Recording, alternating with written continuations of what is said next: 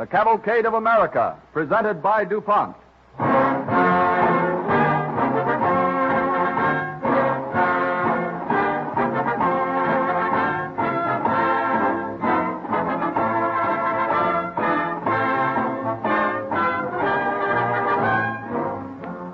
This evening, the DuPont Cavalcade pays tribute to another gallant American pioneer, a man whose stubborn tenacity of purpose triumphed over years of heartbreaking failures, carrying him to the fulfillment of a dream. That man was Robert E. Peary, most famous of all Arctic explorers, who devoted 23 years of his life to the achievement of one ambition. His dogged determination has been an inspiration to other explorers and to men in other fields of endeavor. A similar doggedness of purpose inspires research chemists today, driving them on towards the goal expressed in the DuPont pledge, better things for better living through chemistry.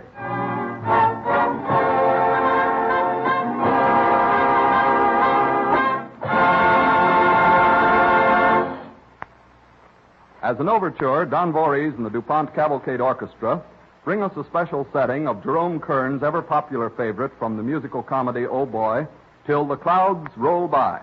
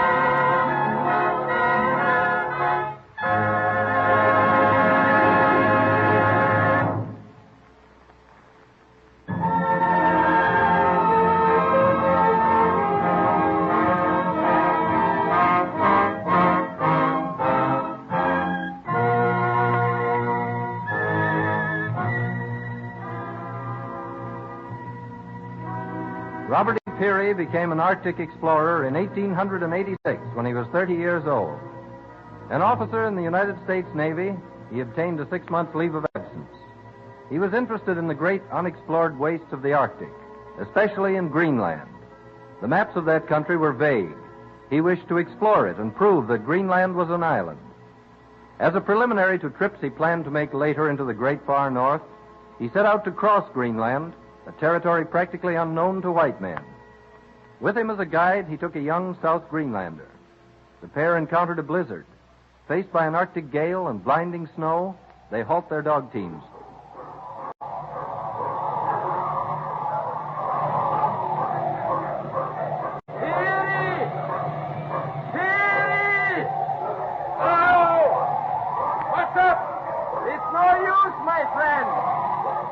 beaten before we have well started. Looks like it. Don't let up in this weather. 12 marches, and we come only 120 miles about. Come, drop down alongside the sled. We talk about what we better do. Good idea. Yeah, it does break the wind a bit. Yeah? Now maybe we can hear ourselves think. Now, I hate turning back as much as you do. The dogs can't stand much more of this. Without them, well... Yeah? If we go on, one by one they die. Then we get in the harness and pull till it gets us. We go the same way, only slower. Yeah? Only slow. That's the way you die in the Arctic. Slow. Too slow. But one nice thing, Peary, my friend. If you die up here, maybe 50, 100, maybe even 1,000 years from now, somebody come along and find you, frozen in a cake of ice. That's some consolation. Yeah? I wonder, is it? They'd probably take you back to civilization and put us in a museum as perfectly preserved relics of prehistoric man. Yeah? If they do that, they'll have to explain away our sexton. Uh-huh. And the gold fillings in my teeth, eh? Nay, I think we go back, Peary. But this Arctic, she don't lick us yet. We come back some more, huh? Come back? Yes, I'll be back. Yeah? We'll go across this Greenland yet, by golly. Yes, across Greenland, but that's only the beginning. Someday, I'm going to lead an expedition to the pole.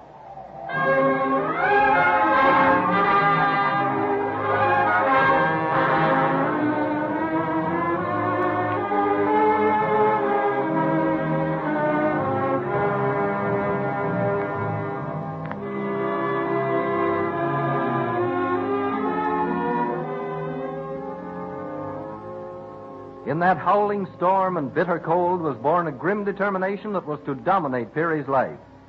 He and his companion fought their way back to the coast of Greenland, and Peary returned to his duties in the Navy. In 1891, 5 years later, Peary led a small exploration party that proved Greenland was an island. 2 years after, he returned to Greenland, this time with his courageous young wife. Their daughter Marie was the first white child to be born that far north. She was called the Snow Baby. The long Arctic night is approaching. The ship that is to carry the Peary family back to civilization is ready to leave.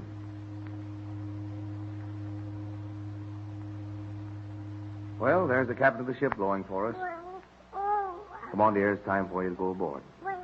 I'll carry the Snow Baby. Come on, young lady. You're going home. Bert, I don't want to try to influence you. You've made up your mind, haven't you? Yes, dear, I have. You're going to stay here. Yes. You know best.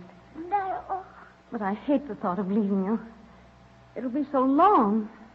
A year. More, perhaps. I'll stay with you if you want me to. No, you've stood the past year like a veteran, but this country's no place for a woman. Besides, we haven't just ourselves to think of. Our little girl can't go on being a Snow Baby all her life. I know. This year in the Arctic hasn't hurt her, but now with a long night coming, no sun at all for nearly 6 months, it really wouldn't be helpful for her. But you want to stay and try again, don't you? Well, dear, I'd like to stay here till spring. Get an early start north again. With that big cache of provisions we had to leave on the ice cap, there's a good chance of pushing up to the ice packs. Mm-hmm. And once there, well, you know my aim. Then stay, Bert. I know your heart's set on it, and you won't rest until you've succeeded. God bless you and keep you safe, dear. I knew you'd understand. And it won't be so long. Time will pass. You'll have to renew old acquaintances. Marie here will keep you busy, won't you, my little Snow Baby? She certainly will. Well, the captain's anxious to get out before the ice cuts you off, dear. You'll have to go now. Goodbye, Bert. Oh, my dear. I hate to leave you here alone. I won't be alone. You and Matt and the Eskimos will be with me. I know. And I'll feel better knowing they are with you.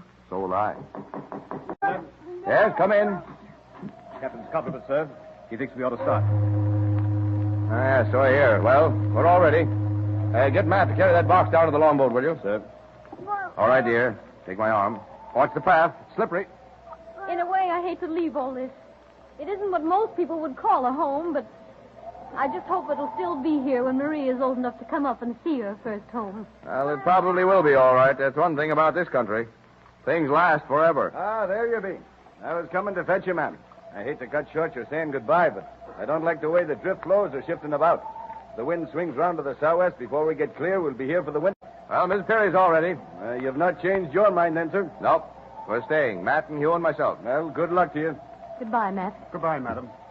I know there's no need for me to ask you to look after the commander. You've been doing it longer than I have. Goodbye, my dear. Take good care of yourself and the youngster. Goodbye, Bert. If you have a chance, get a letter out to me next summer. I'll try. Goodbye, Captain. Good voyage. Aye, and I'll be seeing you next year, sir. All right, ma'am. Right in. Get in, Captain. I'll show you off. For the baby. Aye, when you're ready. Goodbye, Bert. Good luck.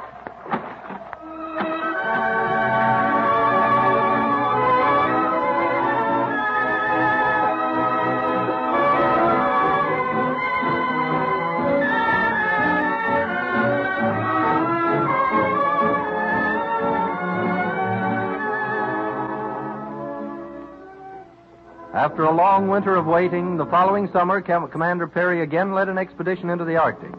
But the ice caps had swallowed his food cache, and he, with Hugh Lee and Matt Henson, almost perished from starvation. Still, Peary was undaunted.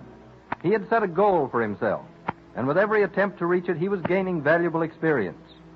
A few years later, an expedition he was leading was wintering at Almy Bay. Peary, with some Eskimo, set out on a preliminary trip to Fort Conger on the fringe of the Arctic Sea.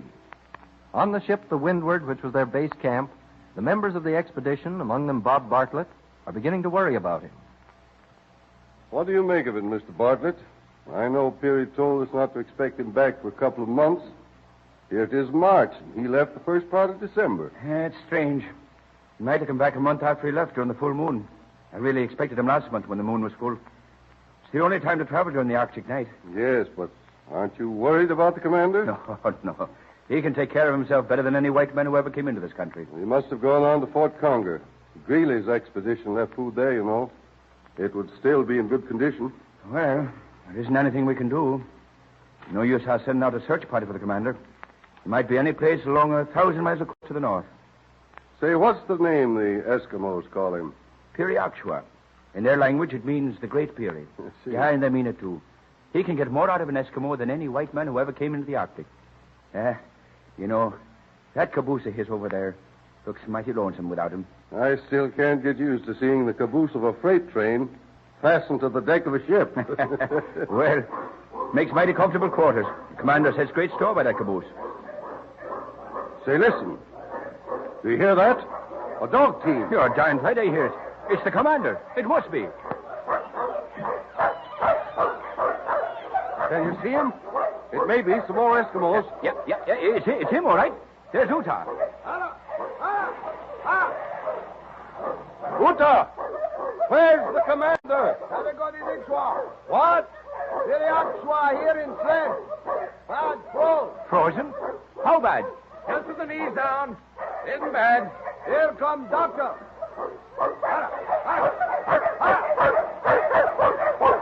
How about it, Doctor? Gotta get the commander in his quarters in a hurry.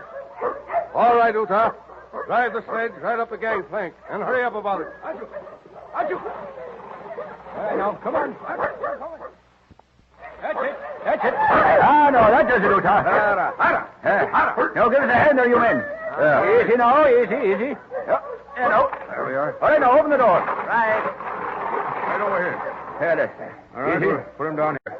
Get him down gently, man. No, easy does it. There, no. That's it. How's that, Commander? Fine. Well, I can tell you, it seems good to be aboard. When did it happen, sir? On the trip back?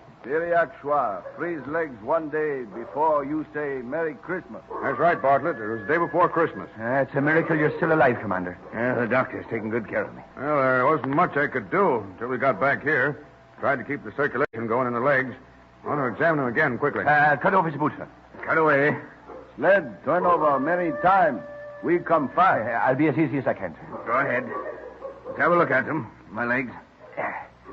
There we are. Good heavens. I didn't realize it. Wait a minute, Doctor. You mean you'll have to amputate? I'm sorry, Commander. It's got to be. There's not much time to lose. I'm still afraid gangrene may set in. Well, if it means amputating my legs, Doctor, I'll take my chances with gangrene. Well, legs are all right, but the feet... No, I won't have it. I'll take my chances. Let's see. Wait now. They're not as bad as they looked at first. The feet are sensitive. The big toes, too. But the rest of the toes... All right. Remove the rest of them. Mind you, I want your word you'll do no more. You have it, Commander. Well, the sooner it's done, the sooner I can strike the trail north again.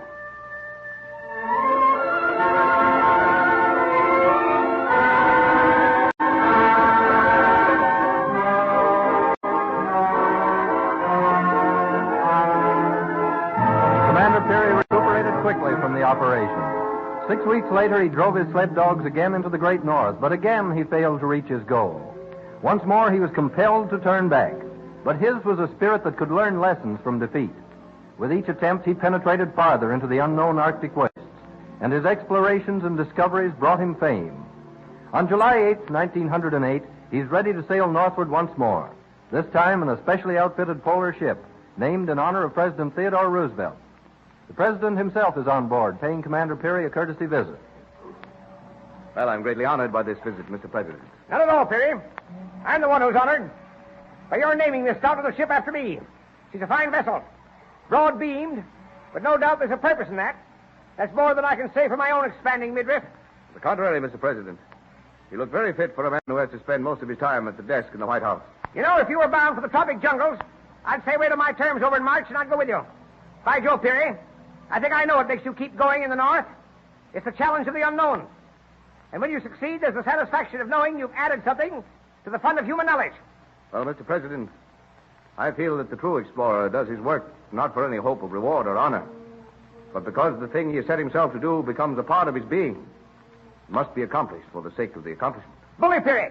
Well, I must be going. Goodbye, Mr. President. Goodbye, Peary. I believe in you, and I believe in your success. Goodbye, and good luck.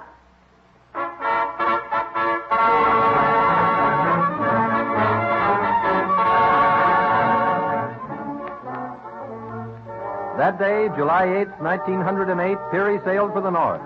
His ship, called the Roosevelt by permission of President Theodore Roosevelt, was the first ever built to withstand the impact of the Arctic ice floes.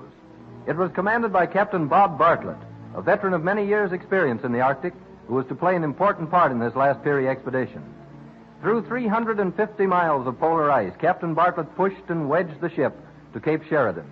There, Peary and his companions, all seasoned Arctic men, make their plans for the dash northwards over the ice.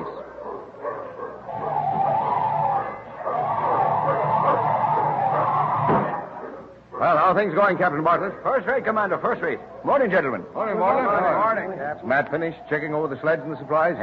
I've been over everything with her myself. Sleds are loaded, ship shape and ready. Fine. How's the weather? Appears we'll get in these latitudes. Cold loaded. There's no telling how much longer. Well, that's the reason, gentlemen, why I don't feel we can wait any longer. If we're going any farther north this spring. That's right, sir. Right.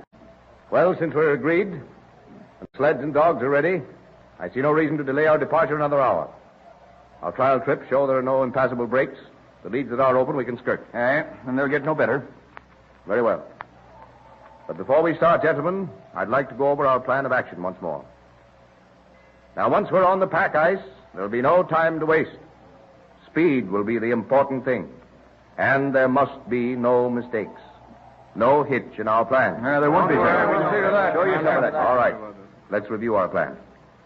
We leave here today in 6 groups, each of you heading a group. I've picked Matt Henson and 4 Eskimos to go with me. Dr. Goodsell, with 3 Eskimos, 3 sleds, 20 dogs, will lead the column and break trail the first 100 miles. Right, sir. He will then leave his supplies on the ice and return to our base camp. Borup will lead the next 100 and turn back. I understand. Now, Marvin will lead to about the 86th parallel, leave his supplies and return. Then Macmillan will carry on.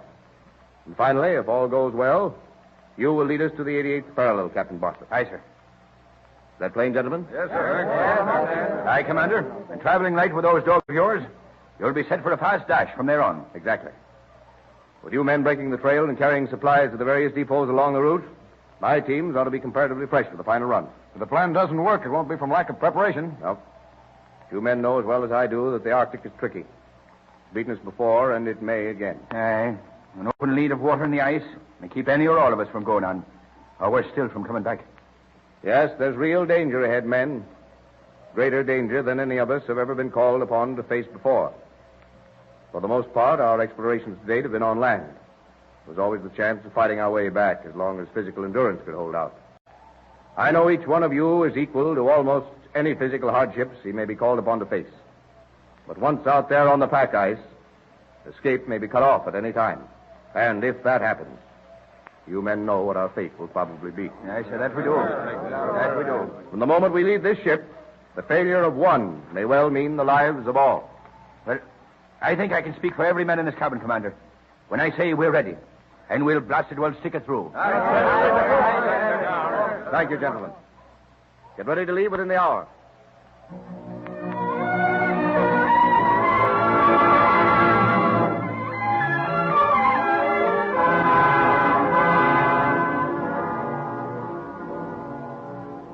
And so began a journey unparalleled in the annals of exploration. Up towards the top of the world they fought their way. Across a sea of treacherous ice crushed and piled in mountainous ridges. And in between, the leads, valleys of new ice, which without warning might open and plunge men, dogs, and sleds into the icy depths of the Arctic Sea. One by one, the groups left their supplies as planned. Dr. Goodsell, Borup, Macmillan, Marvin. Then 7 men raced on, ever northward.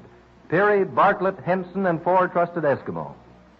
This evening, the DuPont Cavalcade of America has a surprise for you. No dramatization of an event can be as vivid as the words of an eyewitness. Standing beside me is a man who accompanied Commander Peary on several of his expeditions, and who was the last to bid goodbye to Peary on that last dash to the pole. I'm going to ask him to tell us about it. I take great pleasure in introducing Captain Bob Bartlett. Hearing the story of Commander Peary this evening wakens stirring memories. They take me back to that day when I left Peary, close to the 88th meridian, about 130 miles from the North Pole. It was a fine, clear, calm day, about 32 degrees below zero. Moreover, everything seemed auspicious. Peary was now within easy reach of the pole, and the last march that we had made together, he had taken over us big level floes. The Eskimos were confident and happy. The moon was on the wane, making the chances of bad weather and strong tides less and less each day. Peary had the pick of the dogs, the sledges, and the Eskimo, and grub enough for months. After making the observation, I gave him a copy, keeping one for myself. We loaded up our sledges, and then we had some tea, pemmican, and a few biscuits. As I shook Peary's hand, I felt sure that he wouldn't meet again, back at the ship. I was pretty certain that he would reach his goal and return safely. I shook each of the Eskimos by the hand and, laughing, said, "North Pole, Imangwa Taima." That is, North Pole not far away. Then we were off southward to our ship. Our job was to keep open our trail so that Peary would have easy traveling all the way back. Owing to his marvelous judgment and experience, his return from the pole over our trail was fairly easy.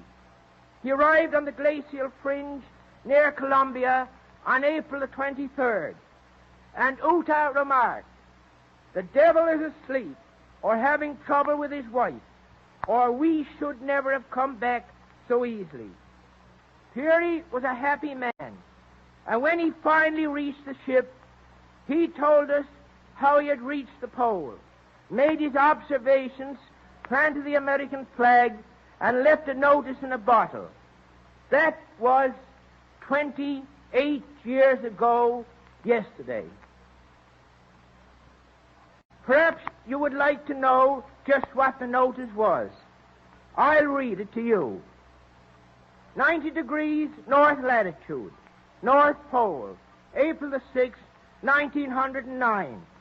I have today hoisted the national ensign of the United States of America at this place, which my observations indicate to be the North Polar axis of the Earth, and have formally taken possession of the entire region and adjacent for and in the name of the President of the United States of America.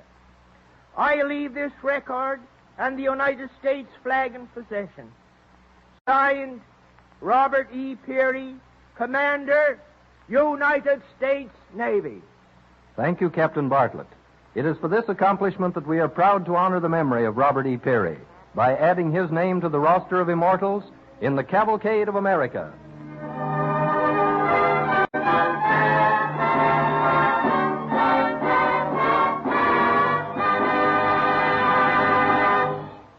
It isn't often that we're able in these DuPont Cavalcade programs to present one of our historical characters in person, as we have tonight with Captain Bob Bartlett. Since 1897, when he got his first polar experience on Peary's ship Windward, Captain Bartlett has returned to the Arctic regions 42 times. About 20 years ago, he began taking his own sturdy ship, the FEM Morrissey, on scientific and educational expeditions. Perhaps you wonder where chemistry fits into this picture of Arctic exploration. An important chemical achievement of recent years was the discovery of the new type finish DuPont now offers under the trademark Dulux, a product created to fit a need. The story of Dulux started when DuPont chemists sought a finish that would withstand the most severe conditions of use. In their efforts to formulate such a finish, they developed an entirely new chemical compound, a synthetic resin unlike anything ever known before. That vehicle, together with a different type of pigment, produced this remarkable enamel. One valuable use for Dulux finish is on boats, where finishes have to withstand many destructive forces. Part of the testing of Dulux marine finishes was done by Captain Bartlett. Panels coated with Dulux were rigorously exposed to strong cold winds, dense fog, salt spray, and sudden extreme variations of temperature. All these forces of nature destroy ordinary paint and varnish, but the panels finished with Dulux enamel came through without any injurious effects whatever. Today, Dulux protects and beautifies boats ranging in size from small pleasure craft to giant ocean liners. More than 3 million household refrigerators, as well as many other household items, gleam with this durable finish which gives such sturdy service for years. And virtually all the modern streamlined trains are finished in colorful coats of Dulux. Such development work in the field of paints and finishes is another example of how DuPont research chemists are constantly creating for their fellow men, improving existing products of daily use, developing new ones, aiming always at the objective described in the DuPont phrase, better things for better living through chemistry. Next week at this same time, DuPont again presents the Cavalcade of America. This is the Columbia Broadcasting System.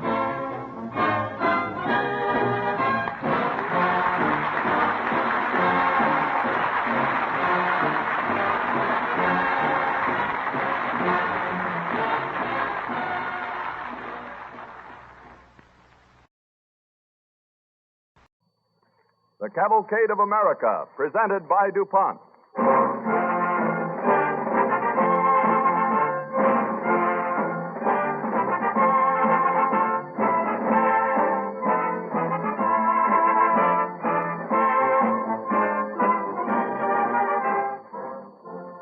In our chronicle of the passing scene, which we call the Cavalcade of America, you have heard stories of pioneers in government, in industry, in art, and in science. The kaleidoscope of events has pictured the roll of the covered wagon, the advent of the railroad, the steamship, and the airplane. And woven into this ever-changing picture of American life, you have heard America's songs. Just as the songs of a country truly reflect the manners of their times, so the work of the scientist typifies the progress and advancement of a nation. The writers of our songs try to bring pleasure into the lives of the people. So also are research chemists, such as those who work in DuPont laboratories, striving to provide more comforts and conveniences, hoping to make the world a happier place in which to live.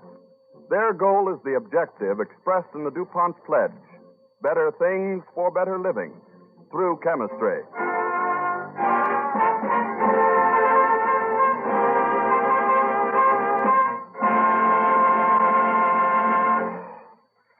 The singers you will hear on this evening's program are Gladys Rice, Mary Hopple, Alden Edkins, Charles Harrison, Wallace McGill, and Everett Clark, with Don Voorhees and the DuPont Cavalcade Orchestra.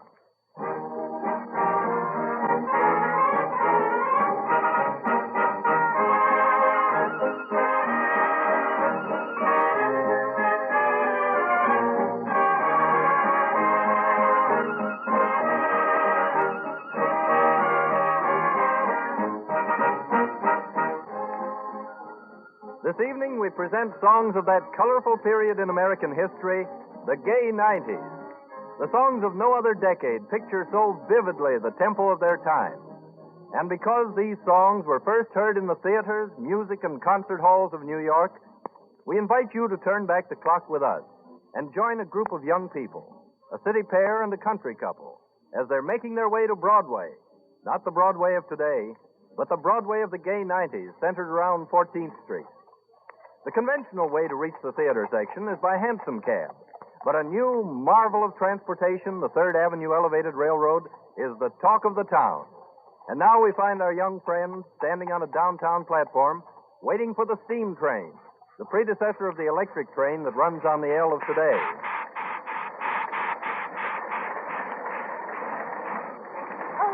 Oh, Charlie, I'm so excited. This is my first ride on the new L.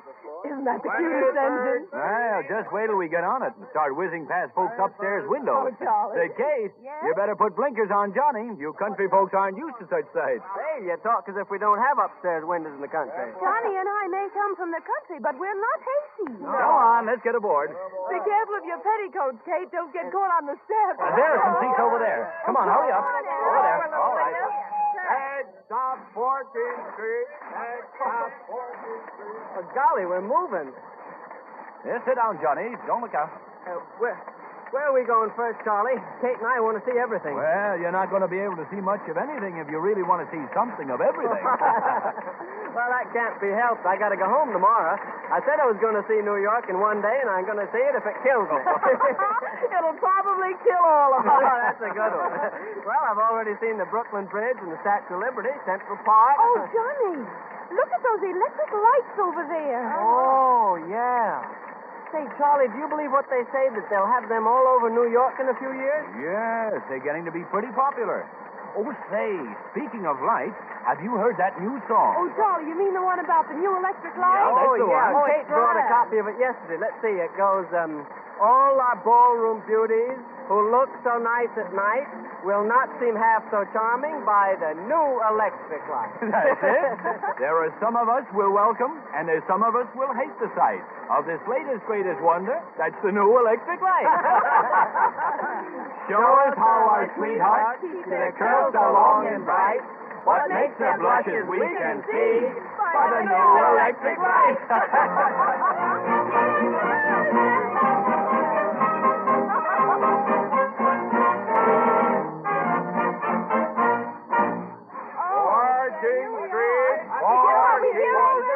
All right, come on, folks, come on. All right, take it easy now.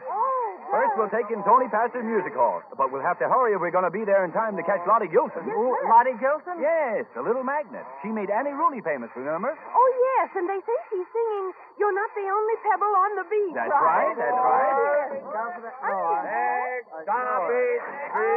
Come on, folks. All right, now. Careful going down these elevated steps. They're very slippery. All right, here, take my hand. There you are. I hear this Lottie Gilson's a pippin'. Oh, she's a peach, all right, Johnny. She's a peach. Yes, but I'd rather hear Minnie Schultz any day. My goodness, this is a long flight of steps. Well, it's shorter going down than coming up. Oh, here we are. Oh, which way? Right over this way. That's it.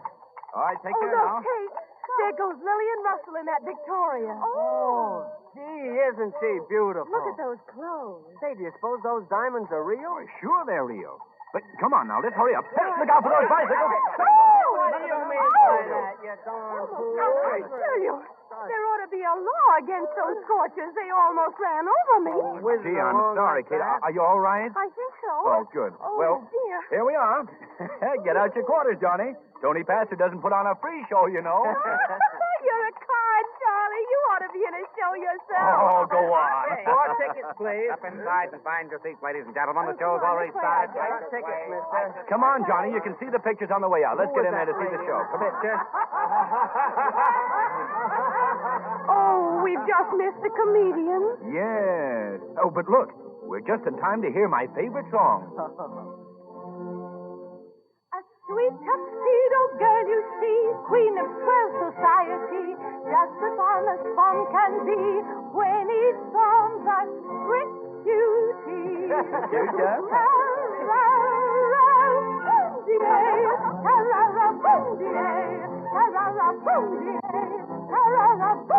I'm not too young, I'm not too old, not too timid, not too bold, just the kind you like to hold, just the kind of sport I'm told. I'm a blushing god of innocence. Papa says at big expense. Old mates say I have no sense, but the boys declare I'm just immense. Golly, look at that girl, Kate.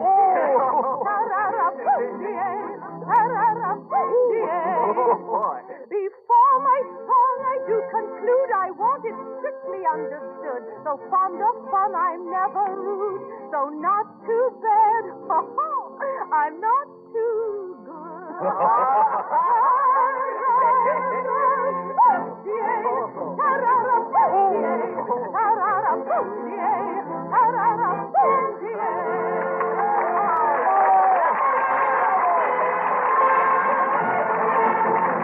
How'd you like it, Johnny? Oh, that was awful. Isn't that good? I thought you'd like it.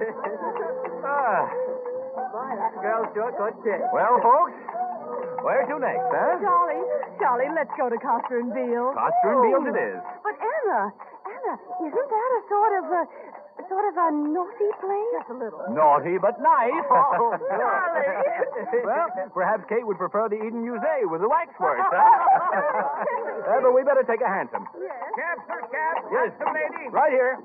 Now get in, everybody. And, all right, Kate, take it easy there. All right, Johnny, after you. All right, cabby, to Coster and Beale. Right, you are, sir. To Coster and Beale. Get up.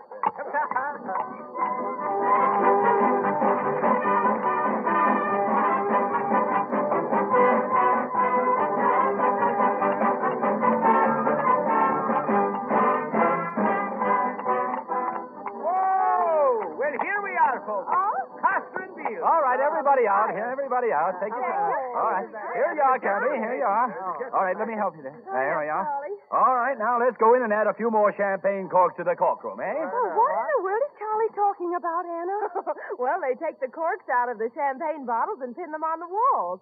They have one whole room just lined with corks, and most of them are autographed. Oh, golly, won't that be something to tell the folks about when we get home? Huh, Kate? Johnny, if you tell anybody about our having even touched champagne, I'll never forgive you. Why, it'd be the scandal of the town. Hey, come on, you two. The night's no longer young, and we've got plenty of places to go if you want to make the rounds. Come on. Hurry No up. longer young. That's good. Oh, look at the cute little girls coming out to sing. Little girls, nothing, eh, Johnny? Oh, boy. That's one of the famous sister acts. Come on, let's find a table. Table Yes, for four, please. Four. Anna, you know this is the most gorgeous place I've ever seen in all my life. I want to watch them sing. Stockings of red, little sunbonnets tied on each pretty head. When school was over, secrets they tell, whispering arm in arm down by the well. One day a quarrel came, our tears were shed. You can't play in our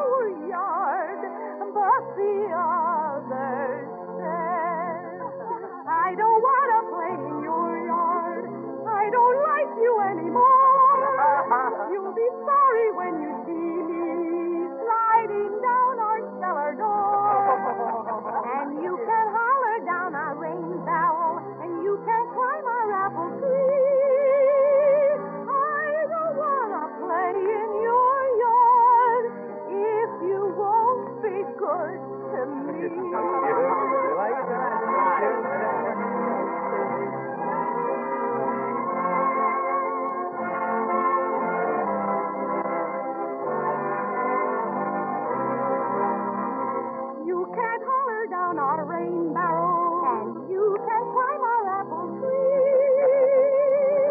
I don't wanna play in your yard if you won't be good to me.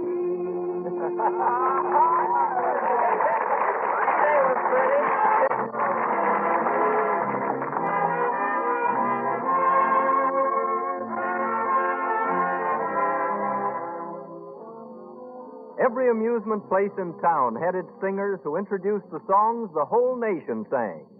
Lottie Gilson brought tears to the eyes of thousands with her rendition of the famous Little Lost Child, and Mother Was a Lady, and other favorites of the day. Minnie Schultz was her rival for popular acclaim, as was Imogene Comer. But no trip around the town was complete without a visit to Proctor's famous Pleasure Palace. So let's join our friends as they continue their round of old New York in the gay 90s. Well, come on, let's get here. Hey, Here we are. why, listen. We're just in time for the big number. Daisy Bell. Oh, I love it. Oh, that's the bicycle song, isn't it? Yeah, that's right. Everybody's singing it. Johnny, don't you dare lose all my programs. I'm saving them to show the folks back home. Come on, let's find those seats. Come on. Sometimes it's hard to tell. Yes, I am longing to share the lot of you people's Daisy Bell. Daisy, Daisy, give me your answer too. I'm half crazy for the love of you.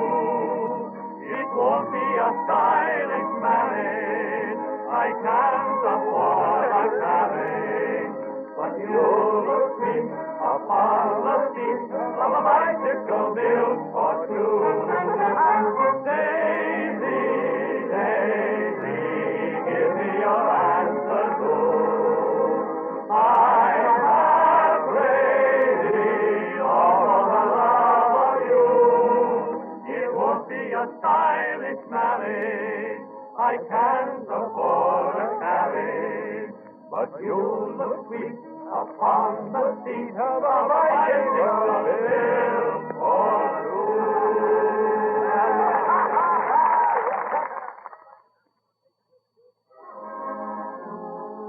The period we call the gay 90s was the golden age of vaudeville. Dozens of music halls and variety theaters flourished along Broadway. But perhaps the greatest of these was the one that bore the name of a famous comedy team. Well, enjoyed getting that tired, last folks? night. Oh, no, sirree. What's next? Well, you just haven't seen New York unless you've been to Weber and Field. That's right, Anna, and here we are. Let's see what we get in the bag this time. My head is so full of tunes, I'll be humming from now to Christmas time. 4 tickets, please. $3 each. $3. $3? Jiminy. You'll be missing about half the show, sir. Oh, that's all right. We're just hitting the high spots. Yeah, the high spots. $3 a seat. Johnny, you'll be sure to get a program here. His pockets are bulging with programs Tickets, now. please. Here you are. The second aisle to the left. Thank you very much. Come on, hurry up now. Doggone it, Charlie. I'll bet we missed the best part. Not much. We're just in time to hear Lily and Russell sing Come Down My Evening Star. When from out the shades of night come the stars that shine and bright, I spy the one I do love. I recognize my true love amid the tiny orb of light. Search the sky for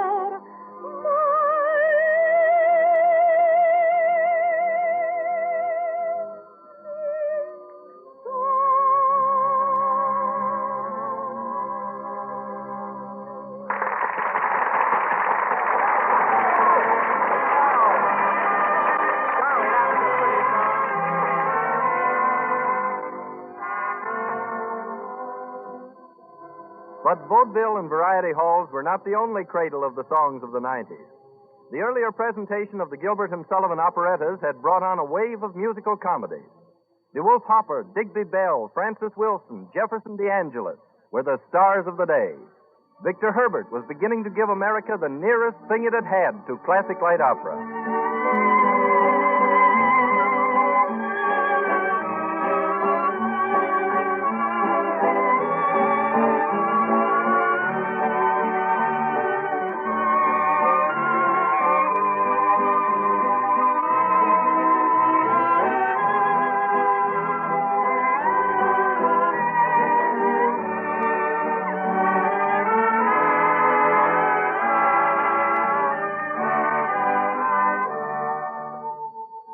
One of the best remembered operettas was Reginald de Koven's Robin Hood. Let's join our friends as they take their seats at the old Standard Theater. All right, come on now. Quiet, please. Quiet, please. The performance is on. This is the third time this show has come back to New York, Kate. That's William McDonald as Little John, and soon Henry Clay Barnaby will come on as the Sheriff of Nottingham. Who are those others? Well, those are Robin Hood's men. He's singing about brown October ale, Johnny. I wouldn't mind a glass of that brown October ale myself. I want to hear them. Oh, all right. Oh, here's a friend to everyone. His stout young body goes. Oh, laugh, lass, and laugh, lass, will make you stout and hale. Through all my days I'll sing the praise of brown October ale. Yes, laugh, lass, and laugh, lass, will make you stout and hale. Through all my days I'll sing the praise of brown October ale, of brown October ale.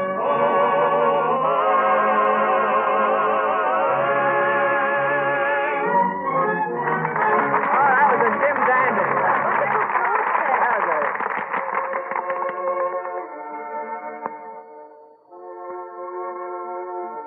Oh, look, here comes Jessie Bartlett Davis. She's wonderful. Oh, doesn't she make a cute boy?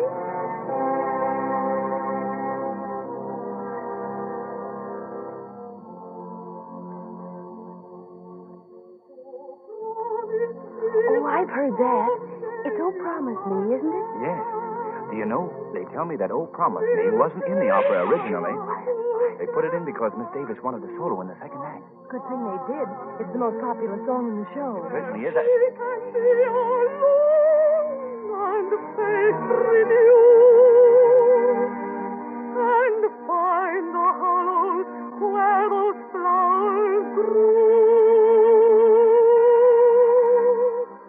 Those first sweet violets of early spring, which come in whispers, thrill us both and sing of love unspeakable that is to be.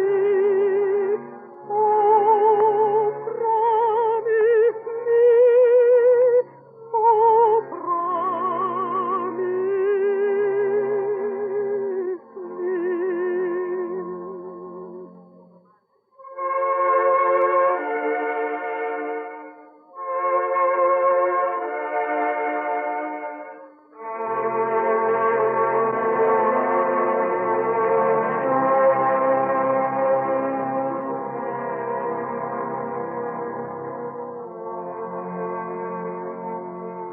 Oh, promise me that you will take my hand, the most unworthy in this lonely land, and let me sit beside you in your eyes, seeing the vision of a paradise. Hearing God's message as the organ rolls its mighty music to our very soul. No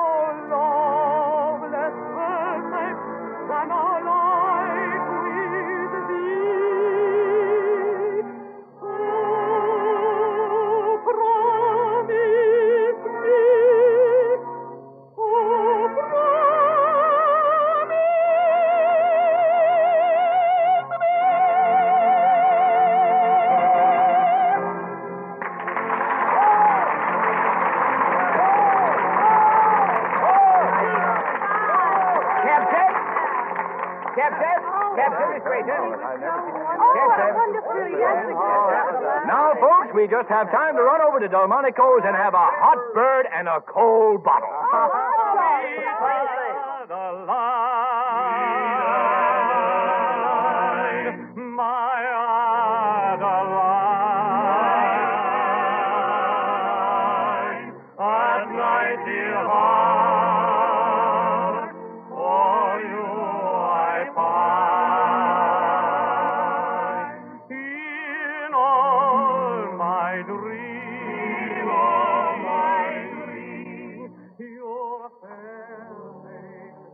The gay 90s, a colorful era. The days when the gay blades of old New York raced their sleighs through Central Park over the first snow to win a magnum of champagne at McComb's Tavern. When the sayings of Mr. Dooley were the talk of the country. When the Gibson girl was the ideal for the girls of the day to copy. When the stage glittered with such names as Maud Adams, Mrs. Fisk, Augustus Thomas, William Gillette. When beautiful Lillian Russell and gay Faye Templeton were the talk of the town. It was the mauve decade, the gaslight era, and its like will not be seen again. But it was a colorful and important period in the onward march of the Cavalcade of America.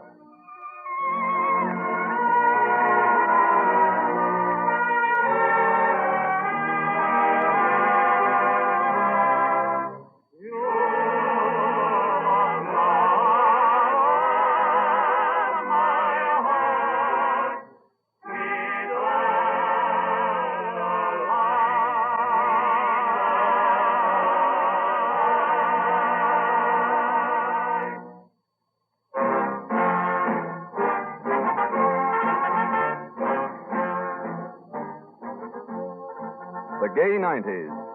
Then, as now, one very important item in my lady's wardrobe was her perfume. And there's a legend about perfumes that goes like this. In the course of a walk along a beach, a woman sat down on a large rock to rest. When she got up, she noticed that the rock stuck to her dress. It later developed that the rock was a huge chunk of a substance called ambergris, worth its weight in gold to the makers of perfume. And, of course, she made her fortune. Whether that story is true or not, the fact remains that ambergris, which comes from the sperm whale, was essential to perfumers for centuries. It is what is known as a fixative.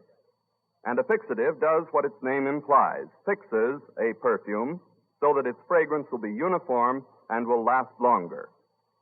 Perfumers used to depend on three sources for their fixatives: ambergris from the whale, musk from the musk deer of the high Himalaya mountains in Asia, and a fatty substance derived from the snarling civet cat of northern Africa.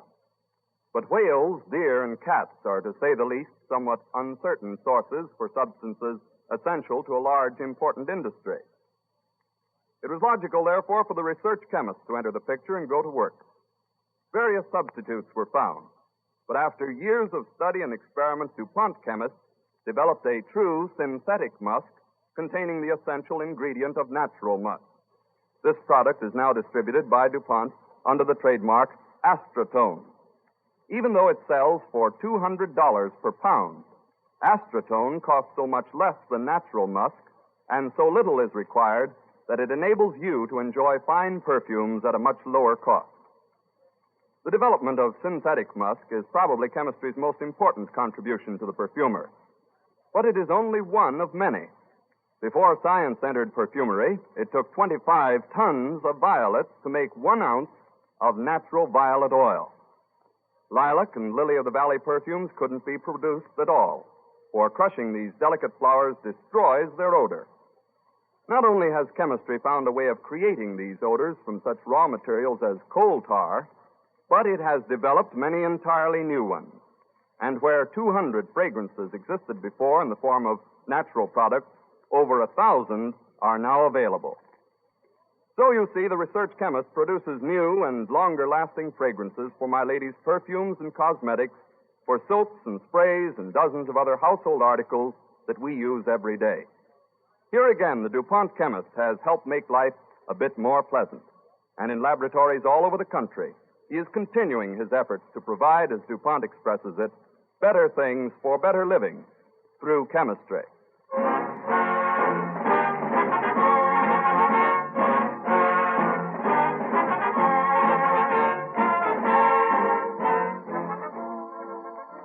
Golden Touch, a story of John A. Sutter and the discovery of gold in California, will be the subject of our broadcast when next week at this same time DuPont again presents The Cavalcade of America.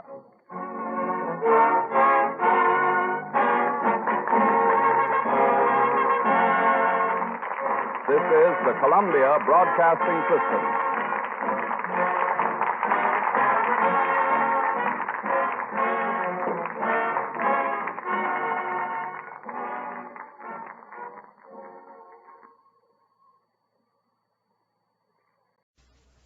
The Cavalcade of America, presented by DuPont.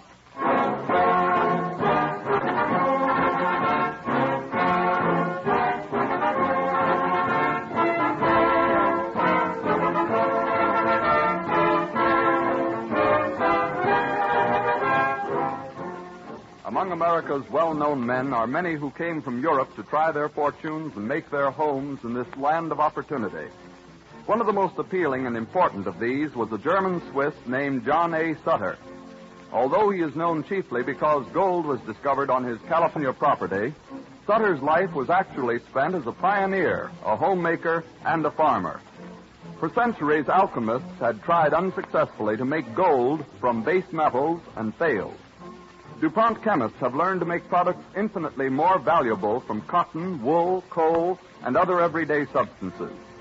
As Sutter worked quietly and earnestly on the work that he believed more important than the discovery of gold, similarly, the research chemist is striving earnestly towards the ideal, which is summed up in the DuPont pledge: better things for better living through chemistry.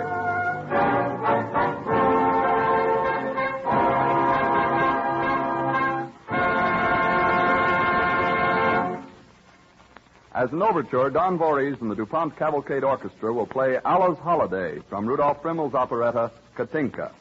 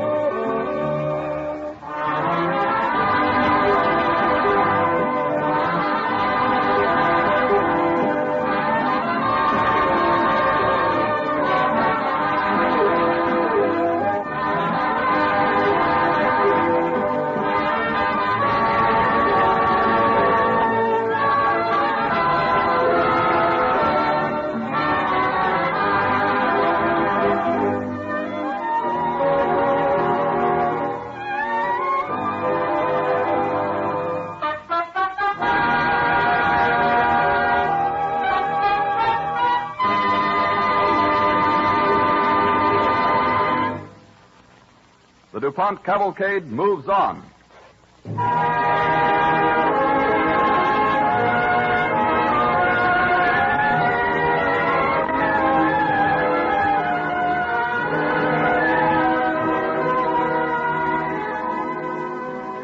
Johann August Sutter was born at Kandern in Baden, Germany, of Swiss parents in 1803.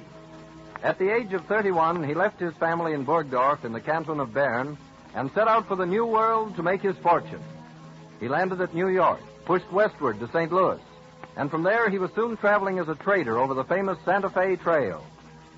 Most of the American Southwest was then Mexican territory, and in the summer of 1835, we find Sutter crossing what was then the boundary line between the United States and Mexico. At this outpost, a crowd, attracted by the dust cloud raised by his wagon wheels, is at the gate. ¡Los americanos! ¡Los caros! ¡La caballeros de los americanos! Oh, easy now, easy. Excuse me, senor, but could you tell me where I can find the head of the government in Santa Fe? I am the alcalde here, senor. Oh, but I am John Silver, with a caravan of merchandise from St. Louis. I'm glad to stretch my legs after riding so long. You are an Americano, senor? I am Swiss, but I hope to become an American. Ah, senor, you should be a Mexican. That is a great country, the land of opportunity. What more could I ask in the fine land of the American West? Ah, then you have never seen California. California? Well, I've heard of it. Is it all they claim? Senor, there is no place to equal it. I cannot wait to return. Beauty, fertility, it has everything. And the climate, senor, the climate of California. Speaking of climate, do you mind if we get a little in out of the sun, huh? Pardon me, senor. My hacienda is close by. We shall find cooler shade there. Come. Enter, senor. Thank you. Sit down, senor. If you'll excuse me, I should like to present my passports, pay my duties, and tend to my business here. Afterward, I will be glad to hear more of California. You can hear all about California in one word, senor. I would rather be a peon in California than a freeman anywhere else in the world. Well, that should be easy for an alcalde to arrange. Alas, no. The Mexican government has other ideas, senor. It thinks I have value here. Well, I hope my cargo has some 10 to your value, alcalde. Well, we need almost everything here. So no matter what you bring, it will quickly be converted into gold and silver. Oh, then I shall be as lucky as King Midas, without his curse. Pardon me. King Midas? Who is he? Oh, he is in a story I used to tell my children. A miser who wished that everything he touched would turn into gold. But, senor, where is the curse in that? Well, a man cannot eat and drink gold, senor. And when King Midas touched food... Ah, see, I understand. He turned to gold and he starved. That is a good story. But fortunately in California, the greatest riches come from its golden sunlight. Oh, then someday I will go to California. To me, there is no gold so fine as a field of wheat ripening in the summer sun.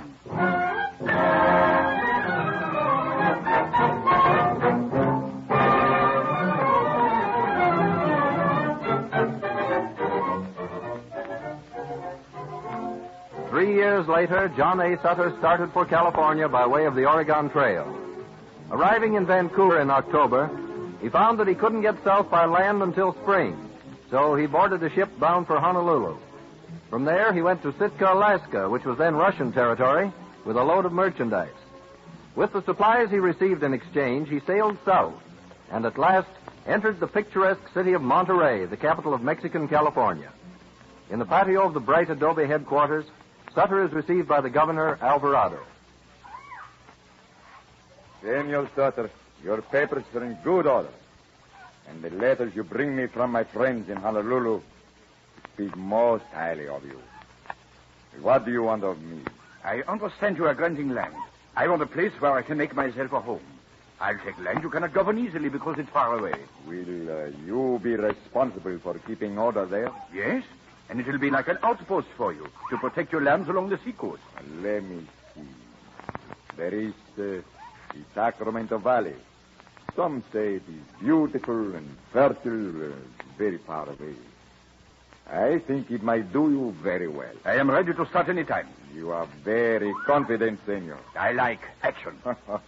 Senor, you go select your land. If you still want it a year from today, come back. Then I will make you a citizen of California and the ruler of your own land.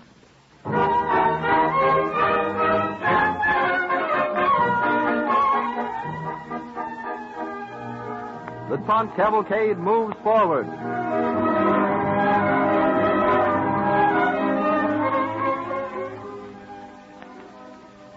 The land John Sutter selected was in the beautiful valley where the American River flows into the Sacramento. With firmness and justice, he gained the confidence of the Indians who lived there. They helped him and his white followers to build homes, plant fields, and tend herds of cattle and sheep. In a year, Governor Alvarado made him owner and ruler of the great farm empire he was founding. As the years slipped by, men came inland from the coast, not wandering trappers, but home builders. In August of 1847, Sutter is in his headquarters as John Bidwell, his right-hand man, comes into the room.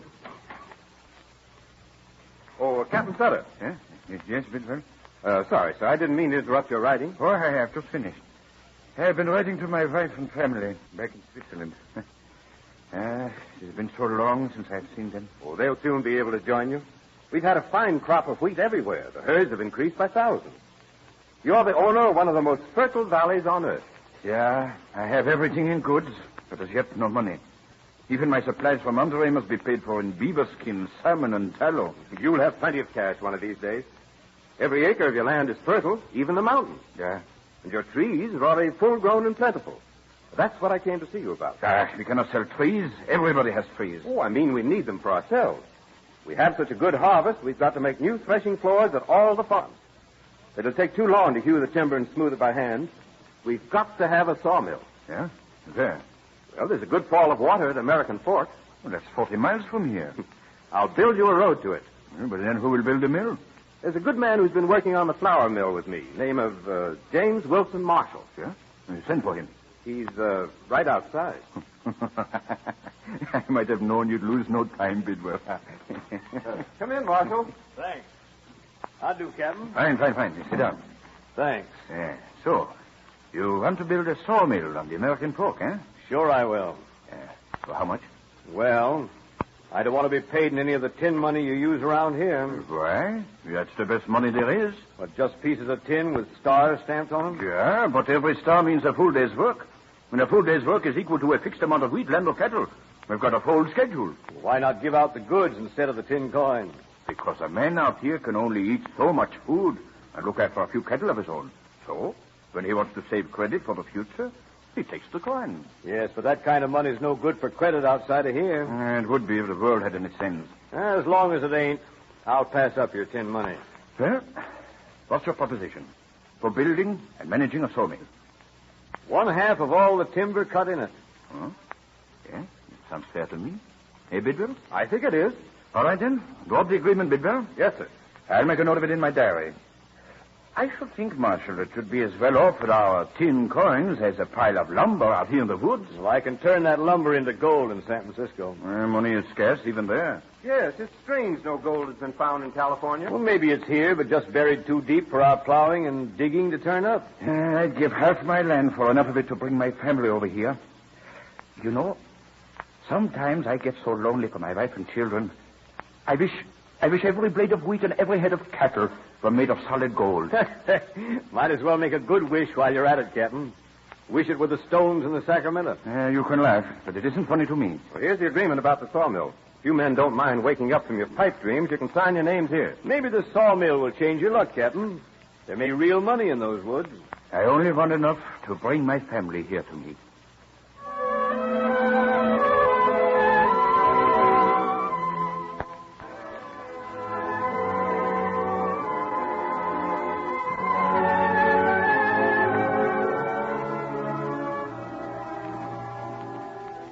The work at the sawmill progressed slowly. After the mill race was dug, there was trouble with the tail race. The stubborn rock made it hard to dig deep and wide enough to carry the water from the mill. Meanwhile, California became a part of the United States, and the wild new territory now flew the American flag.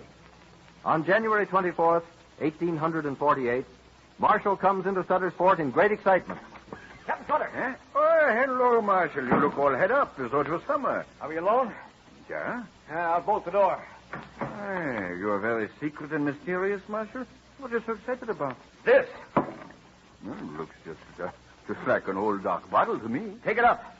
Look what's in it. Yeah. Oh, it's heavy. Why? It is. It's gold. Gold. Well, how do you know? Have you tested it? Maybe it's fool's gold. Feel the weight of it. Bite into it. I beat it with rocks. It's malleable, soft, and heavy.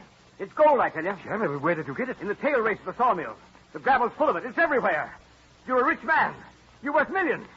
Billions. I'm not so sure of that. It's your land, isn't it? I don't know. It was when California was Mexican country, but now it's occupied by the United States. I don't know for certain whose it is. Well, can't you do something to make sure? Yeah, well, I can send a copy of my lease to the American governor for official approval. Do it quick. There's no time to lose. I'll do it now. You can take it to the governor. No, I got to get back to the sawmill. Then I'll send Bennett. We got to keep the secret. Don't the men know what you found? They've watched me, but they think it's just scraps. Not worth losing their pay for. A day's pay. Why, I can pick up more than that in 15 minutes. Good. You'll have everything you want in the world now, Captain. If you can just keep it secret and move fast.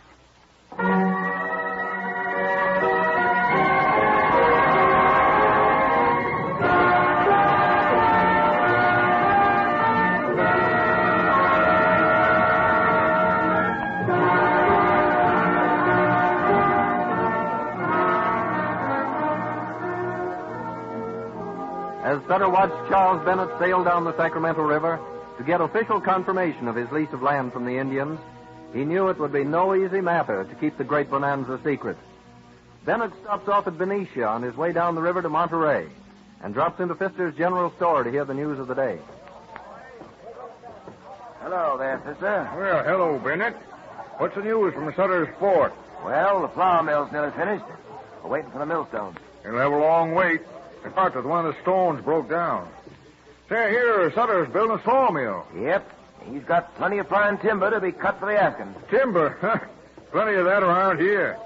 Too bad he didn't have real luck like they had over to Monte Diablo. What's that? Coal. They found coal there, scads of it.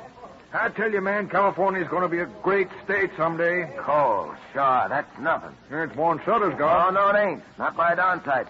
You fellas up the valley are just dirt farmers, digging crops out the ground. That is, if there ain't no frost or drought or flood. Now, coal... Coal, huh?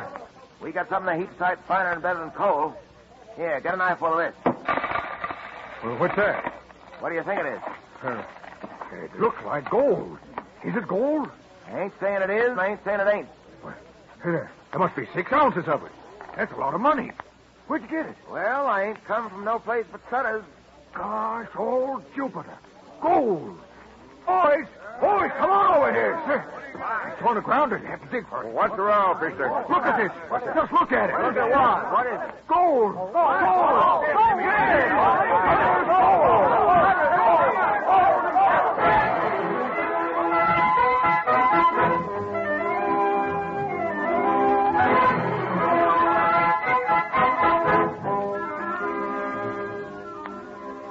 Bennett dashes on for Monterey and sees the military governor. While he is making the return trip, a wagoner comes into the saloon run by D.C. Smith at Sutter's Fort.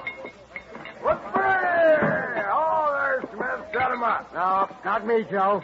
You owe me for the last time. Oh, set him up, I tell you. I'll take your word for what I owe you. And I'll take your money for it before I pour you a drop. Money, is it? Well, here. Take this. What's that? Gold. Gold. Where did you get it? I was up the sawmill with some supplies. Just picked this up at lunchtime. Joe, you're a thief. Yeah, and you're a fool. Yeah, I would be if I thought gold was lying around waiting to be picked up for the asking. Well, you're a fool if you don't believe it. Tell you everybody up there's picking up some of it when they got nothing better to do. Nothing better than you idiot. What else could be better than picking up gold without work? Just some of that fool's gold. Well, it won't be fool's gold until it belongs to you, Smith. No, you can't talk me into giving you any more credit, Joe. Now, you take that gravel somewhere else. Go on, get out of here. But it's the real thing, I tell you. Well, hey, here's Captain Sutter. Just come in. You can ask him. He knows about it. Captain! Yeah, but what sort of rumpus here, Smith? Captain, this fella here says there's gold at your sawmill. Oh, So you heard about it already, eh? Is that it? Tell him it is, Captain. I picked it up in the tail race, same as everybody else. It's a genuine article, ain't it? Yeah, it's gold right enough. Say, is there much of it there? I'm afraid there's a great deal of it. You're afraid? Why, Captain Sutter, let me congratulate you, sir. You'll be the richest man in California. Hey, is the captain here? Oh, there you are, Captain. Bennett, I'm glad you're back. What luck, huh? Well, sir, you see, Captain, sir? Oh, the governor refused, eh? Well, no, sir, not exactly refused, sir.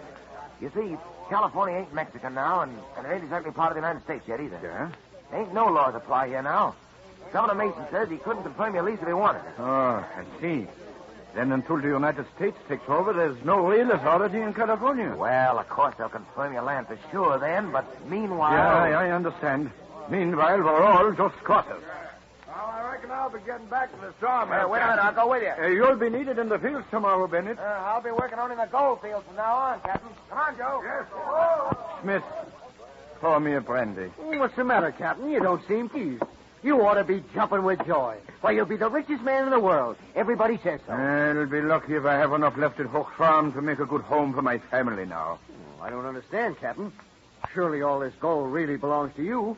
Well, I heard him call it Sutter's gold. Yeah, but they'll take it for their own just the same, and nobody can stop them. Ah, there must be enough for all. Yeah, the more there is, the poorer I'll be.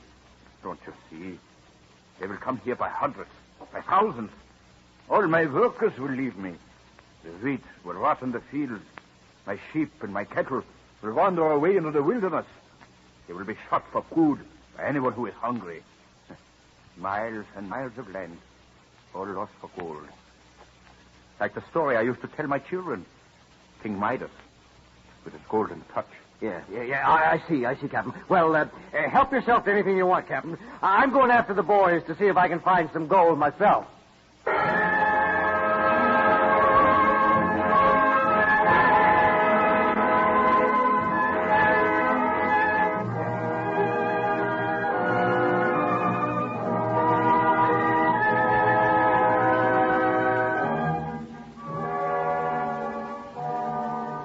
In 1849, the gold rush started in earnest. 42,000 prospectors thronged Sutter's lands, maintaining squatter sovereignty. His lands were no longer wilderness. They were overrun by a horde of people, many of them lawless and wild. In 1852, Sutter was joined by his wife Anna and their children. He brought them to Hoke Farm, which was all that was left of his land grant. One evening a year later, John Sutter and Anna were standing on a porch in front of their modest farmhouse. You are very silent, Johann. Is it because the view is so quiet and beautiful? No, Anna.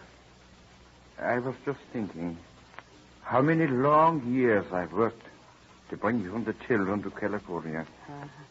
I thought to make you a great lady here. I thought I had everything. And then they find gold. And when you get here, I have nothing. This is a nice farm, Johann, and I like it. It was just a little corner of my land. And I wanted so much for you and the children. Look. Look, here comes a horseman at full gallop. Yeah. But it's our boy John. Something must be wrong. Maybe he brings us good news. There is no good news anymore, Anna. Father! Yeah? Father! Whoa, boy! Whoa! Father, I've got news from Sacramento. Yeah? What is it? The Supreme Court has decided the land is all yours. All of the first grant. All? Father, you're a great man again. Your father has always been a great man. You'll be rich again, Father. No, I'm afraid it is too late. I shall always be poor. But why? The land is yours. Yeah, but how am I going to get it? Thousands of squatters are living on it. They say it is theirs. Yes, but you can make them give it back. That'll take money. Money? Why, all that gold is yours. Not until I get every squatter off my land and move in myself. That means fighting every one of them, one by one, through the courts. Father, all that land and gold, all ours. And we can't touch it. Yeah, it's the curse of the golden touch, son. My sheep and cattle, my fields of wheat and corn, even the view up the Sacramento Valley. Everything turned to gold. No, Johann. Not everything. Anna, what is left? We are left, Johann.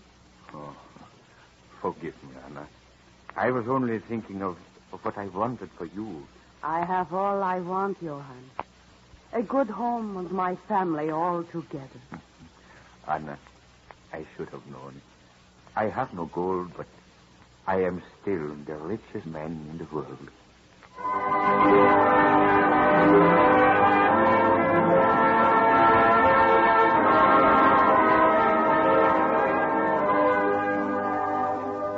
Sutter's work was not done.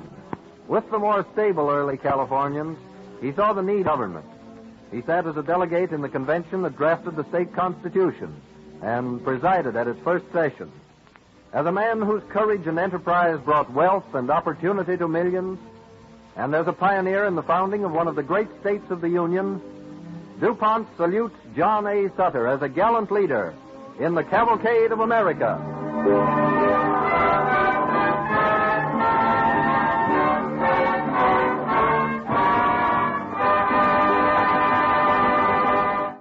In Sutter's time, hardy adventurers dug into California's hills seeking riches buried by nature. Today, another kind explorer, the research chemist, is at work in DuPont laboratories exploring nature's innermost secrets, making discoveries even more important to you and to me than veins of gold. Because these chemical discoveries mean greater comfort, convenience, and enjoyment for people everywhere. This evening we announce another such development, an achievement of DuPont chemists that is real news for every person who owns or drives a truck or automobile. Let's hear how a chemist describes it. DuPont chemists have developed a new rayon yarn for use in automobile tires. DuPont's name of this new rayon yarn is Cordura, and it has a tensile strength as great as steel wire of the same cross-section. Tires made with it have been tested exhaustively, and results show 4 to 5 times more mileage, plus greater safety. 4 to 5 times more mileage with greater safety at the same time. That is news indeed. Many tests were made on trucks and other motor vehicles under the most stringent conditions of heavy loads and high speeds. Tire makers point out that one of the main virtues of this new cord, made of DuPont rayon, is that it stands up so much longer under the extreme heat which develops inside a tire when it is run steadily under heavy loads at high speed. And all tests prove that it will stand more flexing without breaking down, which is another important quality. At present, the output of DuPont's new Cordura rayon yarn is limited, and nearly all of it is going into heavy-duty truck and bus tires. However, production is being expanded as rapidly as possible, which means work for more people and eventually greater tire service and safety for all of us. Not so long ago, 5,000 miles was considered good mileage for a tire. But since that time, the tire manufacturer and chemists have made remarkable progress toward better tires. Construction methods have been improved, and DuPont produces chemicals that help reduce the cost of tires by speeding up vulcanizing time. Other DuPont chemical compounds make rubber tougher and help tires combat their natural enemies, heat, sunlight, and the oxygen in the air, all of which cause rubber to break down. And now DuPont chemists have developed this new type of rayon yarn, Cordura. One more outstanding illustration of how DuPont chemists are making good their pledge, better things for better living through chemistry.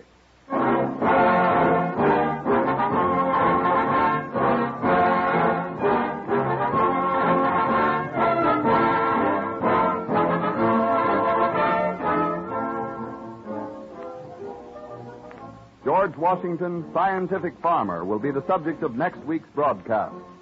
This coming Sunday, April 25th, many communities will change to daylight saving time. If your city or town does not adopt daylight saving, remember that next Thursday, the Cavalcade of America, presented by DuPont, will come to you 1 hour earlier.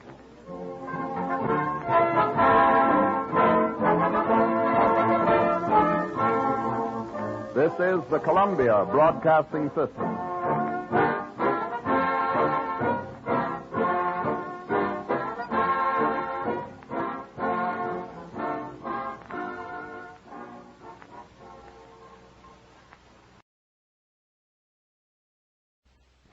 The Cavalcade of America, presented by DuPont.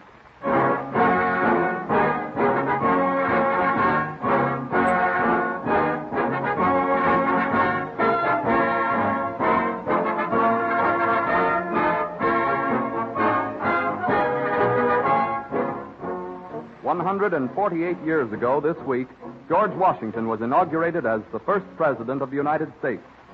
Every schoolboy knows his record as patriot, soldier, and statesman. It is not perhaps so generally known that his greatest pride was to have been named also America's first scientific farmer. If George Washington were distinguished for nothing else, he would still merit a place of honor in American history for his far-sighted efforts to conserve the soil and forests for future generations, and for establishing the occupation of farming in the front rank of honorable professions. Undoubtedly, he would have been greatly interested in the work of today's research chemists and the aid he has given agriculture.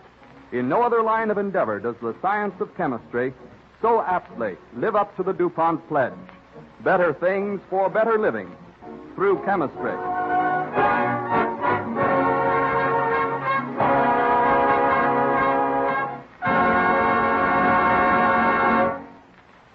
John Voorhees and the DuPont Cavalcade Orchestra bring us as an overture, Here in My Arms, from the colonial operetta Dearest Enemy by Rodgers and Hart.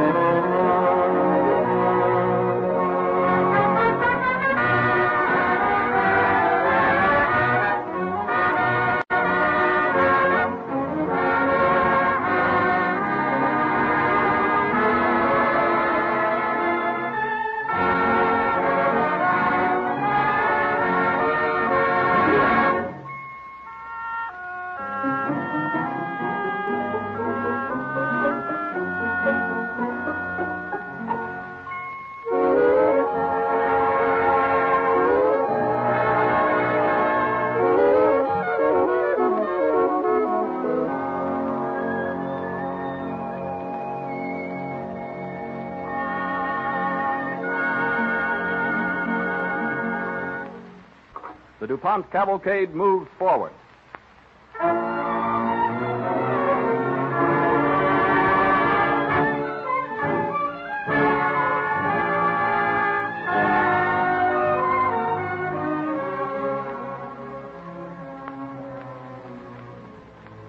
In the year 1783, after 8 years of unselfish leadership of the American people in their struggle for independence, George Washington laid aside his sword and took up the plow.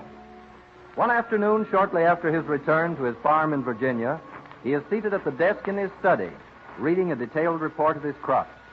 His overseer, John Alton, who had prepared the report, watches him anxiously. The entire corn crop destroyed by drought and cinchworm. Tobacco dropping sharply in quality each year. The report is discouraging, General Washington.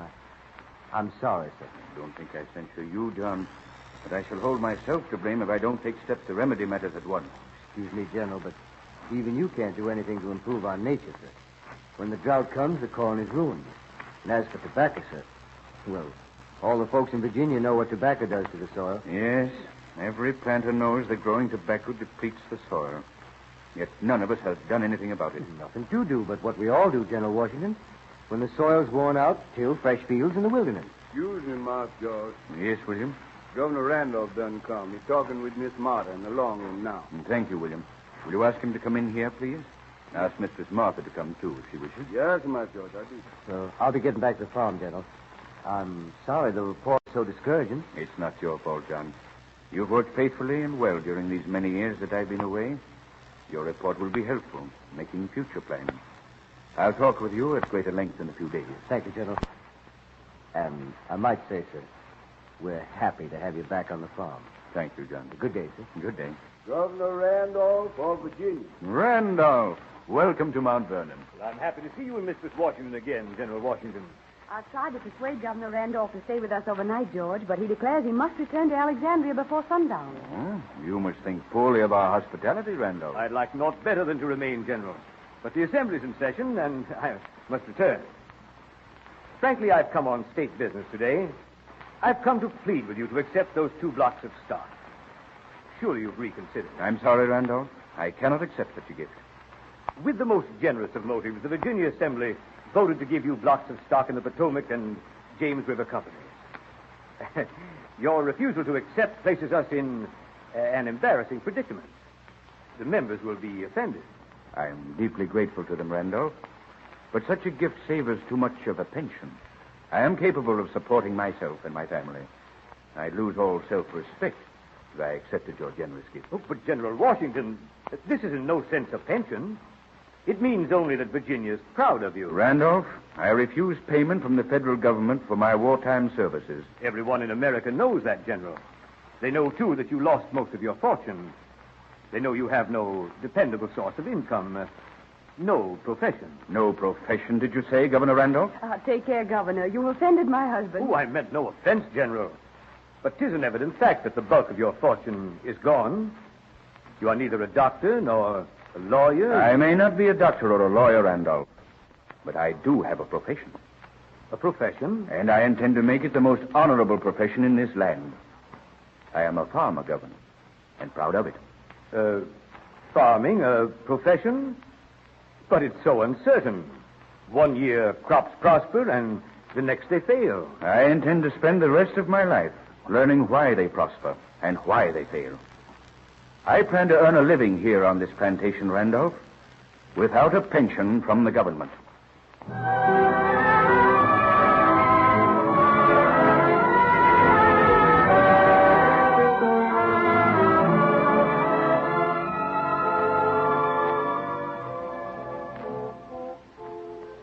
Washington continued to face the serious problem of establishing his 3,000-acre plantation on a paying basis. He corresponded with noted agriculturists in England, and at length he arrived at a number of startling and far-reaching decisions, which he ordered his overseers to put into effect at once. A few days after these drastic orders had been issued, Dr. James Craik, Washington's personal physician and friend, is seated on the veranda at Mount Vernon when John Alton, Washington's overseer, approaches. Dr. Craik, may I have a word in private with you, sir? I'm John Alton, overseer of the next plantation. How do you do, Alton? Do you mean your words are not for General Washington's ears? Yes, sir. That's just what I do mean, sir. The other overseers asked me to speak for them, too, sir. What's this?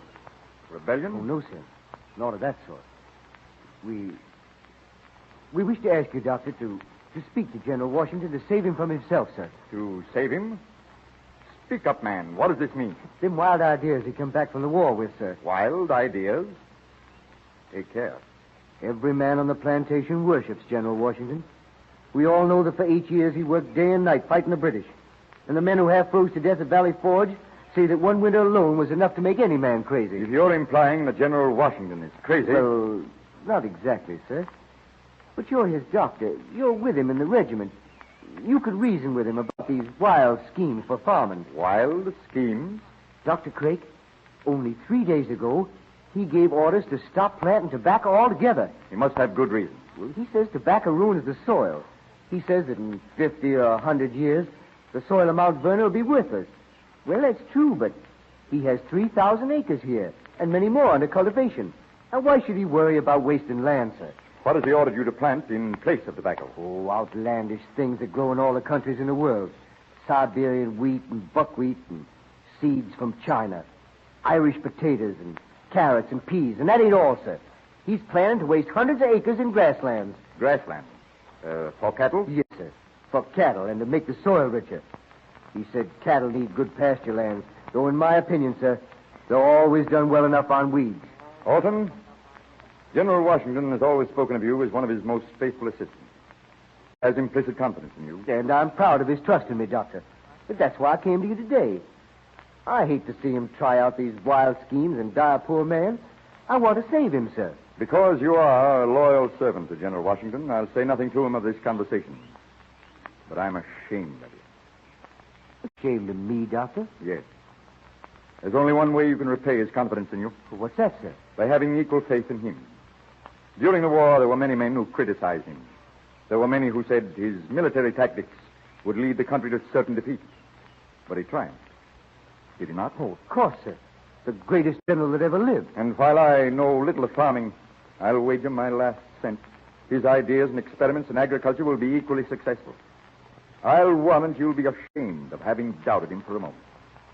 In 5 years or less, you'll be grateful to me for not having told General Washington of your lack of confidence in his judgment.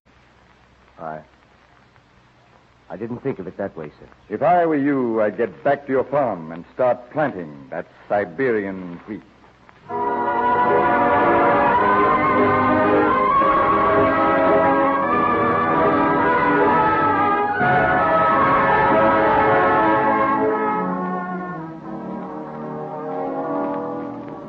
The DuPont cavalcade moves forward. In July of the year 1787, during a recess of the Constitutional Convention in Philadelphia, George Washington proposed to his friend Gouverneur Morris a trip to Valley Forge. Morris took along his fishing rod, but Washington's interest was not in trout. On their drive through the beautiful Pennsylvania countryside, he had observed a well-cultivated farm. And leaving Gouverneur Morris beside a trout stream, he turned and rode back toward this farm. He dismounts and hails the lad who is sowing seed close to the road. Can you spare a few minutes, son? I'd like to ask some questions about farming. Question, sir? Yes. Do you grow buckwheat? Aye, sir. Only last week we finished sowing the seed. Oh, that interests me. I'm a farmer, too. And I've been anxious to learn the proper season for sowing buckwheat. Well, my father thinks you get the best results by sowing from the 10th to the 20th of July. I'll remember that. Do you plow the fields more than once? Oh, yes, sir. 2 plowings at the very least, and the same number of harrowings. I see. And, may I ask, what is your average crop to the acre? 25 bushels, sir. 25? Why, you've been far more successful than I. 2 plowings, you say. And, how much seed do you allow to an acre? 3 pecks to the acre, sir. I see. And, what fertilizer do you use? Well, we're getting good results with plaster of Paris, sir. Well, now, I'm glad to hear that. 2 years ago, I began to experiment with plaster of Paris. I'm the only man in my neighborhood who uses it, but I'm convinced it's good. When I return home, I shall tell my neighbors about your fine farm, son, and recommend that they follow your methods. Your home isn't in Pennsylvania, is it, sir? No. I come from Virginia. Well, I'm deeply grateful to you, my boy. I should feel honored if you and your father would visit my plantation someday. I live on the Potomac. Thank you, sir. Doubtless I'll never journey so far. We're kept busy from sunup to nightfall on the farm. I know that only too well. I rise at sunup, too. There are not enough hours in the day when one is a farmer. Oh, boy.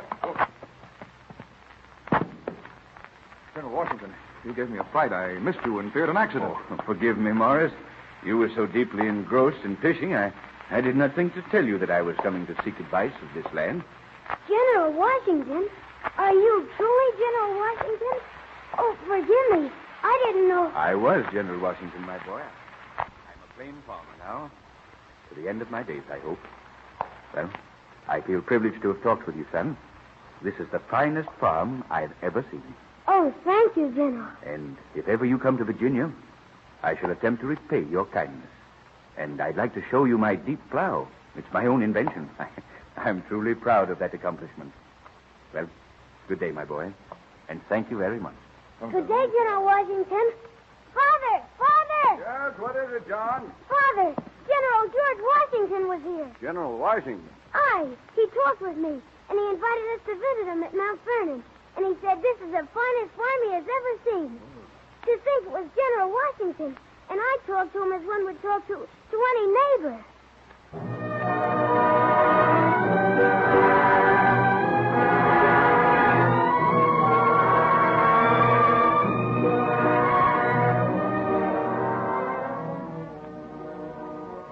It was not until September of that year, 1787, that the Constitutional Convention was concluded.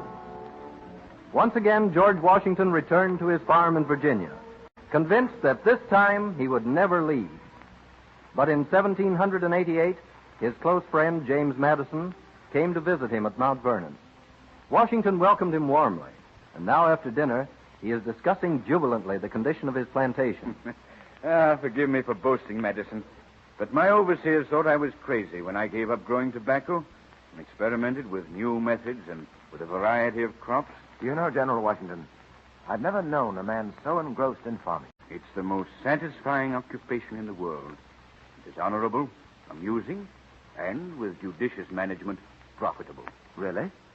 I had always thought it was a precarious business. It need not be. I'll die content if I feel I've bequeathed a few constructive ideas to the future farmers of America. And you are truly content, then, to remain a private citizen, a farmer? No man has ever been more sincere than I in saying that he has turned his back on public life forever. I served my country to the best of my ability during the war, but now, at my time of life, I feel that my greatest service is as a farmer.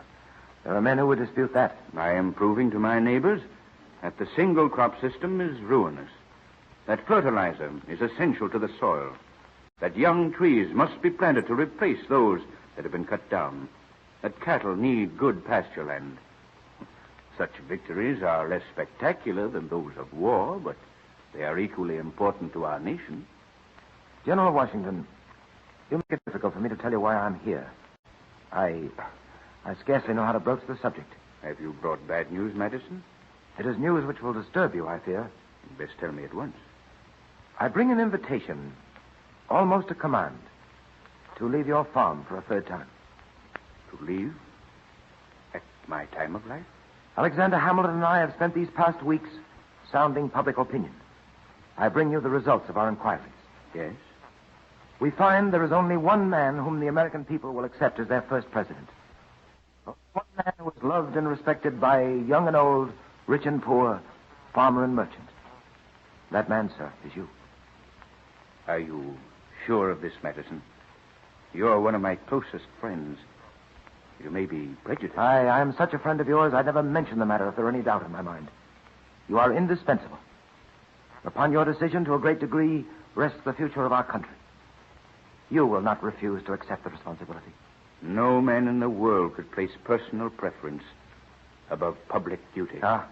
Hamilton said that would be your decision. Few men will ever know the personal sacrifice you are making. And yet, to you have been given honors which rarely fall to the lot of one man. You're a man of destiny, General Washington. And yet, I know you speak the truth when you say you would have preferred to live and die a simple farmer.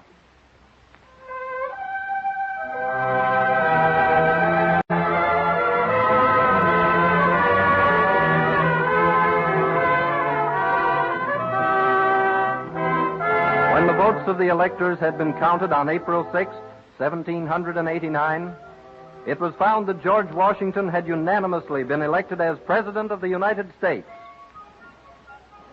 On April 30th, 1789, the streets of New York City are thronged with spectators. General Washington has just been escorted in triumphal procession from his house on Cherry Street to Federal Hall to take the oath of office. On the balcony of his house, directly opposite Federal Hall, Alexander Hamilton, soon to be the first Secretary of the Treasury, stands with several guests.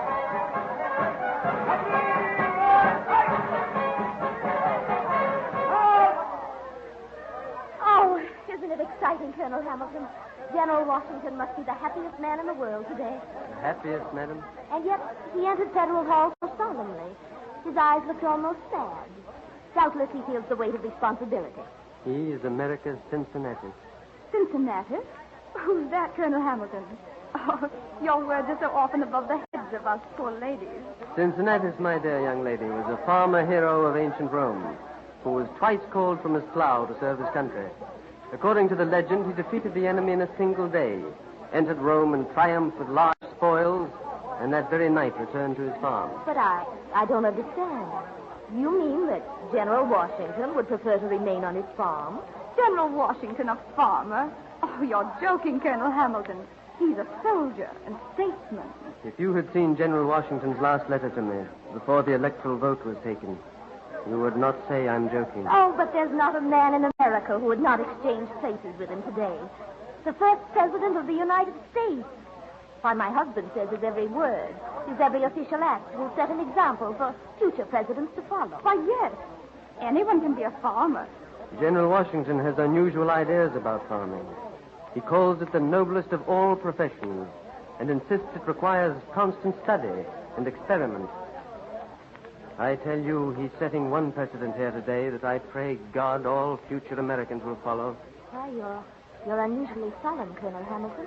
What do you mean?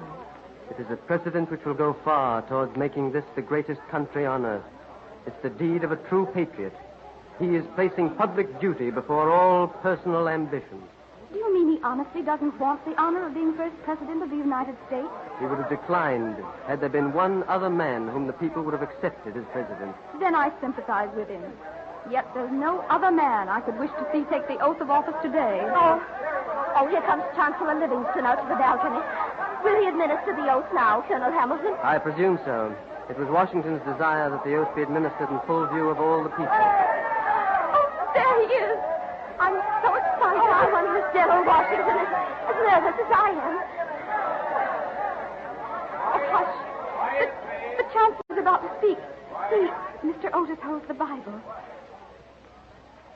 You do solemnly swear that you will faithfully execute the office of President of the United States and will, to the best of your ability, preserve, protect, and defend the Constitution of the United States. I, George Washington, do solemnly swear that I will faithfully execute the office of President of the United States and will, to the best of my ability, preserve, protect, and defend the Constitution of the United States. Long live George Washington, first President of the United States! Amen to that.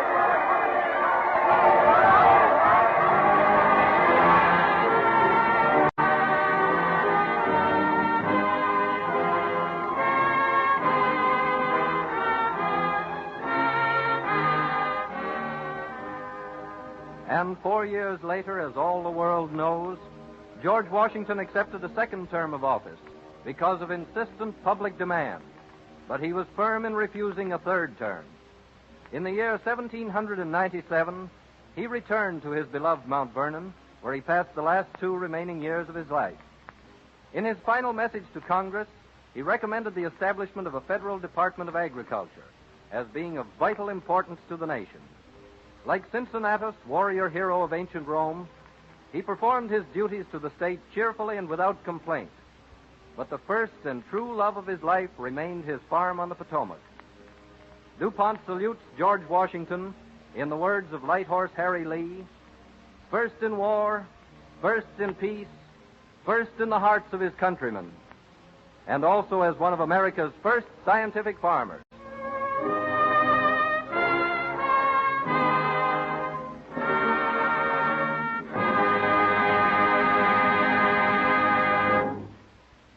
In George Washington's day, most Americans lived on farms and raised their own food.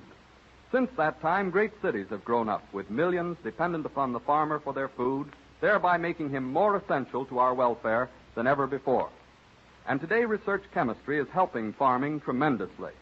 Just the other day, I saw a good example of this in Wilmington, Delaware, where I attended the opening of a new DuPont laboratory and greenhouse. This laboratory is devoted entirely to pest control research, and it is the most complete of its kind in the world. I asked one of the DuPont chemists why they go to so much trouble and expense just to study bugs and such pests, and he said, "We investigate ways of controlling insects because they do about $2 billion worth of damage yearly to crops, fruits, seeds, and plant life. This does not include the additional damage amounting to about $4 billion more done by plant diseases, weeds, rodents, and other pests." Mm-hmm. Is this new DuPont laboratory going to experiment on all the scores of insect pests I've heard about? Well, naturally, we go after the most destructive pests first. One of our most recent developments, for example, is a spray that repels the Japanese beetle. Bad news for the beetle, but good news for us. Is your work here principally on sprays? I wouldn't say that. You know, the chemist does quite a lot of things for the farmer. He developed explosives to clear farmland, dig ditches, and drain swamps. He's discovered how to treat seeds chemically so they'll grow better. Chemistry gives the farmer many types of fertilizers for the soil. And when the plants poke their heads above ground, the chemist provides sprays and dusting powders to protect them from all sorts of pests. Then, after the harvest, there are chemical products which guard perishable foods until they reach your table. Well, with all that accomplished, why carry on? Because new pests are always springing up, requiring new controls. And because we're trying to improve the products we have. Well, tell us, how long has DuPont conducted research to control pests? Approximately 20 years. And right now, an affiliate of the DuPont Company is building still another laboratory in Delaware. This one will work only on fungicides for treating seeds and soils and growing plants. And so we see how such work means a lot to everybody's pocketbook. For chemistry, by helping the farmer increase yields and cut crop losses, affects savings all along the line. In this partnership, we see one more example of how the research chemist is at work for you and me, creating, as DuPont phrases it, better things for better living through chemistry.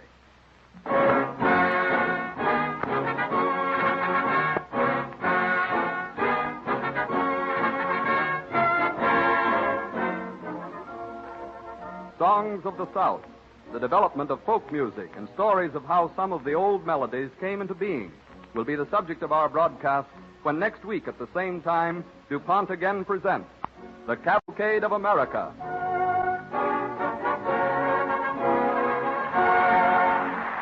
This is the Columbia Broadcasting System.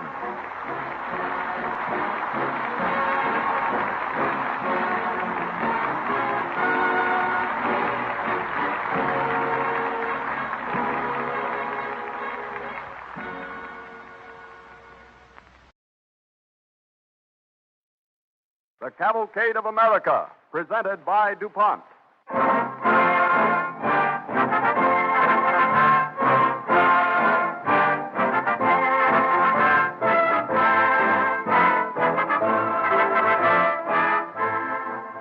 This evening, the DuPont Cavalcade of America presents a tribute to National Music Week. All over the country, orchestras, choruses, and smaller groups are honoring music in general and American music in particular. Probably no part of our country has inspired a greater wealth of melody than the South, and its music is sung, played, and enjoyed by all America. Ask a DuPont research chemist about the South, and he will tell you that from the southern states come a great many materials which he uses in his work. For America's agricultural Southland is indeed a true partner of research chemistry in its efforts to reach the goal described in the DuPont Pledge, better things for better living through chemistry.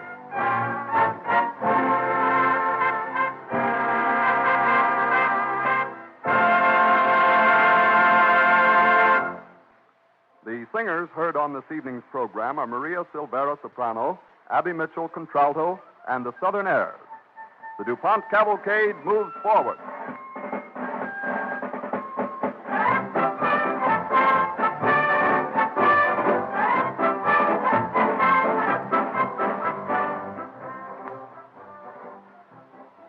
of the South, songs of the land of cotton, of big plantations, of magnolia trees, of moonlight, of mockingbirds.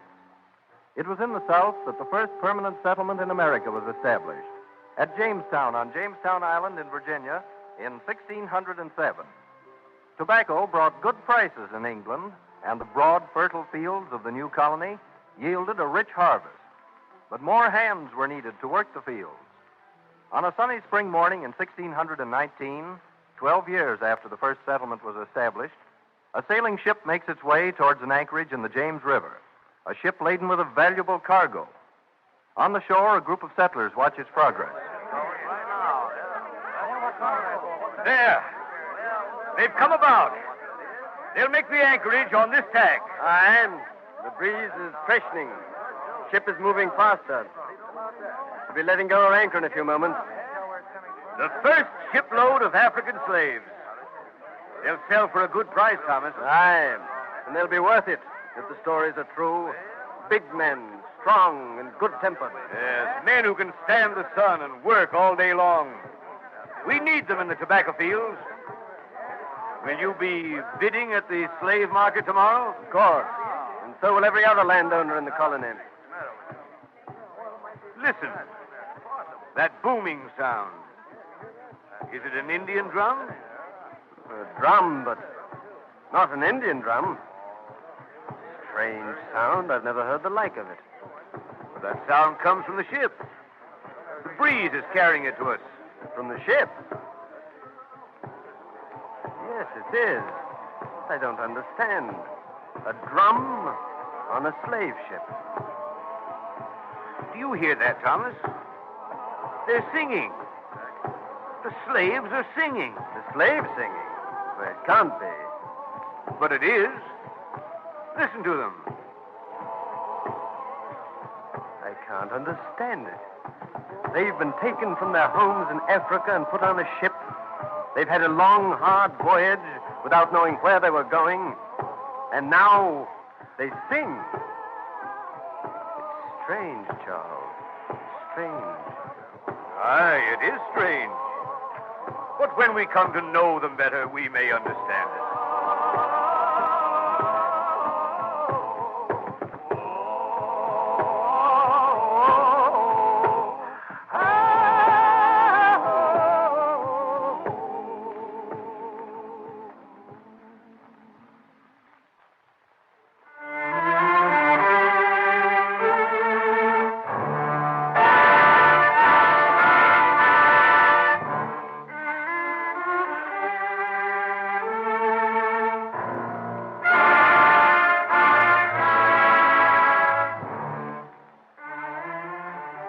Virginia colonists marveled at the fact that Negro slaves should sing the weird chants they brought with them from their native Africa.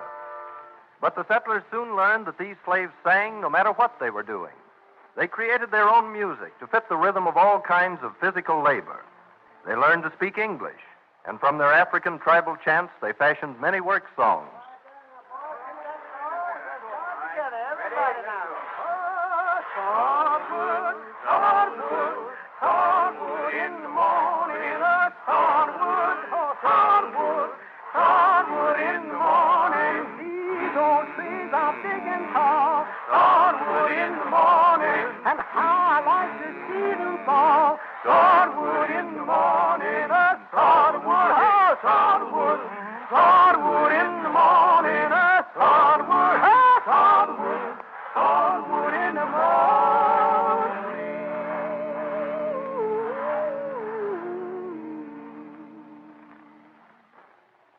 After the fields had been cleared and drained, the slaves were set to planting the crops.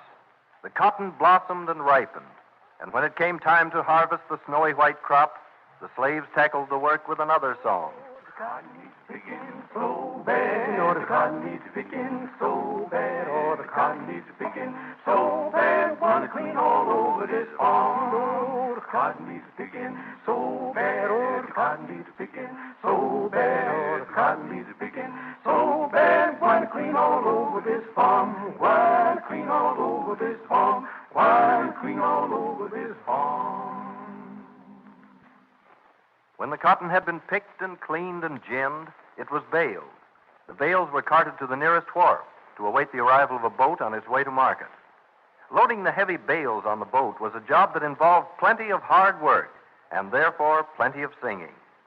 Watching and listening to such a scene, Stephen Foster was inspired to write one of his immortal songs, Roll Out, Heave That Cotton. Roll out, heave that cotton. Roll out, heave that cotton. Roll out, heave that cotton. Ain't got no one to stay. Roll out, heave that cotton. Roll out, heave that cotton. Roll out, heave that cotton. Ain't got no one to stay. There goes the last bale.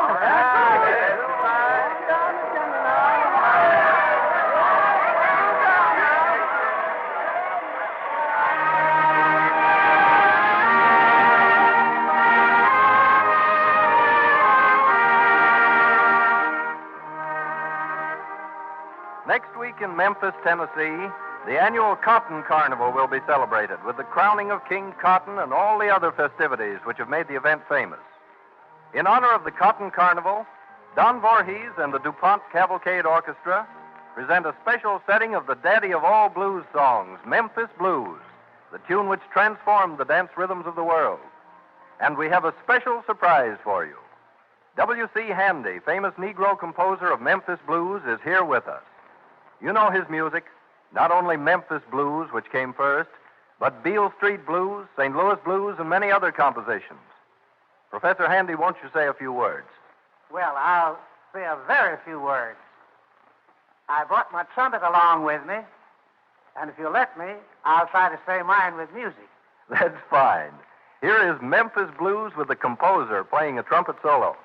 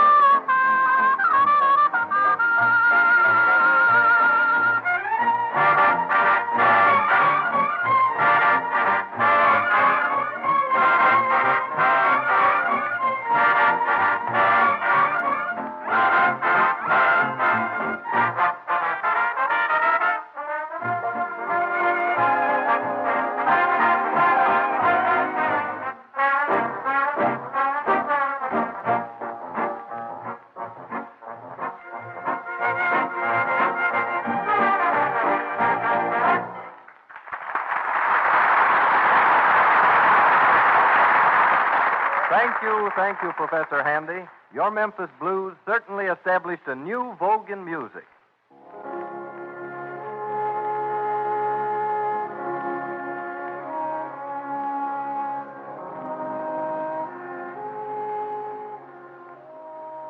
From the early days, the music of the South has inspired composers. Anton Dvorak chose a Negro spiritual melody as the dominant theme of his New World Symphony. Let's go back about 80 years and try to discover what life was like on a typical Southern plantation. Up the long, winding driveway to the broad front porch of the big house. It's a bright moonlit night. The air is heavy with the scent of flowers. Let's tiptoe across the porch, into the front hall, and into the drawing room. A young man is seated at the piano. Standing beside him is a young girl singing. Dreamer, wake unto me. Starlight and dewdrops are waiting for thee. Sounds of a rude bird heard in the day, lulled by the moonlight, have all passed away. Beautiful dreamer, queen of my song, this what I would with soft melody. God of the curse of life's busy throng, beautiful dreamer, awaken to me.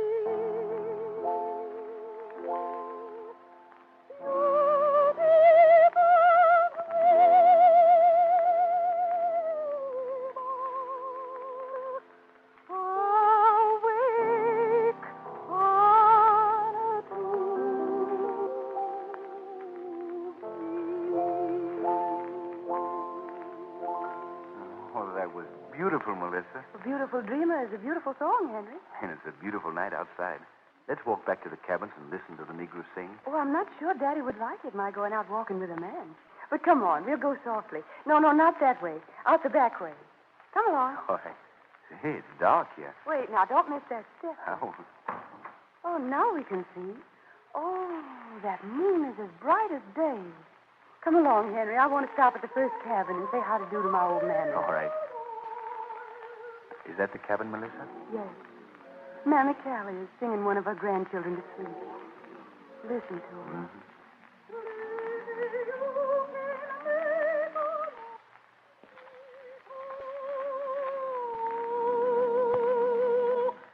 Don't you fool me, child, no more. Let me little fall in back,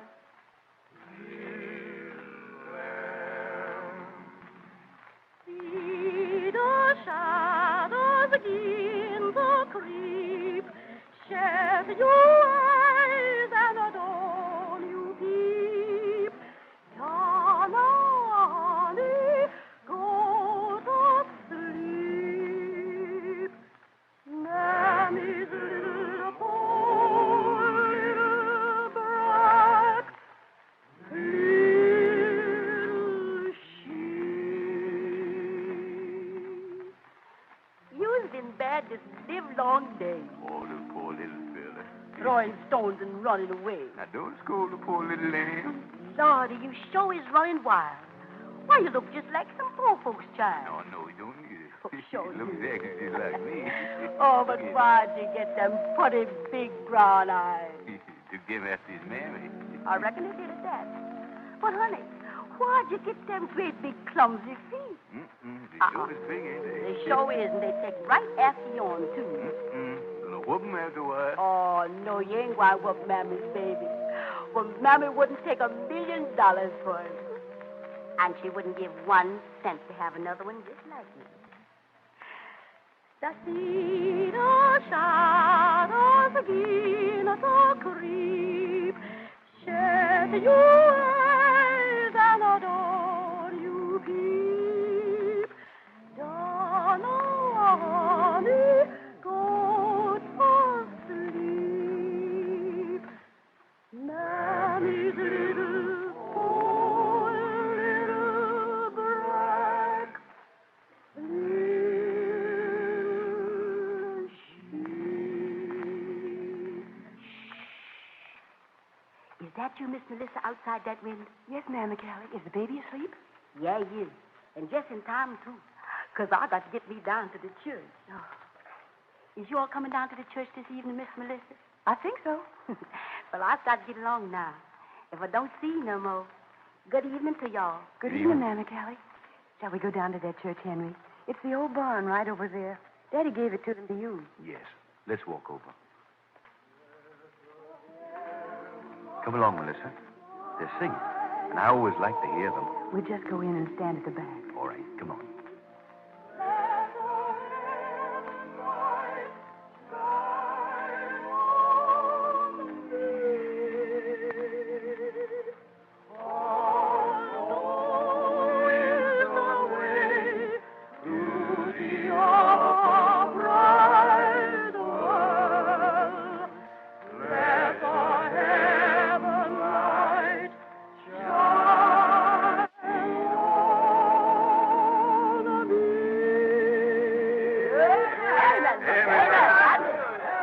Sisters and brothers, won't be long before we get on back to our quarters. That's right. We've done had a great time here this evening. The Lord has been with us. Yes, hasn't he?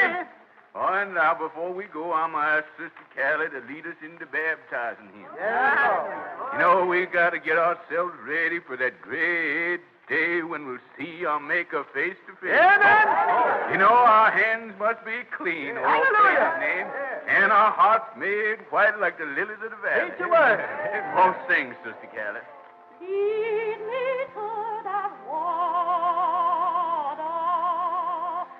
Lead me to that water. Everybody else sing.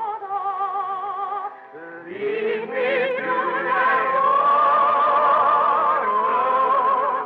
And be baptized. Lead me to that water. Hallelujah. Praise the Lord. Lead me to that water. Praise the Lord. Lead me to that What's in the harvest? and be baptized. Hallelujah. Amen.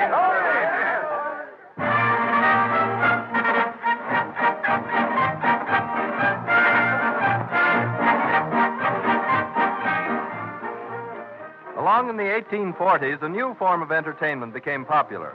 It was distinctly American, and it was to become popular all over the world.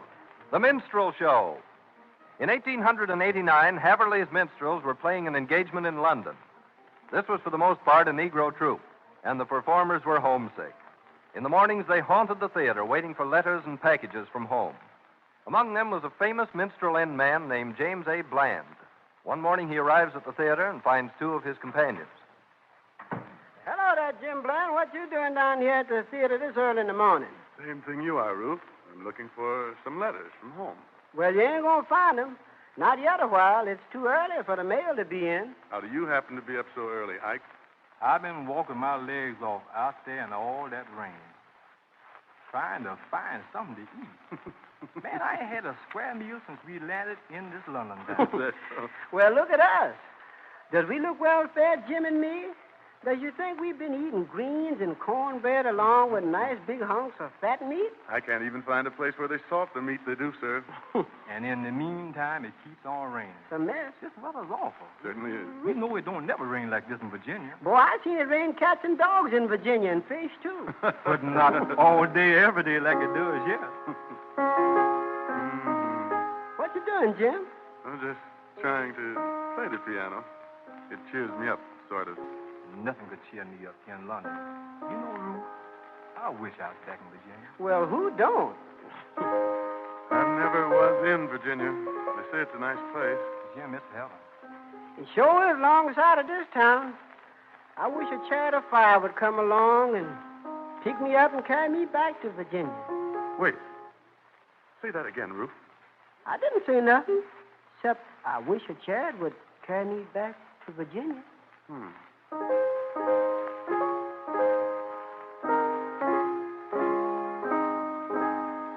it. Carry me back to old Virginia. That's it. Now wait till I get to the next phrase. Let me see. It ought to start like this. Tee-ta-twa, pum-pum-pum, tee-ta-ta.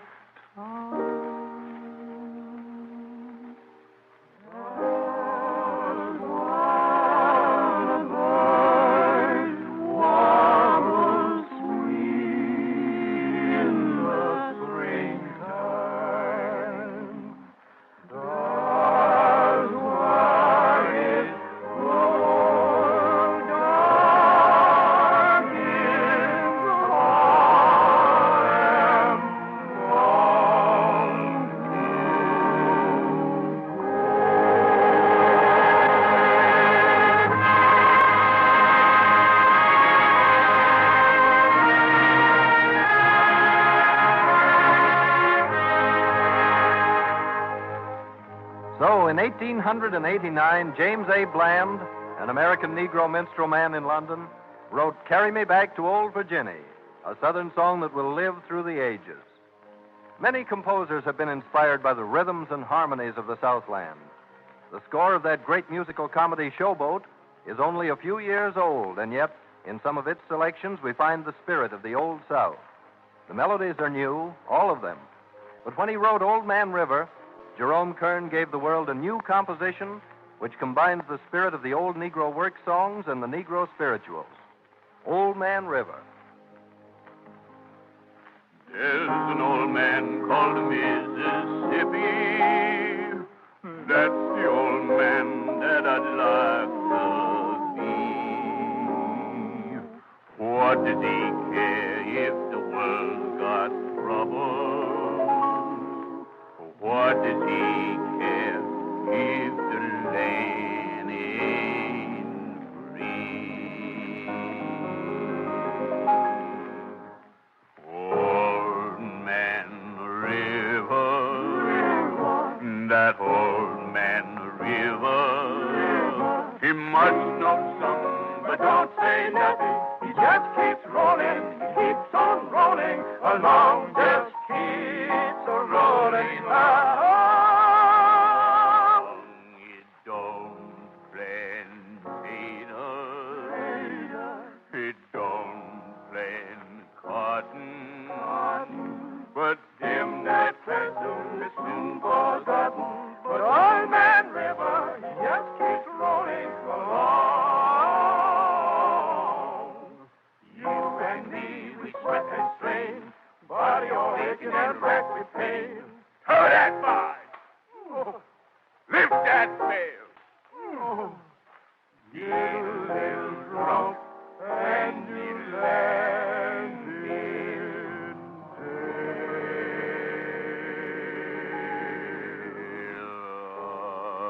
Get weary. I'm sick of trying. I was tired of living and fear of dying, but Old Man River, he just keeps rolling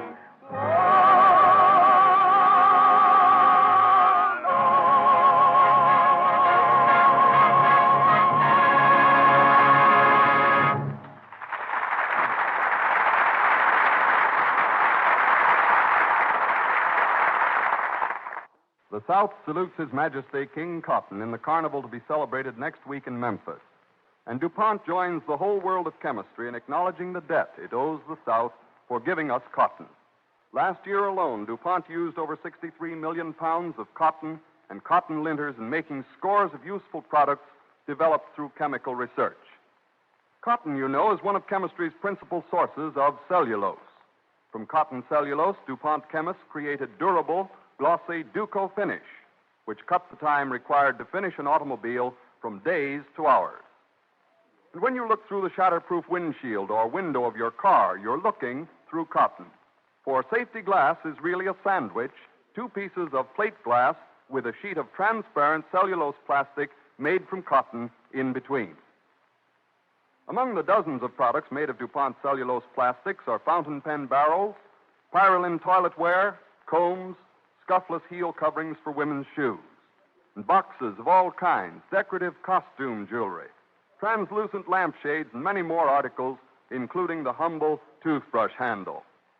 Additional products that Cotton and DuPont chemists have made possible include Aceal, acetate rayon yarn, Fabricoid, textile fabrics coated with cotton cellulose solution and widely used for bookbindings, upholstery, handbags, and luggage, Tontine, washable window shades, cleanable tablecloths, and household mending cement. And when you go to the movies or enjoy a day with your camera, you owe a debt to cotton chemistry, too. For all photographic film, including X-ray, employs a base made from cotton cellulose. These useful products and many more come to us from the cotton field through the chemical laboratory. Even this doesn't tell the full story of cotton and chemistry by any means, but it gives some idea of how important cotton, with the help of chemistry, is to you. DuPont chemists are constantly carrying on cotton cellulose research, thereby promising still more interesting and diversified uses for cotton in the future and added sources of income for the cotton grower. Thus, cotton will continue to play an important part in the research chemists' constant efforts to provide, as DuPont expresses it, better things for better living through chemistry.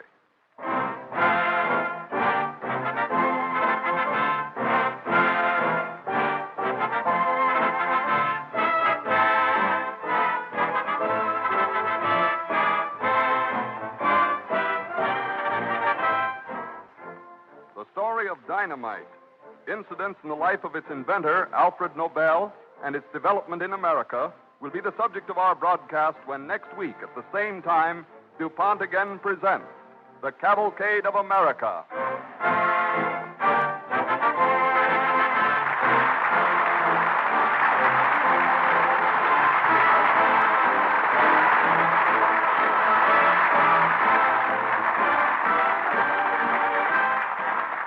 This is the Columbia Broadcasting System.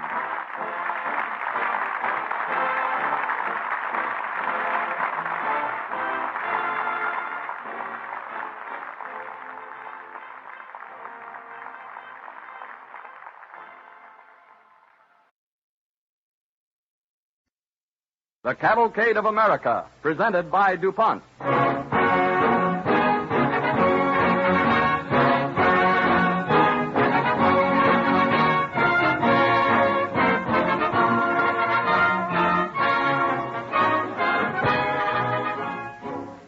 History is studded with the names of men and women who turned to America in their hour of need and won recognition.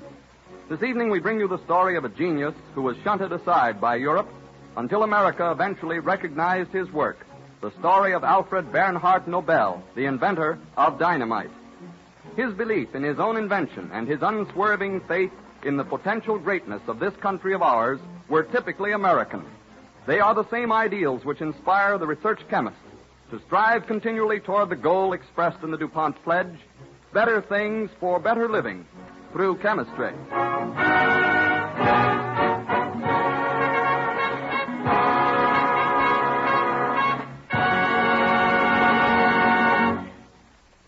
As an overture, Don Voorhees and the DuPont Cavalcade Orchestra present a special setting of Kahlua from Jerome Kern's operetta, Good Morning, Dearie.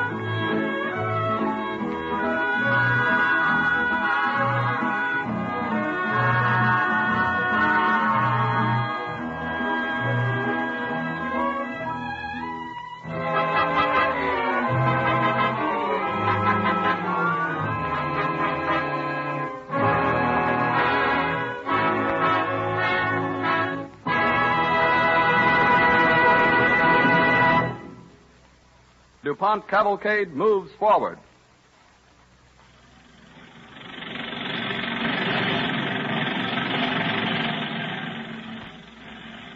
Let's see what Dynamite is doing at this minute.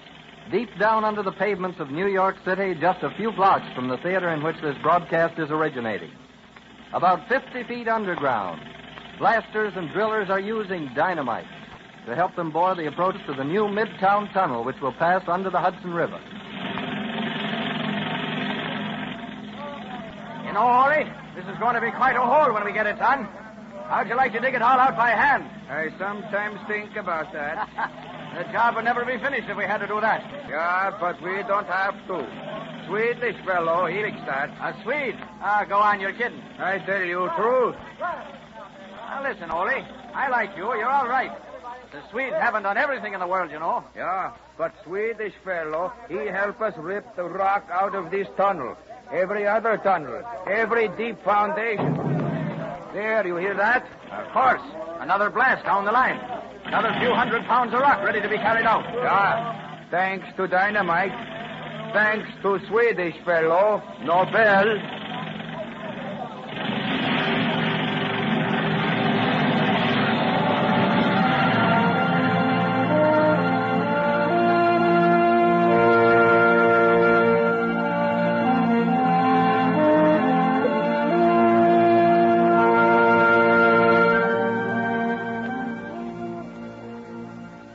Alfred Bernhard Nobel, now famous as the inventor of dynamite, was born in Stockholm, Sweden, October 21st, 1833, the third of a family of 4 sons. He first enters our story in 1848 when he was 15 years old. With his father, Emanuel Nobel, he is visiting the laboratory of Professor Sigmund in St. Petersburg, Russia. I am glad you have come to see me, Mr. Nobel. I am happy that you have brought your young son, Alfred. He has been urging me for some time to bring him to see your laboratory, Professor Sigmund. You are interested in chemistry, Alfred? Yes, Professor. Especially in nitroglycerin, sir. Nitroglycerin? Yeah. But what in the world can you know about nitroglycerin? Well, I know the doctors use it as a heart stimulant. But my father is interested in other uses for it. Other uses? What might they be? Well, I don't know what they might be, sir. I only know that nitroglycerin is a powerful explosive. Quite right. Alfred, would you like to see a demonstration of that? Oh, yes, sir, I would. I would like to also, Professor. I know you have carried through some experimental work with nitroglycerin, Mr. Nobel. So have I. And I have discovered a certain peculiarity it has. As an explosive, I mean. Its properties are unusual, to say the least. And its potentialities are great. Watch. Let me pour just a few drops of the nitroglycerin on this iron anvil. There. Notice the extent of the mass. Now I shall explode it. Stand back, Alfred. Yes, sir, but I want to see what happens. Oh, you shall see. Just watch the nitroglycerin when I strike it with a hammer. Ready? Now. There. Do you see the same thing I do, Mr. Nobel? Why, yes, I see. I see it, too. It all exploded right where it was. It didn't spread as you would expect an oil to do. Mr. Nobel, your son has expressed it better than I could. Is he a chemical genius? A youthful prodigy? Well, Alfred is intensely interested in chemical experiments. It exploded without spreading. Pardon me, sir. What do you believe about nitroglycerin? I believe it is potentially the greatest explosive agent the world has ever known. But we must learn how to control its powers. First, we must have a practical way to detonate it, to explode it. You understand? Yes, sir, I understand. And I wonder.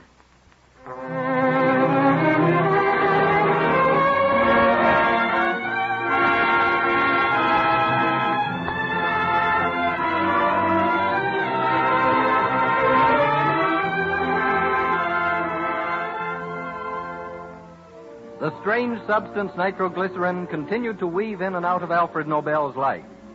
In 1862, 20 years after he had first learned the explosive, Alfred was experimenting with it. One day, he and his brother Robert stand on the edge of a canal in St. Petersburg. Well, Alfred, what is it now? Nitroglycerin again? Yeah. You remember what Professor Senin said about it? That it would become an important commercial explosive if only a practical means could be devised to detonate it. Yeah, and you have found that means, Alfred? Perhaps. I hope so. Now, you see what I have here? Yeah. First, I filled a glass tube with nitroglycerin and corked it well. Yeah, and then? I inserted the tube into another, filled with gunpowder. A fuse leads into the powder through this cork. But that proves nothing. That is why we are here now. We may be able to prove something. Be careful. Be careful lighting the fuse. We don't want to be blown to pieces. Throw it away, Alfred. Throw it away. Yeah, I'm planning to do that. There. Now we shall see what happens. But you threw it in the water. Nothing can happen to it there. We shall know before long. Alfred, it exploded. You have done it. Yeah. I believe that I have found out how to detonate nitroglycerin. Yeah. The next step is to make it better and safer.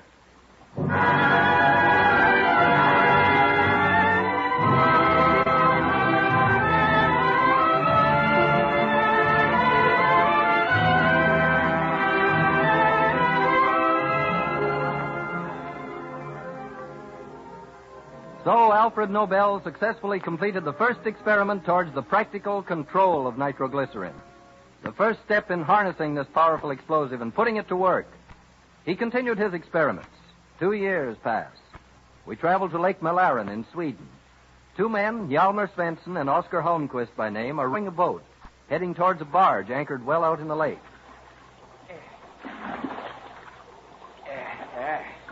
This is a fine business. Stuck in a barge in the middle of a lake, kept away from land for fear we'll blow up the town. Row, you talk too much, Svensson. Alfred Nobel is a madman. He pays us for our work. We got to live somehow. Nobel is a great man. Yeah, but he is smart, Svensson. It isn't every boy born with a weak back who can grow up to what he is. What he is? What is he, huh? A fine engineer, Svensson. Yeah, a simpleton. A dumb skull. Plays with death. You know it, Oskar Holmquist. That isn't what An Ericsson said when Mr. Nobel saw him in America. An Ericsson is one of our greatest Swedish engineers, even though he has become an American. A crazy dreamer. Working with nitroglycerin. Stuff that can blow us all into eternity without a second's warning. That's Mr. Alfred Nobel. Yeah, killed his brother, Eric Hertzman in Helenaborg, didn't it? It hasn't killed us. Yeah, not yet, but it may. Look, something's wrong on the barge. Yeah? Row. Yeah. What is it? Row. Nobel is waving his arms like a wild thing. Row, Svensson, he needs us. Yeah, let me see. Good befers, he's dancing. Oskar! Svensson! Row faster! Row. Come quickly! Yeah, he has been working too hard. He's out of his mind. Oh, what news I have for you. We have finally turned the corner in the road. You hear that, Svensson? Watch that oar, man. Take it in. Yeah, wait, I'm reaching for the barge. You know, I have it. I'll steady the board. Why are you so excited, Mr. Nobel? Oh, because something has happened, and from it I have an idea. One of the cans of nitroglycerin leaked into the Kieselure, the earth in which we had packed the can. Good befers. I'm glad I was not there. And the nitroglycerin was absorbed by the Kieselure, leaving a sort of crust. But what is strange about that? The amount of absorption was tremendous. Come on board. I will show you. Yeah. All right. Yeah. We are on the right track. I know it. I have an idea, and I believe it will lead us to an explosive that is safe to handle.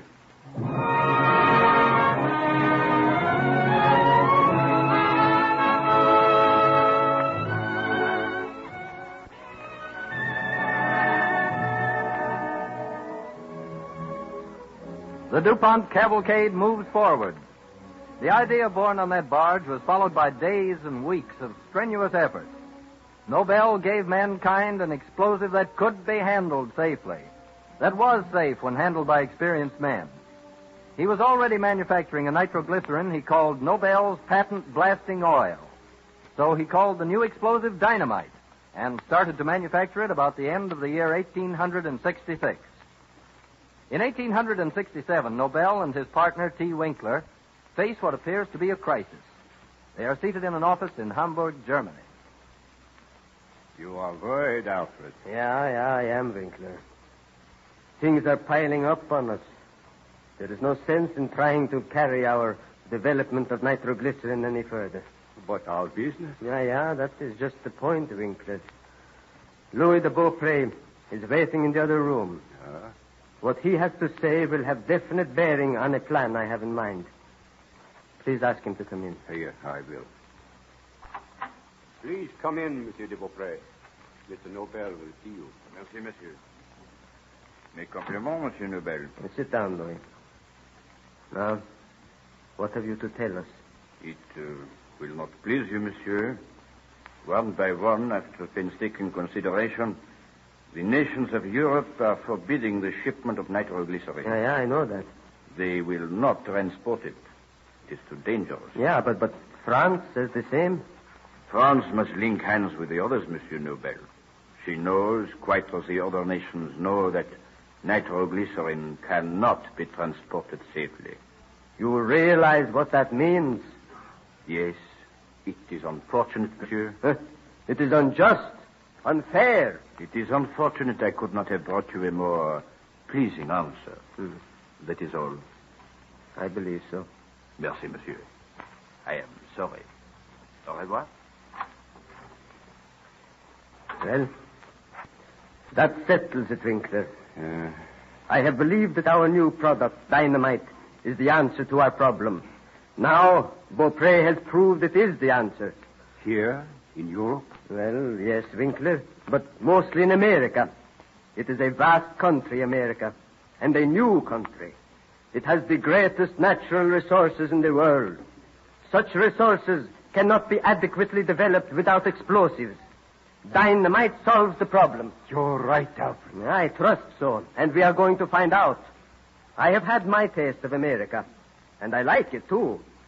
But it is your turn. You know our problems. You will handle them wisely.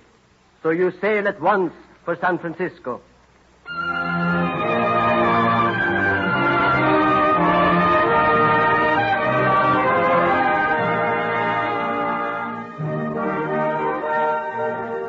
Winkler, authorized to represent Alfred Nobel, took ship for the United States and arrived in San Francisco in 1868.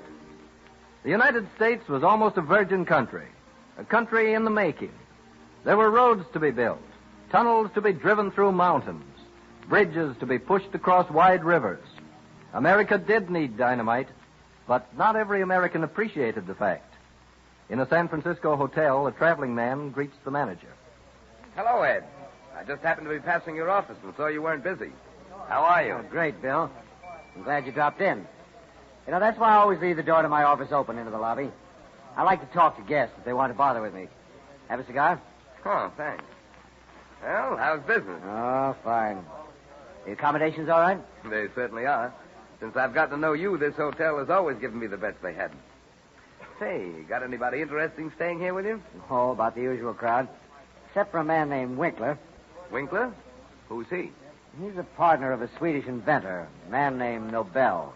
Oh, what did he invent? Winkler calls it dynamite. Some new kind of an explosive.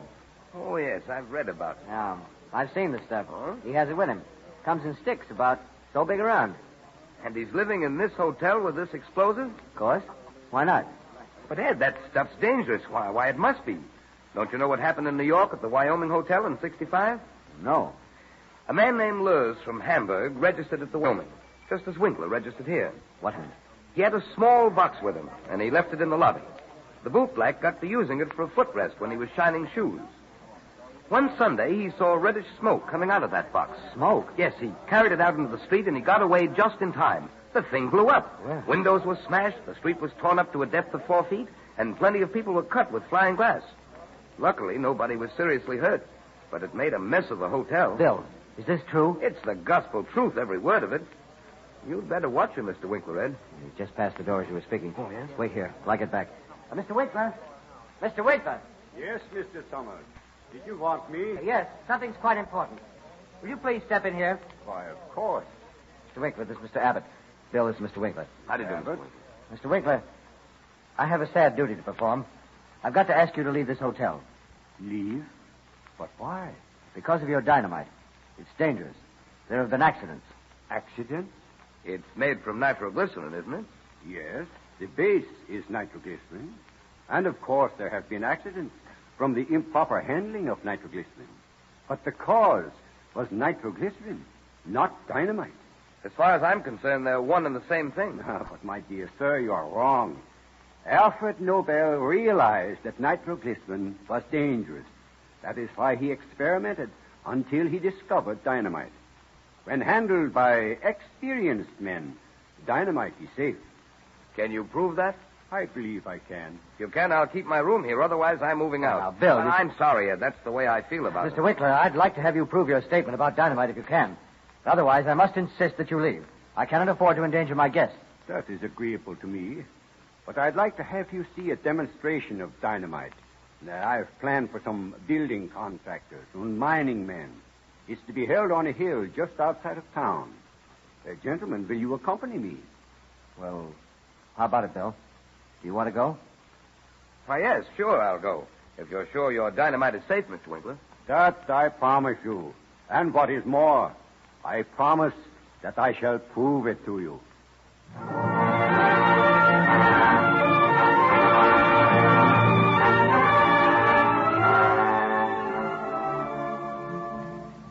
T. Winkler went upstairs to his hotel room. He returned in a few minutes carrying a small black bag. Then he escorted the two men to the edge of the city. We find the three climbing a hill overlooking San Francisco Bay. Huh. Aren't we almost there? Yeah. I didn't know we were going to tramp all over California. Yes. How about it, Mr. Winkler? How much further are you taking us? Only a little way. Oh, there. There you can see where my invited guests have assembled for the demonstration. Hey, Winkler, hurry up. You're late. Yeah, we'll be with you in a minute, gentlemen. Well, I'm glad we've got company way out here. I recognize quite a few of these men, Mr. Winkler. Yeah?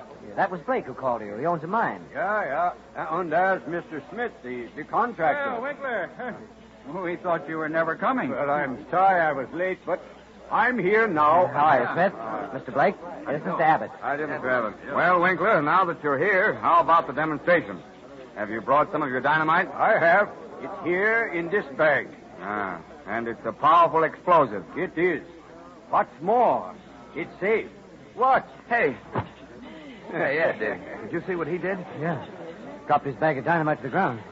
Gave me a start, too. Who? Lucky he didn't have nitroglycerin in that bag. We might all have been blown to kingdom come. Hey, Bill. Begins to look as though this man Winkler is right about dynamite being safe to handle. Certainly does, Ed. Now, gentlemen, I want to prove to you that dynamite is really an effective explosive. Now, here is a hole in the rock. I drilled it yesterday. And here is a stick of dynamite from my bag. Now, look, don't worry. It won't bite you. Funny-looking stuff, ain't it? Yeah, looks like a big candle. And now then, I lower the dynamite into the hole. So. Then I tamp it down firmly. Hey, be careful. I'm careful. I know how to handle dynamite. And now, I lower another stick into the hole. This one has a fuse and a blasting tap attached to it. Now, I lay the fuse along the ground like this. Now, please stand back now, gentlemen. With the greatest of pleasure. Back a little further while I run the fuse along the ground. That's it. Back. There. That should be far enough. Now to light the fuse. Hey, Ed, let's get farther away. Don't worry. I'm coming with you. Faster, Ed. Look at that fuse burn. Wait a minute, Bill. Something's happened. Hey, Winkler! Your fuse ain't burning. Stay where you are, please, gentlemen. We're far enough away now, but don't go back. Yeah, but the fuse went out. No. There it is. It's burning, all right. And it's getting short. Come on, Ed. No, stay here, Bill. Now, close your ears. Stuff your fingers into them. The dynamite is going to... By thunder, Winkler, you did it. Yeah. Look at the mess of rock you blasted away. Yeah, and none of us was harmed.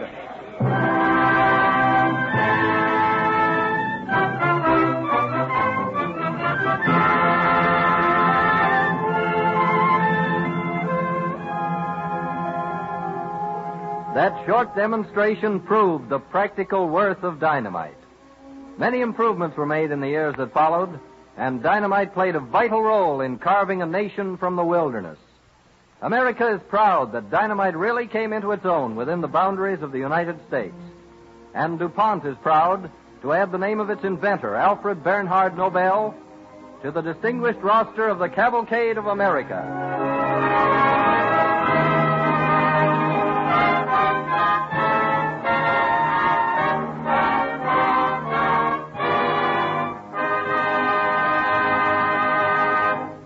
More than 125 years ago, 22 years before Nobel was born, Thomas Jefferson, President of the United States, wrote a letter to his young friend E.I. DuPont ordering 250 of DuPont blasting powder to be used for clearing rocks from Jefferson's farm. About 75 years later, the company DuPont founded started producing dynamite, for the new industrial explosive had proved itself a much better product for most blasting purposes. Since that day, DuPont chemists have made many improvements in dynamite. Recently, DuPont announced the last word in safety, the blasting agent called nitromon, which is so shock-proof that one can throw it off a cliff or fire into it with a rifle bullet without setting it off. No other product does more constructive work than dynamite. Let's take a quick swing around our own country and see what DuPont Dynamite is doing to help build the America of today. Detroit, Michigan. DuPont Dynamite helps deepen a waterway that's the world's busiest in the open season to handle the bigger freighters now in use on the Great Lakes. The Livingston Channel in the Detroit River, connecting Lakes Erie and Huron, is made deeper, safer. In the Pacific Northwest, where DuPont Dynamite is helping build the world's greatest engineering projects, the Fort Peck Dam in Montana. By controlling headwaters of the Missouri River, it helps control floods. The Grand Coulee Dam in the state of Washington. In the upper Columbia River basin, Grand Coulee will form a lake about 150 miles long, making productive land out of a barren area larger than the state of Delaware. And the Bonneville Dam near Portland, Oregon. Dynamite aids navigation and power development here. Huge rocks blasted from the roaring Cascade Rapids so that boats may pass. And the lower Columbia, controlled, furnishing power for home and industry. In the great coal region of West Virginia. An underground miracle made possible by dynamite. The 18.5-mile tunnel that drains off water so that millions of tons of coal may be mined with safety. Front Royal, Virginia. DuPont Dynamite helps carve an amazing skyline highway out of the mountains. It's the Blue Ridge National Parkway, soon to be completed, covering more than 500 picturesque miles from Virginia through North Carolina. Now we jump to Lackawanna, New York, in the Catskills. Rondout Creek, headwaters of the Delaware River. Work started on a tunnel nearly 100 miles long. It'll carry drinking water to the city of New York. Trainloads of dynamite will be used in its construction.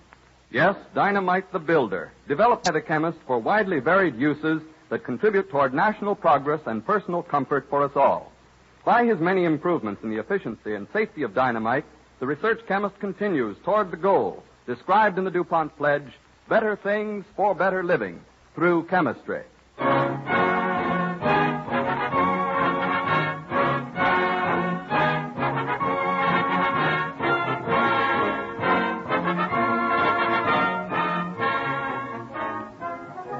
Thomas A. Edison, the man. Little-known human incidents in the life of America's foremost inventor will be the subject of our broadcast when next week at this same time, DuPont again presents the Cavalcade of America.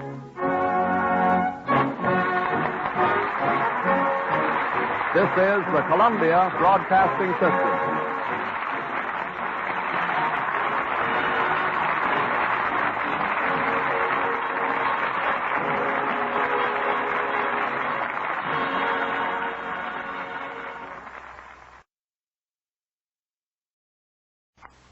The Cavalcade of America, presented by DuPont.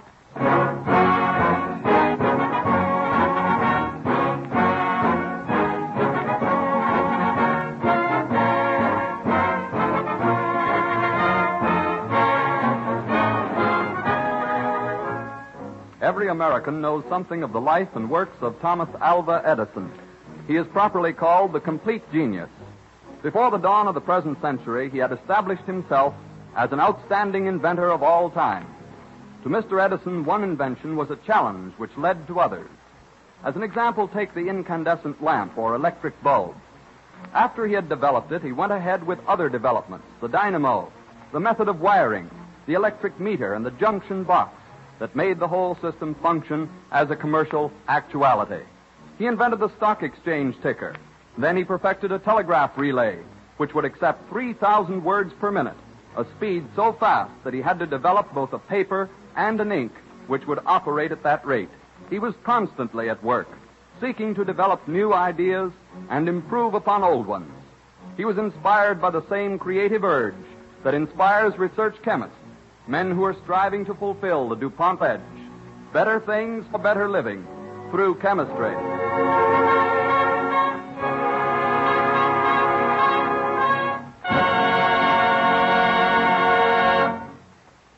As an overture, Don Voorhees and the DuPont Cavalcade Orchestra bring you a special musical setting of Irving Berlin's popular Crinoline Days from the Music Box Review.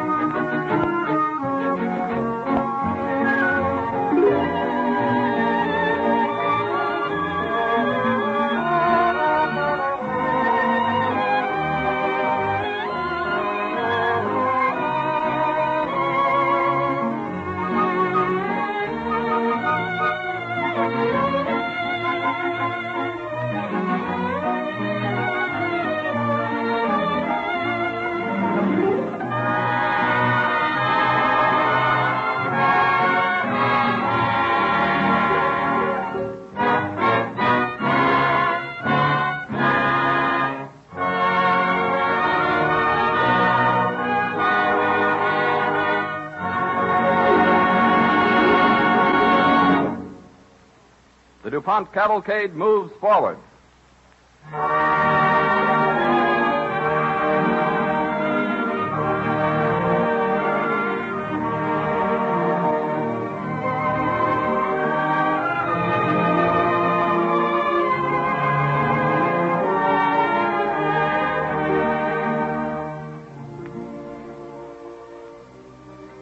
This evening, the DuPont Cavalcade does not seek to retell the facts you already know about Edison the inventor, but rather to relate several little-known episodes in the life of Edison the man. The material used is mostly new and unrecorded. Much of it has been gathered by personal interviews with people who worked with Mr. Edison. In 1898, Edison, 51 years old, was perfecting a process to reduce low-grade iron ore on a scale never before attempted. He had built a new type of ore reduction plant in the Ogden Mountains of New Jersey, not far from his manufacturing plant in West Orange. The ore reduction plant was in production and ready to begin operating at full capacity. One afternoon, the plant manager, Walter S. Mallory, bursts into Edison's private office in West Orange. Mr. Edison. Mr. Edison. Confound it, Mallory. You know I don't like to be interrupted. Yeah, but this is important. Well, what is it? About the ore reduction plant. Nothing's happened to it? No, it's running all right, but have you much of your own money tied up in it? Nearly everything I've got. Well, I guess neither of us will get rich on it now. Why not? What's wrong? I hate to tell you, but I can't put it off. Well, spit it out, man. What is it? News from the West. A huge deposit of high-grade iron ore has just been discovered. Where? In the Mesabi Range in Minnesota, lying right on the surface. Of course, it isn't as near the eastern smelters as our plant is. We can ship our product cheaper. Perhaps we can keep right on producing. No, we couldn't meet their price. We're through. What are we going to do? Shut down at once. But all our equipment, the giant rollers, the machinery. We'll have to find some other way of using them. Something that needs crushing and milling. Something like, let me think. Yes, cement. But we don't know anything about cement. We will, Mallory. Get me every book you can find on it.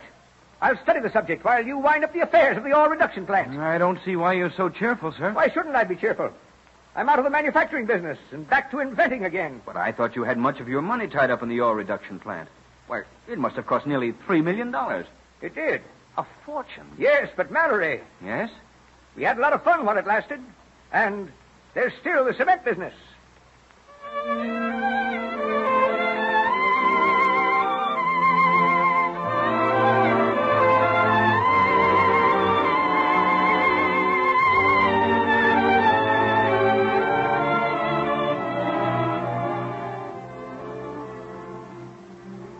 Edison was never discouraged.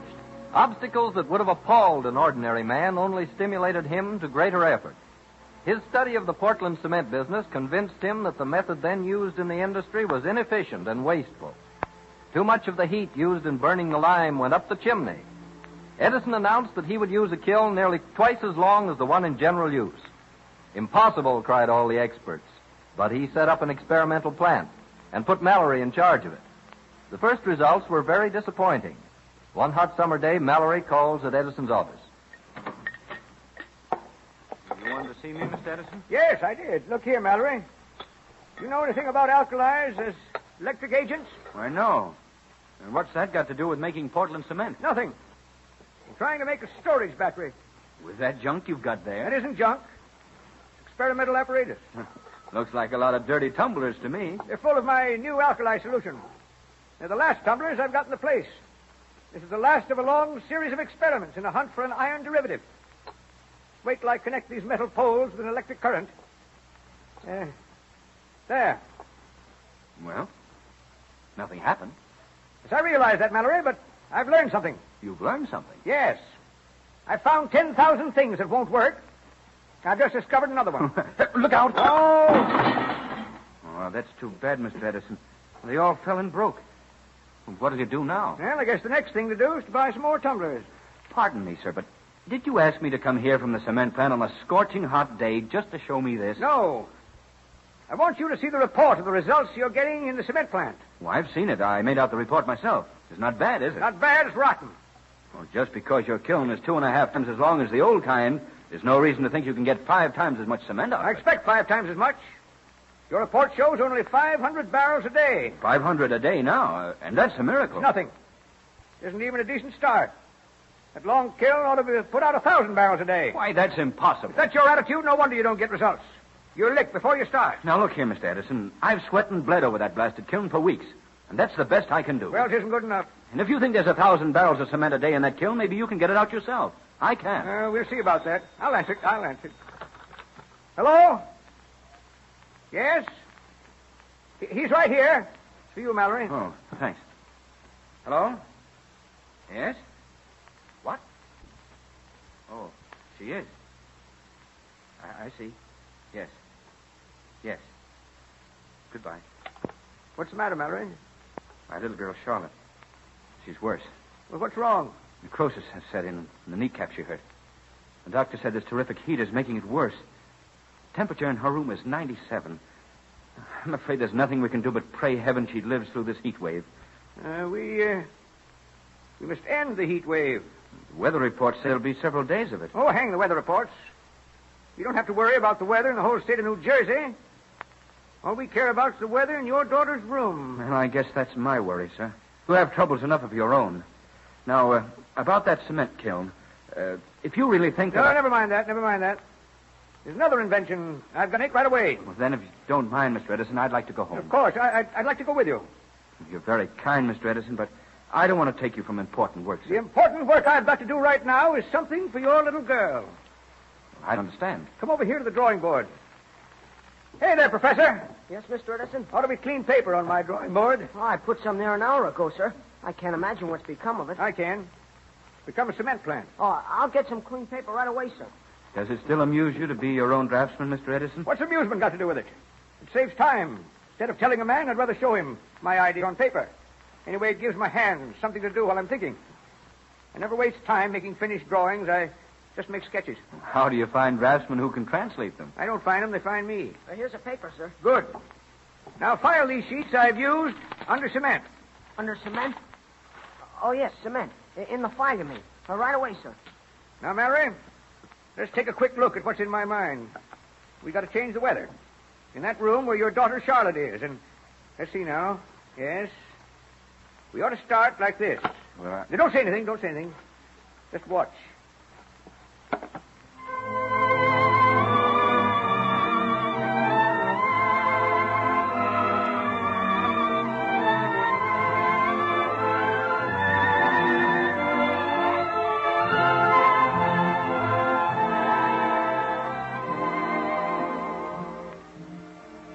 Edison completed his sketches on the drawing board.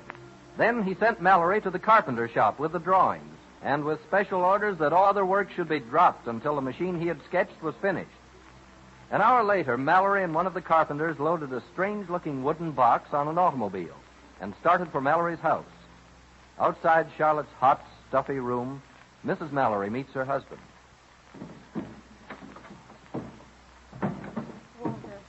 Walter, won't you stop that noise?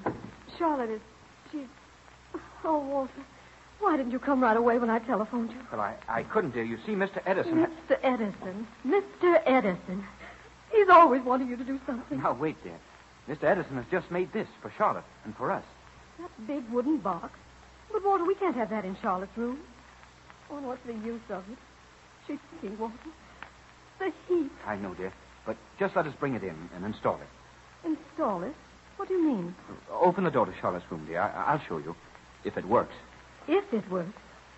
Oh, Walter, our little girl is worse. She's thinking, and you want to experiment. Yes, dear, but I think it will help. Now, if you'll just trust in me and open the door. Very well. Please, Mrs. Mallory, the room must be quiet. But Mr. Mallory is here. It was an idea of Mr. Edison. I don't know what the doctor would say, I'm sure. Now, hold the door wide open, nurse, please. I think we can just get through with this box. Pardon me, Mr. Mallory. I don't think the doctor would like you to bring that thing into the room. It's all right, nurse. Now, stand aside while we carry the box over to the window, please. Walter, do you have to do this? Yes, dear, I do. I have a feeling that Mr. Edison has solved our problem. Oh, but Walter, our problem is Charlotte. I realize that, my dear. Put it down easy now, Simmons. Yes, sir. No noise, please. Yes, Miss Mallory. There. Yeah, that's got it. Now, help me fix those wooden legs for the box. Mr. Mallory, please. That big box just out the windowsill there, it shuts off the air from the windows there, what air there is. Yes, nurse, that's what it's meant to do. But, Mr. Mallory, that's the whole trouble. Trying to let Charlotte have as much air as we can. Yes, nurse. Now, if you'll just stand back, please. You got that other leg fixed yet, Simon? Oh, wait, now. Hold it. Hold it. Yes, there it is. The box is steady now, but I'll have to drive in a few nails to make sure the whole thing is firm. Oh, you can't do that. Not in this room. The doctor said Charlotte must be protected from noise. Oh, Walter, don't let him do it, please. My dear, you must let us go ahead with this thing. It may help Charlotte, and it's our only chance. Please, Mr. Mallory, we can't have any noise in the room. Simmons, go ahead with the nails. And don't make any more noise than's necessary. I won't, sir. Oh, Walter, why must you do this? I just told you, my dear. We're trying an experiment. Mr. Edison thinks it will work, and I do, too. There you are, sir. All right, Simmons. Now let's get that cake of us. Right. Walter, are you mad? No, dear. Will you please just trust in me? Yes. Yes, of course I will. All right, then. Wait until I fix this thing in. How's that, son? Is the box steady now? Well, it's as steady as I can make it, Mr. Mallory, without making too much noise. All right, then. Come and help me. Yes, sir. Mrs. Mallory. Now, yes, don't be alarmed. I know my husband is trying this experiment for Charlotte's good. It's one of Mr. Edison's ideas, you know. Yes, Mrs. Mallory, I know. But I don't know what the doctor would say. Well, we'll just have to wait and see what happens. Yes, I suppose so. But I won't be responsible. Don't let it slip. Easy now, Simmons. All right, now. Lift it up. Up into the box. Yes, sir. Yeah, don't make any more noise than you can help when you put it down now. Look out for your fingers. All right. All right, now, here we go. Yeah. That's it. Now then, you wire up the electric fan while I close the other windows. Oh, Mr. Mallory, please, don't close the other window, sir. Your daughter needs all the air she can get. Yes, nurse, I know that. What I'm doing is for the best. There now. Now this one. Mr. Mallory, pardon me, sir, but I must protest. I cannot allow you to leave those windows shut. Don't worry, nurse. It's all a part of our experiment. Now, I'm just going to close this window a bit. Stop it with the one that box is set in. I'll leave it open about this much. There. Now, that's about right. Oh, Walter, you can't do this. You're shutting out all the air. Please, dear. Now, just a moment. How about it, Simmons? The fan running? It will be, sir, when I turn it on. All right. Here we are. Wait now. Let's see what happens. I want to watch this thermometer. Walter, is that cool air I feel? Yes, I think it is. But we'll have to wait and see. Well, Mr. Mallory, the room is cooler. There's a draft of cold air blowing in from the window. I can feel it. And so can I. But I want to see if this thermometer will go down. Wait. Why, she's rousing. Charlotte is stirring.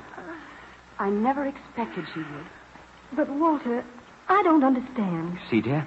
The fan draws the air into the room, and the ice cools it. It's just a makeshift device, but at least it will keep the room cooler than outside. And that ought to help Charlotte get well.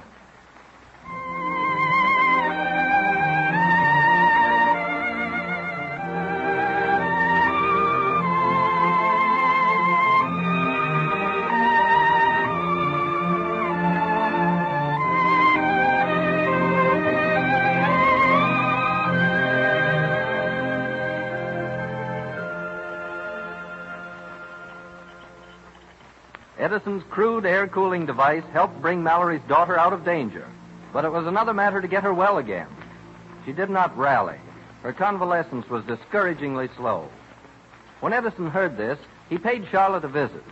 In the hall outside of her room, Edison and Mallory meet the doctor. Well, Doctor, how's your patient today, Doctor? About the same, Mr. Edison. I must say the delay in her recovery is disheartening. Is there anything I can possibly do? No, Mr. Mallory, I'm afraid not. Don't you know of anything that would do her any good? Oh, yes. A change of scene would do wonders for her. Just the kind of a tonic she needs. She's too weak. I don't dare risk moving. Is there any medical tonic that will do the work?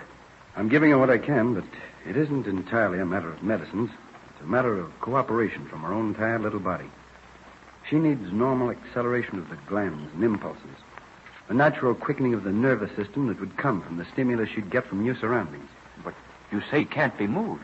Yes, that unfortunately is our dilemma. Well, there must be some way out. Well, if there is, Mr. Edison, I'm sure you could find it. Doctor, I've invented a slight improvement for my window box. You mind if I experiment with it? Go right ahead, Mr. Edison. I believe Charlotte can bear the noise now. I won't make any noise. My improvement is chemical, not physical, Doctor. We'll leave the physical improvement to Charlotte. Very well. Will you excuse me? I have several other calls to make. Then I'll be back. Well, of course, Doctor. Goodbye. Goodbye, Doctor. Well, Mr. Edison, Charlotte will be glad to see you. We could only get her happy and well again, Mallory. How's Mrs. Mallory bearing up? Well, she's resting. We'll find a nurse in charge. If you don't mind, I'll go in first. Go right ahead. Is that you, Daddy? Yes, Lottie, and I brought your best bow with me. Is Mr. Edison here? Oh, I'm so glad. Hello, Charlotte. Doctor tells me you ought to take a trip somewhere. Make you strong and well again. Oh, I do wish so I could, but they won't let me. Well, how'd you like to go on a trip with me?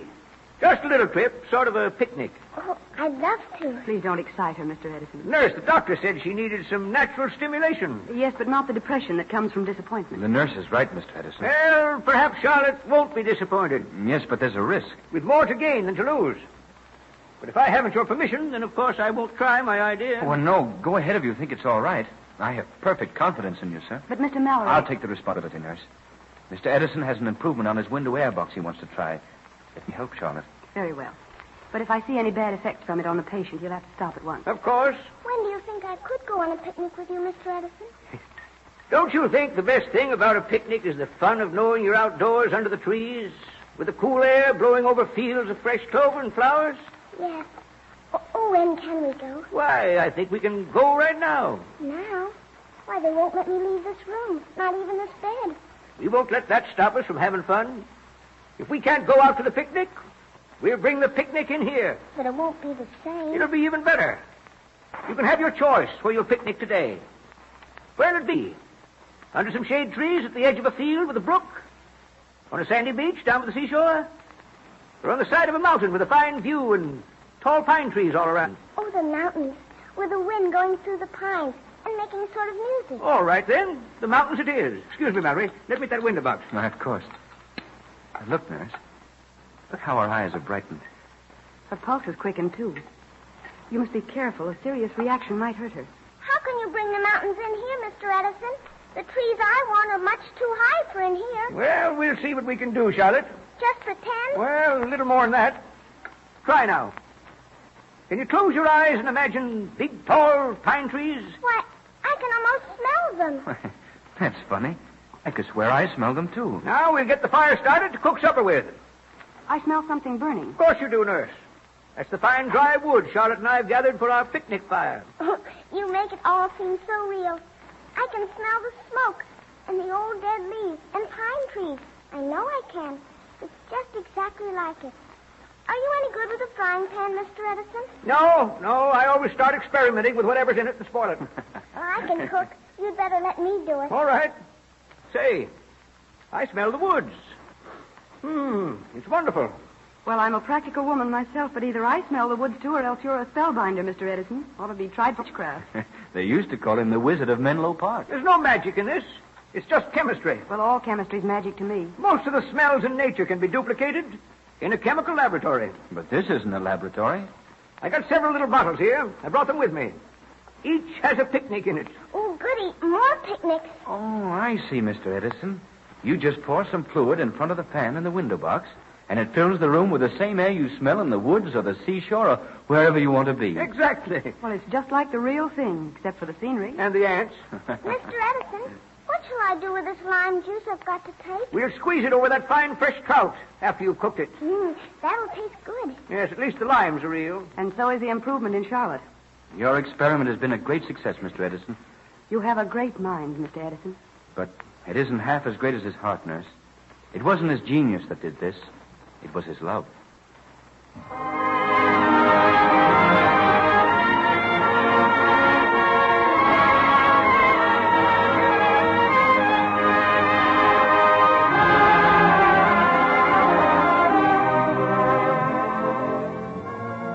Aided by Mr. Edison's cooling contrivance and by his chemical picnics, Charlotte Mallory recovered from her illness. She grew up to be a fine young lady, one of the hundreds who knew Edison personally, who admired and respected and loved him. One of the greatest tributes to his memory is the Thomas Alva Edison Foundation, established to aid worthy students by those who knew and worked with him. The whole world has honored Edison for his inventive genius. This evening, we are proud to salute Thomas Alva Edison, the man, as DuPont adds his name to the Cavalcade of America.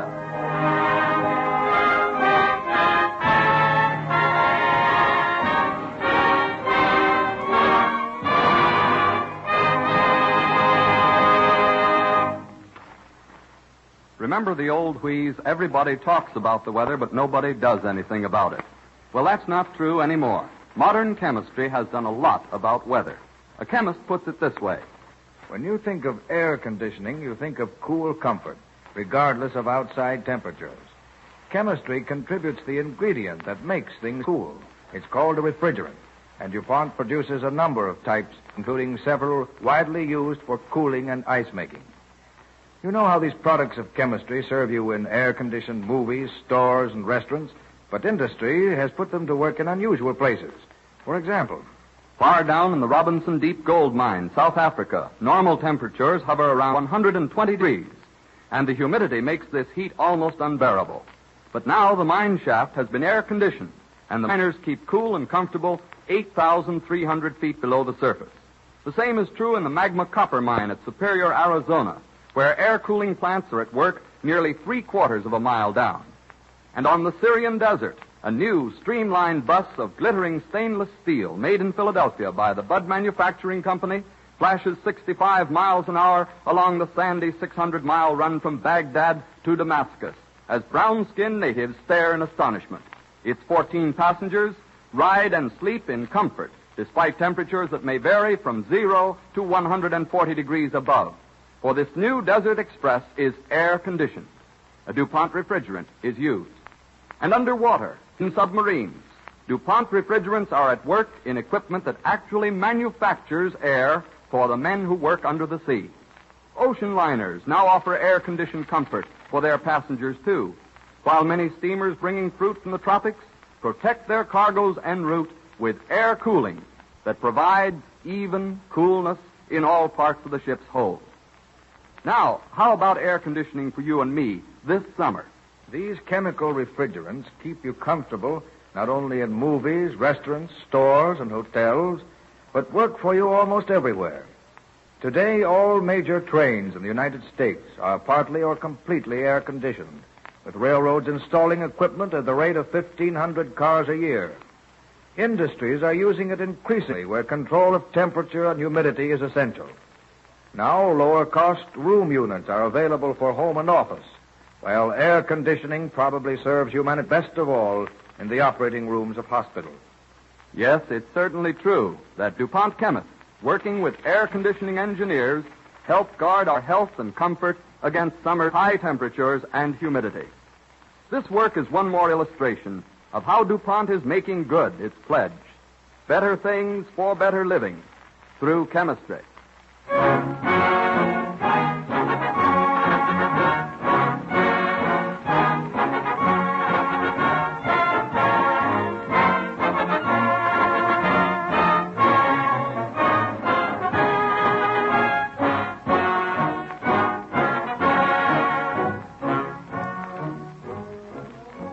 Songs of the American Indian, the music and customs of primitive America, will be the subject of our broadcast when next week at the same time, DuPont again presents the Cavalcade of America.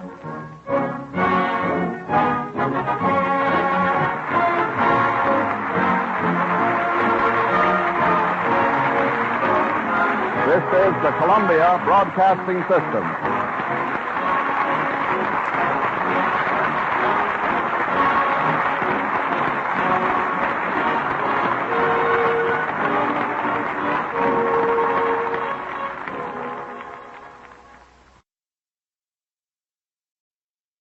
The Cavalcade of America, presented by DuPont.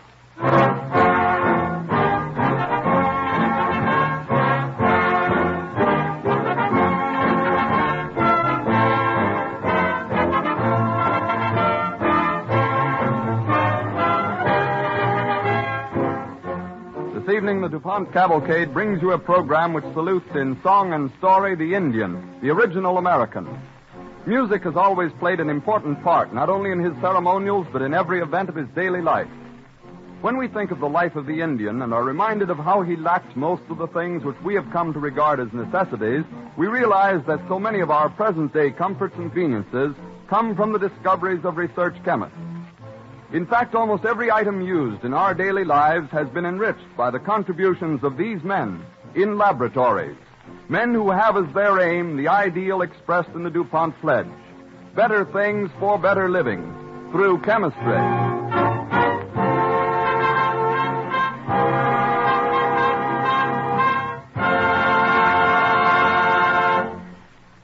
Heard on this evening's program are Karuk Spaitu, or in our language, Lone Bear, well-known Indian vocalist, Miss Helen Denton, contralto, and Don Voorhees with the DuPont Cavalcade Orchestra.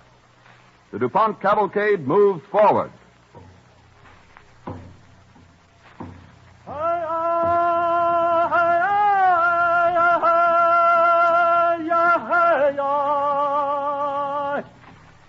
In an age-old tribal call to council, we have just heard Kuruk Spahitu, or Lone Bear, grandson of White Eagle, last hereditary chief of the Pawnees, as he bids you welcome. A college graduate and winner of a Juilliard School of Music scholarship, Lone Bear is a splendid example of the present generation of American Indians. Thanks to his careful research of the folklore of his people, we are able to present some of the authentic customs and legends of the Red Man. Again, we hear Lone Bear sing.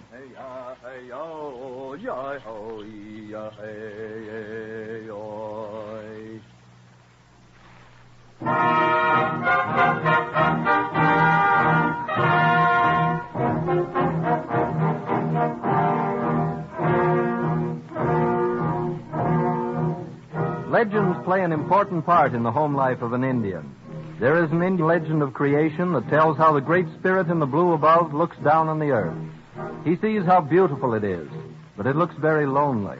So in a voice of thunder, he calls into council the moon, whom the Indians call Mother. Moon Mother, I've been thinking how nice it would be to make a man like myself and put him on the earth to live. But, Great Spirit, of what would you make this man? I have this clay. See how I shape it. The hand, the head, the body, the arms and legs. Voorhees. It is well formed. But how will you keep it together? Look. I will slip the clay into this big hot oven to bake. That will hold it together truly. How?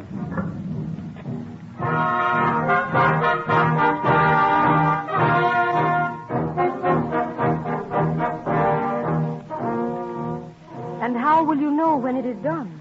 I think it may be done now. I open the oven and take it out. Oh, look. It is pale and strange. It is only half baked. No matter.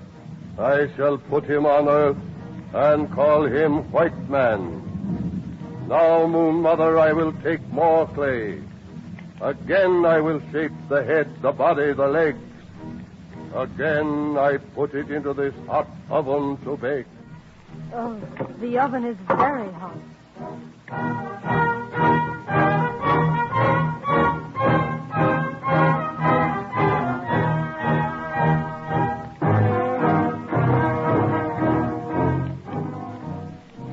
Surely it is done by now. Be patient, Moon Mother. It must take a little longer.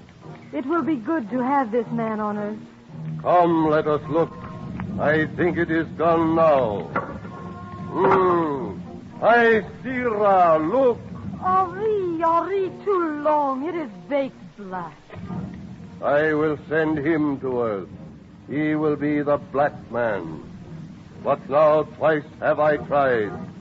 So I must try once more. Again will I shape head, body, arms, legs.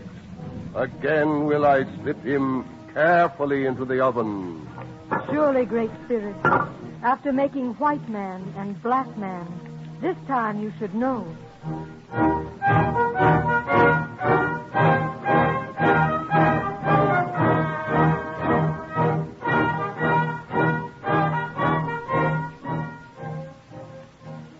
Now I think it is baked right. I take it out. Here, see roots. Great Spirit, look. It is a beautiful golden brown. The perfect man. The American Indian.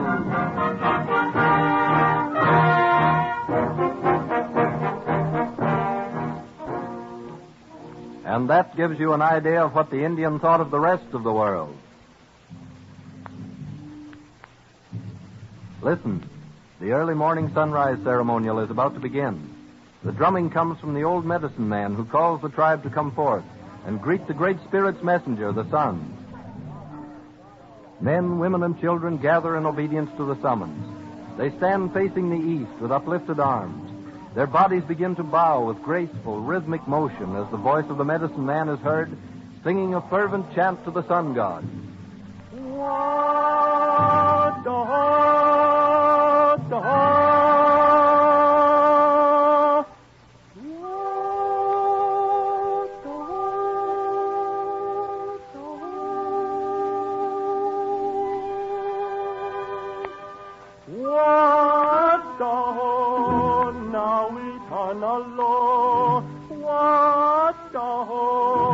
Dahi manalo mayanawi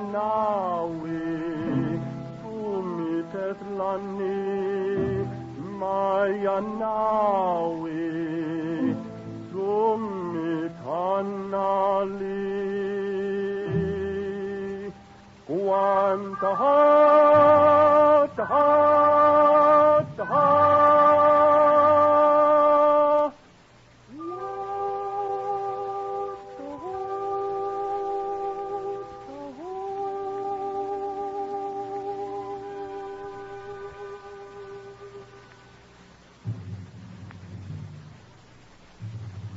And thus begins the day, and another roll of the drum sends them all to their various duties. In an Indian village, one notices the mothers as they wrap their papooses to a hard cradle, a board. Some hang them from a branch of a nearby tree, just as spring hangs her blossoms. The Indian children learn stoical endurance and become familiar with nature. As the mother works nearby, grinding corn or beating moccasins, she sings and talks to baby.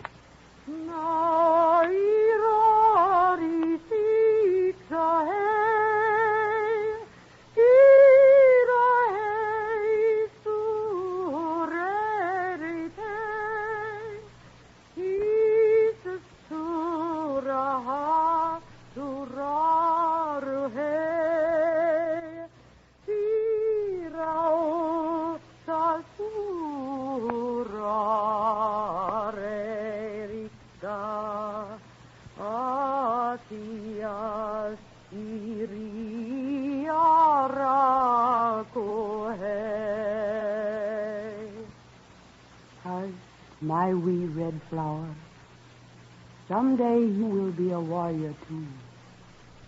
Sleep now. When you wake, you will see your chieftain. Hush. Irari,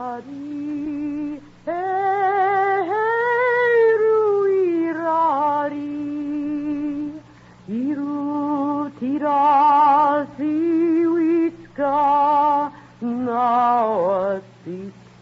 now aku atat now aku asuteri.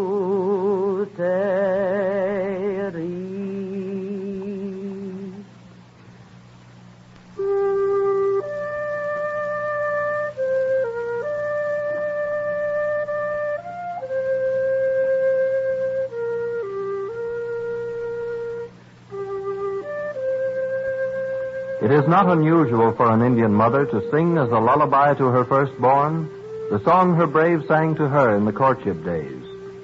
For the courtship, the young lover dresses in his best. Special significance is placed in his blanket, which he throws over his shoulder. The flute plays an important part, for it is his only musical instrument. The young brave carefully chooses 3 nights before the full moon to begin his wooing. He walks towards the maiden's tepee and places before it the skin of a wild animal. A flute call is heard, which begins his serenade.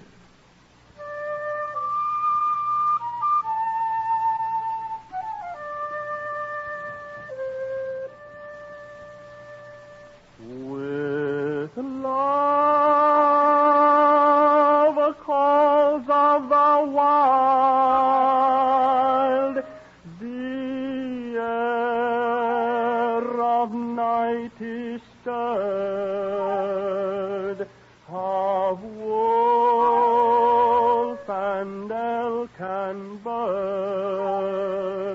Hast thou not heard? Love sends thee word.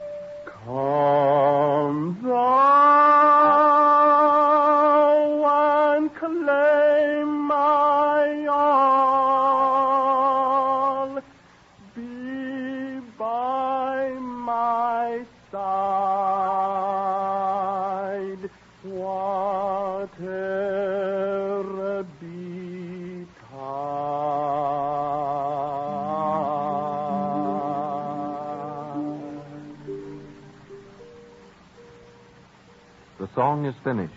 His eyes are fixed upon the top of the teepee for smoke, the sign of an agreeable suit. At last it comes, a thin, feathery curl that rises into the moonlit night. The flap of the teepee opens. The maiden appears in her best dress of buckskin. Oh, white dawn. Surazu. Oh. Very pleasant and warm is the firelight. But I like best the starlight. And better yet, the moonlight. Ahu. The night. It is so beautiful. The winter is gone, and spring is here. The leaves whisper and woo one another in the breeze. The smoke from my fire is true, and travels straight to the morning star. There is a power stronger than life drawing us together, like a string to a bow, each useless without the other. Ahu. For one moment we lean upon that power. But now we must follow the trail that is right. The trail our people know. I am not of your clan. That I know. But does not our tribe call you the most beautiful? The one with the nimble fingers whose heart and hands move together? Will you not leave with me the fires of our people? Will you not journey with me to distant lands, to a new life, to freedom? I am a skillful hunter and strong.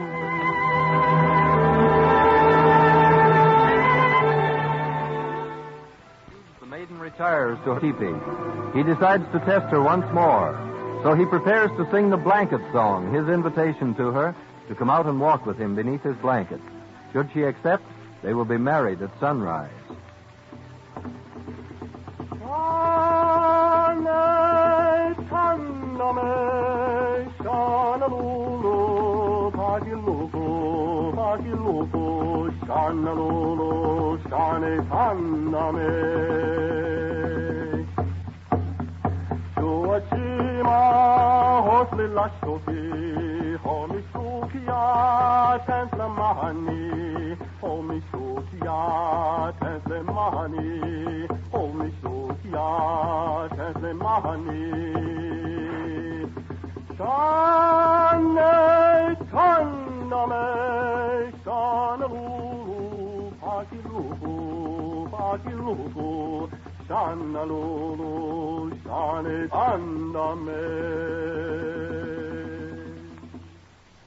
The song is finished. The maiden returns, and their love is pledged.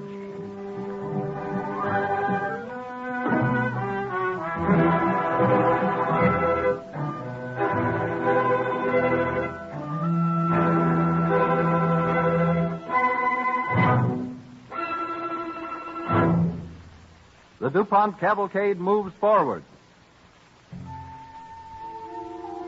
Our scene changes now to the windswept plains of the West. We're going to tell the story of a modern American Indian who stood against the traditions of his tribe and dared his parents' displeasure. It is the true story of Kurux Pahitu, and this evening he reenacts his own experiences. We find ourselves in the teepee of Atius, an Indian father, who is seated on the ground before a low-burning fire. With him is his wife, Atira, and Kurau, the old medicine man of the tribe. It is dusk. Since my son Kurux has returned from school in the white man's country, he is not happy. He is strange and distant. Ahu, listen. He sings, but his songs are meant for others. Kurau, you are our medicine man. What say you? The head and heart of Kurux, your son, are under the spell of the whites. They have allowed him to return to his home, but he has left his heart behind. The spell is strong. Many of our people have been under the spell before, and you have freed them. Can you not help our son? I freed them because they believed in my powers and came to me for help. Deep in his heart, Kurux has lost faith in the ways of his people. Silence. He is here. Kurau, what you say is true. Our son is parting from the ways of his people. Kurux. Yes, my father. You know well that you are forbidden whistle in the presence of the medicine man. I am sorry. I did not think. You are forgetting all our teachings. Your journey into the white man's country has done you no good. You do not know the whites, my father. You have never been in their world. It is so unlike the life here on the plains, I cannot explain it to you. They promise you many things, but will they fulfill their promises? Do you want to roam forever as an exile from your people? I wish to bring honor to you and to my tribe in the cities. Think of the happiness of those you are leaving. Our hearts rise to your songs. The white man cares not for the songs of the Indian. There you are wrong, my mother. Already I have won the hearts of many with songs, with legends of the Indian, of the sun, stars, and trees. Stories which will make them understand us better. Oh, Turahe. You leave your hunting grounds for towns of dirt and smoke, for people who will weary of you and throw you off like the earth does the snow when spring comes. My white friends want to help me. The white man has done many wonderful things. The rocks that lie useless on the plains he uses to build streets and houses that tower towards the sun. My heart is there, and I will not be content until I point my steps toward the east. I have heard enough.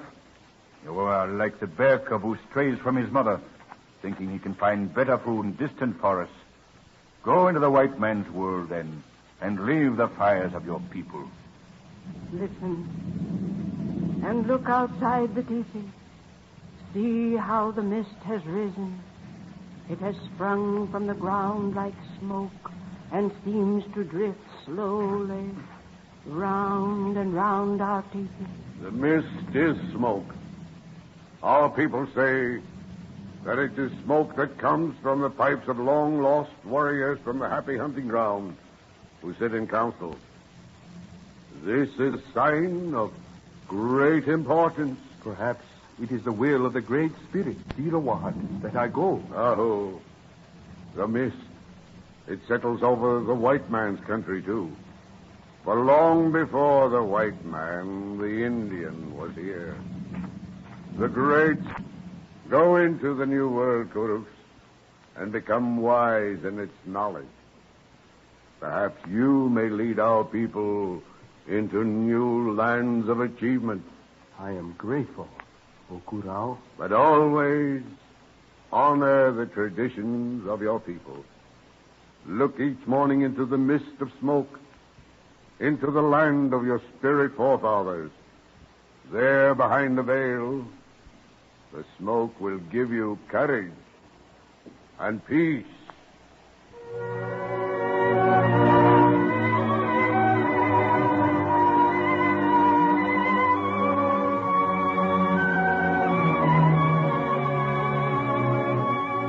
The return to the east was filled with real adventure for Kuruks Pahitu. The months drifted into years. No word was heard from the absent one. Then one day in a western town, a Pawnee chieftain rides to the mayor's office where a conference is held. The following day, many boxes are unpacked at the courthouse square of the town. Then the Pawnee Indians of the four clans begin to arrive, some walking, others on horseback. Now they spread their blankets and sit in an expectant crowd before the courthouse. Two citizens of the town pause to look at the gathering.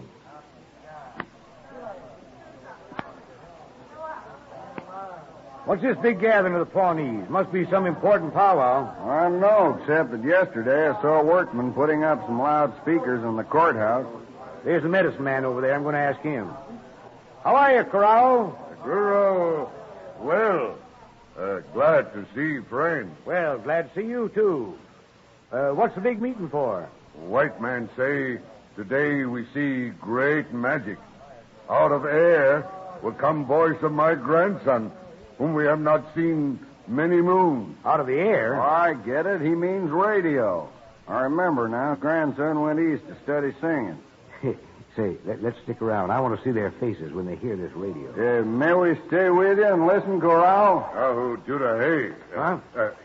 You're welcome. Thanks. Listen, radio's going. Ladies and gentlemen, here in our studio tonight is a young man who will sing for you.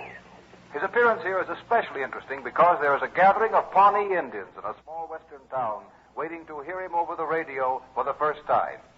He is a son of the tribe and grandson of their revered chieftain. His voice will wing out to the listening hearts of the Pawnees. We hope it will also warm those responsive hearts along the way at the white man's firesides. Standing beside me is Kurux Pahitu, a Pawnee tribe. I ask him to send back to his people a word of greeting. Kurux Pahitu, will you say a word of greeting, please? Breathless. Nawa irari, adias a atika. Iri we data 60 who. Ira tariki tira tu tawaktiku. It is indeed voice of Kurux Pahitu. What'd he say? He say, here stand I, happy because I am to sing and represent you, my people. With his song. Kurux Pahitu will sing the song The of white man worked many wonders. Come, let us give thanks to Great Spirit. We of the old order were wrong, but Kurux had vision.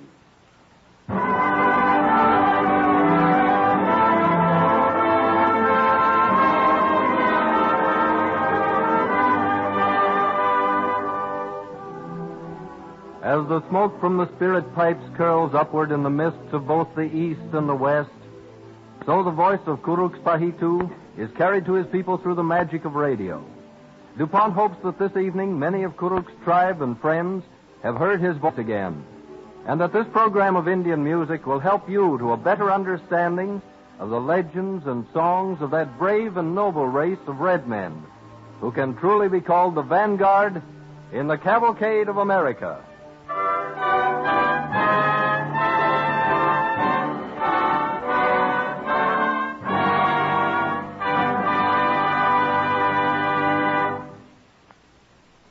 Day before yesterday, the employees of 81 DuPont plants located in 27 states learned that a new plan which they themselves had suggested and worked out with the management had just been adopted by the DuPont company.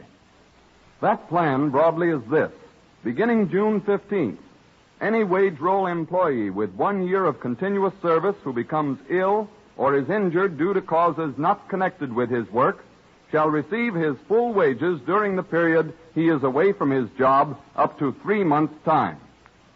More than 32,000 employees in DuPont plants are eligible under this plan to receive their regular pay if they're laid up. Of course, any employee who loses time because of a mishap that occurs while on the job will receive similar benefits. That gives us an outline of the new arrangement, which is called the Disability Wage Plan. It adds one more to a set of DuPont employee benefit projects, some of which have been in effect for 32 years. Now let's hear from one of the men who will share in the benefits of this new plan. Standing beside me here is Walter Nelson, a tinsmith who has worked at the DuPont Company's Arlington, New Jersey plant for 28 years. His father worked at the same plant for 44 years before him. Mr. Nelson works there, and now his son works there, too, making 3 generations of the family with the DuPont Company. Mr. Nelson, why does this new disability wage plan appeal to you? Well, one thing that gives all of us a lot of worry is the thought of getting sick or hurt and having to lay off work. A fellow wonders how he's going to keep on feeding the family and pay the doctor's bills, too. Nearly all of us have some of the health and accident insurance which our company helps us carry. But you know how expenses pile a lot bigger than ever figured. So some of us thought it would be a fine thing if the company would pay us part of our wages when we are laid up, even though the cause of our being off the job had nothing to do with our regular work. What I mean is, if any of us get the flu or break a leg playing baseball or anything, it would be great to get at least part of our reg pay.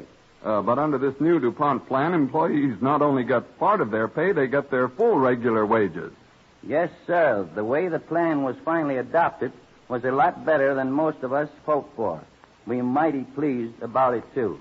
Well, I can well understand that. It's also interesting how this plan was worked out, jointly between the employees and the management. Several months ago, men in 5 different DuPont plants brought up the question of wage benefits. They were asked to submit definite proposals, and after this was done, a composite plan was submitted to representatives of the employees at all the other DuPont plants. Finally, after everyone's ideas were considered, the plan was worked out in its present form, giving full wages instead of part pay, and the DuPont Company is putting the plan into effect the middle of June. That was real cooperation. And this spirit means something to people everywhere. For whether they are chemists, engineers, salesmen, or plant workers, DuPont employees are working together to produce better things for better living through chemistry.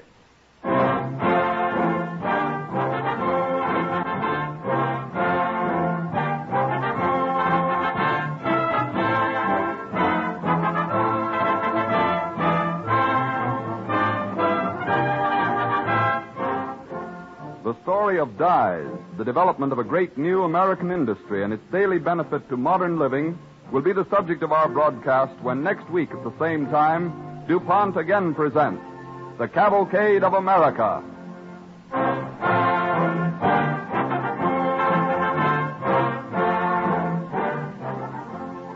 This is the Columbia Broadcasting System.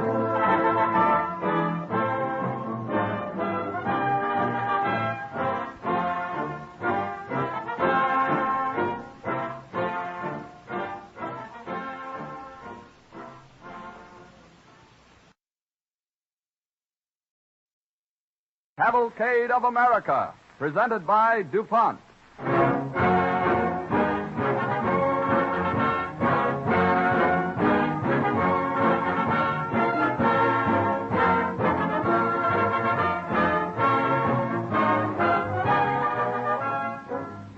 In the past century, the chemical industry in the United States has helped raise the standard of living to a higher level than ever before.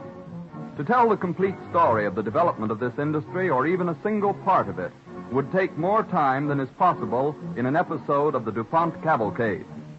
So this evening we will trace the progress of one branch of chemistry, a story of American dyes, not by facts and figures, but through the influence the dye industry had on a typical American family, a family that profited by the work of the research chemist and enjoyed the results of his efforts to provide, as DuPont expresses it, better things for better living through chemistry.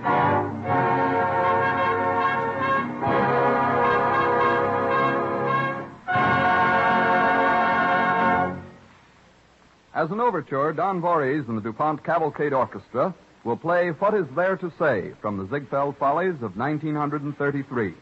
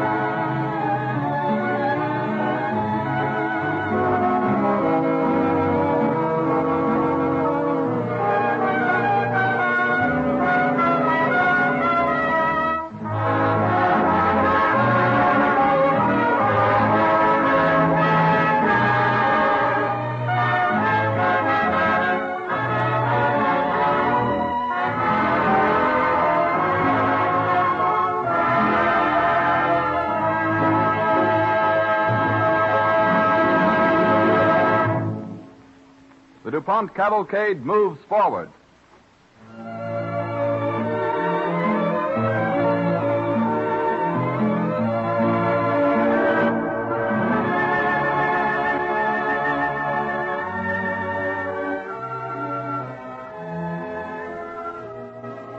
This evening, the DuPont Cavalcade tells the story of a typical American family living in a small suburb.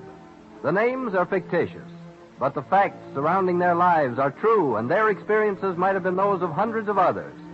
They are the Stones, John and Mary, and we first meet them 21 years ago in the summer of 1916. It is early morning. Mary Stone is preparing breakfast as John Stone comes into the kitchen. Mary, Yes, John. what happened to my new blue shirt? Why, I put it back in your dresser drawer yesterday when the wash came back. Well, I couldn't find it. Well, it's on top on the right-hand side. You don't mean this gray-looking thing, do you? Yes, that's it. It faded a bit in the washing. Faded a bit. I can't wear it like this. John, you know, there seems to be something wrong with all the colors recently. I bought Molly a new bathing suit the other day, and the first time she went into the school pool, it came out all streaked. Well, it just shows. Doesn't pay to buy cheap goods. Cheap? Molly's bathing suit wasn't any bargain. And neither was your shirt. It must be the fault of the dyes. Nothing I've bought lately keeps its color. I can't understand what's happened. Well, I wouldn't be seen in this thing out here. Oh, see who's at the door, will you, dear? I have the toast nearly ready, and I don't want it to burn. All right. Yeah, through the curtain, it looks like Mr. Brown from next door. Probably wants to borrow the lawnmower again. You know, the Browns seem like awfully nice people. And Molly walked home with their boy Ted the other day and says she likes him very much. Oh. We must ask them over sometime. Oh, tell him I've been meaning to call on Mrs. Brown ever since they moved here. I will. Well, Mr. Brown, come in. Mr. Stone, I wonder if you'd do me a big favor. Why, sure, if I can. What's on your mind? Well, something's the matter with my car, and I've just had word from the hospital that they want me over there as quickly as possible. My boy Ted's there. I wondered if you were too busy to drive me down. I should say not. I'd be glad to do it. What's the matter with Ted? Well, we don't know. He's been feeling badly for the past few weeks. Tired and wanting to lie around. And the boy doesn't want to eat. There's something wrong. His mother and I have been terribly worried. They're making an examination today, and the doctor said, well, he wouldn't tell me anything over the phone. He just said he'd like to have me come right down. Well, you'll be there as quickly as I can get you there. Mary? Yes, dear? I'm driving Mr. Brown down to the hospital.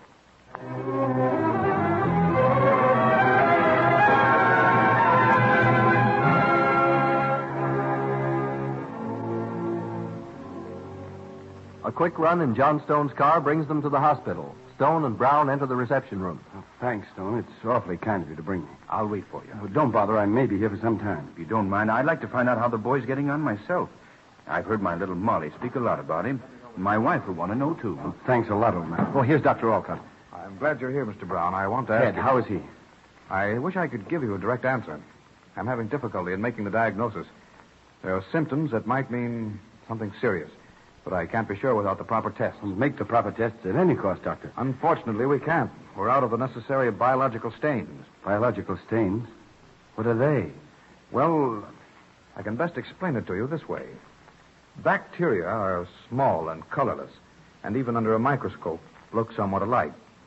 In order to distinguish one from another, a bacteriologist has to color them with certain stains. In examining diseased tissue, for instance, these stains are a vital necessity to locate germs. Without their aid, one can't properly diagnose specimens from patients suspected of having tuberculosis, typhoid... Tuberculosis? Ted, why, Doctor, I hope not. I hope. You better sit down, Mr. Brown. We're not sure, though. Oh, I'm all right. I'm quite all right. May I see him, Doctor? Oh, yes. I'll take you in there at once. But you must promise not a word to the boy or to his mother. I've told her I thought he needed a tonic. I understand. Yes, Doctor. But what are we going to do? We'll do everything in our power. If I only had the proper biological stain, I'd know at once. Pardon me, Doctor, but where do you get these stains? Oh, Doctor, this is our neighbor, Mr. Stone, Dr. Alcott. He drove me down. How do you do, Doctor? How do you do, Mr. Stone? You asked me about the biological stains. We're almost totally dependent on Europe for our stains. At present, there's an embargo, as you know. Nothing can get through the blockade. No dyestuffs are coming in at all. Dyestuffs? My wife and I were talking about dyes this morning. Are these dyes anything like those used in dyeing cloth or textiles? Yes, there's a similarity.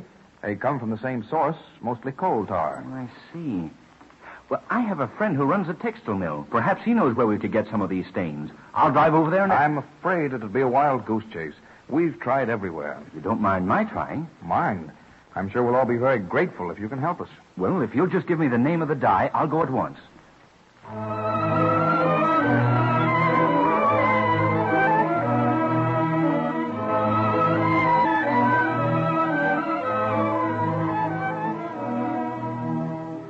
The next day, July 10th, 1916, was one that John Stone was always to remember.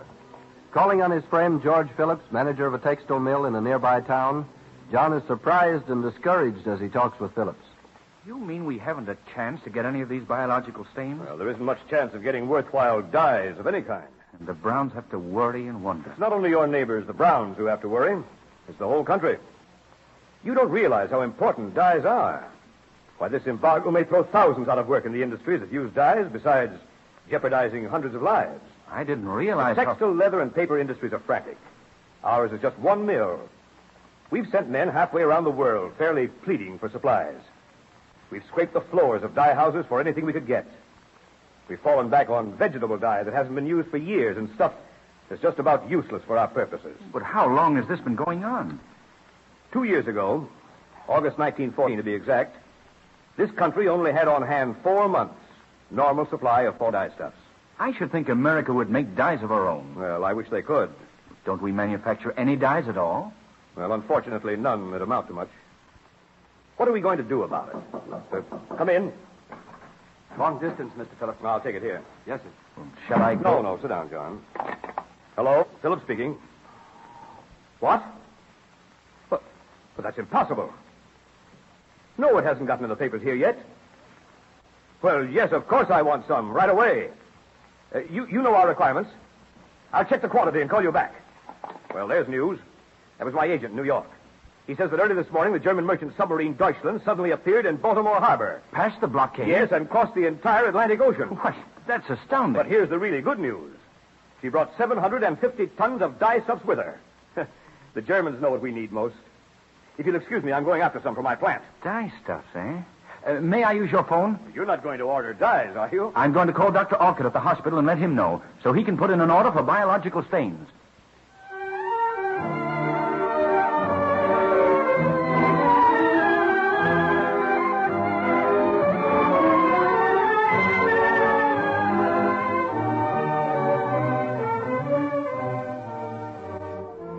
A few days later, John Stone again calls on his friend George Phillips. We find them in Phillips' office. Well, I see you're at work again. Yes, the moment we got our supply of dyes. Oh, by the way, was your friend the doctor able to get his stains? Oh, yes. And the boy? Ted Brown? Why, he's going to be all right. It wasn't what they feared. We won't have to send him to a sanitarium after all. Think of that little bit of coloring matter saving all that money and worry. Well, I'm glad to hear it. You know, I've been thinking over what you told me about the number of men who'll be thrown out of work if we don't have dyes. It's pretty serious. Mary's brother's in the wholesale dry goods business. His firm buys from textile mills all over the country. This might put him out of business. You know, you don't realize these things until they strike home. How's it happen we're so short of dyes? Well, the dye industry grew up abroad. We never felt our dependence until this embargo. The arrival of the Deutschland emphasizes the plight of all our dye-consuming industries. And points to the fact that America ought to have a dye industry of its own. It's just a sort of a challenge to us. Well, we're meeting that challenge already. Early this year, one of the largest chemical organizations in this country considered the possibility of dye stuff manufacture. But it would take a lot of research and more trained men than we have in the country. There's a great future for the right men. Didn't you specialize in chemistry in college? Yes, in order to prepare myself to look after my father's textile works. I found my knowledge of chemistry very useful. You said you thought there was a great future for the American chemist. There is, John. So much so that I'm going to let you in on a secret. I'm planning to make chemistry my future. You mean give up your business here? My brother look after the mills. I've had an offer to go with one of the best American chemical manufacturers. I think I'd like to grow up with a new industry.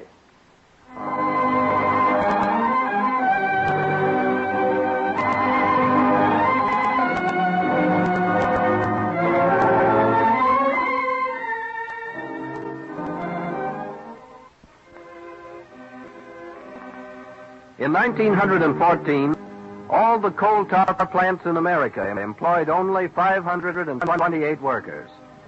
The official census did not bother even to list American-made dyes. But in the following years, this country's chemical industry awoke to its possibilities. Millions of dollars were invested, and many young Americans entered this new field. George Phillips is one of these. We meet him again after the World War, talking with his friend John Stone on one of Phillips' visits to his hometown. Well, how's the chemical industry getting on, George? Well, on its way to success, John. And American dyes? Very encouraging. We're already making some of the finest dyes in the world. Mary's brother was telling me something about the new fabrics that have been coming in from the mills, and I haven't had to complain about the laundry ruining my shirts lately. Well, of course, we haven't reached the point where all the dyes being used here are American-made, but we're producing fast dyes of our own more and more. I'll bet it hasn't been an easy job. Anything but. We've had to overcome technical difficulties. We've had to train hundreds of chemists and technical men. It's meant building expensive plants and equipment and learning the complex needs of the dye-consuming industry. Sounds like a real undertaking. It is. I know of one large, well-equipped manufacturing house commanding the best talent money can buy that spent 18 months on one research job alone before they were in any way successful. You know, George, I'm proud that our American chemists are making good on their own. Well, there's no doubt of that, John. There's still plenty of hard going ahead. But if the American people back us up, we're going to have an industry that not only will produce good dyes at low cost, but will make America independent in many other things that we need.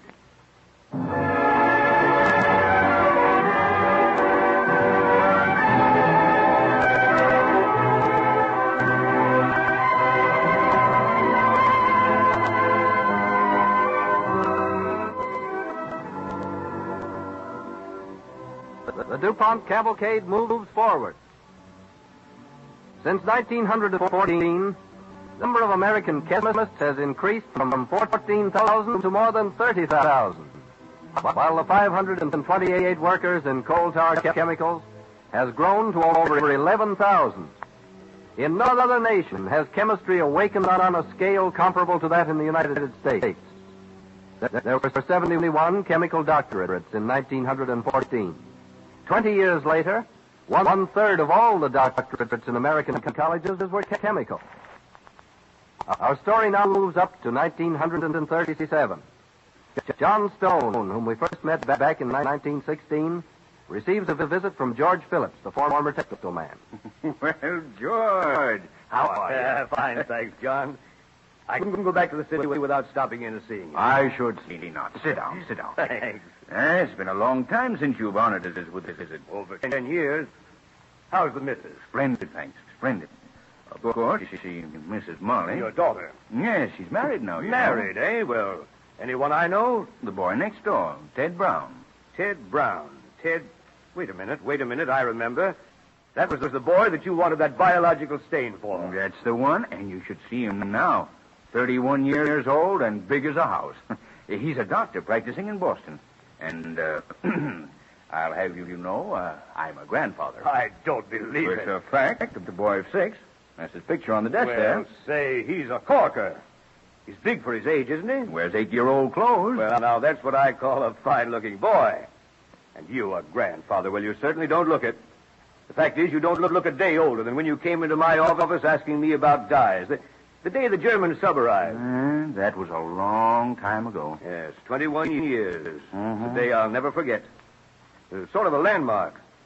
My new work started right there. It made me realize the importance of dyes in industry, and I wanted to be in on the ground floor. American dyes. Well, tell me, George, has the American dye industry really lived up to all the great things you talked about back in those days? Yes, indeed, and a great deal more.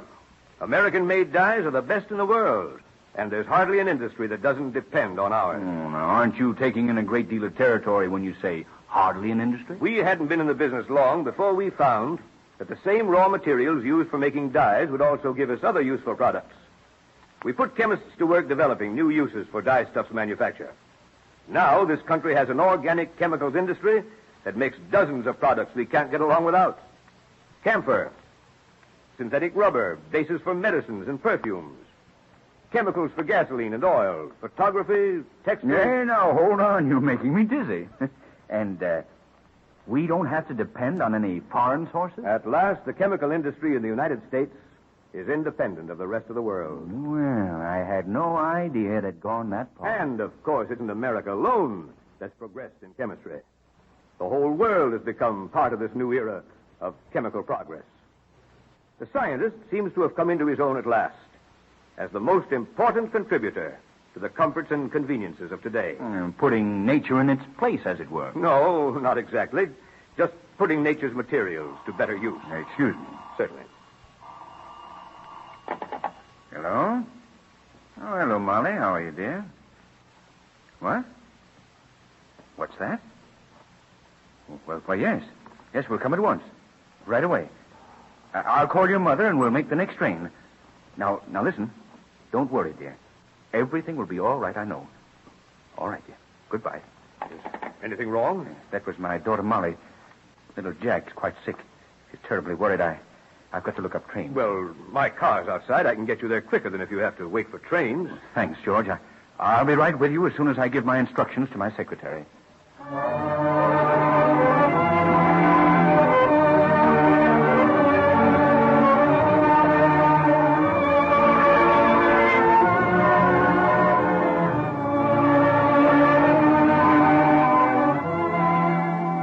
And meanwhile, at the home of Ted Brown and his wife Molly in the suburb of Boston, the young father and mother are anxious and worried. Ted, you can tell me. I'll be brave. I don't know myself, honey. Don't trust my own judgment. That's why I want to get into the hospital to be sure. I phoned Father. He and Mother are coming right away. Oh, that's good. I'll be glad to have them with you. Oh, Ted, it all seems too hopeless. Darling, Jack may hear you. No, I closed the door to his room. Oh, he must get well. Now, don't let's think of it. We can't tell a thing, really, until we make the tests. There's the ambulance now. You go in and get Jack ready. Now, take it easy, sweet. We'll pull him through. Oh, how can you be so calm? I'm almost crazy. I know, honey, I know. You've been very plucky, but you mustn't let him know that we're worried. I'll let him in. Hello, Doctor. Hello, Dr. Bates. Thanks for getting here so promptly. Your wife? No, my boy, Jack. Emergency operation? No. I'm afraid... Well, I'm not sure, but it looks like streptococcus. Yeah, I'm awfully sorry, Doctor. I only hope the ambulance doesn't frighten the boy. Saw one of his cousins taken away for an operation once. We're ready, Ted. Hey, come on, we'll go to the boy's room. Don't bring that stretcher. That would frighten him. Now, it's all right, Jack. Here comes Dad. This is Dr. Bates, dear. My wife. How do you do, Mrs. Brown? How do you do, Doc? Well, son, you all ready? Here's my friend, Dr. Bates. He's come to take us for a trip. How are you, Jack? My throat hurts. Well, we'll have that fixed up in no time, down at the hospital. All right, come on. Dad's gonna lift you up. Can I walk, Dad? No, I think I better carry you. Don't want you to get tired with that sore throat of yours. All right, Molly, just throw that blanket over him. Say, don't I get dressed? No, dear. We're in a hurry. We haven't time to dress you. Now, you must be quiet. You see, Jack, I have to get the car back in a hurry, so you'll have to come along as you are. Dad, am I awful sick? Why, no, son. What makes you ask that? Well, going in an ambulance. Why, we thought we'd give you a treat. You know, it isn't every boy who gets a chance to ride in an ambulance. You like to go fast, don't you? Will we go fast? Well, we sure will, right past the red lights with a bell ringing all the time. You're a lucky young man having a doctor for your father so you can have a ride like this. Oh, Ted. Steady, honey. Gee, past all the red lights. Can I ring the bell? We'll see, son. We'll see.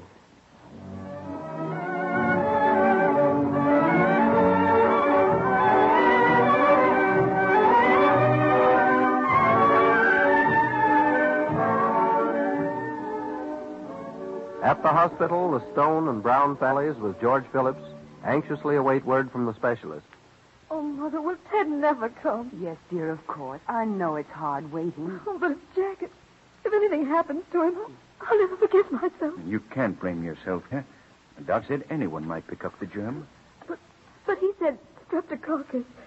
I thought that meant there was no hope. Well, now, perhaps the specialist wasn't sure. Oh, yes, Mr. Phillips. He made the test with those biological stains. There's no doubt. But Dr. Brennan said there was a chance. One faint chance. Oh, No, dear, a good chance.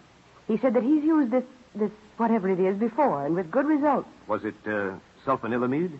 I don't know. Yes, I think that was the name. Do you know of it? Yes. Sulfanilamide is a dye derivative. It's been quite successful in streptococcus. Well, I never heard of it. It's new, but I'm told it's already saved a number of lives. Of course, an infection must be treated promptly if success is expected. Well, we can only hope. Here's Ted now. Oh, Ted, tell me. Jack. He's all right, dear.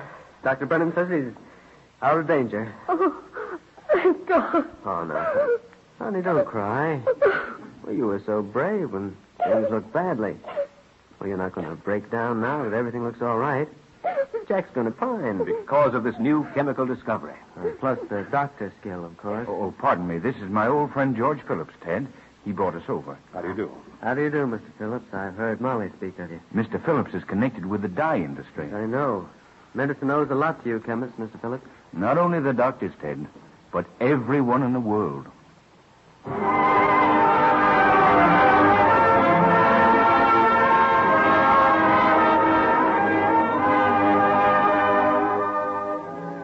Thanks to a discovery of research chemistry, another life is saved. From small beginnings in a comparatively short space of time, the dye industry in the United States has become an important factor in the lives of all of us. And its leaders have won for themselves a proud place in the Cavalcade of America.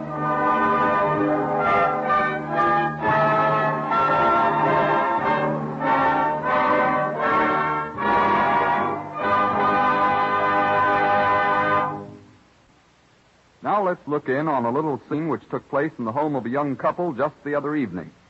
Oh, my blue dress is all faded. I'm just sick about it. Faded? Well, let's see. Boy, I'll say it is. More hard-earned cash gone for nothing. Well, I wonder what happened to it. If that young wife were to ask a DuPont chemist why the color in her dress faded, he'd answer her something like this. Probably because the fabric was not vat dyed. To give many types of cloth, such as cotton, linen, and rayon, colors that are really fast, chemists have developed a class of products known as vat dyes. Before the vat dyes produced by the DuPont Company are placed on the market, they must pass more than 20 rigid tests. Materials that have been dyed in DuPont laboratories are subjected to every possible color-destroying agent, such as acids and alkalis, repeated washings, long exposure to brilliant light and perspiration. Thus, the fastness of DuPont dyes are known before they are sold. That's why it is now possible to buy garments or other goods in the most brilliant colors without fear that they'll fade. DuPont vat dyes are real insurance against disappointment and loss. More and more manufacturers are guaranteeing fabrics to be color fast, and some put tags on their goods stating that the cloth is vat dyed. Today we enjoy gorgeous colors without sacrificing utility because modern textile houses using the fast dyes that chemistry has created do such fine work. This is true whether the dyeing is done in the raw fiber or in the yarn, whether the goods are piece dyed or printed. Prints, by the way, are very much in vogue right now because you can get printed goods in a great variety of color combinations and designs that are really fast. One of the largest printers of fabrics for men's shirts says this about vat dyes, quote, "They give clear, uniform colors that make it possible to produce more interesting patterns, and the colors can be depended on to last the life of the garment," end quote. The DuPont Company, a leader in the development of America's dye-stuffs industry, pioneered in producing vat dyes. This contribution is just one more illustration of how DuPont chemists are making good their pledge, better things for better living, through chemistry.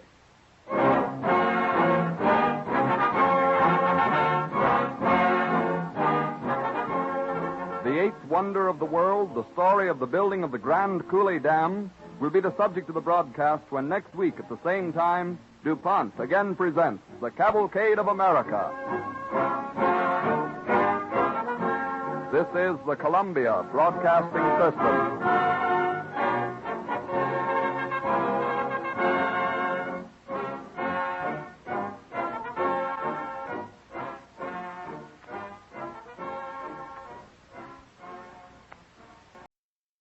Cavalcade of America, presented by DuPont.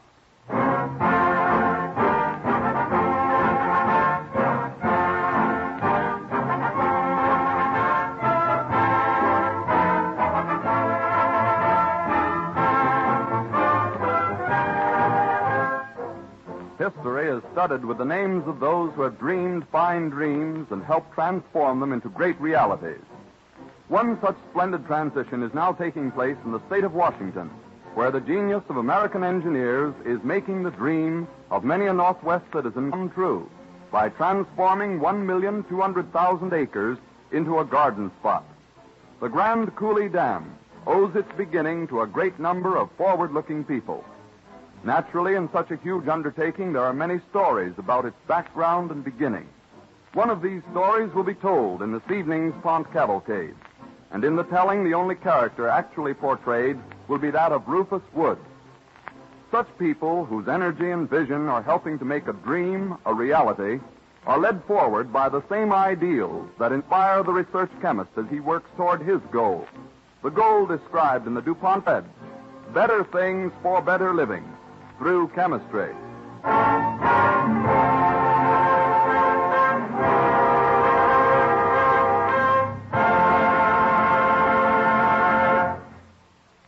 As an overture, Don Voorhees and the DuPont Cavalcade Orchestra play a popular favorite, I'll See You in My Dream.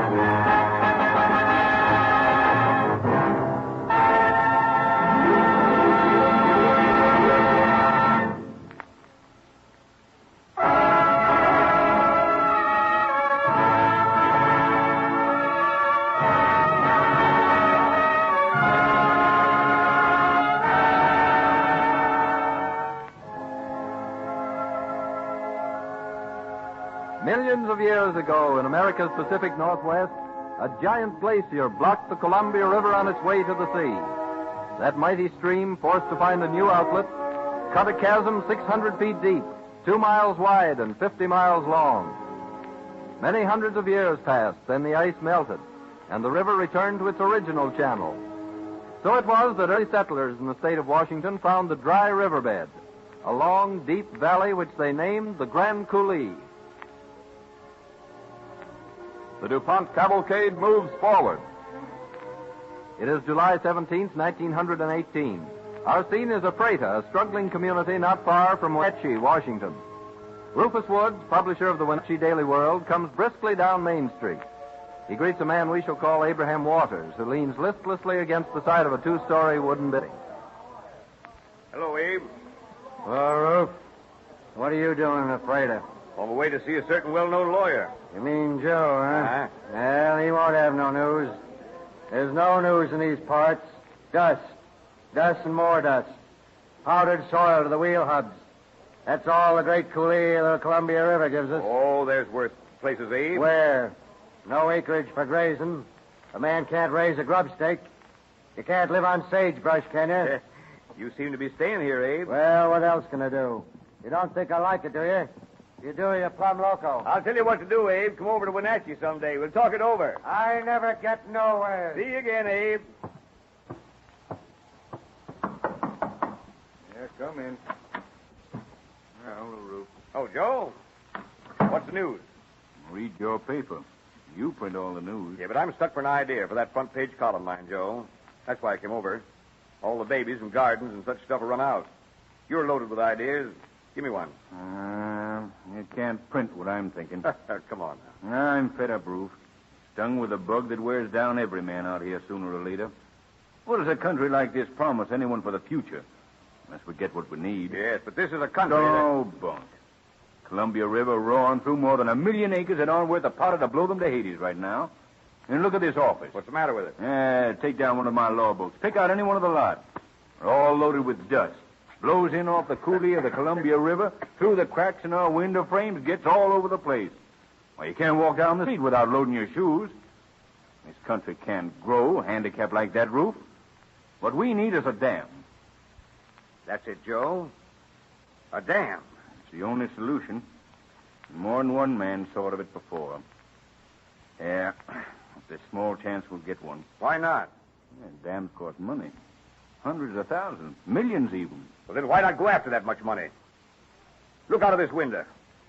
Miles of useless acreage that can be made fertile by turning the Columbia into the biggest irrigation project the world's ever heard of. You're right, Roof. That land could be made fertile, and we could have plenty of power, too, if we had a dam. A dam's what we need here. A dam's what we'll go after. A dam for the coulee, the Columbia harness. Quick, give me a pencil. I'll write an editorial that'll start things humming around here.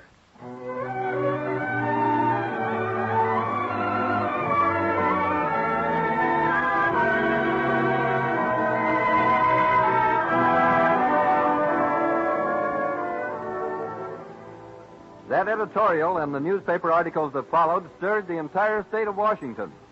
In the years that followed, many men cooperated. A group which included Jim O'Sullivan, Gail Matthews, Winter Prowell, John Mooney, Dr. Whitby, David R. McGinnis, Rufus Woods, and many more, as well as organizations in Portland, Seattle, Spokane, and other centers. It is 1933.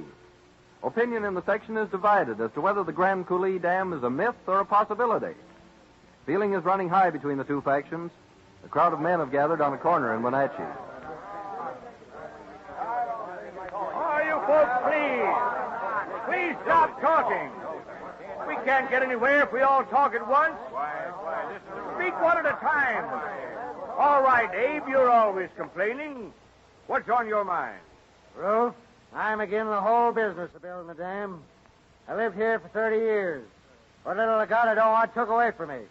It's a crazy brain scheme, trying to dam the Columbia. You can't harness that river. She's too big and too strong. Hey, you know what Judge Steiner said?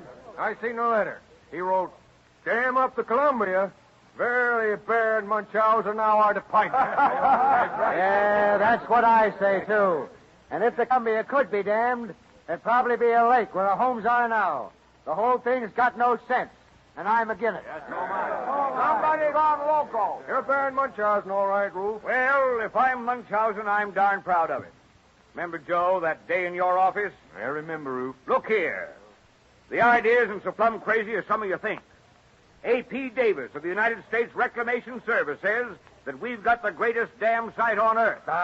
What do you and Jim O'Sullivan and your gang know about dams anyway? Well, they ought to know, Abe. They got a regular university on dams with books and charts and reports and pictures of all the dams in the world. Yeah. And what comes of all those surveys? the sum total of nothing. Wait a minute. Look at the government surveys. That's what Homer Galt's doing in March 24. He's one of the outstanding engineers of the Reclamation Bureau. There's the Willis T. Batchelor report. And our own Senator Dill and Governor Martin are interested, aren't they? You can't harness the river. It wastes time and it wastes money.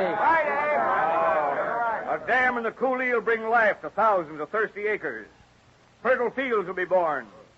There'll be thousands of fine homes where now there's nothing but sagebrush. He's crazy out of his head like the rest of that gang. We mustn't lose faith when we really started.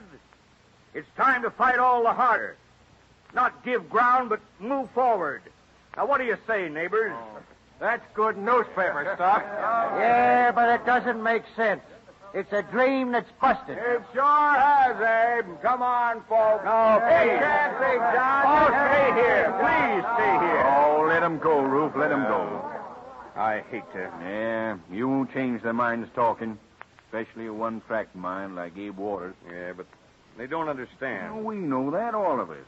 But you can't make them see it, so save your strength. I got news, Roof. Good news. Washington's on the job. We aren't going to forget this July 27th as long as we live. Joe, what are you talking about? $63 million have been allotted for the Grand Coulee Dam. You're not kidding me, are you? There was a report made in the Senate today. Then it isn't a dream. Work is going to start. There'll be work here for thousands. The whole coulee will be changed. Come back here, Abe Waters. Washington's back of our idea. The dam's coming true.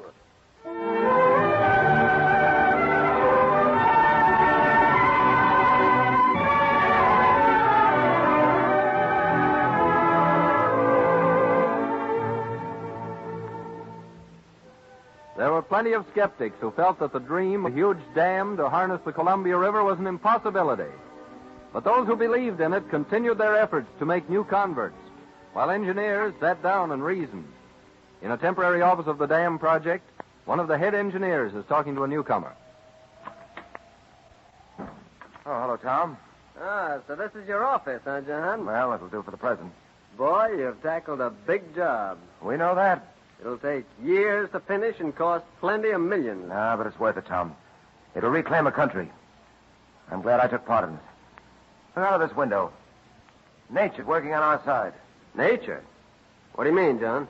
Oh, Mother Nature herself. You may not realize it, old man, but she's been working for years to set the scene for this job. You see those banks in the west? Yeah? They're solid rock. So are the banks on this side. Move off the surface gravel and sand, and they'll make perfect abutments. We'll put up a cellular cofferdam to hold back the river. How long will that dam be?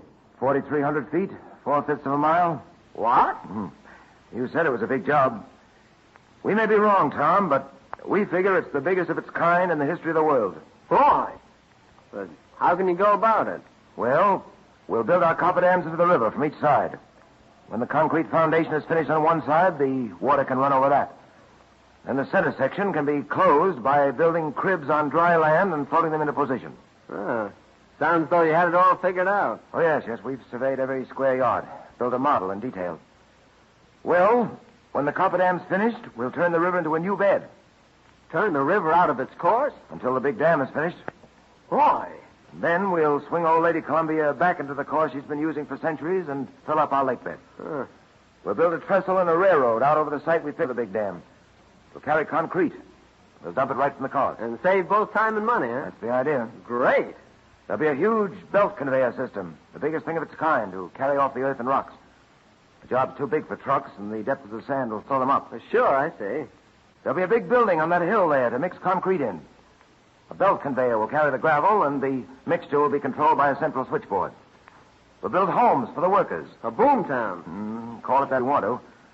We'll build an electrical plant so the river can furnish us with power. An electrical city, A city of homes men will be proud to live in. It'll have its own local government, hotel, its own stores, police and fire department. Not a chimney in it, Tom. Heat, light, hot water, cooking. All done by electricity. Talk about your old boom towns. Well, they were nothing beside this.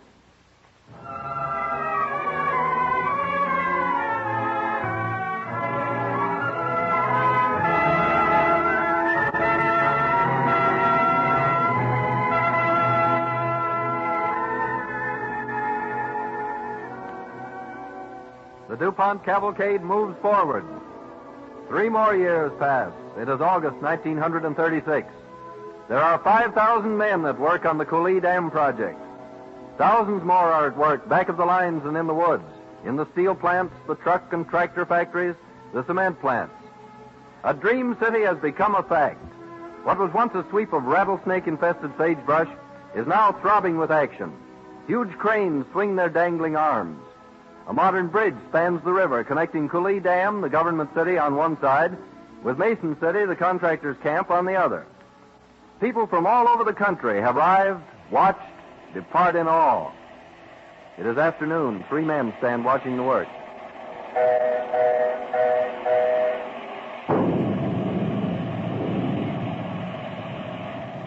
It makes a glorious picture, Joe. More like a miracle, I'd say, Roof. And do you remember when 5,000 people made their way through the dust and heat to this dam site, including those 18 congressmen who were on the committee? You bet I do. So do I remember what you said to them, too, Roof. You said, "Now, congressmen, all we want is a slab of concrete across that river." Yeah. Well, dog my catch if that slab of concrete ain't going in. And what a slab it is. 4/5 of a mile long, 550 feet high, and 500 feet wide at the base. Yeah, they're tying up the old river. Well, she ain't been tied up yet. And if she is, she can break loose. I ain't counting my chicks till the eggs are hatched out. We don't know what may happen. Still pessimistic, huh, Abe? Well, nothing can stop it now. All it takes is time. When it's finished, this Hey, section... look over there. Where? Up there on the east side. Something's wrong, I can tell that. It looks like the start of a landslide. Hey, if those tons were to come down... They won't let that happen. Yeah, but it doesn't look good. When that dirt breaks loose, it'll cover up hundreds. Spoil long weeks of labor. They won't let it break loose. You can't tell. Oh, shut up, Abe. Well, you can't keep monkeying with nature without coming to trouble. I've known that from the start. Hey, Roof, come back here. I'll be back. Stay where you are. Don't get nearer that east hill. He's gone clean loco now, Joe. He can't hold up a landslide.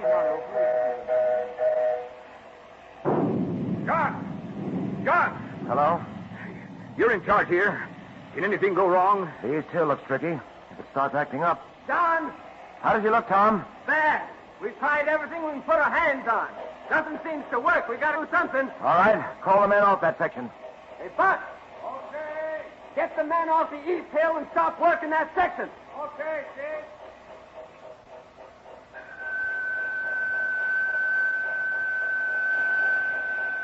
Now what do we do? Come on in the office, Tom. We've taken every hurdle in stride so far, and we'll add this one to them. Come on in, Rufus. All right. Don't let this fuss get your goat. We'll find the answer before long. Well, you know what it means if that hill starts to slide, John. It'll bury the work set up at the bottom. It'll block the whole work. You're not giving me news. Wait a minute. Grace, get hold of Carson. He's up at the mixer. John. Hold your horses a while. Hello? That you, Carson? Yeah. The east hill looks slippery. She's gonna slide, Chief. All right. Call up the men at the base. Are there any trucks down there? Yeah, 2. Get them out of the way. And don't send any more concrete until we iron out this mess. You stick right where you are. Right. If those men at the bottom... There won't be any men down there. You'll get them all out by phone. Oh, starting to leave already. Take a look at the hill. There's a spot near the top. John! John, she started to go!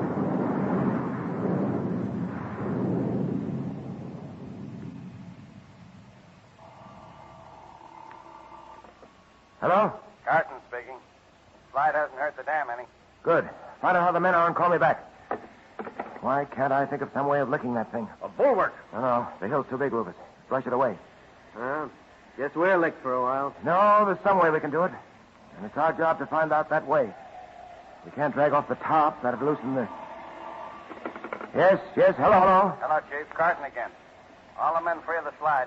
Nobody was hurt. Right. All safe. Thank heaven for that much. Hey, I got an idea. Yeah? This couldn't have happened at the North Pole. Oh, now don't try to be fun. I'm not kidding. I mean it. The ground would be frozen. Get it? The ground will be frozen. Yeah, I get it. And thanks. By thunder, he's got it. We can set up an ice dam. Freeze that east hill up solid. Keep it covered in the daytime so the sun can't melt it. It's a great idea, Carson. We'll have no more landslides now.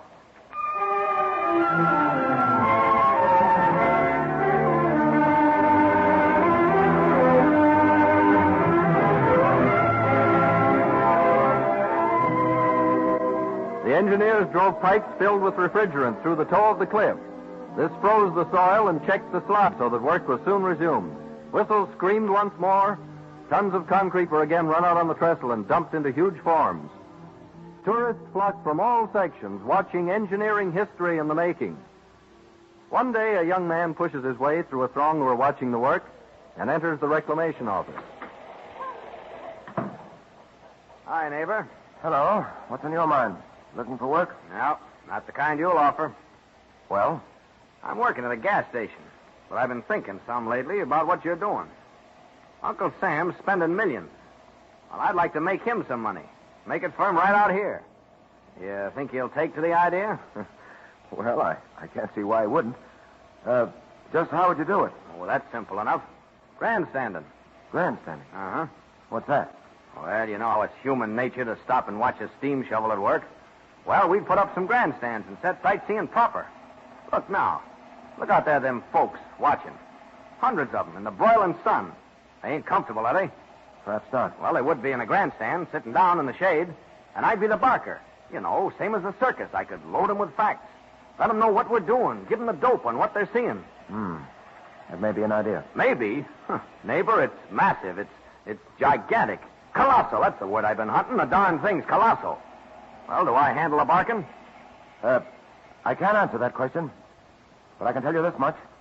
You've brought us a real idea.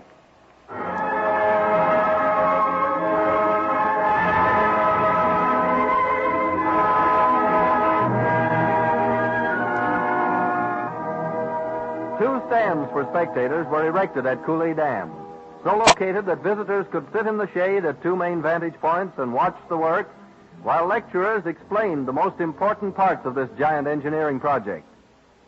One day, Rufus Woods and his friend Joe, in a crowd of people sitting in one of the stands, listened to the lecturer's voice through the loudspeaker system.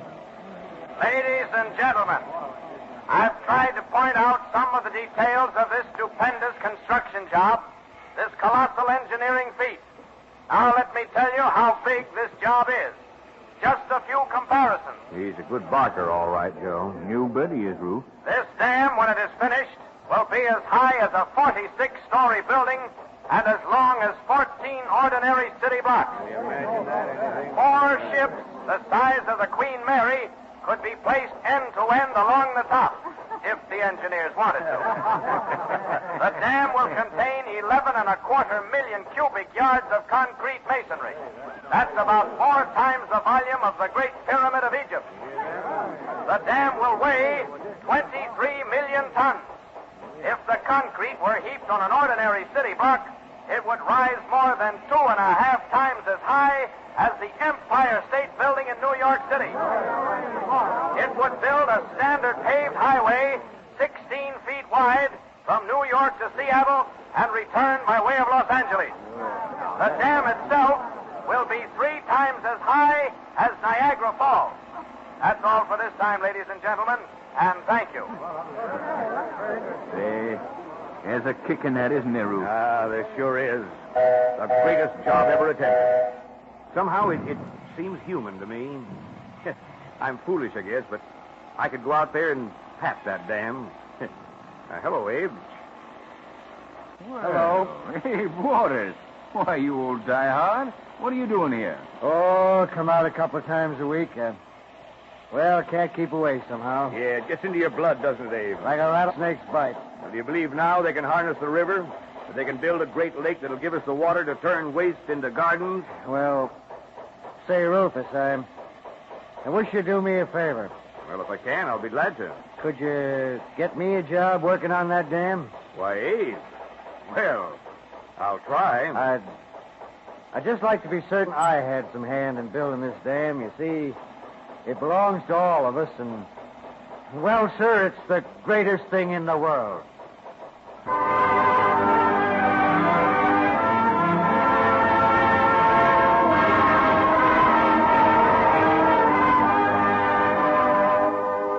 Today, the Grand Coulee Dam is half completed. The dream many men and many organizations worked for has come true. In another 3 or 4 years, the wheels will be turning out power, and one unit of irrigation after another will be opening. men of imagination, using the tools given them by science, have made possible the Cooley Dam. This evening, DuPont is proud to add their names to the distinguished roster of the Cavalcade of America.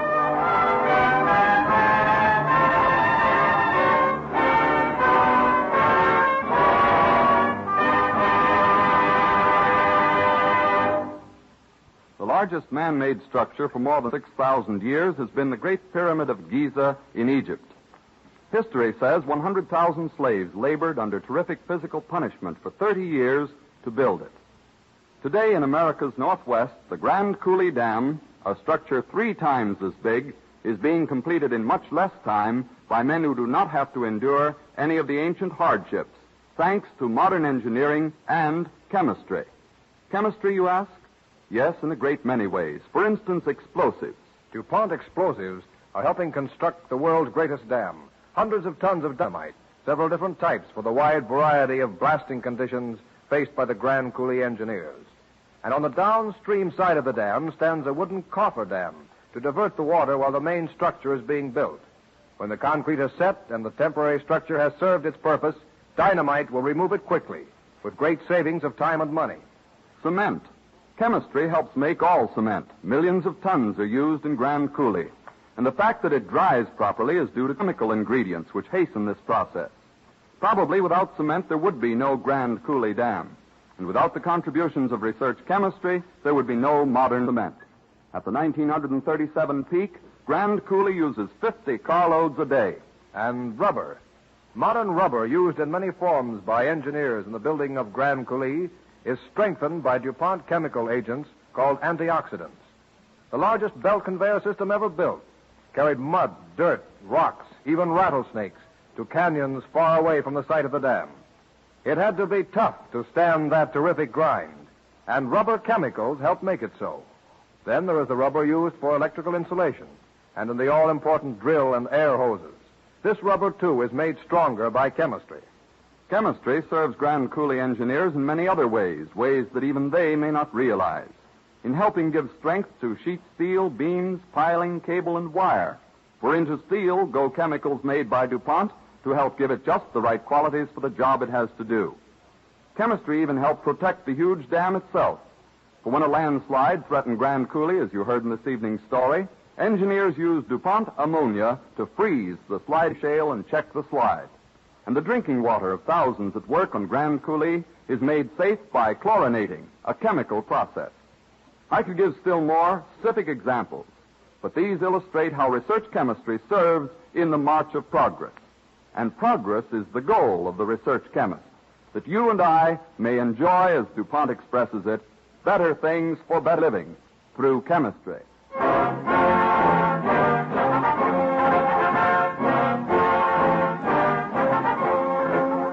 Stars of Destiny, the story of David Rittenhouse and his contributions to many sciences, including astronomy, will be the subject of our broadcast when next week at the same time, DuPont again presents the Cavalcade of America. This is the Columbia Broadcasting System.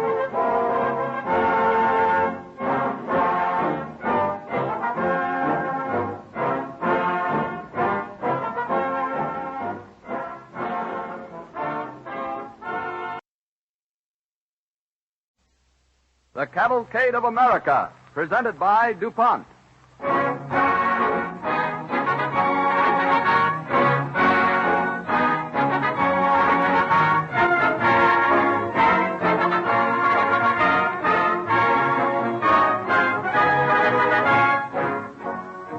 Among the practical men of vision in our country's history is one who left a career of science for his duty to his country and became great in both. This man was David Rittenhouse, astronomer, mathematician, and patriot. This evening, the DuPont Cavalcade presents some highlights in his colorful life. David Rittenhouse was always striving to bring more comforts and conveniences into the lives of his contemporaries. This also is the aim of the research chemist, who helps to provide a fuller and more complete existence for all. This thought is aptly expressed in the DuPont pledge: better things for better living through chemistry. Thank you.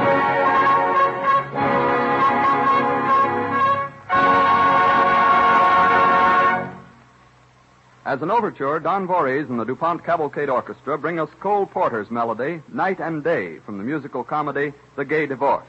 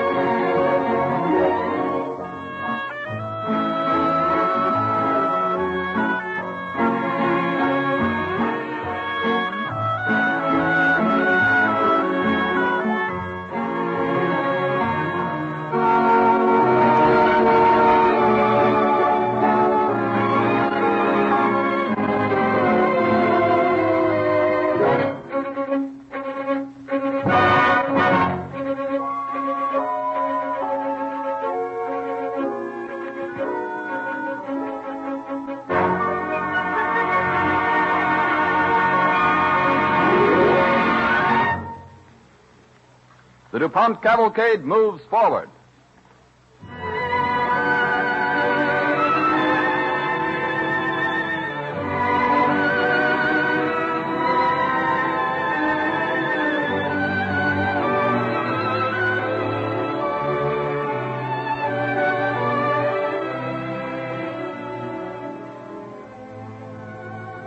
David Rittenhouse came into the world April 8, 1732. His great-grandfather, a Dutchman, had established the first paper manufactory in America.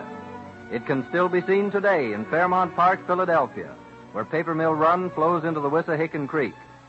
In a house adjoining this mill, David Rittenhouse was born. That same year, his father moved to a farm at Norriton, Pennsylvania. When David was 14, he was faced with his first great decision. His father storms into the kitchen where Mrs. Rittenhouse is busy cooking supper. There's Dave. He's out fetching some wood for the fire. It is good he has something useful doing. No, he's always doing something useful. He's a hard worker, and you know it, Matt. What have you got your Dutch up about now? You can save your opinions about the Dutch. They're the only race that could make a living with so many of your Welsh around here. Well, the Welsh know a good bargain when they see it. That's why I married you. No, there's no use trying to get around me with that. Now, what's wrong with Divvy? You will hear when I see him. Well, here he comes now. But now, whatever it is, Matt, I'm on his side. Here's your wood, Ma. Oh, thank you, dear. Hello, Father. Feels like rain. No, that isn't rain, dear. It's just your father looking like a thundercloud. Shut the door, Davy. Yes, Ma. I hope it doesn't rain till tomorrow. David? Yes, Father? What do you mean wasting your time when there's so much work to be done? I don't remember wasting any time, Father. How do you know he was wasting his time, There Matt? is plenty of evidence on every building around here. They are covered with numbers and drawings. Even the woodshed's full of them. That's why I hope it won't rain tonight. I have a calculation on the spring house that's only half finished. It's only written in charcoal, you know. What's only written in charcoal? Figures. Nonsense. Could not make head or tails of it. Well, neither can I with some of them, but I will. Where did you put Uncle's book on Newton, Ma? That Principia? What's there on the shelf, dear? Elizabeth, I knew those things your brother left David would take his mind off his work. Now he brings in all the wood we need. You let Davy do all the figuring he has a mind to. Well, I don't take no stock in it. Well, what of it so long as Davy does? You're mighty proud of it, too, Matthias. I notice you've still got that watermill model he made when he was only 8 years old. No. Now I've got Uncle's tool chest, I can make almost anything. I wish I had more time to give to making things. What would you like to make, Davy? Well, I think I'd like to make clocks. Clocks? Why clocks? Because people need them and can't get them.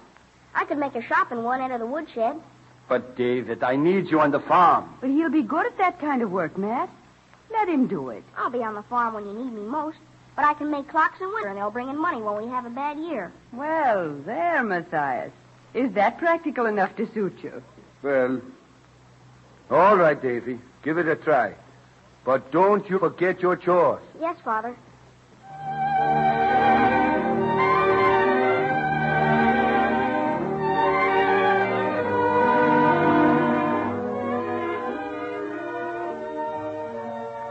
As the years passed by, the name of David Rittenhouse on fine clocks drew the attention of many celebrated men.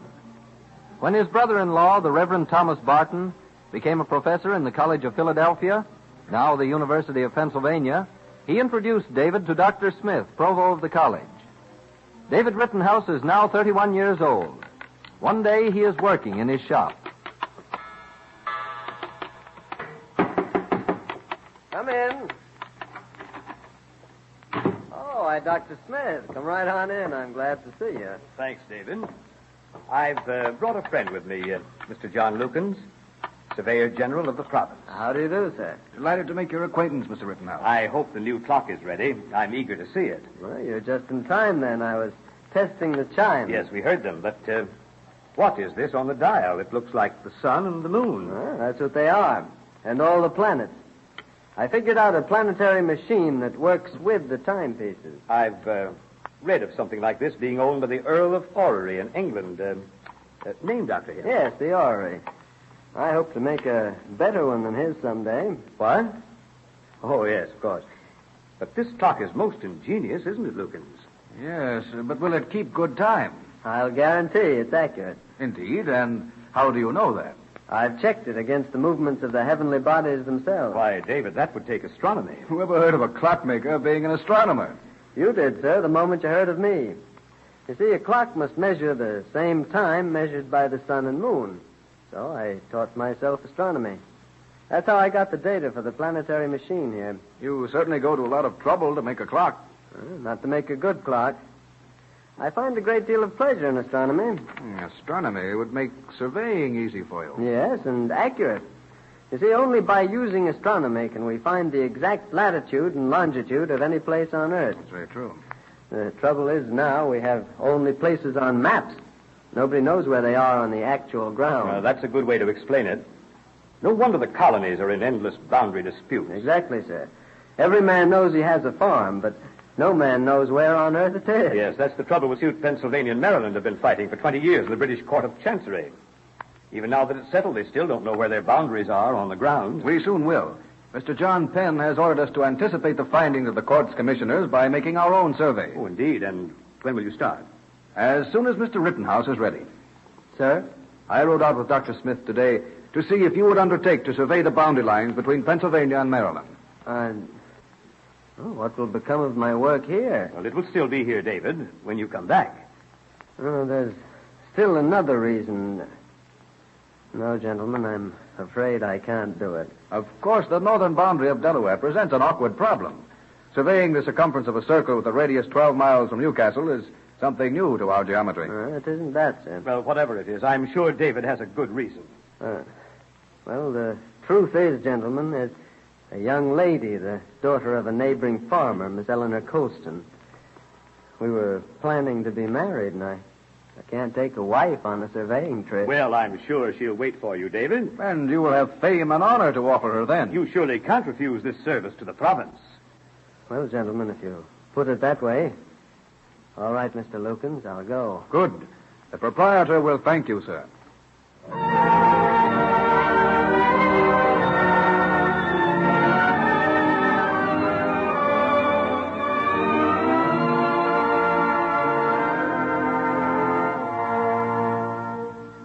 The result of the surveying expedition won the clockmaker a bonus.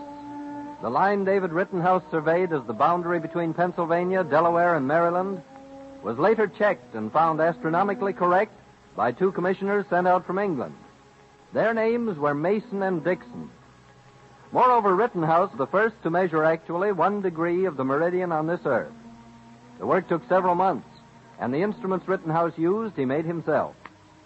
The next year, he married Miss Eleanor Colston, and they lived on the farm at Norriton, which his father had turned over to him. One evening in 1767, David is working in his shop when his wife enters. David Rittenhouse, what on earth are you doing? I called you to supper an hour ago. Oh, I'm sorry, Eleanor. I'm putting the finishing touches on my orrery. Orrery? Now, you remember the invention of the Earl of Orrery? Not that this is an orrery, really. Much more like the real thing. What real thing? The solar system. That machine? Yes, dear. See, it reproduces the movements of all our planets and their satellites exactly in the proper relations. At what time? Well, any time you want it. It'll show their exact position as it was or will be any time within 5,000 years. Oh, let me feel your forehead. You must be feverish. Well, I am a little excited, Eleanor. The Earl of Orrery just had a toy that showed a few globes going around in circles. But my machine places all the planets in their proper ellipses and conforms to Kepler's completed theory originated by Copernicus. What on earth are you talking about? About my orrery. Now, I want to show you how it works. Now, you see the motions of this main face here are registered on dials that give the exact relationships to the year, month, and day. Well, what are these other 2 faces for? Well, this one shows the moon and its monthly eclipses. And this other shows the movements of Jupiter and his moons, and Saturn with his ring and satellites. I can't believe it. Well, you can see it. Look. There. See them revolving? There the moon goes from the quarter to the full. Yes. It works all right. But, no, I can't believe a human being could make it. Not even you. Well, you can be sure it didn't just pop together by itself, Eleanor. Well, there you are. Well, what are you going to do with it? The College of New Jersey at Princeton wants to buy it. Well, I should think you'd rather let our own college have it, David. Well, I'll make another one for them. Just now, we need all the money we can get. What for? I want to move into town where I can be close to things. We've always lived on a farm. I'd be afraid to live in town. Well, I could use the money to build an observatory out here. An observatory? What on earth do you want to observe? Nothing on Earth. I want to observe the heavens. There'll be a transit of Venus across the sun in 1769. I want to see it. Well, all right, David. If you want to, I think you should. You seem to know so much about stars and such things, but you don't know how to take care of yourself. Now come to supper. All right, my dear. I'll do whatever you say. Oh, but David, I really am proud of you. And don't let anything turn you aside. Not even me. You follow your star.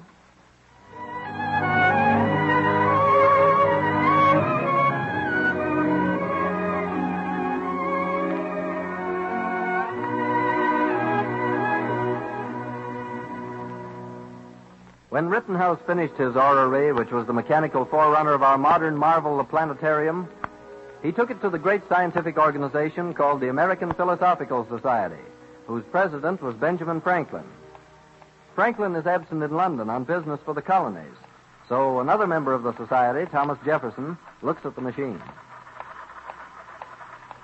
Mr. Rittenhouse, as an artist, you have established as great a proof of mechanical genius as the world has ever produced. Mr. Jefferson, you're Your praise embarrasses But me. it's deserved. Your friend Provost Smith tells me you have plans for observing the transit of Venus. Yes. The conditions for this rare phenomenon will be perfect here. What special advantage, except the honor, will there be in seeing it? Well, by taking sights on Venus as it passes across the body of the sun, we can figure more exactly the solar parallax and find out how far the Earth is from the sun. What places have been selected for official observation? Well, the astronomers in Europe have sent expeditions to Lapland, Hudson's Bay, California Territory, and Pekin. And none to these colonies? No, though conditions are best here in our province. I'm building an observatory of my own at Norriton. We must build another, near the Philosophical Society in State House Square. Where will you get the equipment for it? Telescopes, micrometers, timekeepers, many things. I've had to make my own. We must and shall do our best to give America her proper place in the world of science.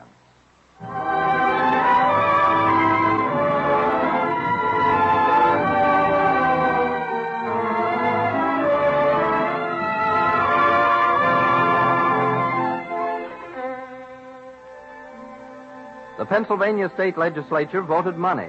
Benjamin Franklin sent a telescope from London. On the day of the transit of Venus across the sun, conditions were perfect. Rittenhouse at Norriton was assisted by Provost Smith and John Lukens. At the State House Square, other scientists watched. At a third point, Cape Henlopen in Delaware, Orrin Biddle observed through another telescope.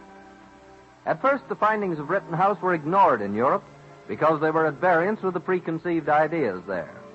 But later, when all reports were in, he was found to have computed the exact average of all readings, placing the sun 96 millions of miles distant from the Earth. That same year, he again distinguished himself, this time in the field of physics. One evening, he burst into the house with a new apparatus. Eleanor! Eleanor! Where are you? Land sakes, David, what's the fire? Nothing but the sun, Eleanor, and I can measure every degree of it here with this. Look. Nonsense. You can't measure temperature without mercury. Even I know that. And there's no mercury in that thing. Well, Eleanor, you know that metal expands with heat and contracts with cold.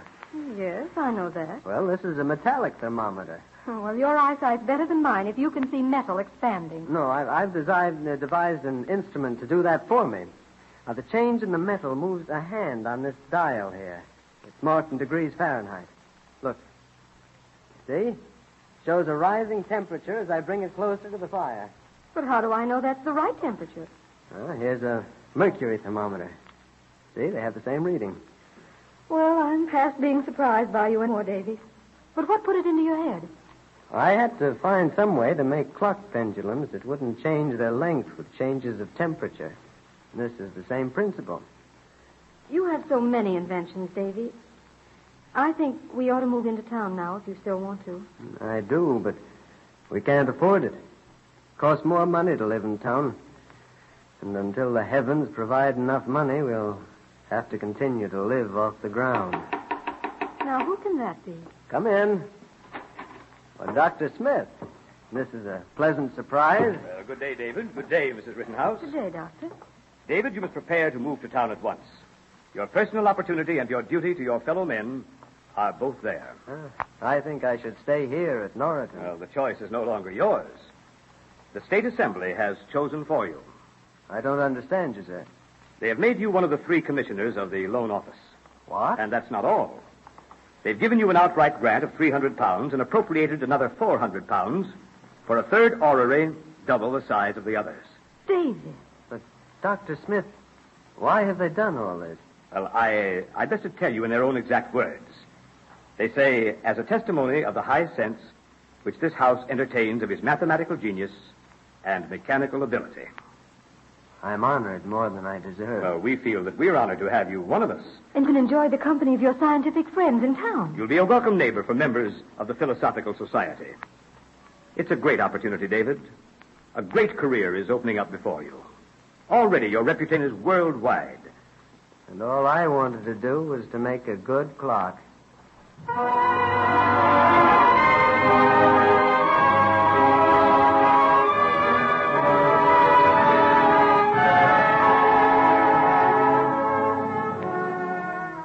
The DuPont cavalcade moves forward. Rittenhouse's enjoyment of work and research in the city was doomed to be short-lived. In 1775, he was made a member of the Committee of Public Safety. When Benjamin Franklin was called to the new General Congress, Rittenhouse was elected to take the place he vacated in the State Assembly. He was a member of the State Constitutional Convention, and under the new state constitution, he was elected state treasurer. His public career now took all his time and energy. On Franklin's death, Rittenhouse succeeded him as president of the Philosophical Society, and he hoped at last to continue his long-interrupted career in science. But the rise of the new government of the United States made further demands on him in the public service. On July 1st, 1792, he sits in the office of President Washington. Mr. Rittenhouse, your work as trustee of the Pennsylvania Loan Office was very distinguished. Well, thank you, Mr. President. But I have retired from all state affairs. I think at last I have earned some time for my scientific work. Earned it? Yes. Beyond doubt and many times over. But by that very experience, your country has great need of you. I can think of no office that can't be filled better by someone else. But I can. You alone are best qualified for the new executive office I must appoint today. For 13 years, you were treasurer of our rich estate. As trustee of its loan office, you made it the most profitable and yet of greatest benefit to the individual of any in America. It seemed imperative since the loans were the basis of our currency. Exactly. And our currency is now in great confusion. In point of fact, sir, we have no national currency. We shall have. And to have a currency, we must first have a place to coin it. We'll have our own national mint as soon as it can be built and equipped. I need your help. If I might, I could suggest the man for chief coiner. His name is Henry Voigt. His name is familiar. He's a watchmaker. A watchmaker for such a position? I am a clockmaker, sir. Of course. I forgot. But Voigt has made bigger things than watches. He made the engine for John Fitter's steamboat. Oh, yes. That's where I heard of him. Well, who else can you suggest for the staff? Why should I select the staff, sir? Because, Mr. Rittenhouse, I have selected you for the first director of the United States Mint. I appreciate the honor, Mr. President. But I have set my heart on retiring to my observatory and spending my 2 remaining years Mr. Rittenhouse, I understand. But the business of our country, our credit, our prosperity, demand a sound and adequate currency. No one is so well suited for this task as you. I beg this further sacrifice of you. You will accept. When you put it that way, Mr. President, I must accept. Good. And please accept my thanks and the nation's gratitude.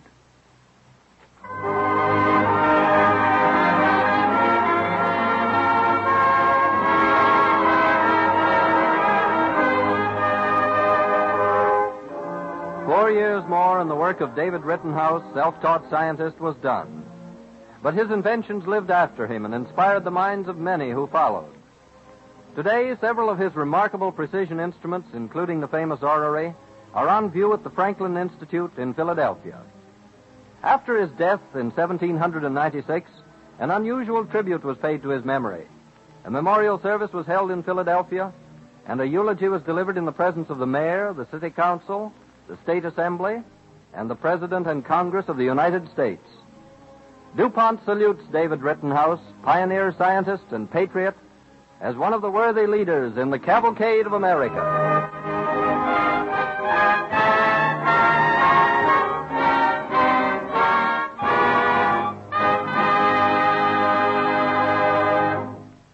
If David Rittenhouse, one of America's pioneer scientists, were alive today, he would be keenly interested in one of the latest achievements of modern science. It is this. DuPont research chemists now make sponges from spruce trees. Yes, sponges made of cellulose from spruce tree wood. Sponges that have never seen the ocean, yet would even fool the fish. These new DuPont cellulose sponges have all the qualities you expect in a sponge, plus several brand new advantages all their own. They float, won't sink and pick up grit from the bottom of the pail. They contain no sand or seashell particles, so they won't scratch. They can be cleaned and sterilized by boiling, yet they won't crumble. And they absorb 20 times their own weight of water. All of these qualities because the new cellulose sponge comes from the chemical laboratory instead of the floor of the ocean. These sponges are ideal for the bath and equally good for dishwashing. You can polish metal, silverware, and furniture with them because they're not affected by most household chemicals, by dilute lyes and acids or abrasives. That's one reason they're excellent for waxing woodwork and linoleum, for cleaning leather goods and white shoes, for washing automobiles or the baby, for wiping off photographic and X-ray film. These and many other uses make the DuPont cellulose sponge a versatile helper in home and industry. In its chemical manufacturing business, the DuPont Company's cellulose research, which utilizes both wood and cotton, has produced many useful products. Man-made fibers for luxurious fabrics, coated textiles for book bindings, upholstery, and many other uses, plastics for toiletware, fountain pen barrels, and handbags, transparent wrapping material for everything from candy bars to new houses, and dozens of others. The development of the new DuPont sponge is one more example of how research chemistry has used one of nature's raw materials, wood cellulose, to create something new and useful which did not exist before. Here we see again how DuPont chemists provide better things for better living through chemistry. The Pine Tree Shilling, the story of the coining of the first money in the American colonies, will be the subject of our broadcast when next week at the same time, DuPont again presents the Cavalcade of America.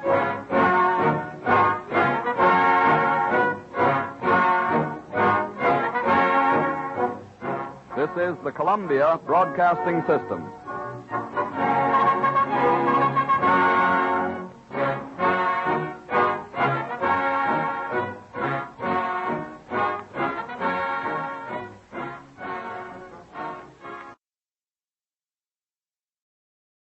The Cavalcade of America, presented by DuPont.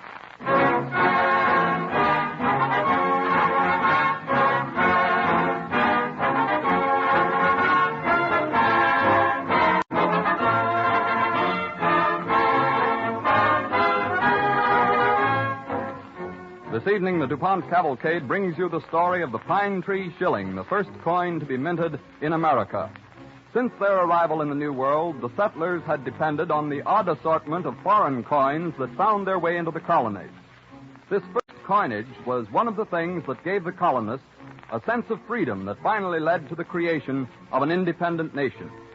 Today, the efforts of our research chemists in the development of our rich national resources make a vital contribution to our national independence. The ideals of these men are aptly summed up in the DuPont Pledge: better things for better living through chemistry.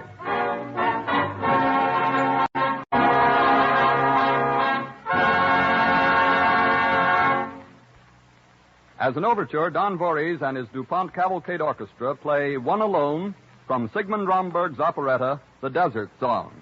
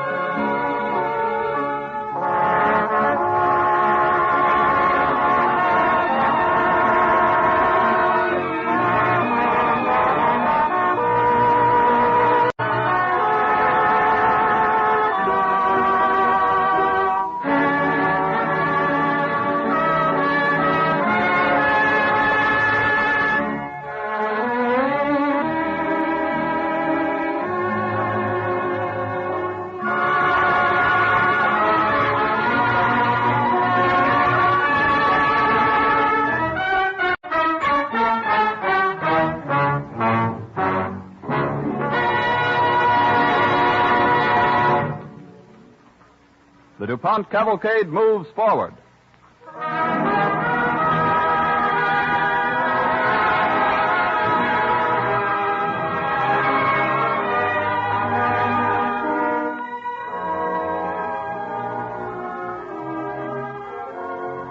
Our story opens in the present day. In an old colonial-type home in Boston, an elderly gentleman is seated comfortably talking with a small boy who is stretched out on the rug at his feet. Well, Bobby, you seem to know a great deal about those coins in your collection. You know, Grandpa, I used to hate history. I like it now when I can see it lying right there on the rug in front of me.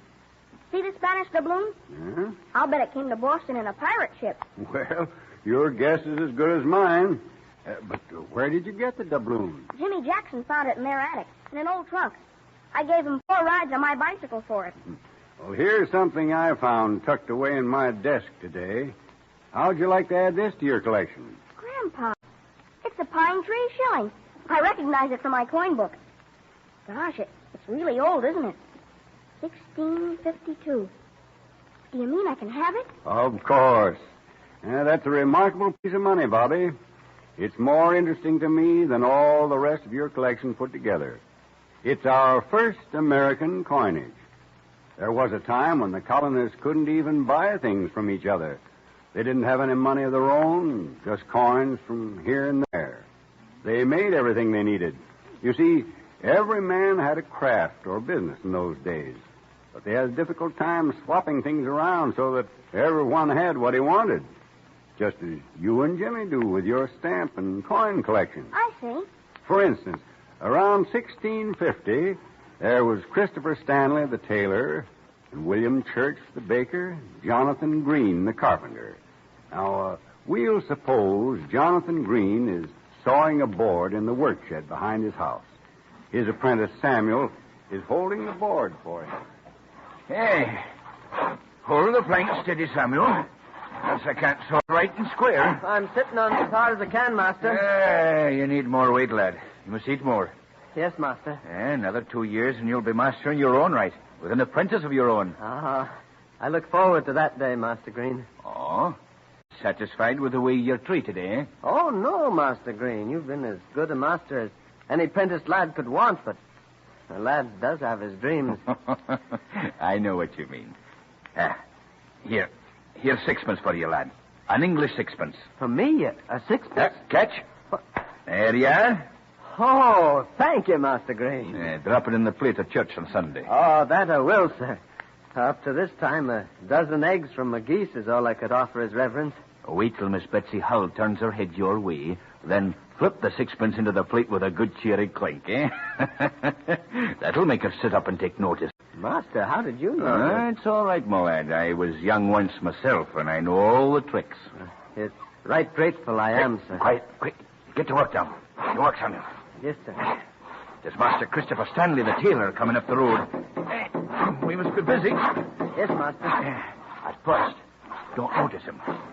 There's a rumor he wants a new shop built. And I must get the best price I can for my work. I see, sir. What if the law just passed in the magistrate's court? A carpenter to earn no more than 2 shillings for each day's work. Master Stanley will not wish to pay me in the hard money I like. Only Captain John Hull has paid me in metal. I'll wager a doubloon to your English 6pence. Master Stanley will offer me instead a number of suits, half the value of the work. Keep busy, lad. Here he is now. Good day, Master Green. Good day, lad. Master? What do you mean? Oh, there's Master Stanley. Good day to you, neighbor. Good day. I was so busy, didn't see you. I'll tell you what I'm here for if you're not busy to listen. Oh, I can spare a moment. It'll be worth your time. I need a new building for my work. I have 2 new apprentices, and the house is much too small to work in. Each day, my wife threatens to sweep us out with the cinders from the hearth. And I want a new building, 20 feet square with a roof sloping to the east, a large window with glass in it at the north, and one at the west. When could you do the work, and what would the cost be? You say your business prospers these days? That is not what I said. I ask you the cost. You'll pay in good English silver? You know I can do no such thing. My business is good, 'tis true. But my customers are mostly men of the soil and artisans like yourself. Master Thomas Beale made me a great oaken barrel, and I made him some woolen breeches. Farmer Pollard filled the barrel with apples, and I made him another pair of breeches with a double seat. Now, to you, I offer a fair number of woolen suits of the best cloth, the best cut, sewed with the greatest care. Toss me the sixpence, Samuel. Aye, sir. Thank you, lad. 'Tis hard money like this I take for my work, Master Stanley. I want none of your suits, be they the best or the worst. Am I to understand you're not needing new clothes? No offense, neighbor, but as a plain fact, spoken by a plain man, you're as shabby a sight as I've seen in many a day. And in my opinion... No offense, neighbor, but will you keep your opinions to yourself? As you wish. But I should think you'd like the value of professional counsel. Jonathan? It is Mrs. Green calling, Master. I think I'm deaf, lad. I can hear her. Ask your wife what she thinks about your need of clothes. Jonathan, I said. I'm here, wife. What is it you want? Master Church is here. I owe him for the week's bread. Shall I pay him with the doubloons or with the king's shilling? Oh, get rid of the Spanish guilt if you can make him take it. You never can tell when a shipload will be dumped upon us and take from the value of the stuff we have on hand. And yet you want me to pay you in coin. Mr. Screen, tell me if I'm wrong. I want your husband to build me a new house, and I've offered to pay him with the equivalent in clothes. How many suits do you think I want? I'll take one suit and the rest in silver. Take 2 suits, Jonathan. Huh? Well, all right, 2. But not a buttonhole more. What do you take me for, a London stage player who needs a different waistcoat every time he prances in view of the rabble? 2 suits it is and the rest in silver. I can't do it, Master Green. I haven't the money. I told you my customers pay me in kind. Jonathan, why don't you build a shop for Master Stanley and let him supply you with cloaks and suits for the next 10 years or up to the value of your labor? And me not knowing if he'll die of the plague before the week is out? And furthermore, how would we pay Master Church, the baker, if the next 4 weeks of my labor goes for clothes, huh? I never thought of that. And paid he must be, for here he comes, wondering what's become of me. Your pardon, Mistress Green, but I have my rounds to make. Master Green. Good day to you, Master Church. And Master Stanley. Good day to you, sir. Just the man I've been meaning to see. I think you'll agree I'm much in need of new clothes, almost in rags, for a fact. Now, if I could strike up a trade with you, Master Stanley, in return for clothes, bread, let us say, for a year... My wife bakes all the bread my family consumes, but I'll make a bargain with you. If you'll supply Master Green here with bread for the year to come, I'll furnish your need in apparel, up to 2 suits, a cloak, and an extra pair of breeches. 'Tis none of my affair, but since when did you take to paying for your neighbor's bread? Don't worry about that. It will be a fair exchange all round. I get the shop, Green gets his bread, and you both get your clothes. Here you are, Samuel. Here's your 6pence back. What good is hard money in this barbarous place? They've forgotten the very use of money here.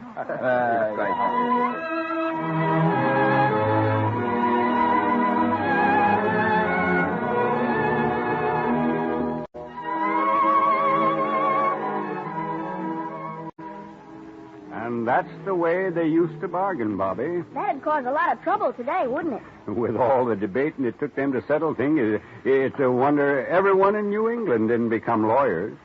What they needed was their own system of coinage. But the king didn't want them to be so well able to take care of themselves that they could be independent of the mother country. And there was one thing that they were not supposed to do, coin money. But the colonists were an independent lot. They knew what was needed. And one day, right in Boston in 1652, they called a meeting. Quiet, please, quiet. Quiet, please. Master Beale would like to present a motion. Mr. Chairman, I propose that we let Captain Hull go on with his plan. Do you make this as a motion, Mr. Beale? Yes, sir. I move you that Captain John Hull strike us a silver coin for use here in the colony. Let King George have his 6pence and his shillings and his guineas. Let us establish a currency of our own. You have all heard Master Beale's motion. I second it. The motion has been made and seconded that we have a mint and money system of our own. Will those in favor of such action sing out with a lusty aye? Aye. Contrary, no? The motion is carried. We shall have our own money in the colony. And to the bottom of the sea with your Spanish gold. Captain Hull, you are authorized to put up your shop, construct your mint.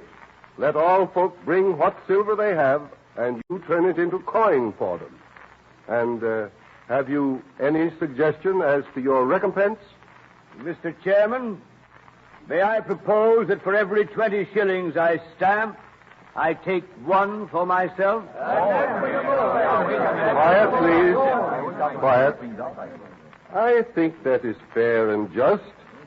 Captain Hull, you know, offers his service to the colony in the face of strict orders from the king that we may have no money of our own. 'Tis his skin he puts in jeopardy, and so 'tis well he must be paid. If there are no objections, I will put the motion. All those in favor, say aye. Aye.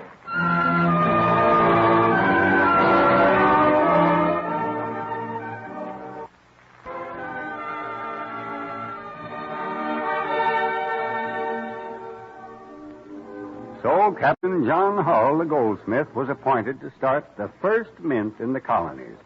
And many old family pieces of silver were brought in to be melted. You mean knives and spoons? Yes, and silver tankards and goblets and all manner of things. The people were allowed to see their deposits melted and assayed. Now, suppose we imagine a typical scene in Captain Hull's shop. He and his partner, Robert Sanderson, are busily engaged in their work.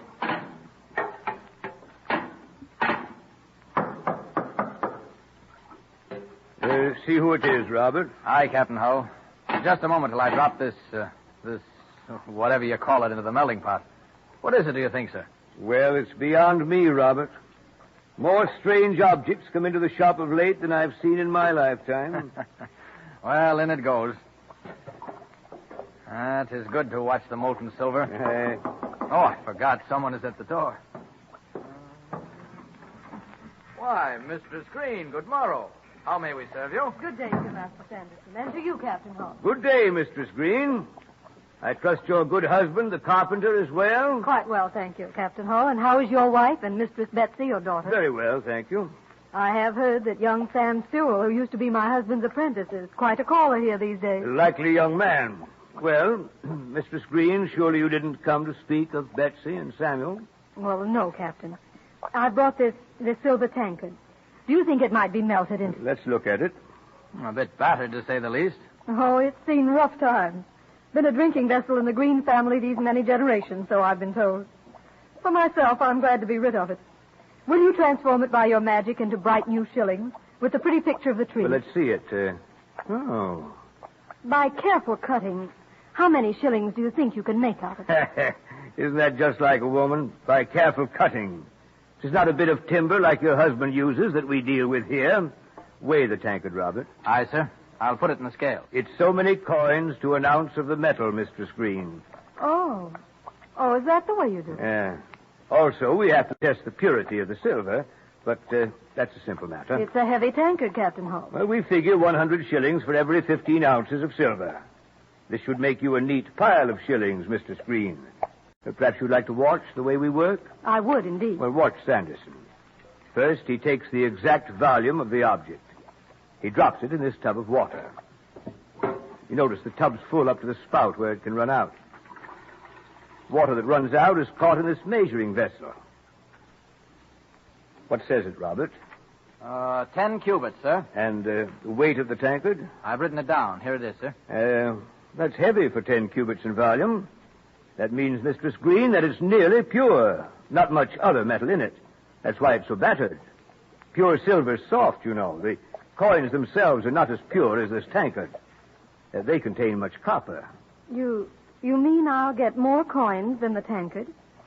I mean, if I drop the shillings in the tub, more water'd run out than when you drop the tankard in. That's right. Well, is that all the magic there is to it? Why, there's more to baking a cake than this. Oh, I'll not believe it. Sanderson, how many shillings do you figure out? Well, as I reckon it, sir, 60 shillings. I get 60 shillings. Minus 3. 1 out of each 20 is ours. Oh, I know the ruling.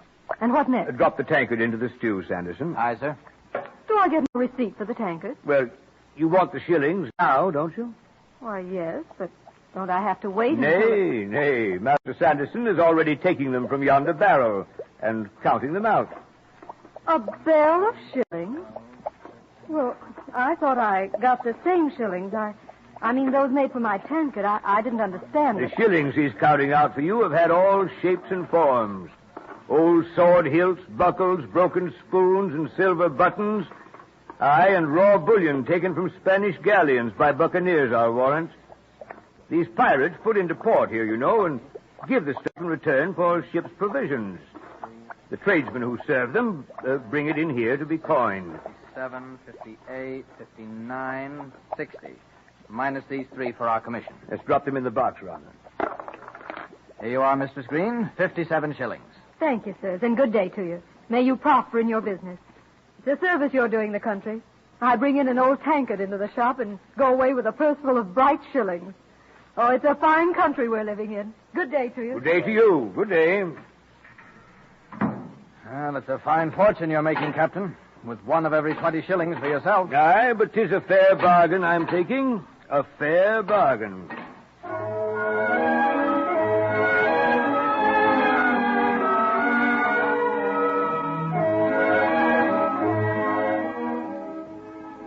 And that's how Captain Hull made the pine tree shillings. Did he get rich, Grandfather? Well, so they say. There's a story told about how he gave a great many of his shillings away. Hawthorne told it in his Twice-Told Tales. But many people say it's a legend rather than true history. However, it's come down through the years, and it's amusing anyway. What was it, Grandfather? Why, it was the occasion of his daughter Betsy's wedding to young Samuel Sewell. You remember how Jonathan Green, the carpenter, gave young Sam Sewell, his apprentice, the 6pence for the collection plate, together with some advice on how to win the favor of Captain Hull's daughter Betsy? Well, Captain Hull is receiving the congratulations of his guests after the ceremony. Well, well, well. Did I ever think to see the day when young John Hull would be marrying off a full-grown daughter? Just look at Mistress Hull. There, across the room. Radiant, isn't she? She's so happy about her daughter. Yeah. It looks to me as if she's weeping. Of course she's weeping. She's happy. What? It's a fine young man Betsy's marrying. Young Sewell's not been known to miss church nor prayer meeting since the day he was old enough to toddle. And he's handsome, too. Yes, yes, and he's going to be the best master carpenter in the colony. I taught him. Well, good evening, Mrs. Green. Why, Hope Peabody, I didn't see you. Isn't it a lovely wedding? Why, lovely enough. And what a beautiful bride. Yes, pretty, but she's rather large. Large? Well, buxom, I suppose you'd call it. Of course, the young men have such strange taste today. I understand that she set her cap for him. Oh, no one but Betsy ever had a chance to win Sam. It's a real love match. Why, Betsy told me herself that he never so much as mentioned a dowry. Oh, isn't that romantic? Now, of course, if Betsy would only curb her taste for sweetmeats. Well, I'm sure that Samuel loves her just as she is. Yes, Hope. And if ever you should marry, I trust you make as good a wife as Betsy will. Well, Jonathan. Hey, quiet. Quiet. The bridegroom's going to speak. All right. All right. All I can say is that I'm the luckiest man in the world. And again, let me thank you for all your kindness. John, look what the servants are bringing. Good. Why, it looks like a huge pair of scales. That's what it is. Well, odd things at a wedding, eh? Hey, large, aren't they? For weighing grain or fish. But, Jonathan, what in the world do you... My friend. Quiet now, quiet. Betsy, get into the scales. What? Yes, Father. Well, what is he going to do? Is he going to make Samuel pay for his bride? I don't know. That box over here. There now, open it up. Here's the key. Why, full of pine tree shillings. Well, look. They're shoveling the shillings into the other side of the scale. Now, weigh the girl down. Put in the shillings till you weigh her right off the floor. Really, it'll take more than a handful of shillings to do that. What do you know about it? There. They weigh about even now, I should judge. Aye, they weigh about even now, Captain. Well, what do you know? And there we are. Lucky for me that young people in love eat so sparingly. Pretty pile of shillings it'll cost me at that. Here, Samuel, take her. And the shillings as well. Use the girl kindly, my son, and count yourself lucky. It isn't every wife that's worth her weight in silver.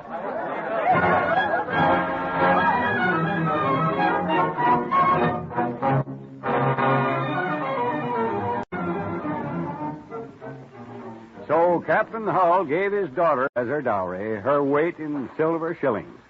You know, Bobby, these shillings really did a lot for this country. They made trade easier in the colonies. And the more that industry developed, the better able the colonists were to take care of themselves. The more independent they felt. And you know what that feeling of independence finally led to. Oh, sure. The Declaration of Independence that we celebrate on the 4th of July. Right, son. So you take good care of that pine tree shilling. You'll never find a piece of money anywhere that played a bigger part in the history of your country.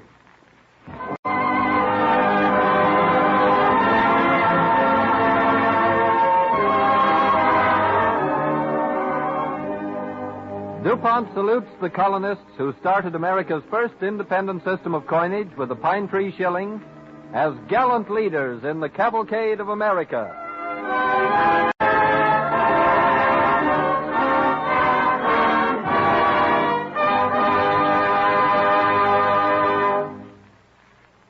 Here is a story of how DuPont chemists and engineers, in striving to make one product by a new method, opened the door to the development of 80 other products to serve America's needs.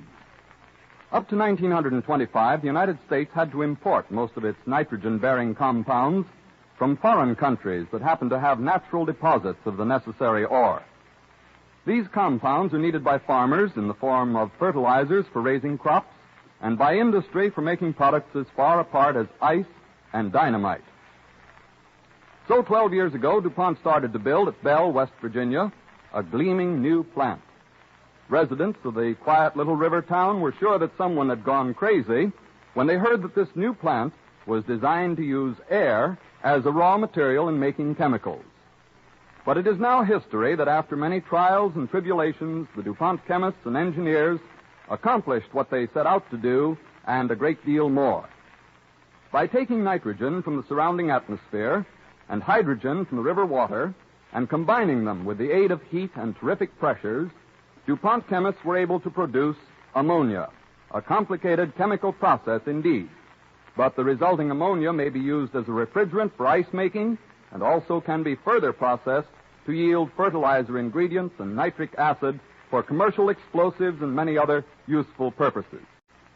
This DuPont plant not only has given America a domestic source of nitrogen compounds, but also has made possible a variety of entirely new and useful developments. One of the 80 new products is methanol, used today to make everything from electrical fixtures to fuel for outboard motors. 10 years ago, about 500,000 gallons of synthetic methanol were produced. Last year, the production was more than 25 million gallons. And the original price, $1.10 per gallon, has been brought down until it is now only 33 cents a gallon. Some of the other products, when first made at the Bell plant, were known as chemical curiosities, handled in vials and priced in dollars per ounce. Now, however, they are commercial commodities, handled in tank cars and priced in cents per gallon. But chemists and engineers are never satisfied. They're working in DuPont plants and laboratories all over the country to achieve new developments, constant improvements, greater production, and lower prices, thus making good the DuPont pledge, better things for better living, through chemistry.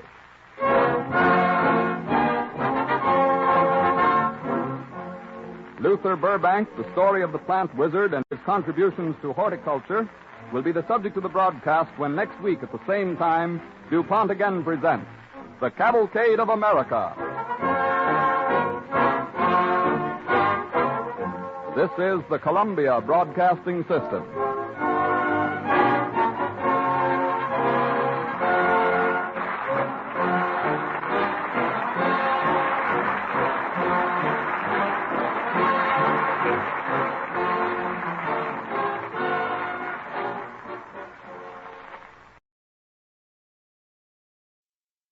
The Cavalcade of America, presented by DuPont.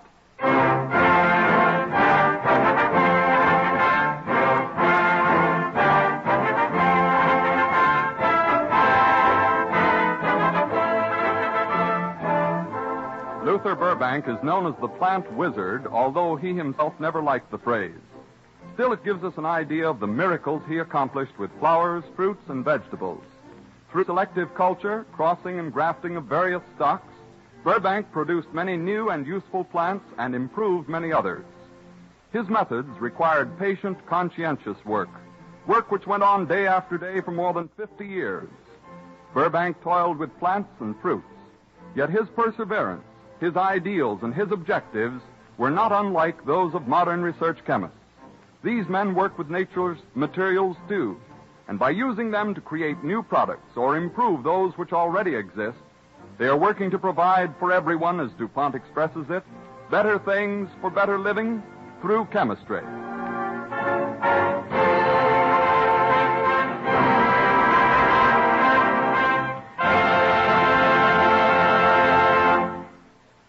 Don Voorhees and the DuPont Cavalcade Orchestra bring us as an overture Bubble Song, Float On, from Rudolf Friml's operetta, High Jinks.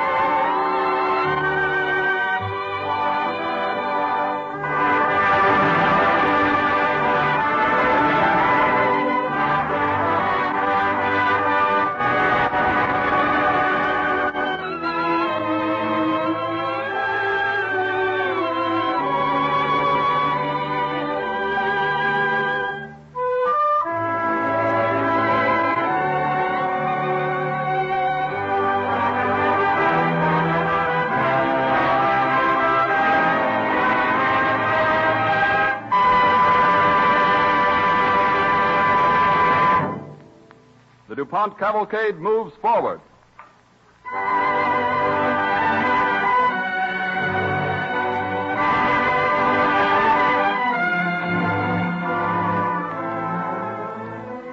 Luther Burbank was born in Lancaster, Massachusetts in 1849. From his early childhood, he showed a particular liking for flowers and plants. He attended public schools and later the Lancaster Academy.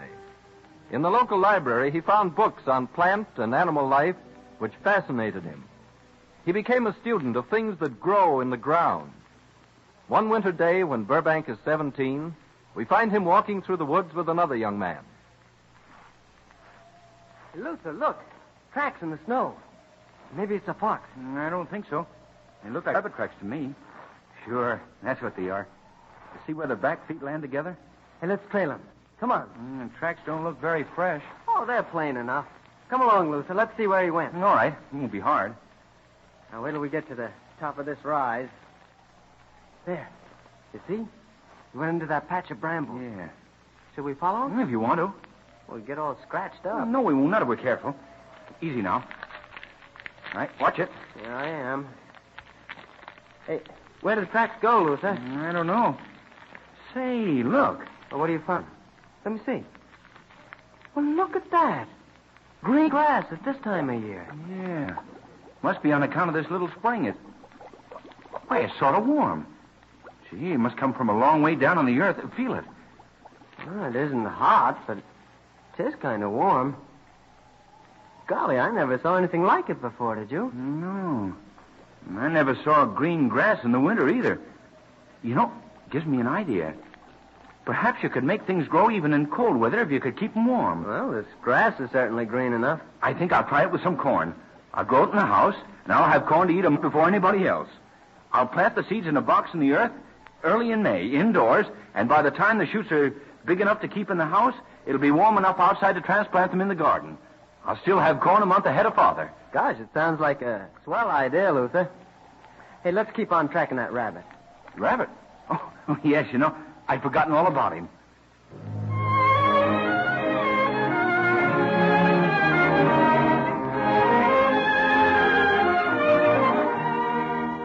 Young Luther Burbank tried the experiment of planting corn indoors and proved that his idea was a good one. He continued experimentation with early planting of vegetables through the next 4 years. In 1870, when he was 21, he bought a farm of his own, a 17-acre tract of land near Lunenburg, Massachusetts. And here he began his life work of plant breeding. From his reading and his experiments, he had proved to himself that proper selection was the way to improve any plant strain. In 1870, the common New England potato was scrawny and poor tasting.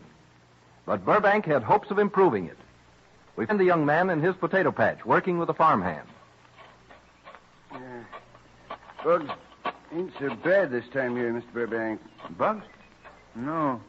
Perhaps they're just getting tired of the kind of potatoes we're raising. The potatoes we raise on this farm is as good as any. I wish we could grow better potatoes, though. Say, Jim, look. Did you ever see one of these? Yeah, sure. Seen one quite a while ago. Seed ball. Potato plant grown to seed. They do that sometimes. I've seen pictures of them. And this is the first one I've ever really seen. If you plant them there seeds, you get potato plants. Same as when you plant the eyes. So have I read. Hey, but look, Jim. No two of these seeds are exactly alike. They all look alike to me. But they're all a little bit different. I could prove it to you if I had my magnifying glass.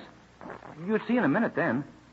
I can see it just looking at them in my hand. Maybe you can, but what does it mean? Well, I believe that the plants and the potatoes will be as different as the seeds are. Some of the seeds may produce better potatoes. That's what I found out from working with other vegetables. Sounds like common sense to me. Like father, like son, that's the old saying. You know, we can grow a whole patch of good potatoes and just a few good ones. And a big field of good ones from the best ones out of the patch. Yeah, that's right, Mr. Burbank. That would give us enough to start a lot of other people growing them. People scattered all over the country. Yeah, be nice if we could give the world a better potato, wouldn't it, Jim? Sure would. Well, let's plant these seeds and see what happens, huh?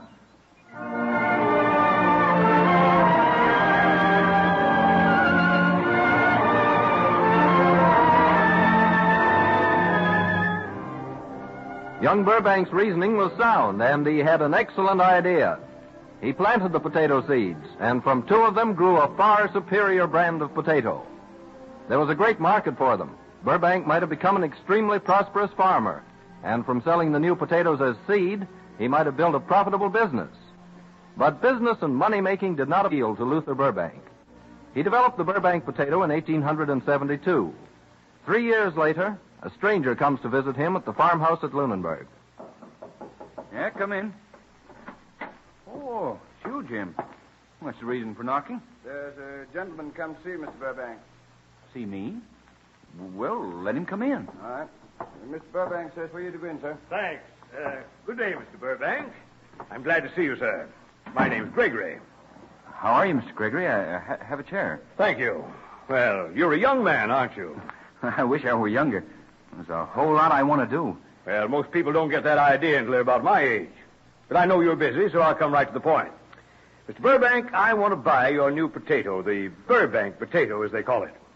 You want to buy my new potato? That's right. I thought perhaps you had heard of me. I come from Marblehead. Oh, of course. Your name's Walter Gregory. You own the big farms down there. That's right. Well, I've heard of them. I should have recognized your name. I want to buy the exclusive right to raise the new potato you developed. I see. I'd hoped that everyone would have a chance to benefit from my new potato. Well, they will in a way, everybody who eats them. But I'm talking about growing them. I want to do this thing on a big scale. Make every farmer in the country realize what this new potato is, so that he'll buy seed potatoes from me. That's the way to make a big thing out of it, Mr. Burbank. I suppose you're right. You bet I am. If you just go along as you are, making the Burbank potato general property, it won't spread half so fast. You got to tell people about a thing to make them want it. Well, I don't know much about selling things.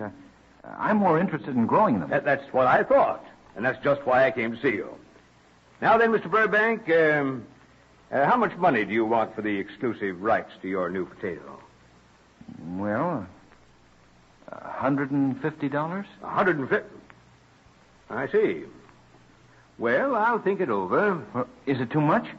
You see, I want to go to California. I have 3 brothers there now, and from what they say in their letters, it's just the kind of climate and soil I'm looking for. And a good many experiments I want to make. With plants, you mean? Of course. Vegetables and fruit. Things grow fast in California. You get results quicker. $150 would just about pay my way out there. Is it too much money for the new potato? Why, no. I think it's about right. Yes, I'll pay it. Thank you, Mr. Gregory. Not at all, Mr. Burbank. As a matter of fact, I should thank you.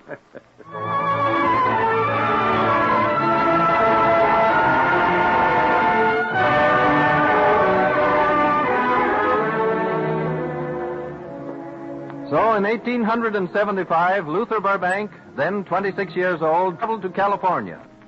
He established a small nursery where he continued his experiments with vegetables and fruits. He built a small but profitable business by the same means he had used in developing the Burbank potato, the process of selection. One day a fruit grower comes to see him, a man named Wells, who has done business with Burbank before. The two are talking in the small office of the Burbank nursery. I've got an idea, Burbank. Well, what is it, Wells? I like to talk with people who have ideas about this business we're in. Well, I'm thinking of trying a new line. It seems that the whole country is beginning to use more prunes. And I've a notion that the demand for them will keep on increasing. Now, maybe it's only a fad, but I don't think so. And I'm willing to gamble on it. And good prune is a fine thing. Delicious, nourishing fruit when it's stewed up. Yes, but what I'm thinking about is that people are willing to buy them, lot them. Now, I've got land enough to set out 20,000 young plum trees next spring for prunes. Where do you think you're going to get them? I don't know. Haven't you got that many? Why, there aren't that many in the whole state of California. There hasn't been much of a demand for prunes, you know. Well, there's going to be. Every grower I know of is trying to get trees. I was hoping you could help me out, but if you can't, you can't. I'd like to help you, Wells. I wish you could. Perhaps I can. Oh, can you? I'm not sure. You said you had an idea. Well, I haven't, but I may think of one. Give me a day to think about this. What day? Yeah, I always like 24 hours to think a thing over. Well, do you take as long as you like. If you can help me out, fine. And if you can't, well, I haven't lost anything. That's true. You won't lose anything. And perhaps I can help you win something. I hope so. And so do I. You give me a problem, Wells, and I'll try to solve it.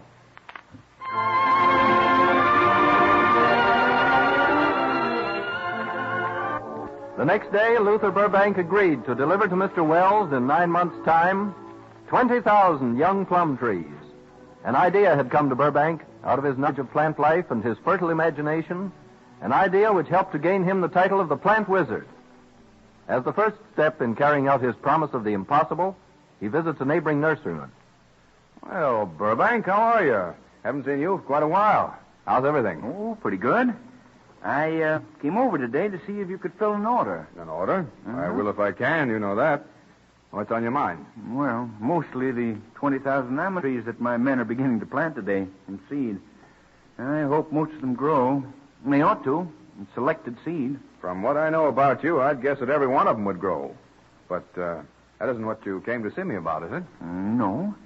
I was thinking that you had more plum trees than any man around here.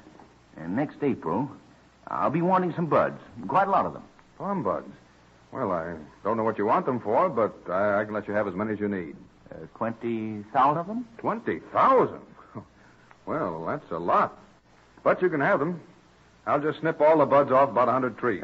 Better snip half the buds off about 200 trees, if you've got that many. Yes, I have, just about. It'll be healthier for the trees. And there's a demand for prunes right now, you know. That's right, but I don't see what you're going to do with 20,000 of the buds. Of course, it's none of my business. If my plan works out, it may mean a great deal to your business. Oh, listen, Mr. Burbank, I'm not trying to pry into your affairs, but has this order for 20,000 plum buds got anything to do with the 20,000 almond trees your men are planting? Well, I hope it has.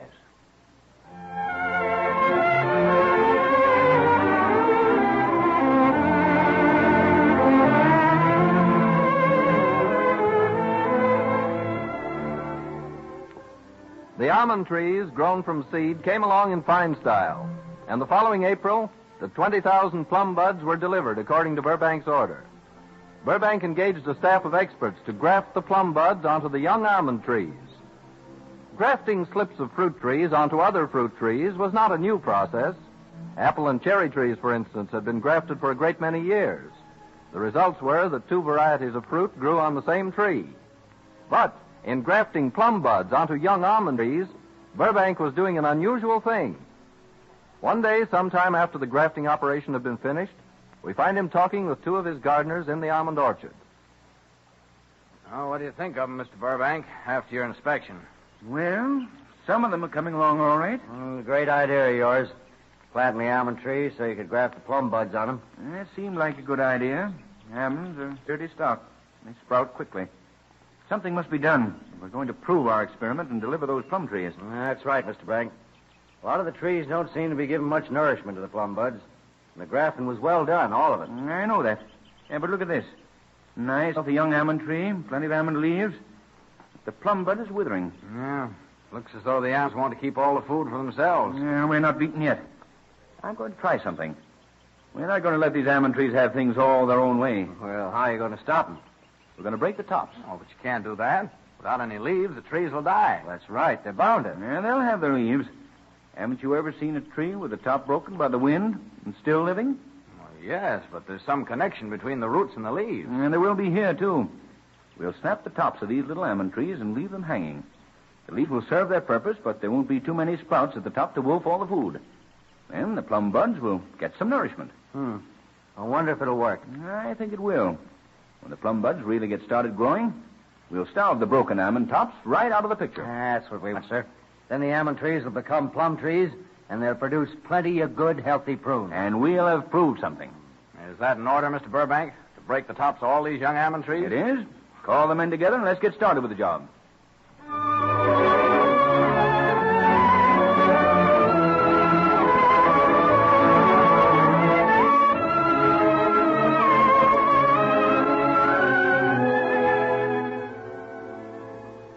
The DuPont Cavalcade moves forward.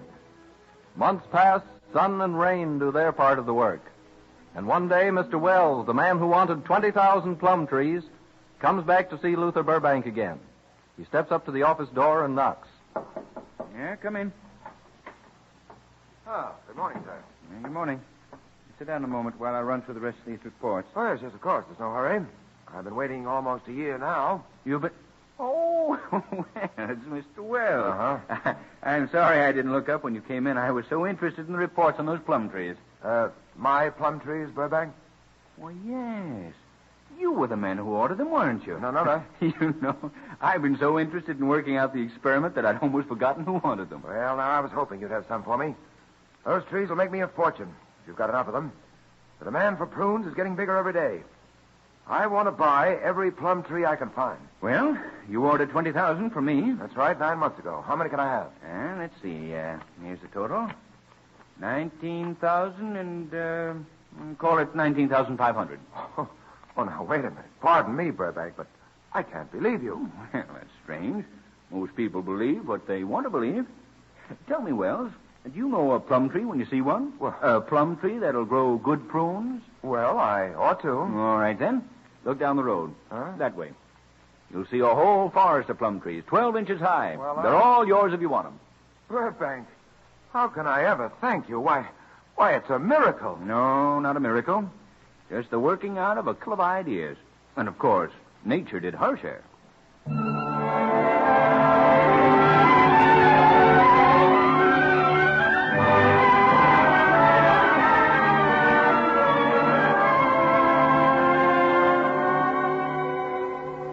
The successful result of the experiment with the plum trees gave Luther Burbank another idea. It proved to him the advantages of growing trees and plants on a large scale. The more seeds he planted, the more good plants he could produce. And Burbank's uncanny instinct, his genius for selection, told him which were good and which were inferior. One sunny afternoon, he is working in his plum orchard with a crew of his men. This one? This one? Yes, sir. Save this one. Save this one. Yes, sir. This one. Burbank! Take this out. Burbank! Take that one. Excuse me, Mr. Burbank. Somebody calling you, sir. Calling me? Yes, sir. Well, who is it? Where is he? He's over there, sir. He's coming toward us. Why, it's the judge. Hello, Judge. How are you? Fine, thanks. Well, tell me, what in the world are you doing? I'm glad to see you. Glad to see you. Well, don't try to dodge the question. What are you doing, striding through your orchard? Oh, I'm just looking things over, picking out the good trees and marking them. That's what these little strips of white cloth are. I drop one on every tree I like. But those men behind you, they're uprooting dozens of these little trees. And that's why they're following me. Every tree that isn't marked with a white cloth is uprooted and burned. Do you mean to tell me that you're destroying more than half of these fine little plum trees? At least.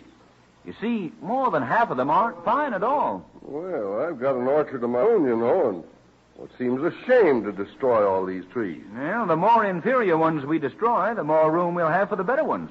And the more nourishment the good ones will get from the soil. Do you think you can select the better trees jogging through this orchard almost a trot, dropping strips of white cloth behind you? I know I can. Well, I don't see how you can tell. Now, Judge, I'll prove to you that my intuition is right. Now, you take home these 5 trees I've left to be uprooted and burned and plant them. What'll that prove?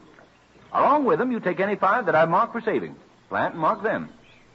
5 years from now, all 10 of them will be bearing fruit. Compare the fruit from the different trees. Then you'll see that I was right. Well, I'll try it, but I still don't understand how you do it. Judge, when they bring a prisoner before you, can't you often tell by looking at him whether he's guilty or not? Why, yes. Well, I can do the same thing with trees and plants and seeds.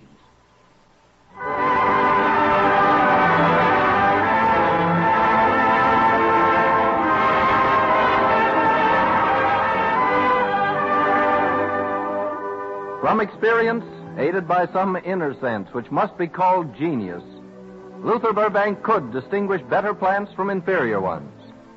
He gave the world many new and useful varieties of vegetables, berries, and fruits. Among other creations, he produced a rustless wheat, spineless cactus which cattle could eat, roses without thorns. He once said, "I shall be content if because of me there shall be better fruit and fairer flowers." Truly, he accomplished his aim in life. DuPont is proud to add the name of Luther Burbank to the distinguished roster of the Cavalcade of America.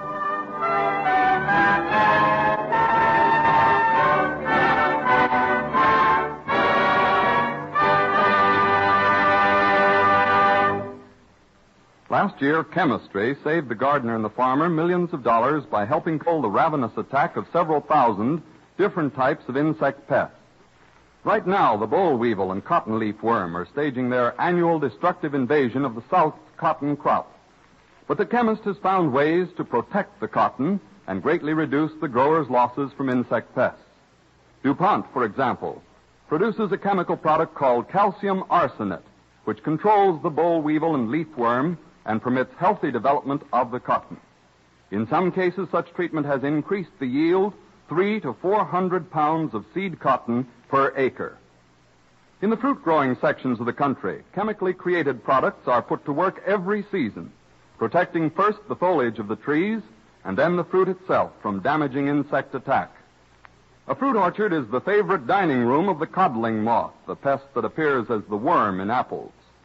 A chemical insecticide, properly applied, controls the codling moth and gives the fruit a better chance to ripen normally. These are only two of many ways in which research chemistry helps protect plant life. Take the family garden in the backyard as another example. Many of the vegetable and flower seeds planted this spring were probably chemically treated to protect them from underground pest attack. And now that the plants are above the ground, chemistry is ready with a wide variety of products to guard them from hungry insects. A recent DuPont chemical development improves the effectiveness of insecticides, too, by helping them spread more fully over the foliage and stick to the plant longer, despite wind and rain. Truly, plant development experts have improved our fruits, vegetables, and flowers. But just as truly, the research chemist has protected them from hungry hordes of insect pests and is improving his protective methods each year. DuPont has recently built a large new laboratory and increased its staff of chemists and biologists working exclusively on pest control research. Work which, by still further reducing annual losses due to pest attack, should result in better crops, wider markets, and lower costs. So when the cotton moves into the textile mills, when the truck gardener delivers fresh vegetables, when the fruit grower picks his crop and sends it on the way to your table, you know that the research chemist has again done his part to provide, as DuPont expresses it, better things for better living through chemistry.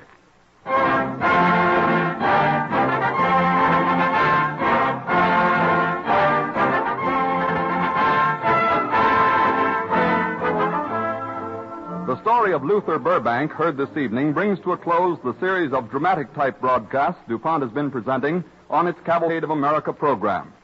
For the summer months, we've prepared a series of musical broadcasts. Each Wednesday, Don Voorhees and the DuPont Cavalcade Orchestra will present songs of such outstanding contributors to our light music as George Gershwin, Cole Porter, Vincent Youmans, and Jerome Kern, with anecdotes describing how some of their songs came to be written. For the first 4 broadcasts, we will have as our guest Conrad Thibault, distinguished radio baritone. All of us who take part in these programs and those who write and produce them appreciate the many letters we've had from you. For it's only when you take the trouble to write that we get the stimulation and lift which comes from direct applause in the theater. Such encouragement inclines us to feel that you'd like more Cavalcade of America dramatizations in the fall. Tune in at the same time next Wednesday evening for a program of Irving Berlin's melodies. Don Voorhees conducting the Cavalcade Orchestra, Conrad Thibault guest soloist, the first broadcast in DuPont's summer Cavalcade of Music series.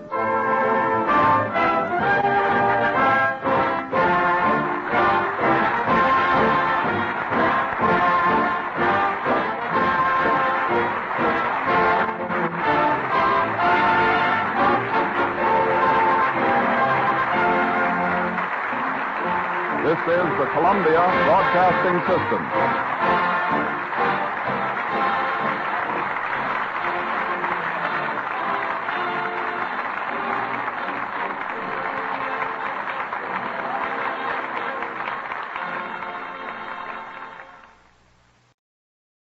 The Cavalcade of Music, presented by DuPont.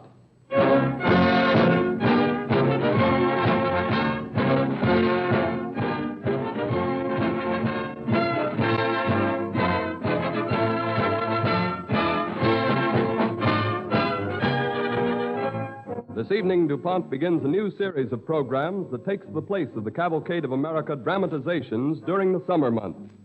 This new summer series, the DuPont Cavalcade of Music, presents works of living composers whose music is truly American. Music that has set the style of lighter melody around the world.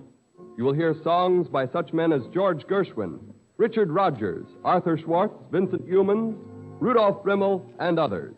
Each program will be devoted to the music of one of these men. Don Voorhees, nationally known as one of our most talented and versatile conductors, will direct the DuPont Cavalcade Orchestra.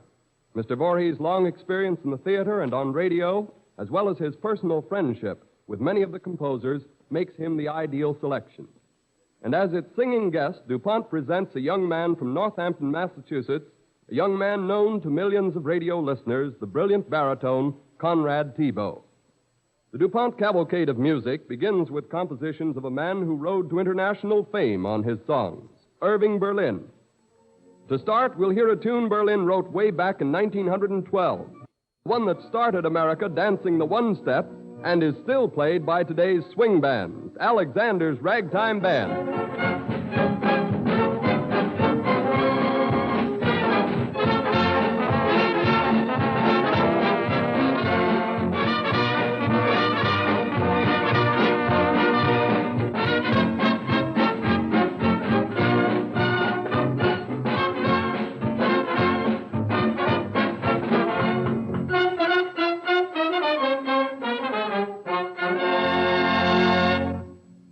For the 1919 Ziegfeld Follies, Irving Berlin wrote a number that quickly became one of the high spots of all American popular music.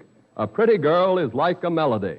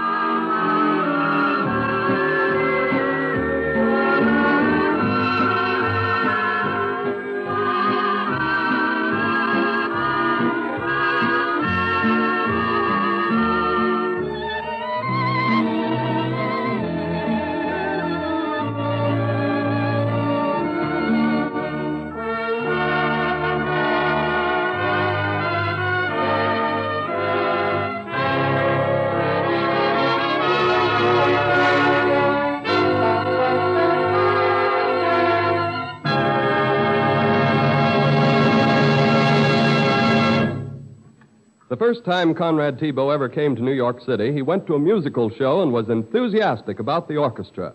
He learned that a youngster named Don Voorhees was conducting.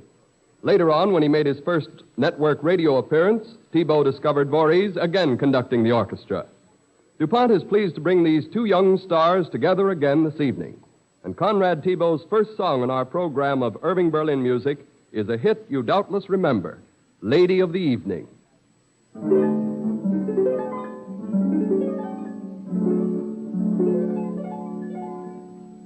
After the gray of a long weary day comes the evening,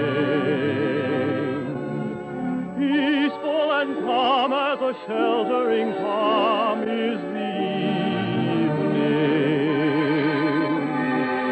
Daytime has gone to rest here in the golden west. Soon little stars will appear in the sky, seeming to say, we are here,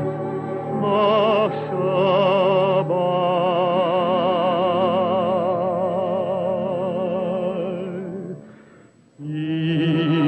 Evening, lady of the evening, I can hear you calling me, calling while the shades are falling, falling over land and sea. You can make the cares and troubles that follow me through the day fold their tents just like the Arabs and silently steal away. Evening, lady of the evening, I hear you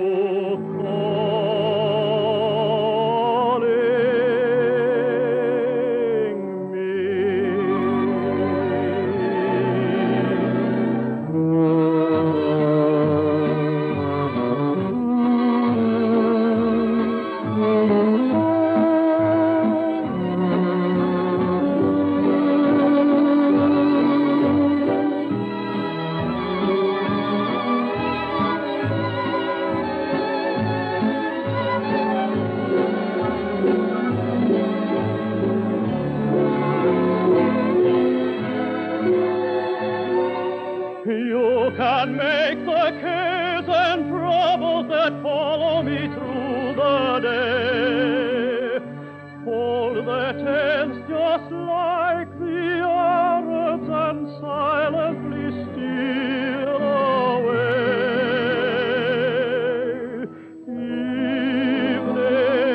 Evening, lady of the evening, I hear you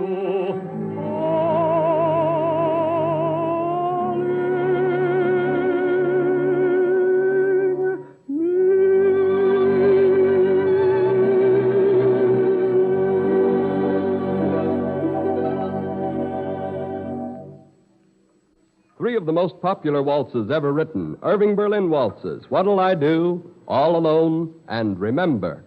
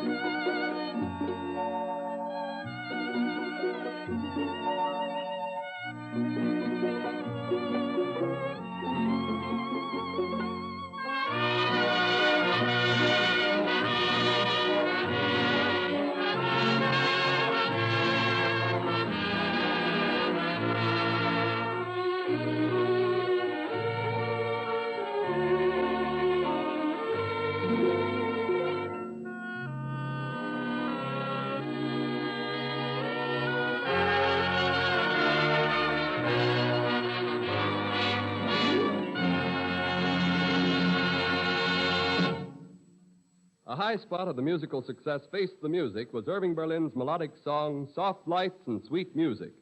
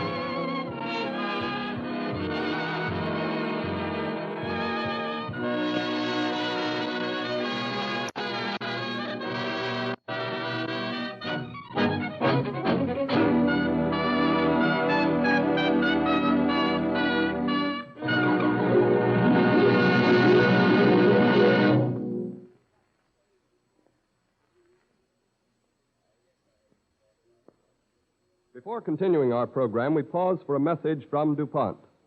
Many of us can remember walking down the street and hearing sounds like this. Get up there. Get up there. Get up. But those days are gone. Today, it's not unusual to hear sounds such as these. Flight 139, Chicago, Denver, and Oakland, now leaving from Gate 3. All aboard.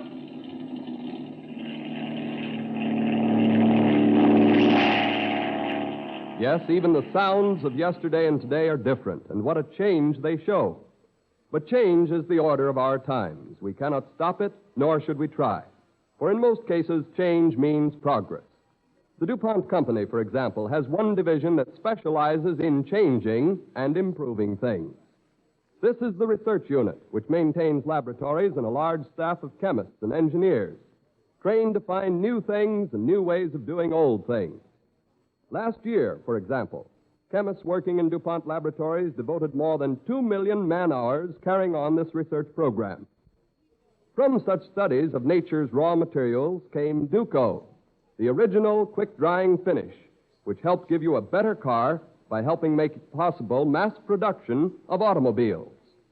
Again, many packaged foods now come to your table protected from dust and contamination because they're wrapped in transparent cellulose film you know as cellophane, created by the chemist and made moisture-proof through further research in DuPont laboratories. Still again, air conditioning refrigerants produced by DuPont help turn hot summer into cool spring and open opportunities for employment in a new and fast-growing American industry. And this constant search for something better also gave the world a new engineering material called DuPont neoprene, a chloroprene rubber that is superior to natural rubber for use in gasoline hose, cable, printing rolls, and all kinds of articles that must stand up under oil, heat, and direct sunlight. Hundreds of new or improved products now used every day in industry and the home have been developed by research chemists, men whose business it is to change things for the better. About 500 B.C., Heraclitus, a famed Greek philosopher, said, "You cannot step in the same river twice." In the language of the chemist, that means the only thing that doesn't change is change itself. And DuPont chemists, seeking change for the sake of progress, are continuing toward the goal described in their pledge, better things for better living through chemistry.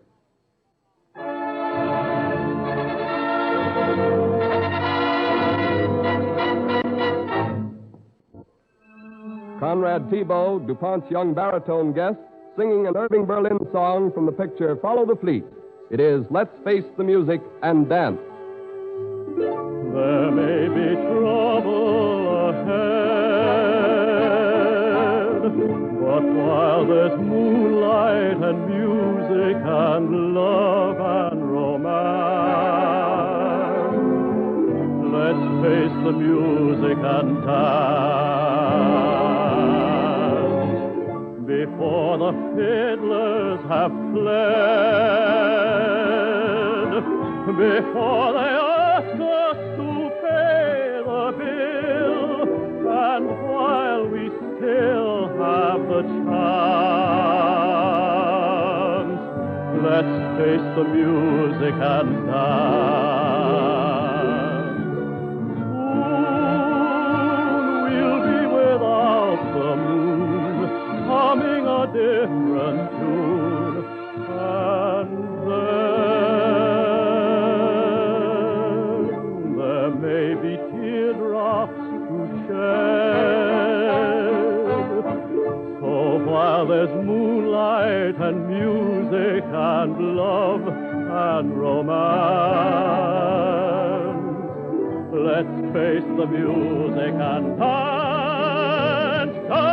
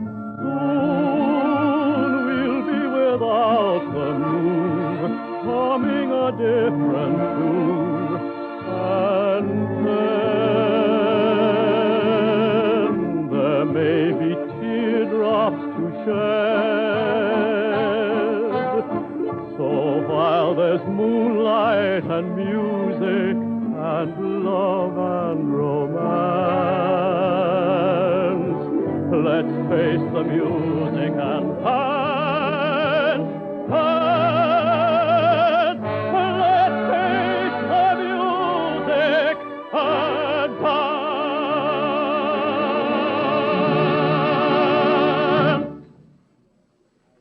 Irving Berlin is equally at home in rhythm numbers with unusually clever accents. For example, from A Thousand's Cheer. Here it is, Heat Wave.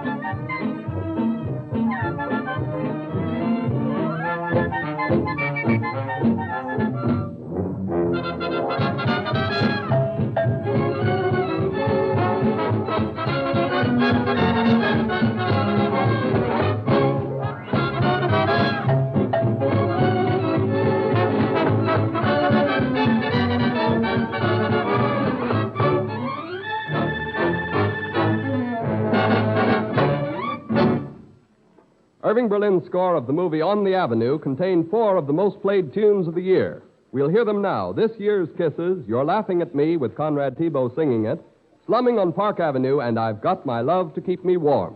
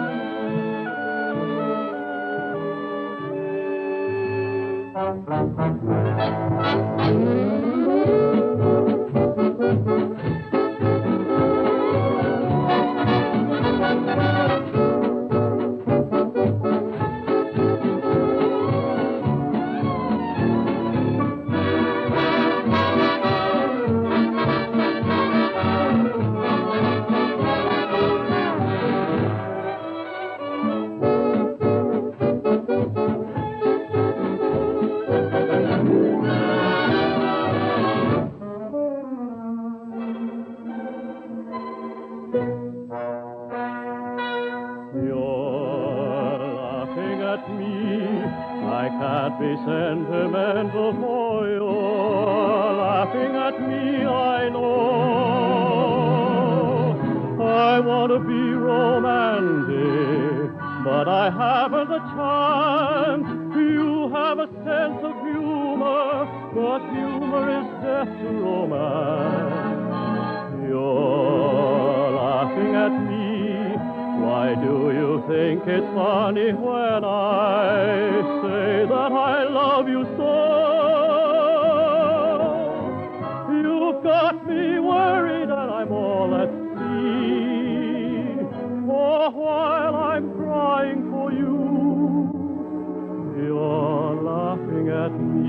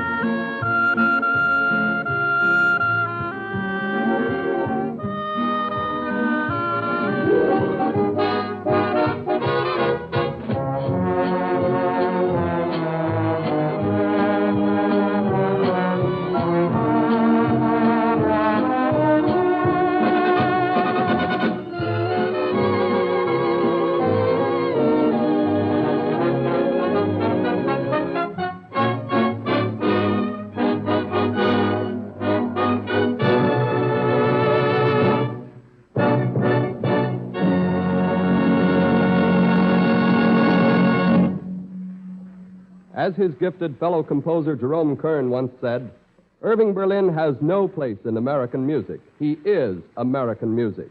It will be by his verse and lovely melodies that he will live.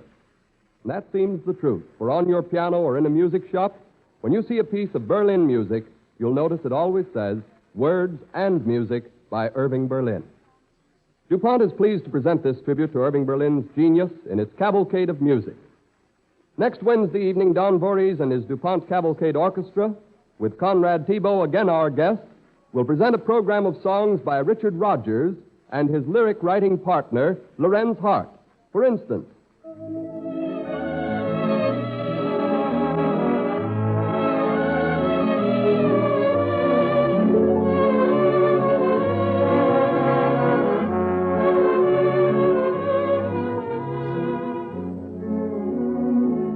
That melody and many others.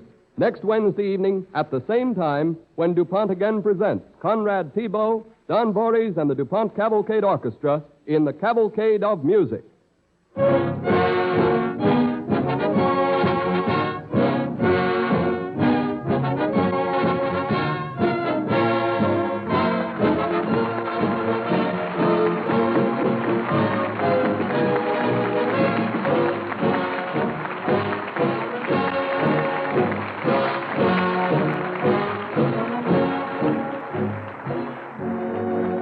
This is the Columbia Broadcasting System.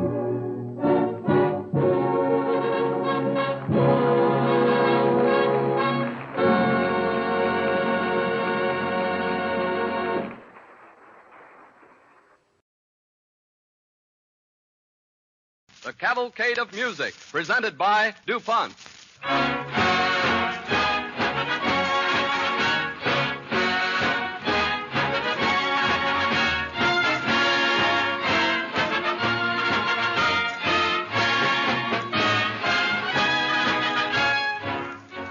This evening, the DuPont Cavalcade of Music had scheduled a program of the songs of Richard Rodgers. The music of George Gershwin had been scheduled for next Wednesday. But day before yesterday, Monday, the 12th of July, newspapers all over the world headlined this unhappy fact: George Gershwin has gone. And so, this evening, our program, presented by Don Voorhees and the DuPont Cavalcade Orchestra, with Conrad Thibault as guest soloist, will be a special tribute to George Gershwin, a young man whose tunes brought joy to America, even as they lifted our so-called popular music to a new level. For George Gershwin was our leading interpreter of what is called the jazz idiom.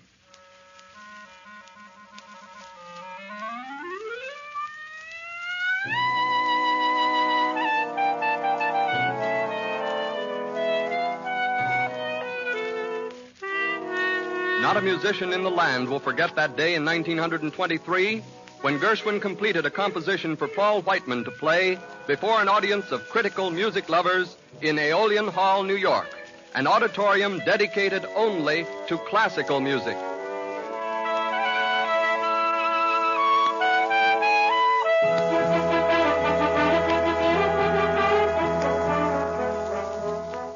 The Rhapsody in Blue was a milestone in the development of American popular music. For about that time, richer arrangements and more elaborate orchestrations began to have their day. But George Gershwin was already known before he wrote the Rhapsody. Just out of his teens, he composed a number that Al Jolson sang in the musical show Sinbad, George Gershwin's first big hit, Swanee.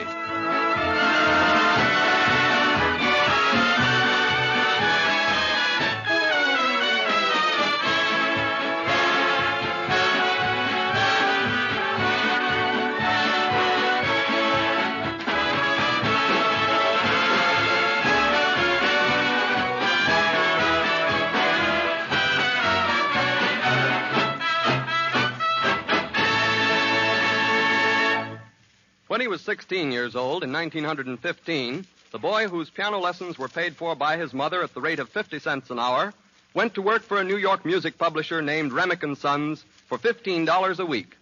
8 to 10 hours a day he plugged away at the piano, promoting the company's songs all over the city. But even then he had the urge to compose. He wrote many a number that went unpublished, but those tunes were stored away by young Gershwin for possible future use. And one appeared in the early 20s as a hit of his score of George White's Scandals. Its name was Somebody Loves Me, and it's still a favorite.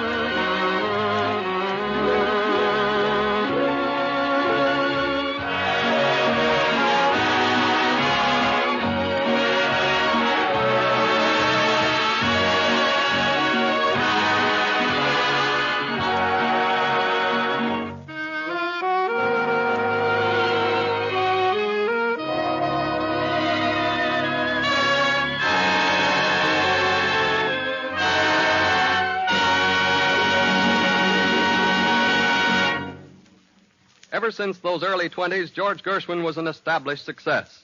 But not until several years later did he actually lead a theater orchestra in a performance of one of his own shows.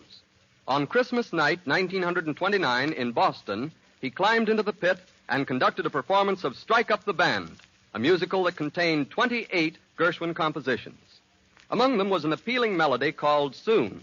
Our guest soloist, Conrad Thibault, sings it.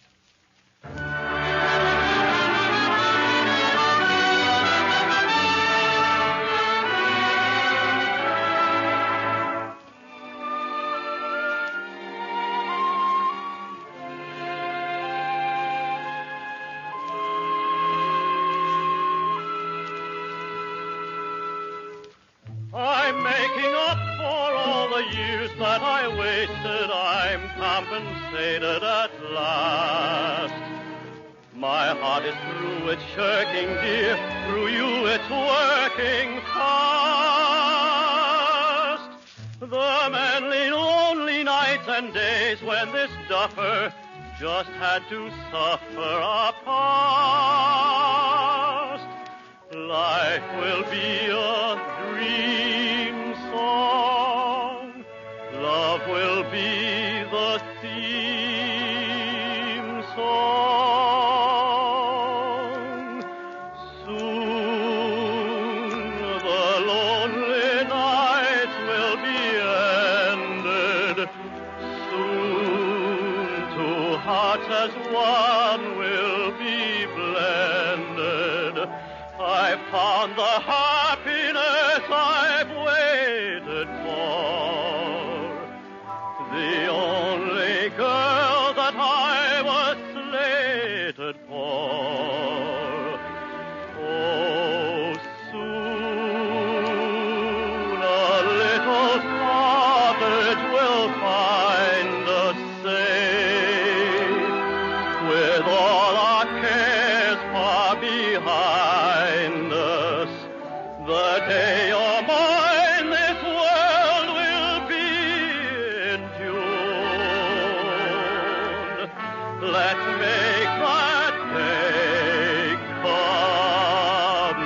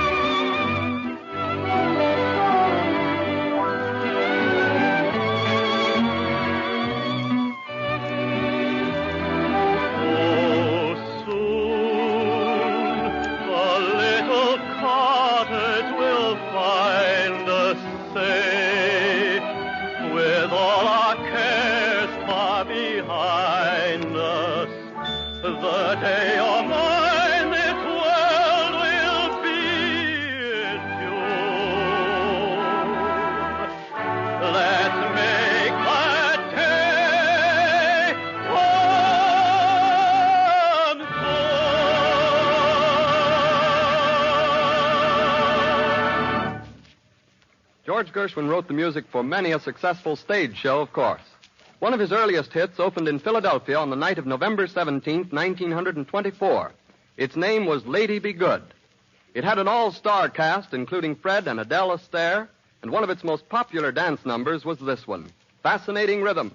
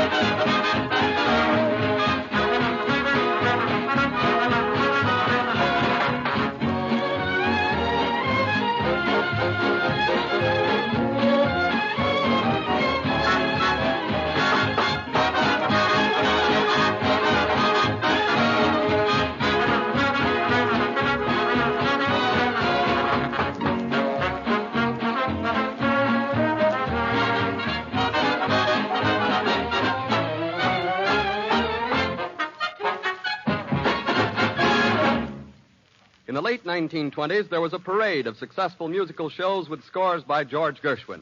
One of them was called OK, and in this production was an English girl named Gertrude Lawrence, who responded to many an encore with the Gershwin song, Someone to Watch Over Me.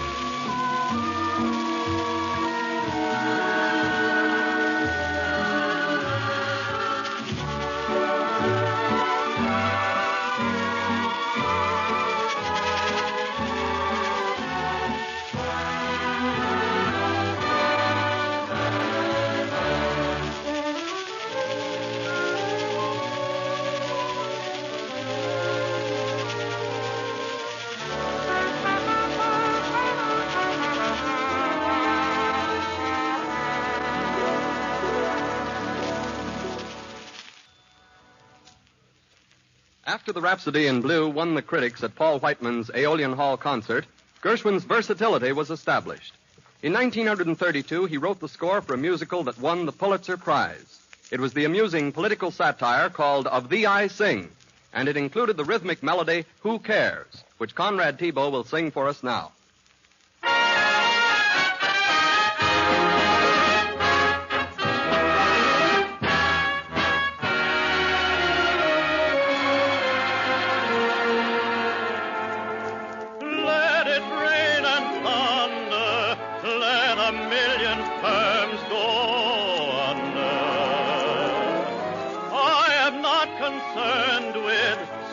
And bonds that I've been burned with. I love you and you love me, and that's how it will always be, and nothing else can ever mean a thing. Who cares what the public chatters? Love's the only thing that matters. Who cares if the sky cares to fall in the sea? Who cares what banks fail in Yonkers?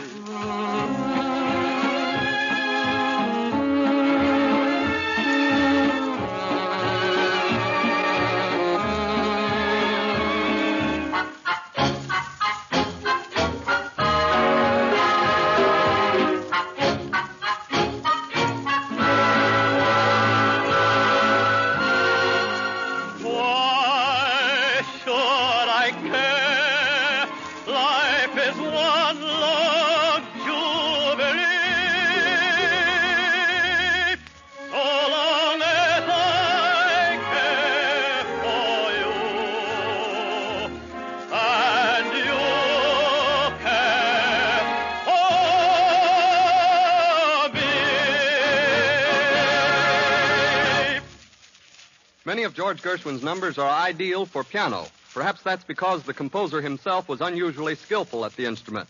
Phil Wall, pianist with Don Voorhees and the DuPont Cavalcade Orchestra, is presented now in 2 numbers from the Gershwin score of a musical hit called Girl Crazy. The tunes are I Got Rhythm and Embraceable You.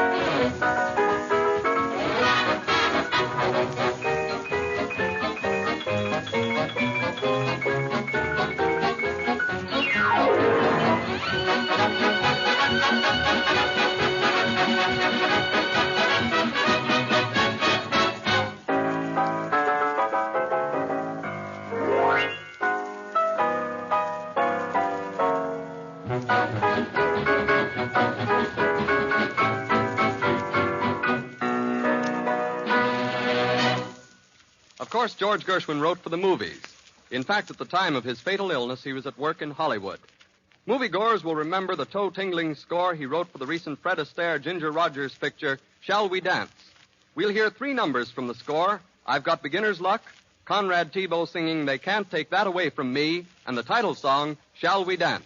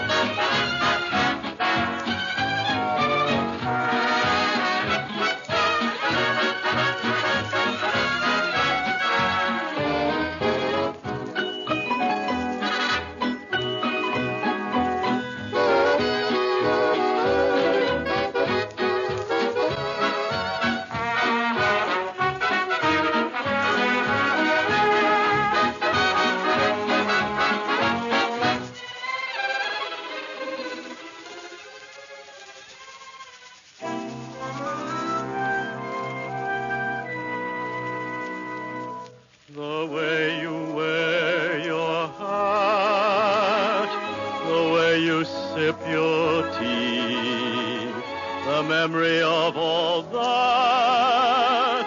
No, they can't take that away from me. The way your smile just beams, the way you sing off key, the way you haunt my dreams. No, they can't take that away from me. We may never meet again on the bumpy road to love. Still, I'll always keep the memory of the way you hold your Dad, still 3. The way you changed my life. No, no, they can't take that away from me. No, they can't take that away from me.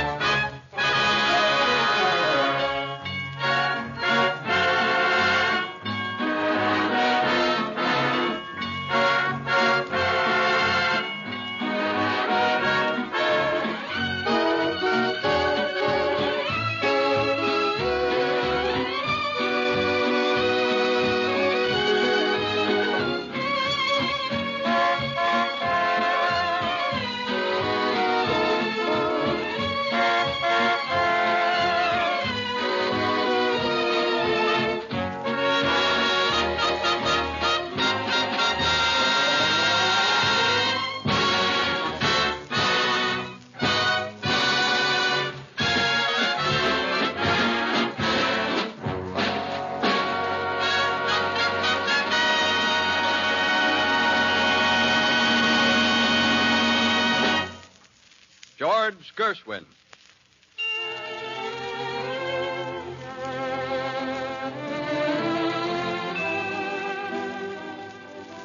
A Broadway song plugger who decided as a youngster that he'd someday write an opera, and did it successfully with Porgy and Bess. A long-legged, shy, yet wide-grinned genius who took the throbbing beat of his native East Side, the swinging rhythms of his adopted Broadway, the hopes and heartbeats of his very native land, and turned them into music. Music that was jazz, touched with a magic wand of genius. Music that we won't forget. DuPont joins the nation in a tribute to George Gershwin.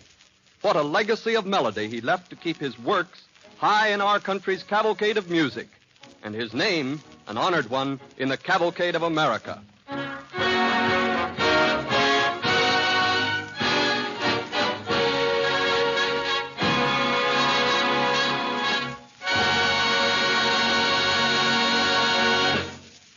How would you like to go cruising around the South Seas searching for some lost island? It's human nature to get a thrill out of exploring new fields. But the important thing is what comes out of such searching. To the research chemist, there's something of the adventurer's thrill in explorations of science. But here again, the important thing is what useful products are found or developed. Take cellulose research, for example. Chemistry experimented with 2 natural materials, cotton and spruce wood, which supply this versatile substance in purest form. They explored possible uses for cellulose and from it developed many useful products for all of us. They include transparent wrapping material to protect our foods, washable coated fabrics for greater economy and service, shatterproof glass for added safety, and dozens of others. Human needs served by such products whose base is cellulose resulted in broader markets and better prices for the cotton grower and lumberman. Coal, the black diamond of the earth, also attracted the attention of research chemists. From it, they obtained a sticky substance called coal tar. Long research with this material resulted in chemical bases for perfume, bases for fast dyes, insecticides, and many more products of everyday use. And there's salt. From research in salt, DuPont chemists have developed several types of disinfectants, materials to case hardened steel, and refrigerants to preserve our foods. And sulfur, nature placed it in the earth. Chemists developed ways of extracting it and putting it to work for all of us. For instance, sulfur is used in sprays to protect plant life from insect attack, and of course it's a principal ingredient of sulfuric acid, the most widely used chemical of all. Thus we see a few of many examples of how DuPont chemical research, which might be called scientific exploration, works for all of us by improving existing products and developing new ones from nature's own materials. This exploration is going on constantly, and there are more explorers today than ever before. DuPont alone has hundreds of research chemists at work in its laboratories, and their efforts, resulting in advances that touch the daily lives of us all, are always directed towards the goal described in the DuPont phrase, better things for better living through chemistry.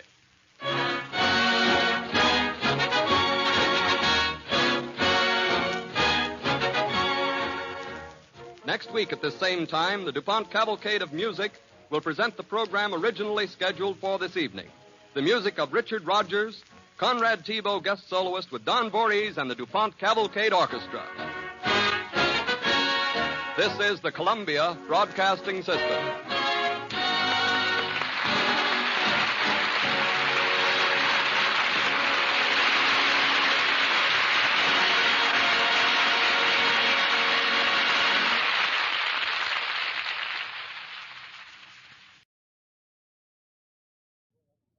The Cavalcade of Music, presented by DuPont.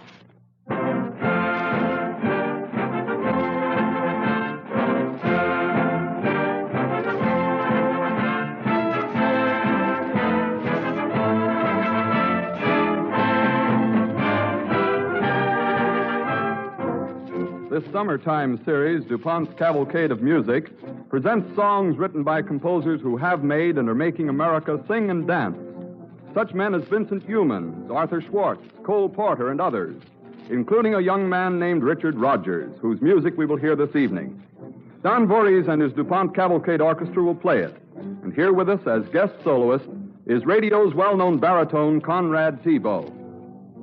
In writing two successful varsity shows for Columbia University in New York, Richard Rodgers and his lyric writing partner, Lorenz Hart, startled blasé critics of light music by showing Broadway something new. Working as a team, they later wrote the score for the first intimate type of musical revue, the Garrick Gaieties. And the melody you're hearing now is from that revue, Mountain Greenery.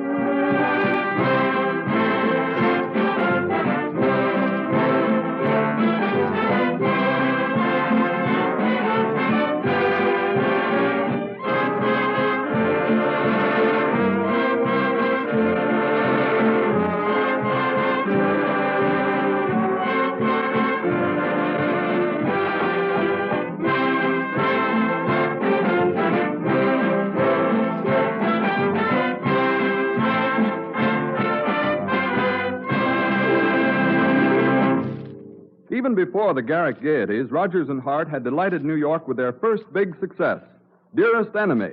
Its most popular tune was Here in My Arms.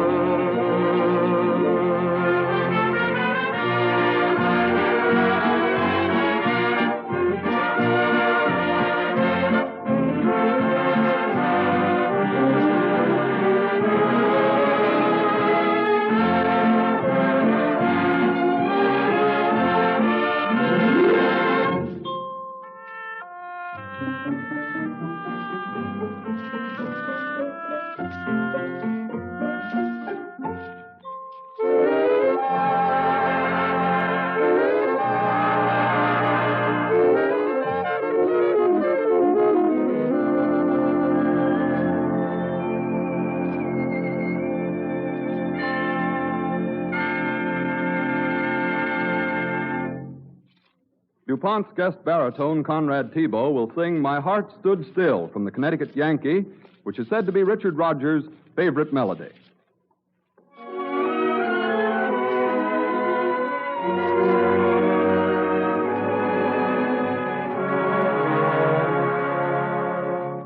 I laughed at sweethearts I met at school.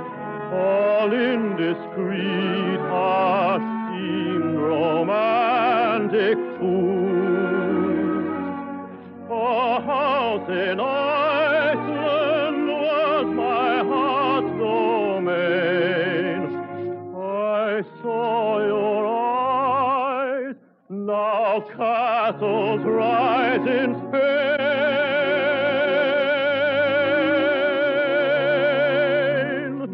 I took one look at you, that's all I meant to do, and then my heart stood still.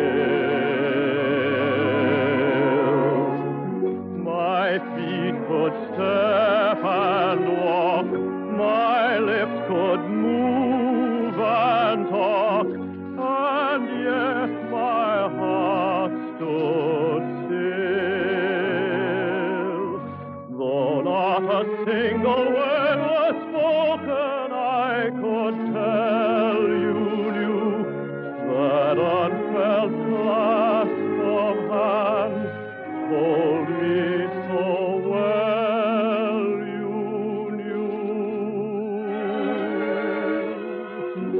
I never lived at all until the thrill of that moment when my heart stood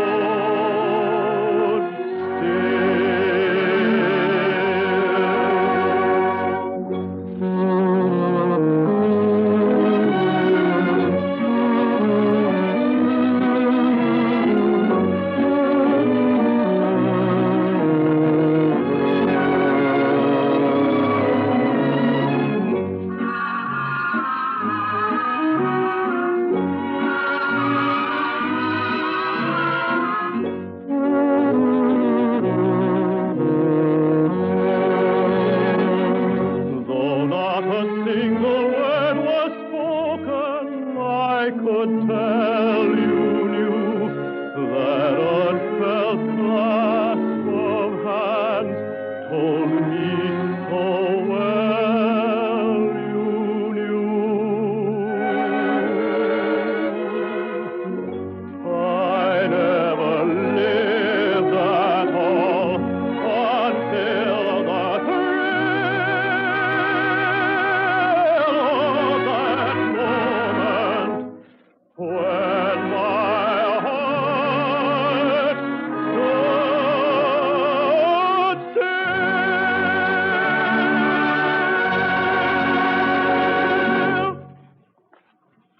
When Richard Rodgers graduated from college in 1923, encouraged by his father, a well-known New York physician, he continued his studies in music. Unlike many young composers, Rodgers didn't have to wait long for recognition. The next number in our DuPont Cavalcade of Music is one of the songs that immediately won public favor.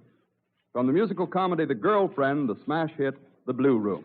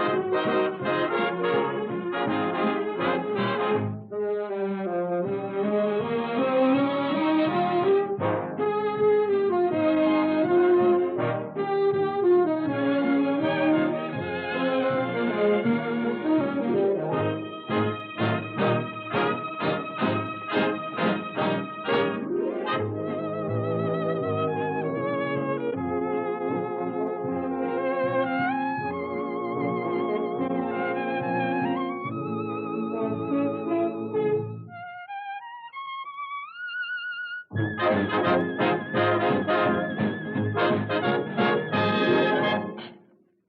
1926, Rodgers and Hart had 4 shows running simultaneously on Broadway. One was Spring is Here. Don Voorhees and the DuPont Orchestra will play With a Song in My Heart.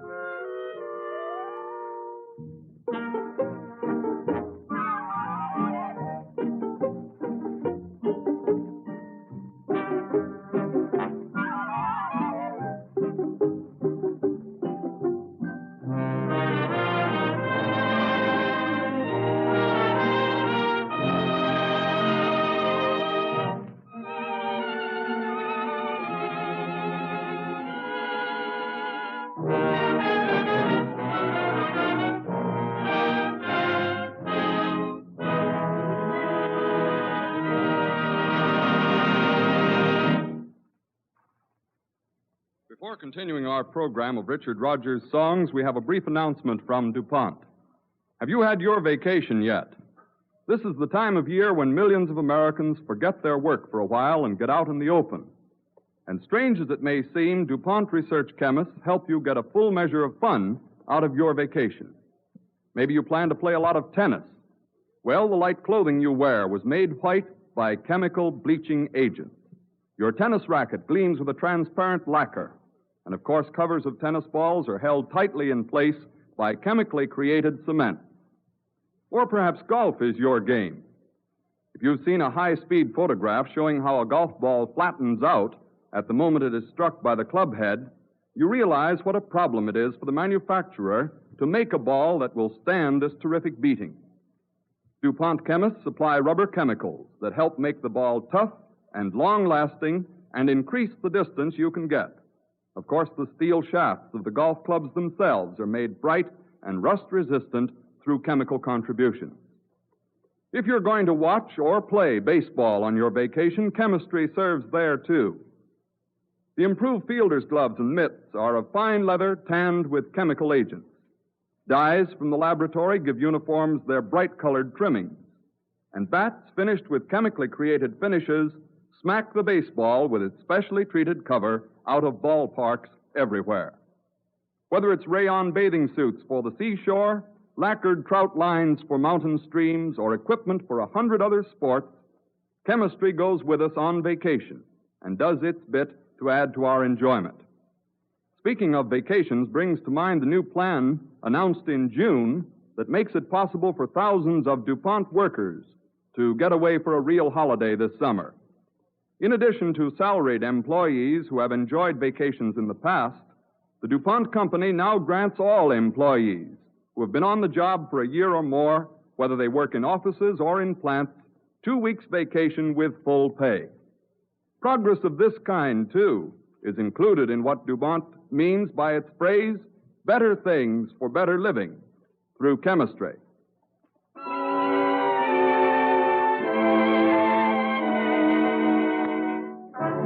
The DuPont Cavalcade of Music moves on with more melodies by Richard Rodgers from the circus musical show Jumbo. Conrad Thibault is going to sing My Romance. I won't kiss your hand, madame, crazy for you though I am. I'll never woo you on bended knee. No, madame, not me. We don't need that flowery fuss. No, no, madame, not for us. My romance doesn't have to have a moon in the sky. My romance doesn't need a blue lagoon standing by. No month of May, no twinkling star, no hideaway, no soft guitars. My romance doesn't need a castle rising in Spain, nor a dance to a constantly surprising refrain. Wide awake, I can make my most fantastic dreams come true. My romance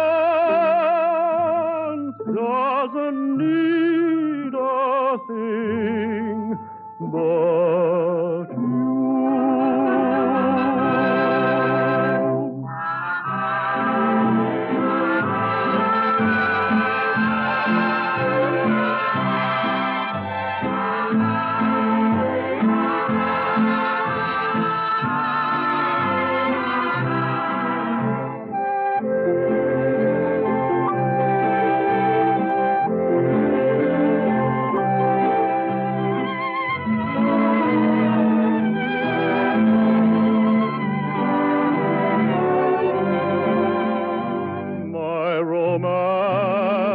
Doesn't need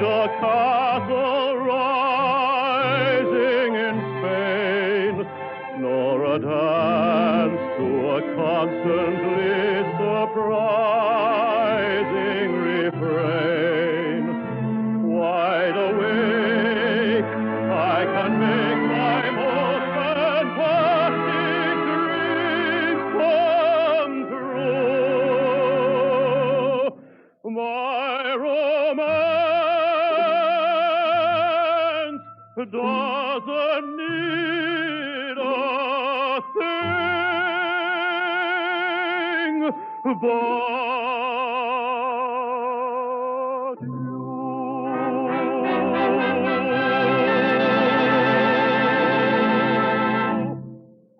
Up to now, we've played the more romantic melodies of Rodgers and Hart, but the boys have not neglected the trend of the times. Last fall and winter, about the time dress rehearsals of DuPont's Cavalcade of America were ready to start late Wednesday afternoons, we'd see crowds coming out of the Imperial Theater next door. They'd seen a matinee of On Your Toes, a smash hit musical that ran for nearly a year. And the Richard Rodgers tune we'd hear nearly everybody humming was this one, There's a Small Hotel.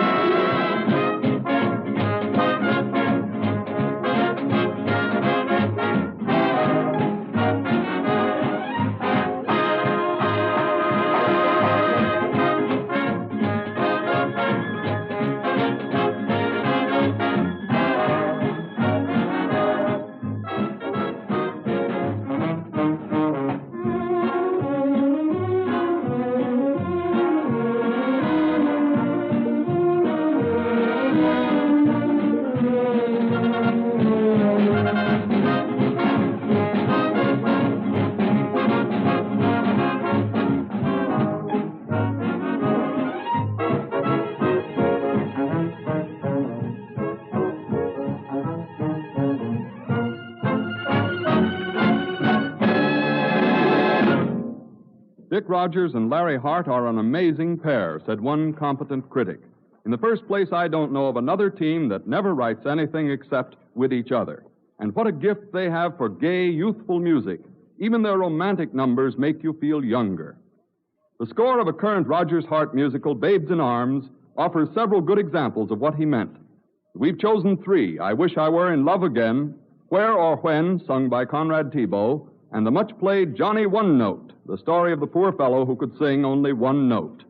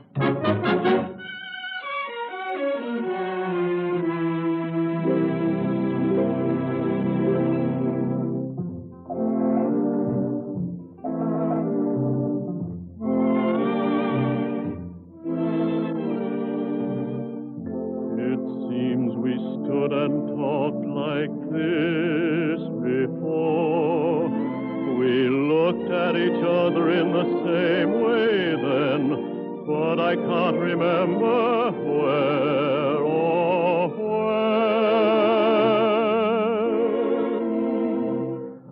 The clothes you're wearing are the clothes you wore. The smile you are smiling, you were smiling then. But I can't remember where or when. Some things that happen for the first time seem to be happening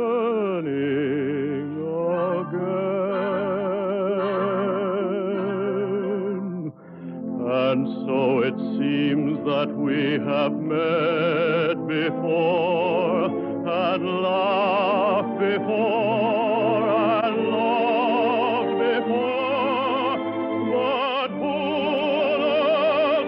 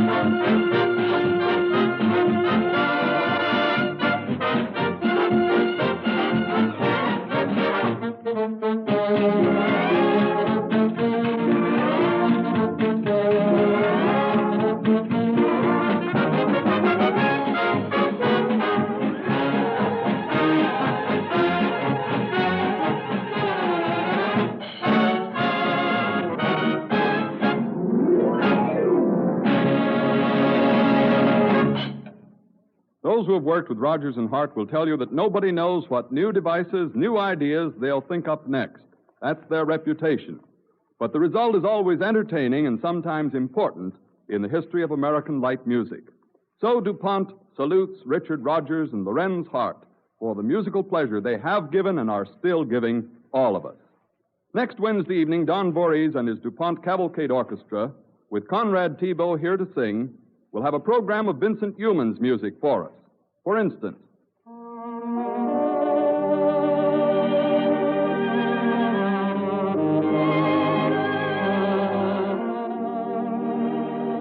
yes, a full program of Youmans' numbers, including the one you've just heard, without a song, next Wednesday evening at the same time when DuPont again presents the Cavalcade of Music.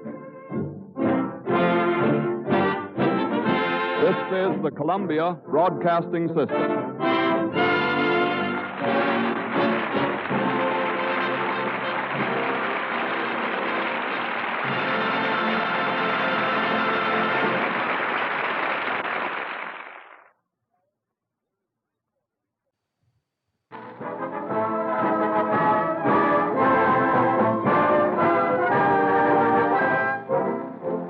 Each Wednesday, the DuPont Cavalcade of Music presents a program of songs written by a composer whose contributions to the lighter music of our country have been important.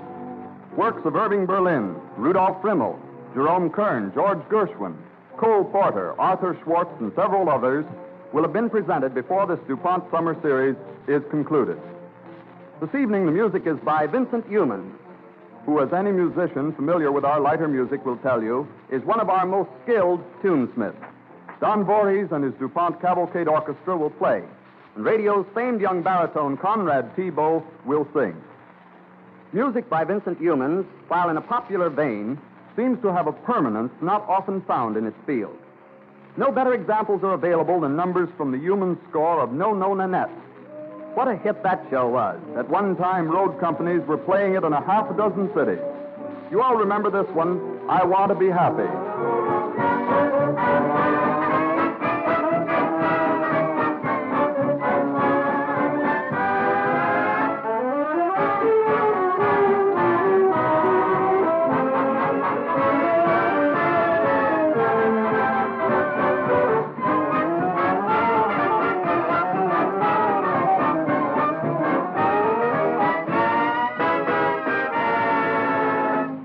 No, Nanette opened in Chicago, played there a year, and almost everybody knew the music before the show itself reached Broadway. Many experts figured that it would fail in New York for that reason.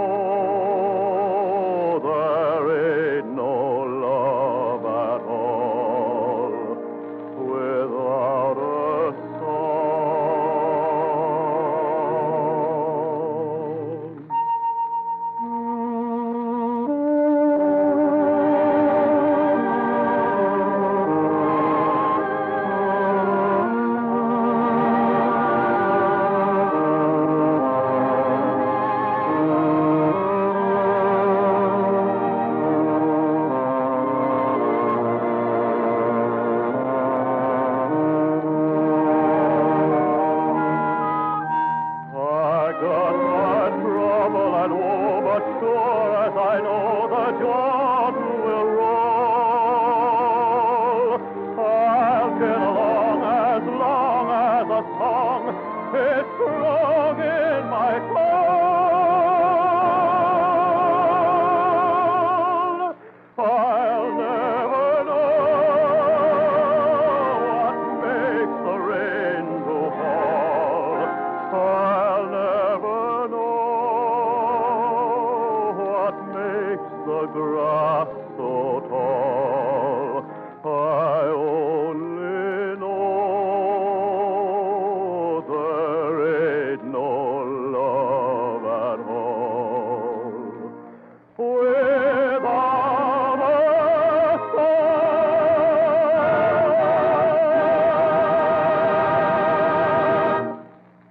One of Vincent Youmans' most haunting melodies is the ever-popular Time on My Hands, which will now be played by Don Voorhees and the DuPont Cavalcade Orchestra.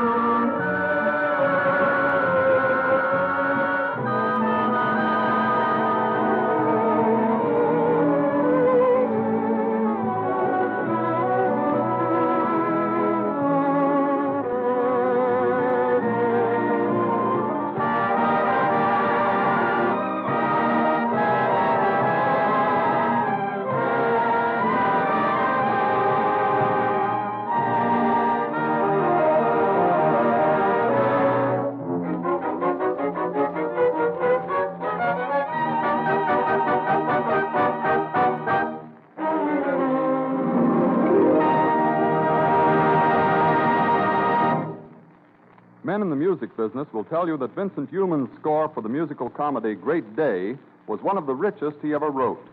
The show closed after a 2-week run, but that didn't stop the music from going merrily on its successful way, including the title number of the show, Great Day itself.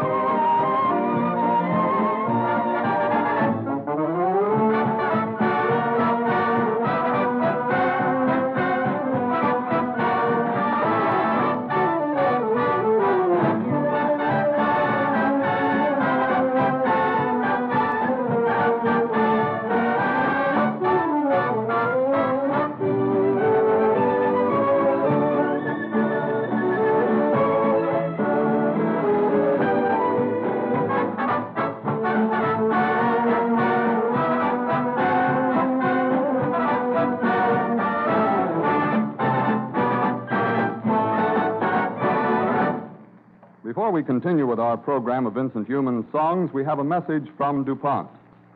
For a moment, let's imagine ourselves at the intersection of two busy avenues with hundreds of automobiles streaming by. It's raining. Suddenly, a smash-up. And even though the cars are pretty badly damaged, nobody is seriously hurt. In the old days, someone might have been badly cut by jagged pieces of glass or had their eyesight endangered by flying splinters from the windshield. But now there is laminated safety glass for your car. Did you ever stop to realize just what safety glass means to you?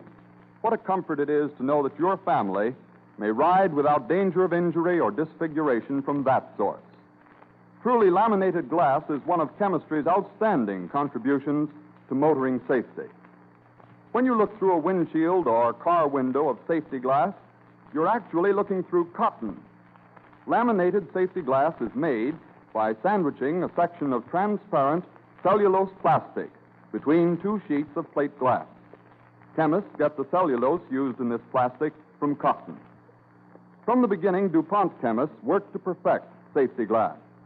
By unceasing research, they improved the clarity, made windshield vision better. By improvement in the manufacturing process and with the aid of the automobile and glass industries, DuPont reduced the cost. The plastic now used in laminated glass is 1/3 of its original cost. Today, almost every new car is equipped with laminated safety glass. Most of the states require safety glass in motor vehicles. Thanks to such foresightedness and to research chemists and automobile engineers, injuries from flying glass are becoming fewer and fewer.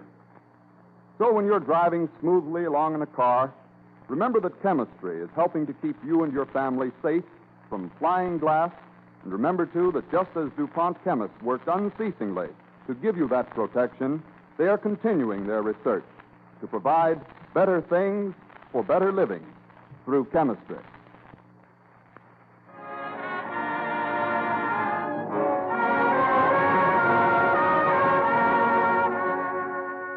When we wrote Vincent Youmans and told him about this evening's program, he suggested that the number Through the Years be included.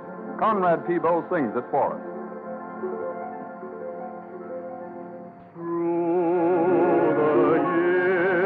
I'll keep my place beside you.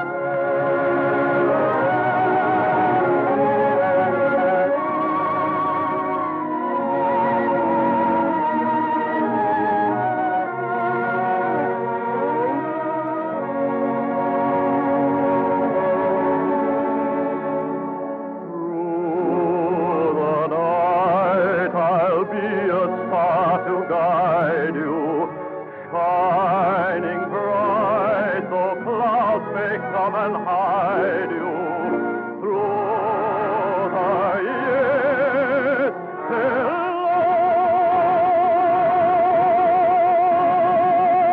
is gone and time first disappears.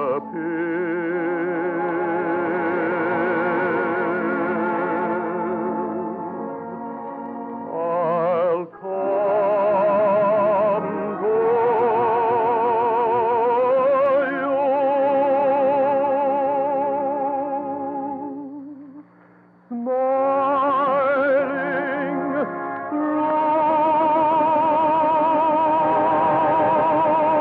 through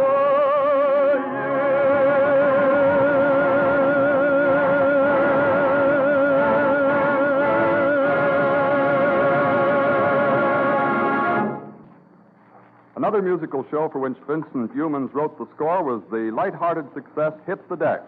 And here's the number that always stopped the show. Sometimes I'm Happy.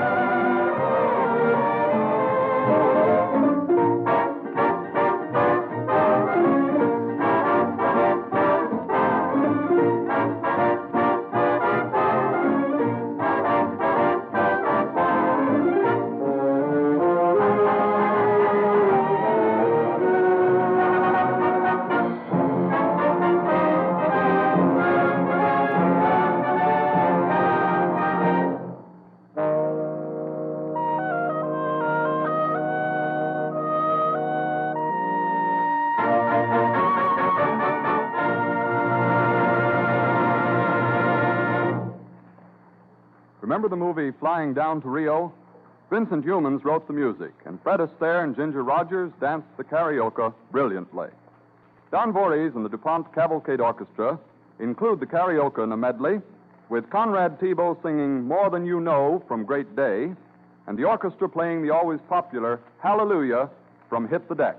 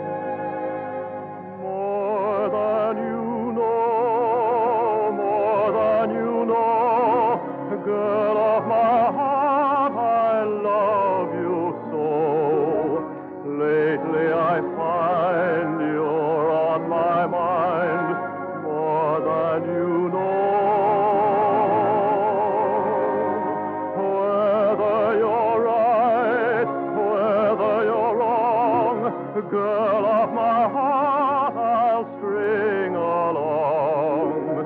You need me so, more than you'll ever know. Loving you the way that I do, there's nothing I can do about it. Loving may be all you can give, but darling, I can't live without it. Oh, how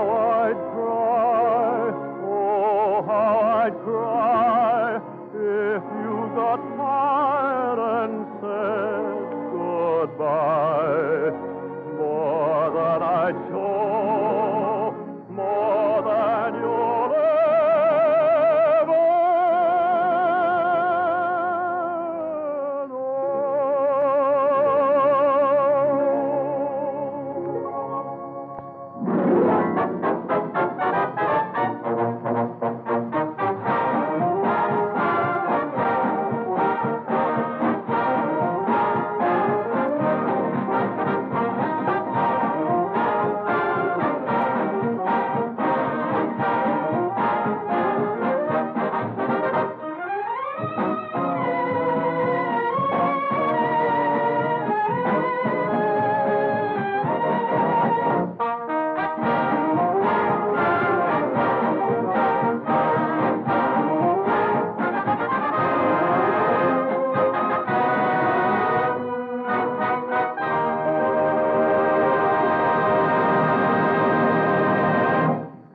Little has been written about Vincent Youmans. He's just gone along producing good songs, not in great quantity, but always with the melodic simplicity and rhythmic precision that make him the musician's composer. That he writes light melodies which last long after many a skyrocket hit tune has been forgotten is tribute enough to Youmans' great talent. This evening completes Conrad Thibault's group of appearances on our summer series. Anything to say, Conrad? Well, just that it was a pleasure to work with my friend and great conductor Don Voorhees again, and I've certainly found the program worthwhile from my standpoint, not just musically either. I've known of DuPont for a long time, but I'm sure I have a better understanding of the great number of fields the company served than I had before. So I'll just say thank you to you, Don, and thank you to you, DuPont. I hope to see you all again. Good night. It was our pleasure, Conrad. Best of luck. Next Wednesday evening with Don Voorhees and the DuPont Cavalcade Orchestra, we will have as our singing guest the brilliant and charming young star of operetta and radio, Miss Francia White, who has come from California to appear on this program. And the composer whose songs you will hear is Rudolf Friml. You all remember...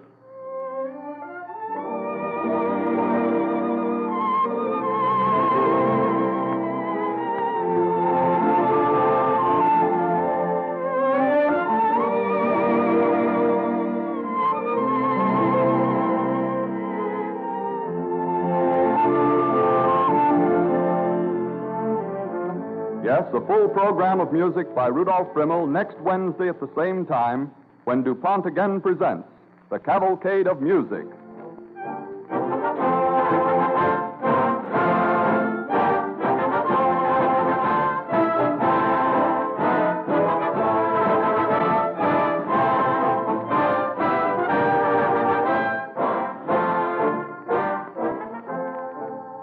This is the Columbia Broadcasting System.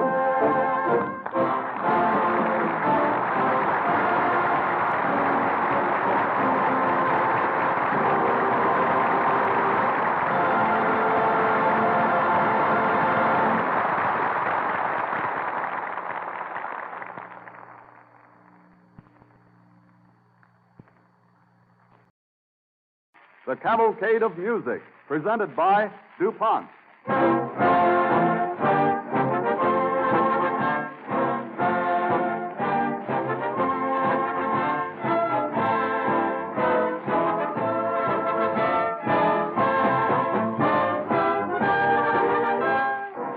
Each Wednesday during the summer months, the DuPont Company presents this Cavalcade of Music, embracing the compositions of some one outstanding contributor to lighter American melody.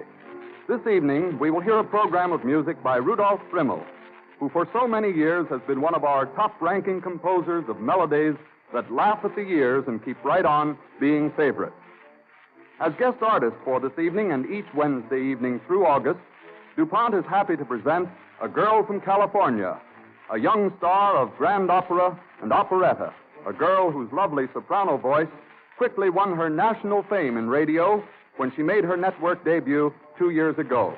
She is Miss Franchil White, here from Hollywood to sing in this series. Don Voorhees, distinguished young conductor of the theater and radio, directs the DuPont Cavalcade Orchestra. Rudolf Friml has composed the music for many a successful operetta, including The Vagabond King, whose famed Song of the Vagabonds we're hearing now.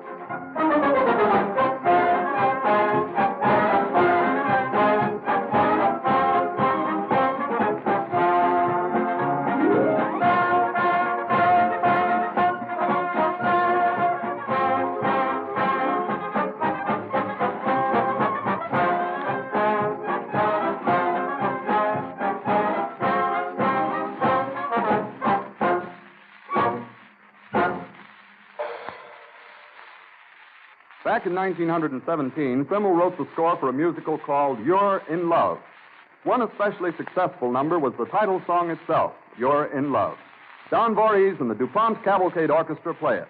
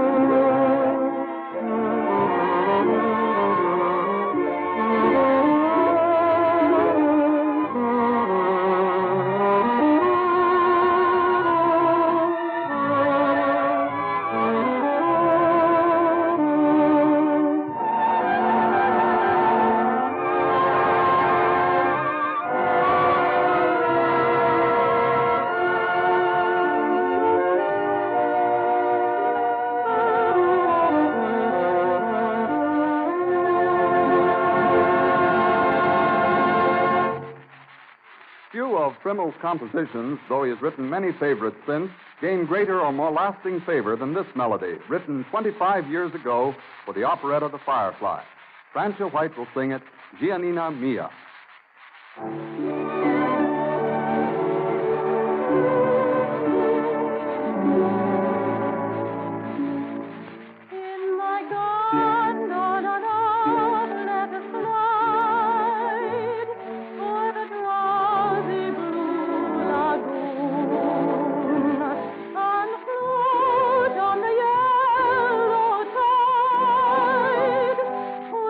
Sleep a dream.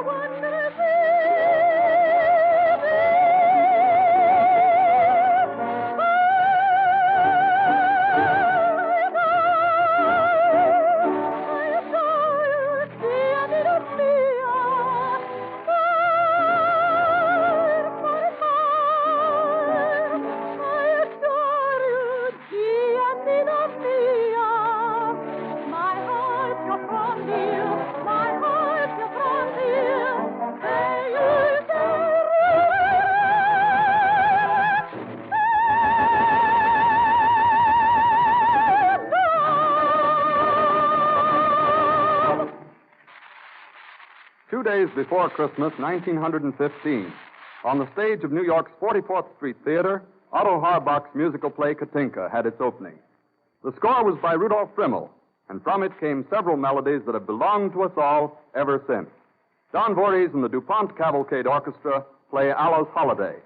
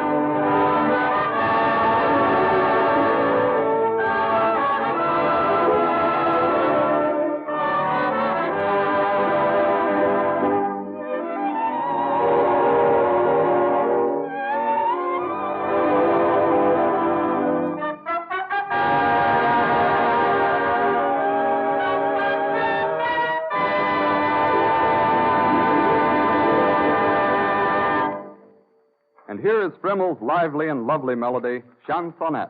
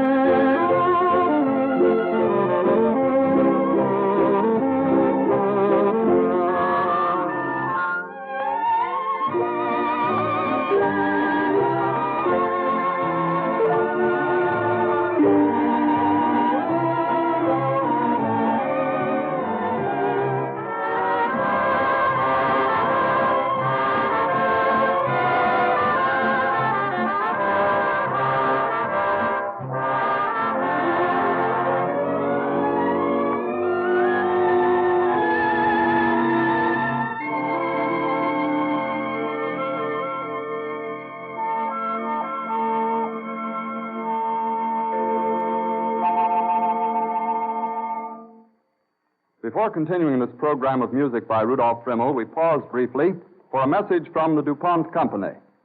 This afternoon off Newport, Rhode Island, the American yacht Ranger won its third straight race from the British challenger Endeavour, and now needs but one more victory to retain yachting's most prized trophy, the America's Cup. Considerable interest has been shown in one of Ranger's sails, a big four-sider called a quadrilateral jib. When Ranger first sprung the new sail, most experts were at a loss to know what it was. One English yachting authority, speaking over the radio and describing the progress of the race, said, "And Ranger is going away in the distance under this peculiar quadrilateral Genoa jib of hers. A huge sail made of some patent fabric, and it is enormously successful. There's no getting away from that. And I think it is the secret of her success."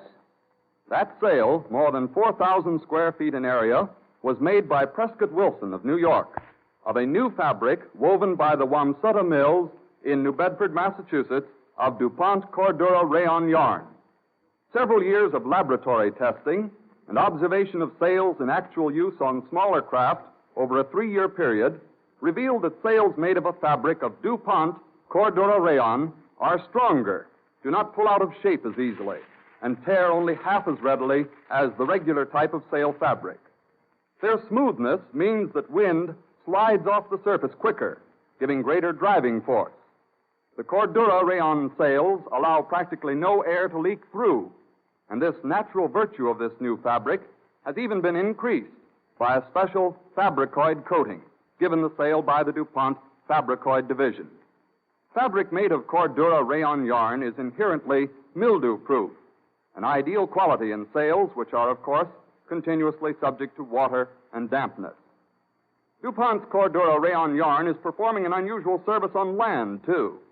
Several manufacturers are using this new yarn in making heavy-duty truck and bus tires because Cordura helps add strength that gives more mileage under heavy loads at sustained high speed. In fact, the forward march of rayon has been steady and rapid. A newcomer comparatively few years ago, it is now used in textiles in quantities second only to wool and cotton. And as rayon rides the waves aboard the Ranger, DuPont salutes that fine craft, its talented skipper, and its gallant crew. Theirs is the finest kind of teamwork, split-second cooperation every instant of every race. And that's just as vital in business as it is in sport. A fine example of teamwork is found in the research laboratories of the DuPont Company, where every man depends upon hundreds of others in doing his part to improve existing products and create new ones, to provide better things for better living through chemistry.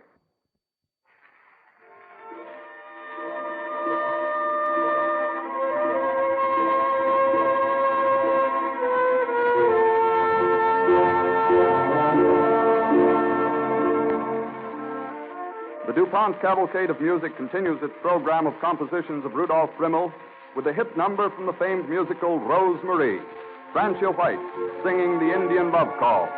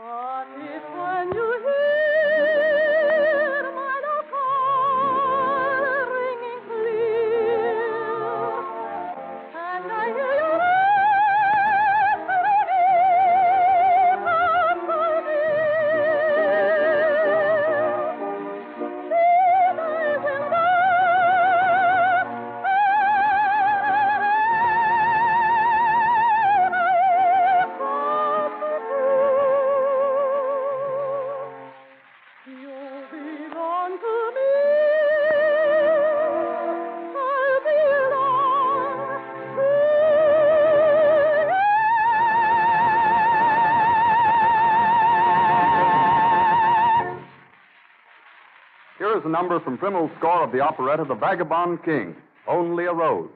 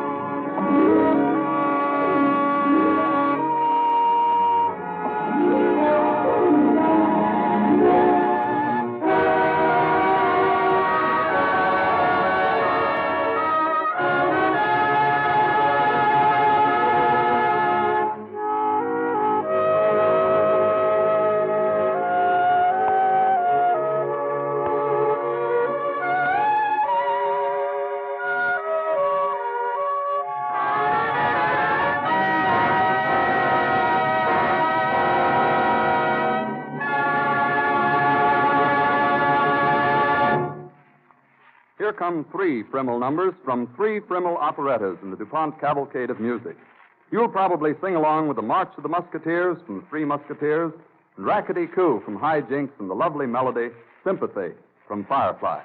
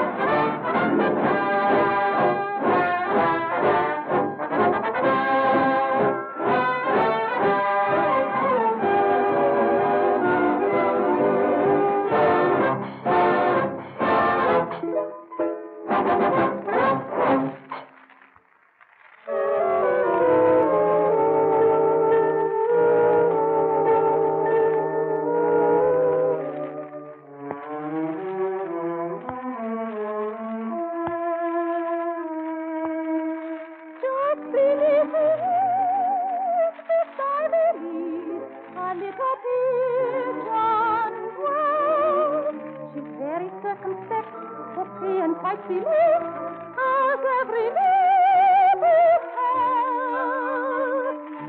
Quiet and alert, but the spirit stone, she sits the whole day long. But when the sun shows day is up, it's quite a different song.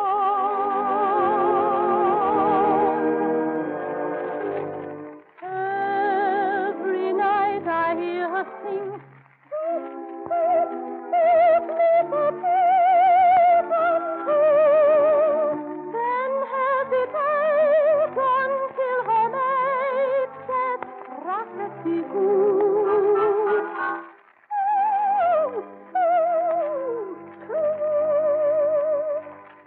Then again she'll answer him, "It's me what he says. I'm not here. Come on now, force me away. Oh, how I wish that I need only say,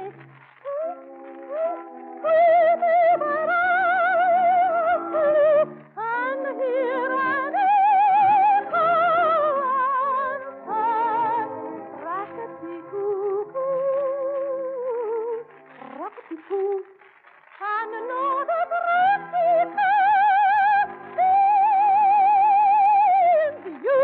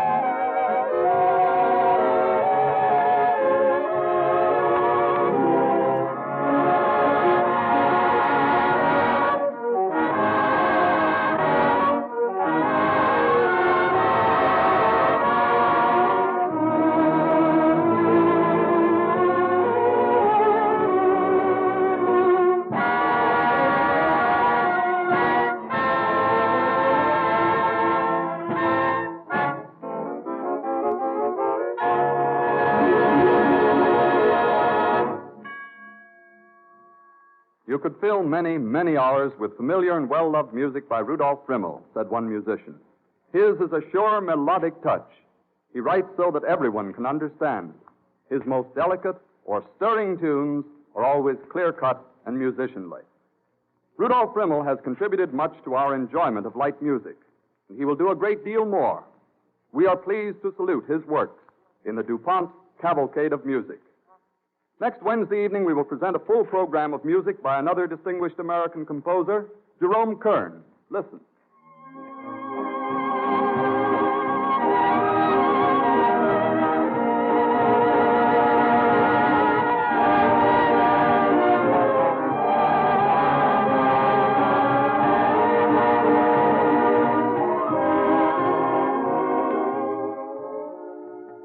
I'm sure you all recognize that melody, Who, from the musical comedy Sunny.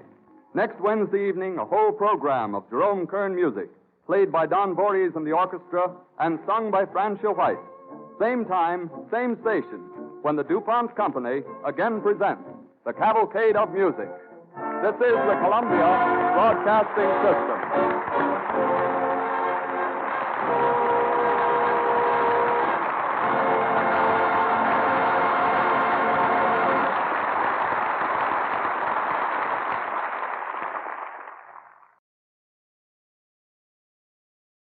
The Cavalcade of Music, presented by DuPont.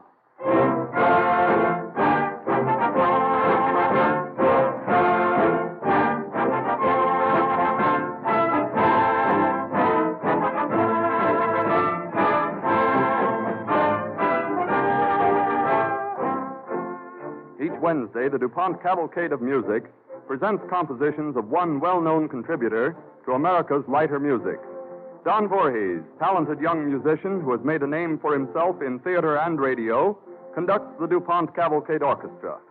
Again this evening, our guest artist is Francia White, charming young soprano who came east from Hollywood for this specially arranged series of musical programs. This evening's program features music of Sigmund Romberg, a man whose name appears on any list of those whose compositions have enriched American music. Who's Who in the theater lists him as having composed all or part of the music for 55 stage presentations through 1935, and his talent is now gaining additional outlets in Hollywood's picture studios. Scores he wrote years ago are still finding favor throughout the world. One of his recent successes was from the talking picture of 2 years ago, The Night is Young, and you are hearing a lovely song familiar to all of you, When I Grow Too Old to Dream.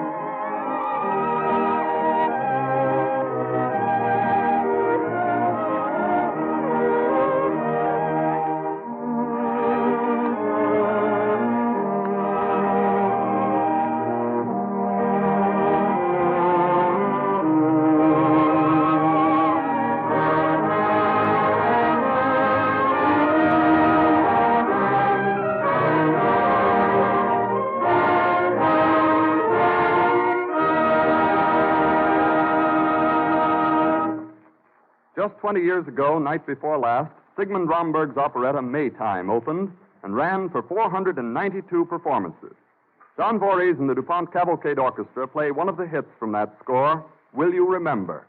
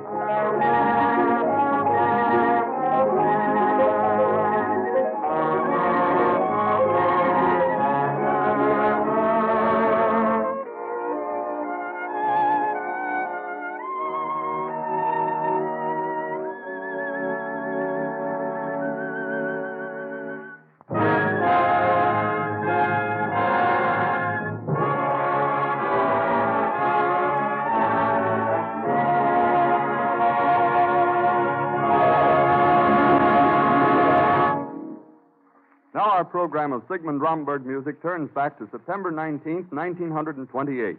It's the opening night of a musical show called The New Moon, a hit show whose Sigmund Romberg score helped it on its way to a run of 309 performances.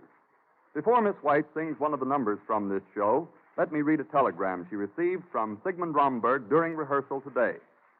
I remember vividly your beautiful singing in the Pacific Coast revival of Desert Song last season, and I'm looking forward with great pleasure to hearing you tonight with Don Voorhees and his fine orchestra. Stop. My best wishes to Don Voorhees as well as to yourself. Sigmund, Romberg.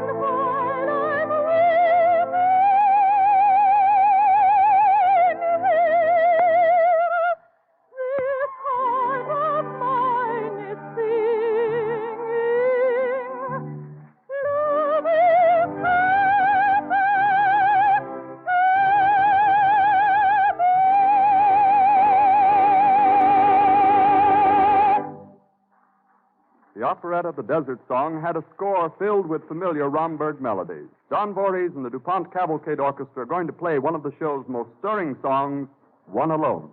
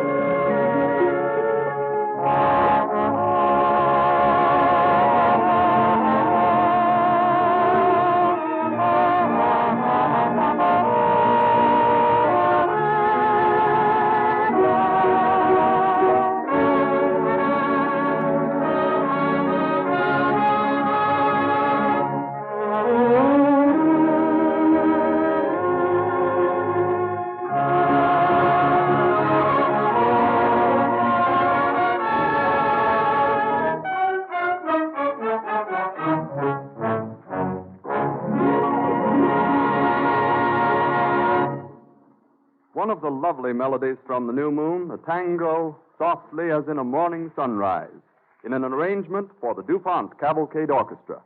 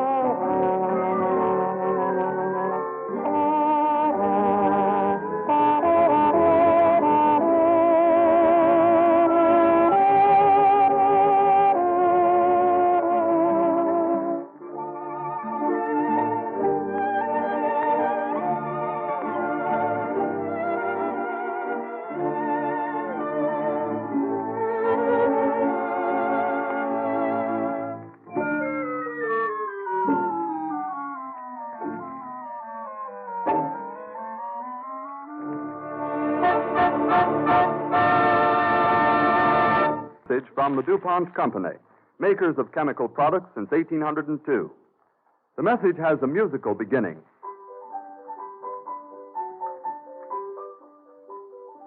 Recognize that tune? It's Mary Had a Little Lamb, the little lamb whose fleece, according to the nursery rhyme, was white as snow. But a DuPont research chemist will tell you that it takes more than an ordinary bath to make wool white as snow. And in telling the story, he'd probably reveal something of how modern research chemistry contributes to just about all fabrics which make up the clothes we wear. Our summertime whites, for example. White fabrics don't just happen. Wool and cotton are anything but pure white in their raw natural state, and that's where chemistry goes to work.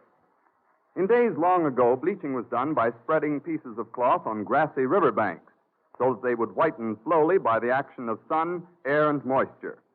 This is nature's way, and it often took months. Today, a more satisfactory white is produced in only a few hours through chemical bleaching. One such method uses active oxygen, liberated from peroxide solutions made by DuPont. A bright, uniform bleach is guaranteed whether the sun shines or not, because the process is chemically controlled every step of the way. So chemistry has helped give us whites for summertime wear, but its contributions do not stop there. Such clothing does soil. What about washing it? By a continuation of the same process used at the textile mill, chemistry enables the modern laundry to keep both white and colored fabrics sparkling and fresh. DuPont supplies a hydrogen peroxide product trademarked Albone, which releases active oxygen as the washing is going on. Through the resulting action, whites and fast colors hold their original brilliance. Chemistry also serves you by lending a hand in dry cleaning clothing. DuPont chemists have devoted a great deal of research developing dry cleaning agents that thoroughly clean soiled garments without harsh treatment and yet leave absolutely no disagreeable odor. Such dry cleaning agents as DuPont's Tri-Clean and Per-Clean have made it possible for you to obtain a superior cleaning job at less cost. DuPont chemists also contribute in many other ways to the pleasure and service you get from your clothing.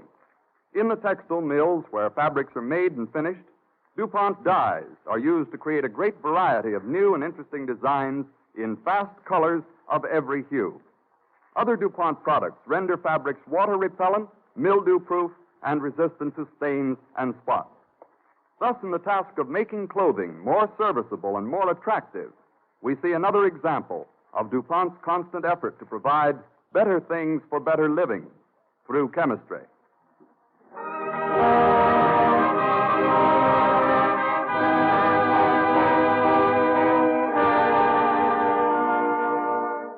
Here's another Romberg melody from the score of The New Moon. It's called One Kiss. Don Voorhees and the DuPont Cavalcade Orchestra play the accompaniment for Miss White's solo.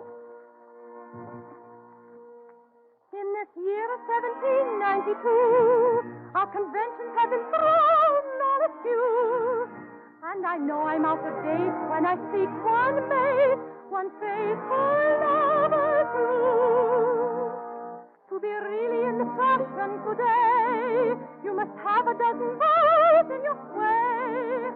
But somehow I don't believe in the modest plan. I want to wait for just one man. One kiss, one man to say goodbye. One love for him alone. One word, one vow, and nothing more.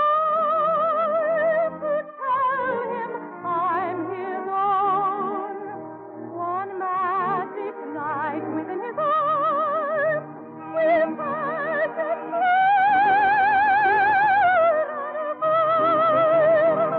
but I will try to love only one man, and no other man in the world. I've been reading stories of romantic glories. I am growing sad for a Galahad. Laugh all you like at me. I'll find my man, you'll see.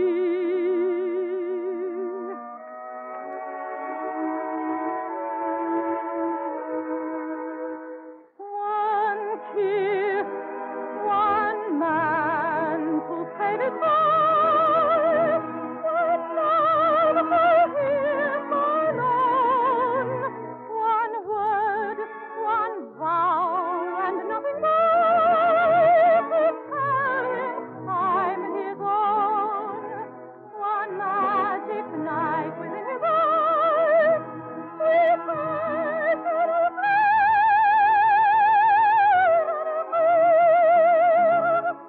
but I will try to love only one man, and no other man in the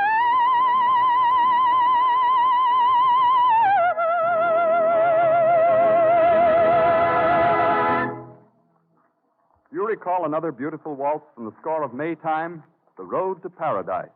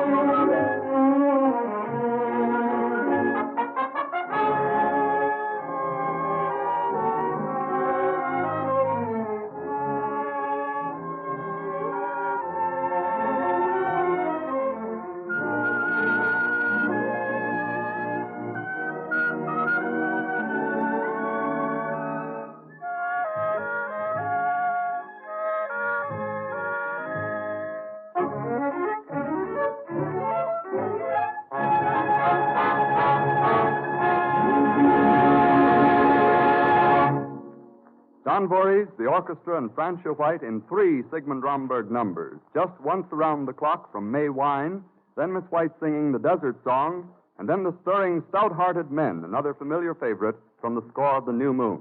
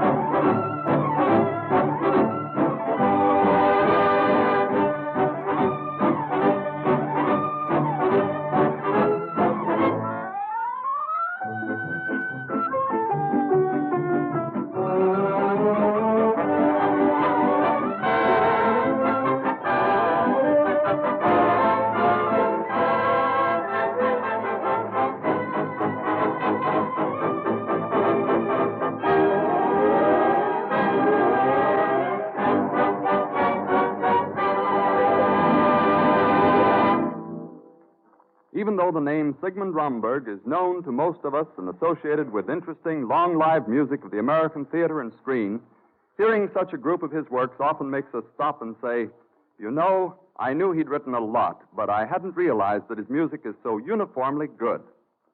Romberg indeed wrote much, and the world sings his older songs just as it sings the new. We're pleased to salute the contributions of Sigmund Romberg to the Cavalcade of Music. Next Wednesday evening, we'll hear some music written by Arthur Schwartz for the musical romance Virginia, which will open here in New York the following week. Mr. Schwartz himself will appear on the program, together with famed writer Lawrence Stallings, co-author of the show Virginia. With the brand new Arthur Schwartz music will be other numbers he has written, including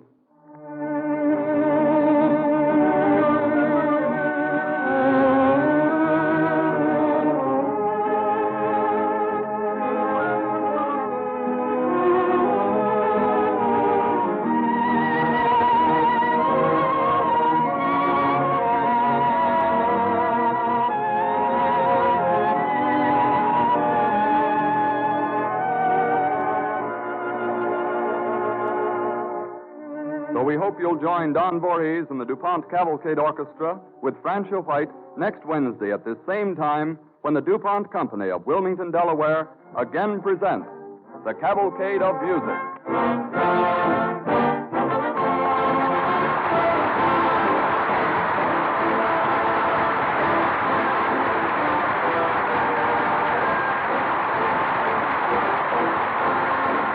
This is the Columbia Broadcasting System.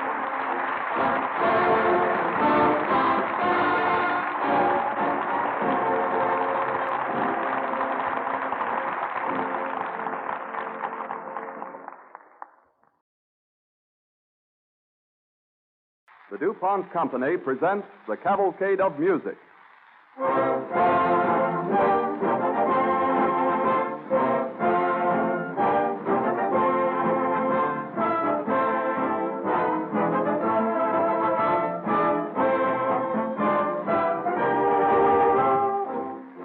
Next Tuesday evening at the Center Theater in Rockefeller Center, New York, an audience of some 3,000 people will see the opening performance of a new American musical romance called Virginia. 4 people who will be prominently mentioned in the program are here on this stage this evening. There's Arthur Schwartz, who has written so much good light music for the American musical stage, and whose latest score is that of the forthcoming musical Virginia. And there's Lawrence Stallings and Owen Davis, who wrote the book of Virginia. And Don Voorhees, conductor of the DuPont Cavalcade Orchestra, will be in the pit at the Center Theater next Tuesday evening conducting the orchestra as supervisor of music for the entire production. So this is quite a gala evening, for DuPont has arranged a half hour of the music of Arthur Schwartz, including some numbers from his latest score, and with Don Voorhees conducting and Miss Francia White with us again to lend her lovely soprano voice. Let's begin the Arthur Schwartz program with a tune he wrote 9 years ago for the Little Show. It's I Guess I'll Have to Change My Plans.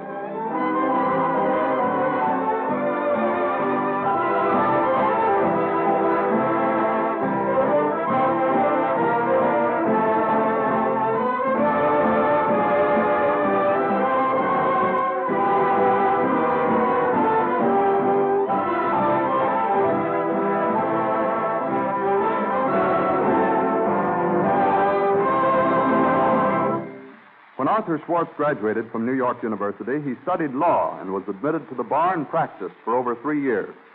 But he'd always had a strong urge to write music, especially the musical comedy type. So his close friends weren't surprised when young Schwartz started writing tunes that quickly won him a place in Broadway's big time. A good example is his hit from Three's a Crowd, Something to Remember You By.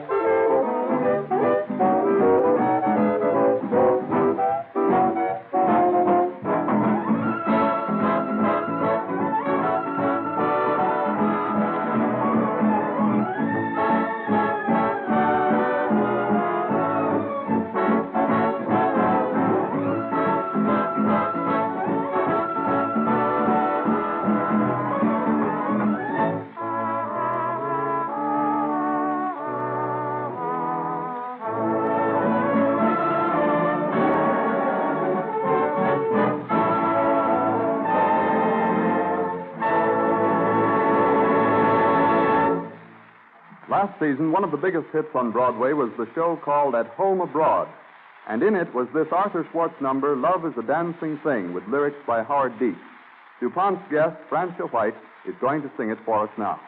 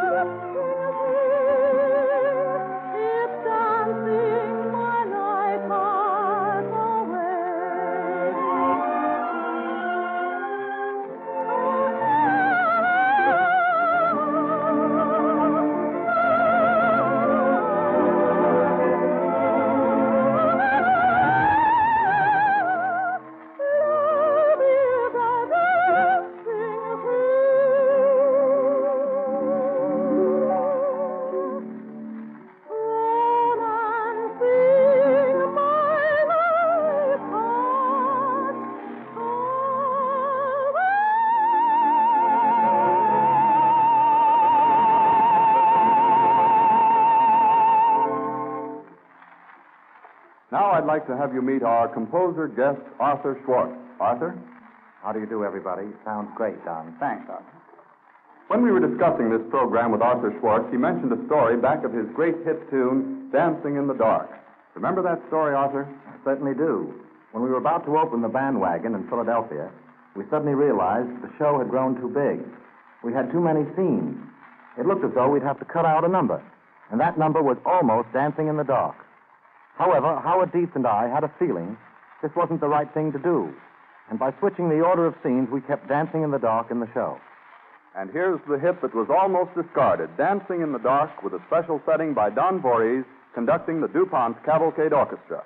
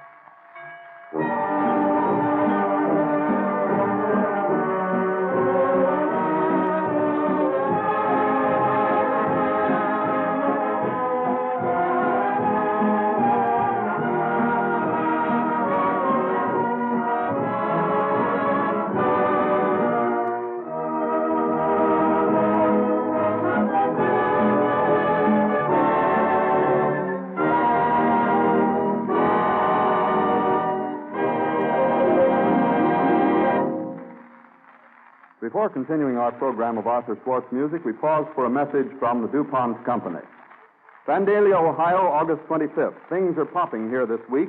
More than 1,000 crack shooters from all over North America are competing in the Grand American Tournament, the World Series of Trap Shooting. In the sport of trap shooting, clay targets are thrown from a mechanical hurling device called a trap, and the shooter attempts to shatter them as they soar through the air. Each shooter gets the same number of targets, and whoever breaks the greatest number wins. Picture the drama as a tense crowd watches the keen-eyed contestants battling for a championship. Time after time, they swing their favorite shotguns to their shoulders, pull the triggers, and knock the soaring targets into dust. Perhaps it's a 100-target event, and two of them are tied with 95 straight hits. They each break 96, 97, 98, and then the pressure gets too great. One of them misses, and the other goes on to capture a championship that is the most coveted in the world of trap shooting. Detroit, Michigan. Next week, another group of shooters with keen eyes and steady nerves will have a chance to prove their mettle at a different form of shooting sport, a game called skeet, in which the clay targets are thrown from two traps, one high and one low. In skeet, shooters stand at 8 different positions in a semicircle. By firing at the flying targets from various angles, the shooters get practice in all the different shots likely to be encountered when hunting game in the field. Skeet is growing rapidly in popularity. Last year, skeet fans used 60 million shotgun shells. The big event in this sport is the 3rd National Skeet Championship to be held at Detroit, Michigan next week. Trap shooting and skeet have no age limit. A boy of 14 and a veteran of 70 are among the past winners of the Grand American Trap Shooting Tournament. A woman once finished 3rd, and another 14-year-old lad beat the champions of 31 states to win last year's National Skeet Championship. Strangely enough, chemistry contributes in no small degree to the pleasure that thousands find in trap shooting and skeet. In the early days of DuPont's history, powder was an important part of DuPont's business. Though it now amounts to less than 1% of the DuPont Company's business in volume, DuPont still takes the same pride as it has taken for 135 years in producing dependable sporting powders. And chemical research carried on in DuPont laboratories has brought about a notable improvement in the smokeless powder used in so much field and target shooting today. An associated organization, the Remington Arms Company, produces shot shells specially loaded for trap shooting and skeet, and 4 models of shotguns specially adapted to these pastimes.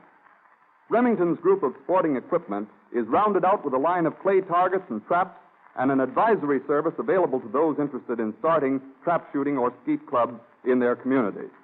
Incidentally, the latest Remington traps and approximately 500,000 Remington Blue Rock targets are being used exclusively at this year's Grand American Tournament. And so the chemist makes another contribution to the pleasure and satisfaction that thousands derive from these fine outdoor sports.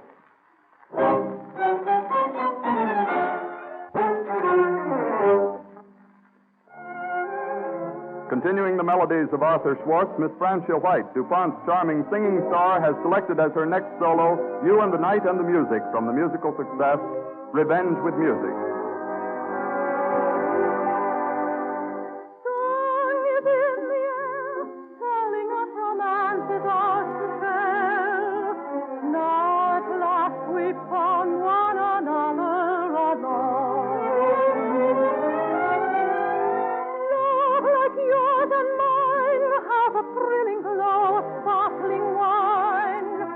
Make the most of time, may we pass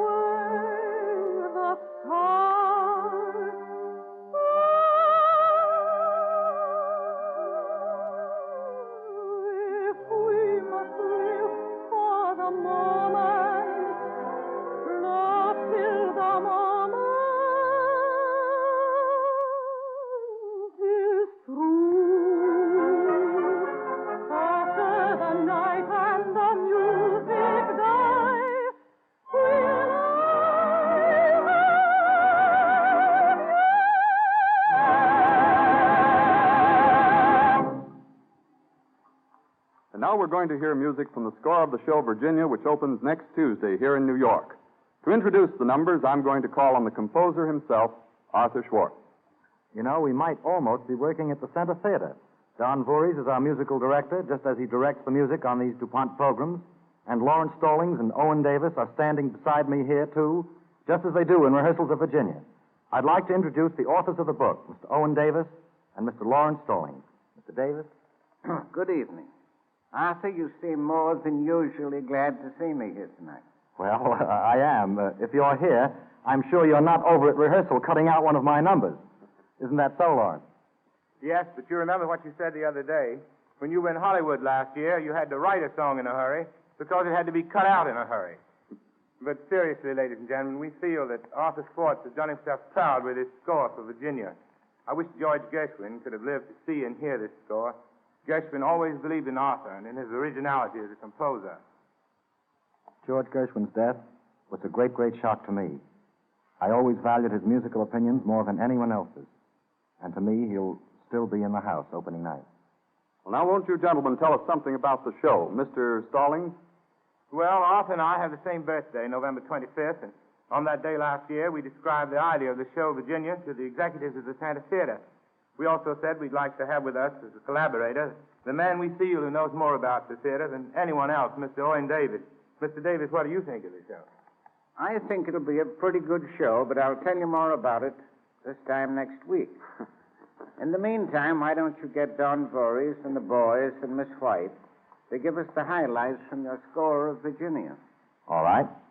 The first number Don is going to play is his favorite song from the score. Mine, too, Mr. Davis. And mine, Mr. Stallings. An Old Flame Never Dies.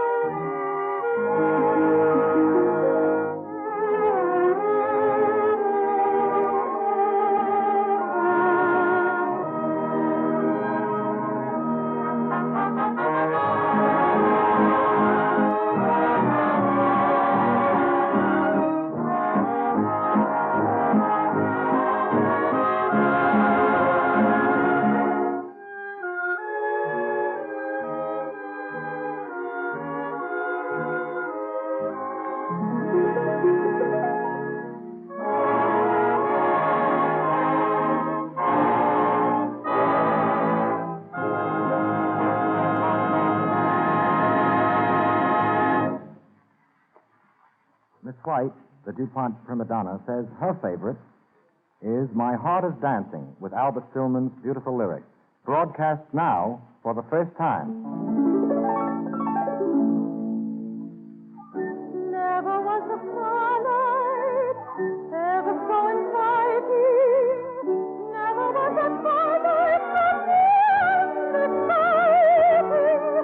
Never did the night conspire so to set my heart on fire. Will it all be wasted? Beauty I have tasted. You alone can tell me how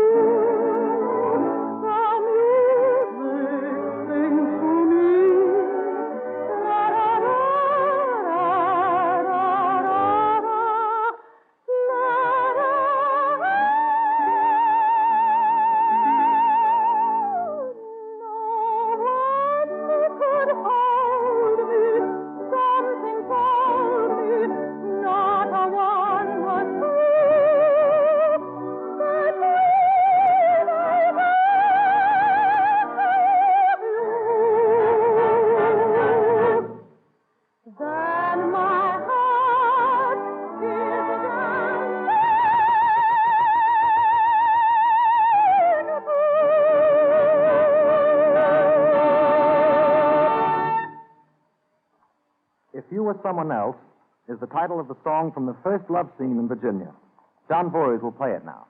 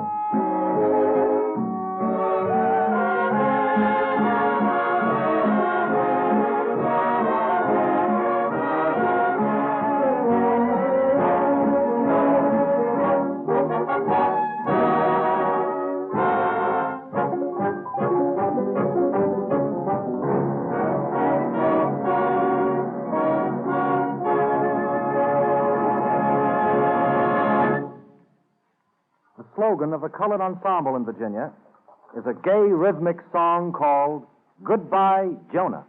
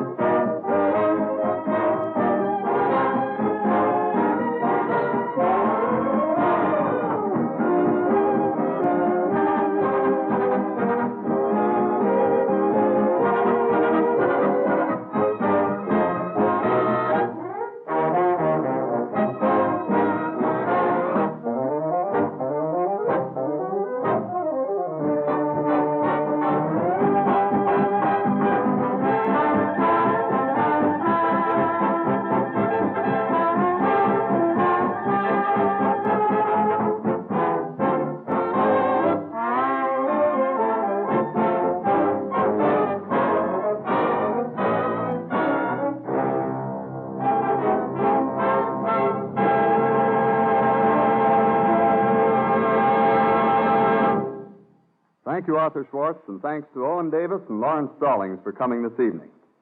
A successful young lawyer who turned composer and became an outstanding success at that, too, that's Arthur Schwartz. A personable fellow with unusual talent for writing interesting music for stage productions, he has gone far and should go much farther. We're happy to salute his contributions to America's lighter melodies on the DuPont Cavalcade of Music. Next Wednesday evening, DuPont will present Don Voorhees and the DuPont Cavalcade Orchestra with Francia White, again our guest artist, in a program of music by the immortal Victor Herbert. Remember this?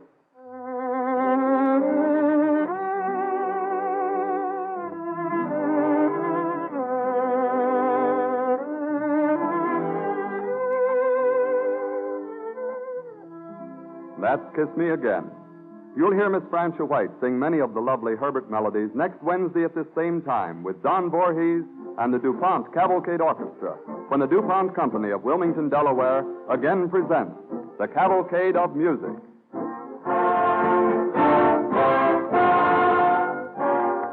This is the Columbia Broadcasting System.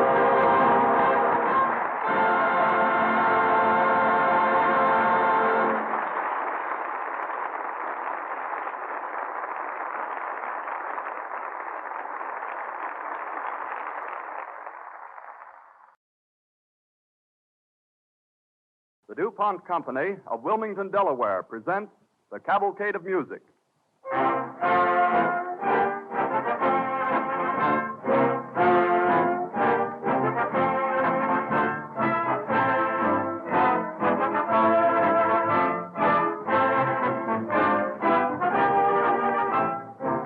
The great steelmaker and philanthropist Andrew Carnegie has been quoted as saying, "My idea of heaven is to be able to sit and listen to all the Victor Herbert music I want to."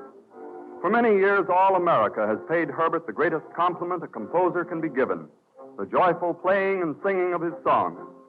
And this evening, Don Voorhees and the DuPont Cavalcade Orchestra and our guest star, Francia White, have arranged a full program of Victor Herbert melodies.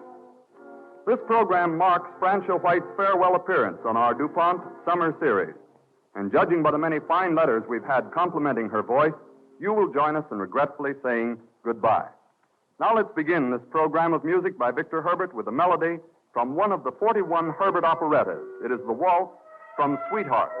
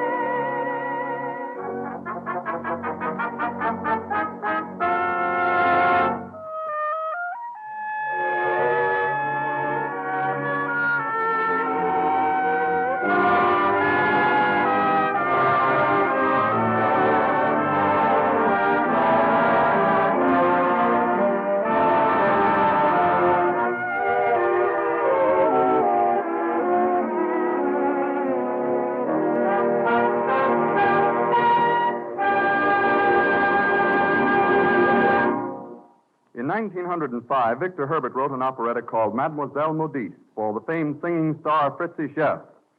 In the score was a number called If I Were on the Stage, and the part of it you'll probably remember best is the last refrain, the lovely Kiss Me Again. DuPont's guest soprano, Francia White, will sing it.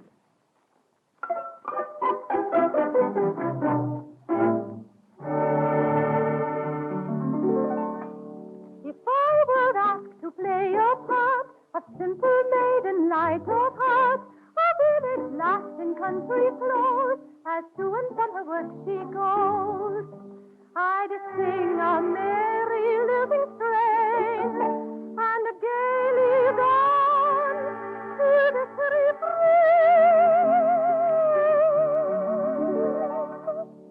Tra-la-la-la-la-la-la,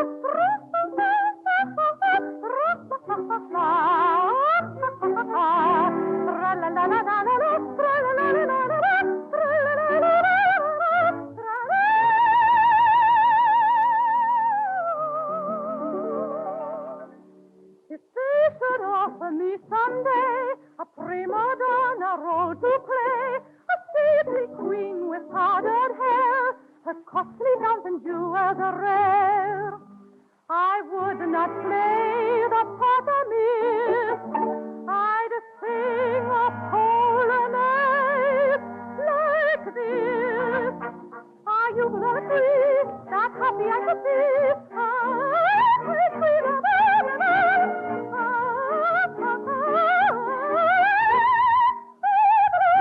ladies great, to kneel and kiss my hand. Our king upon his throne, to woo me for his own.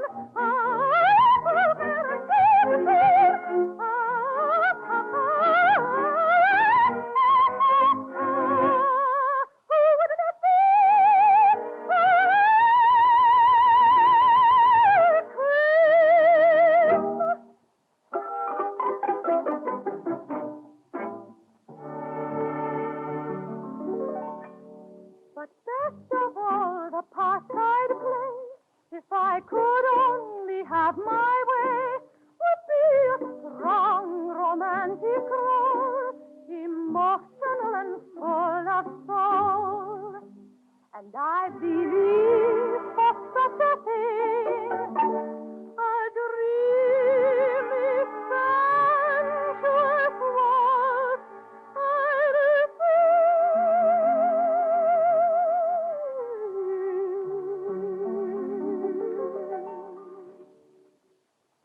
sweet summer breeze, whispering sweet, star shining softly above, roses in bloom, wafted perfume, sleepy bells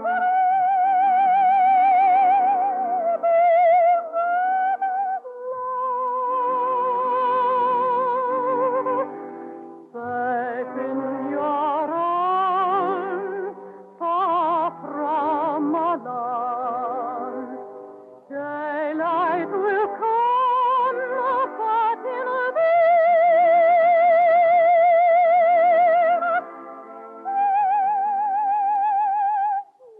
early close to your breast, kiss me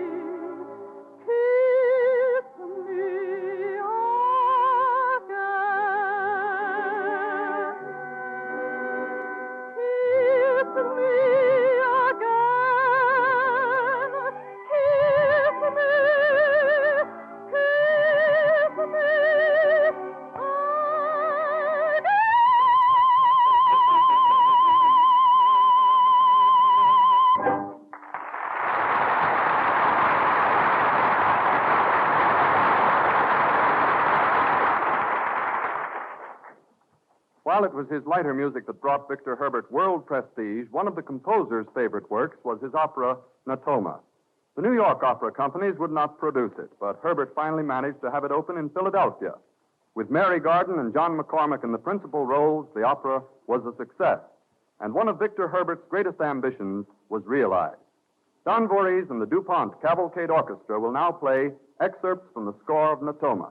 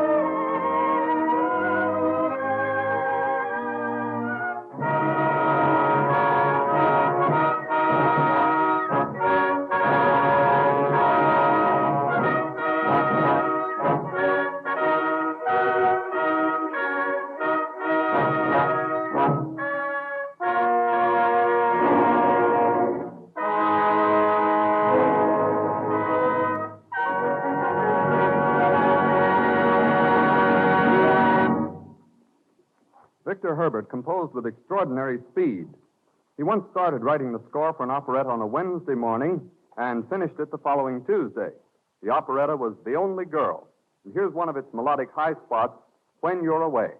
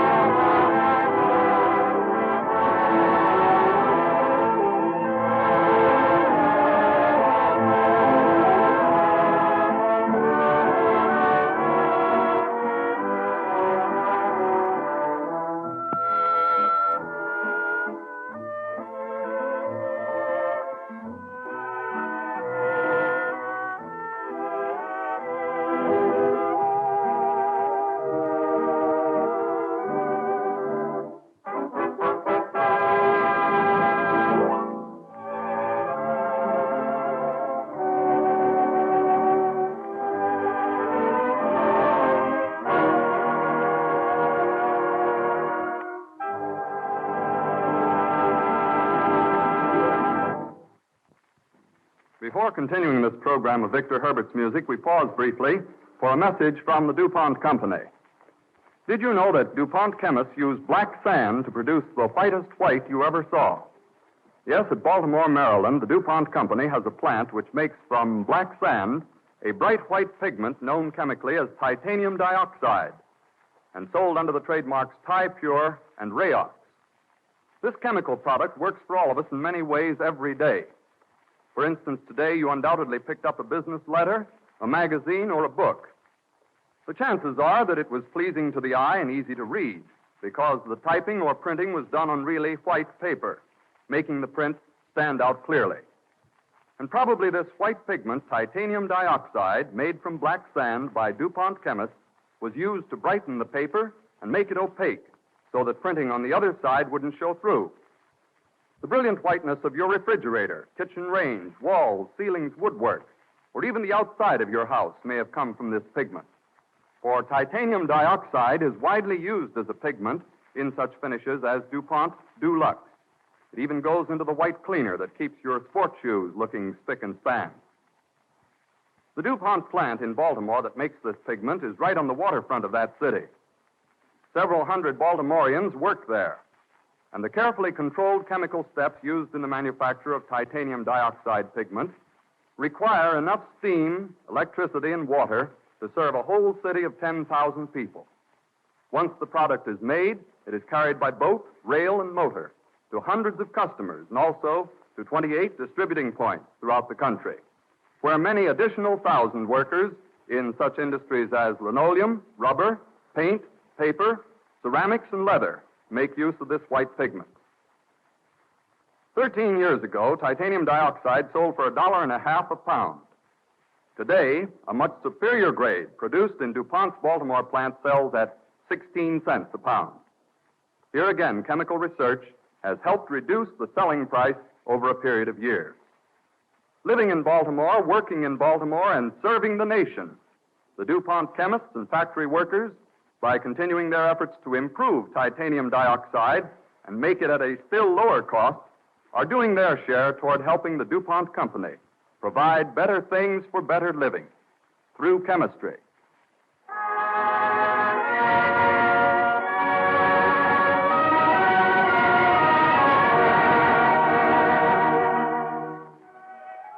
One of Victor Herbert's greatest ambitions was to write an Irish operetta. Francia White sings Thine Alone from Eileen.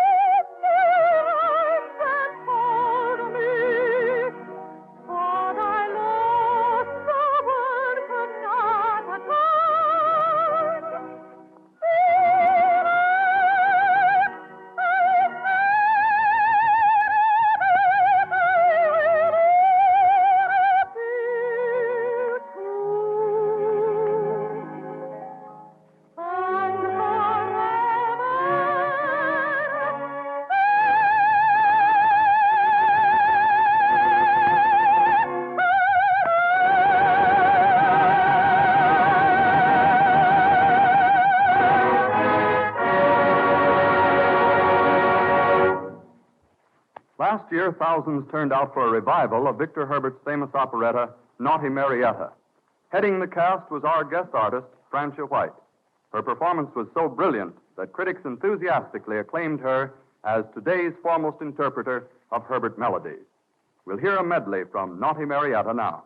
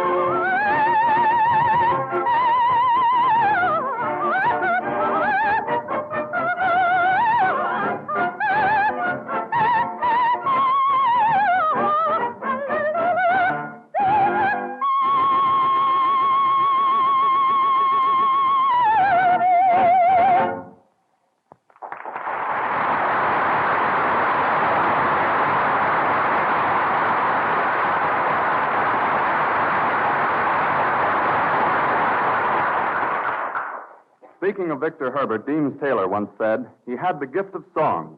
His music bubbled and sparkled and charmed. And he brought the precious gift of gaiety to an art that often suffers from pretentiousness. Surely Herbert brought joy to the hearts of millions with his music, songs that will live forever because they're pure, unforgettable melody. We're proud to salute the memory and the works of Victor Herbert in this DuPont Cavalcade of Music.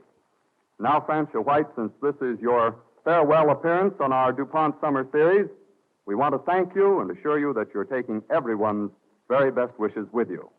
Next Wednesday evening, Don Voorhees and the DuPont Cavalcade Orchestra will play a program of numbers by a young man who has written music entirely for the moving pictures. His name is Nacio Herb Brown, and he wrote,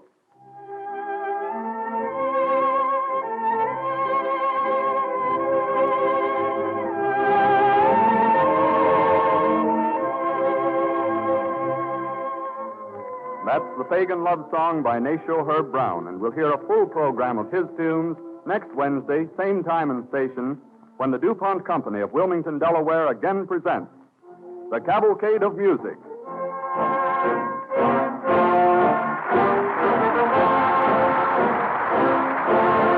This is the Columbia Broadcasting System.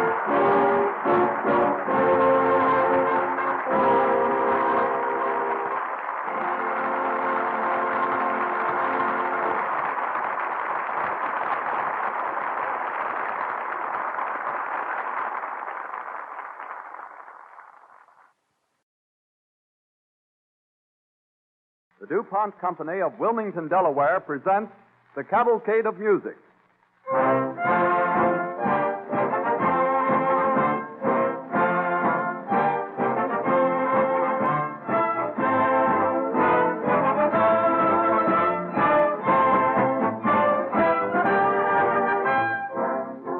20 years ago, few people dreamed that someday the movies would talk and sing, that music would be specially written for the films, and that Hollywood would have a Tin Pan Alley all its own.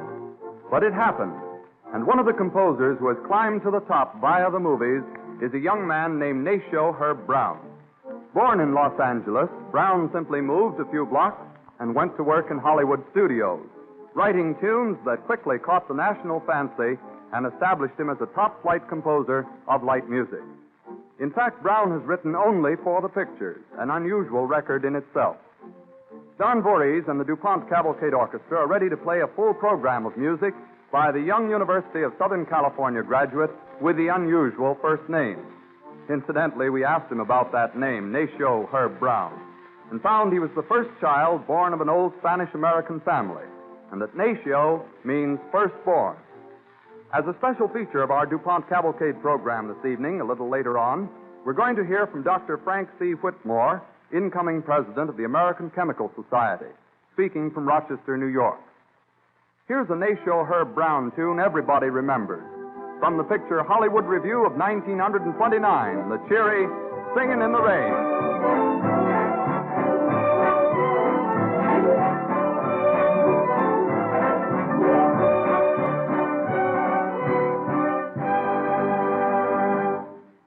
When Raymond Navarro starred in the talking picture The Pagan, audiences left the theater humming a song that soon became one of the country's top tunes, Nacio Herb Brown's Pagan Love Song. Don Voorhees and the DuPont Cavalcade Orchestra play it.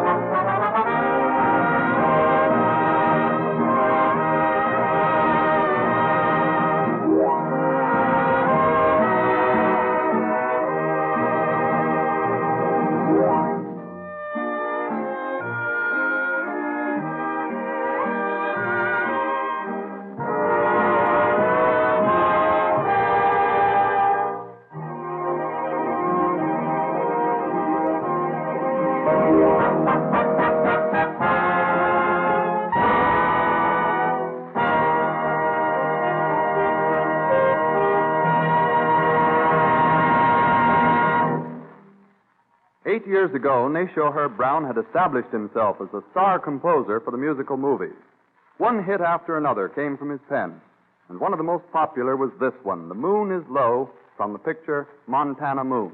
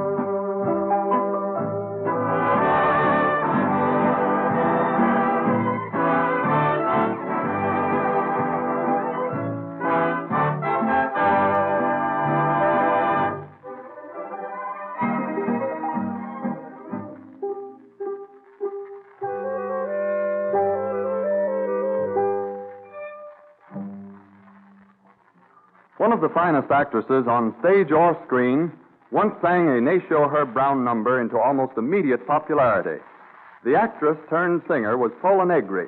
The song was Paradise, from the picture of 6 years ago, A Woman Commands. Here it is, a special Don Voorhees setting of the waltz, Paradise.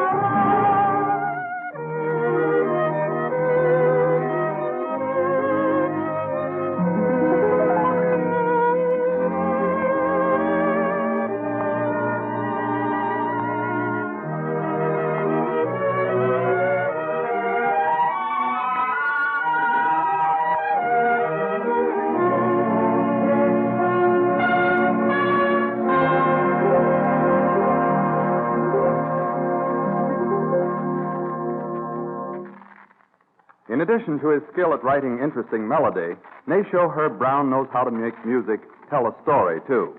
Here's an example, a tune from the Broadway melody of 1930, The Wedding of the Painted Doll, played by Don Voorhees and the DuPont Cavalcade Orchestra.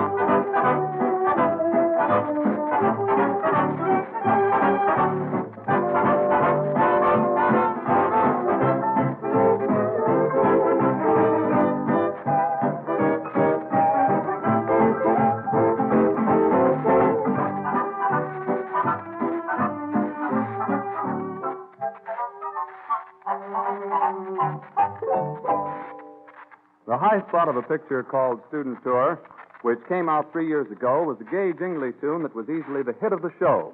It's one of Nacio Herb Brown's own favorites. And if he's listening in out in Hollywood, we hope he'll enjoy hearing Don Voorhees and the DuPont Cavalcade Orchestra in a special setting of A New Moon Over My Shoulder.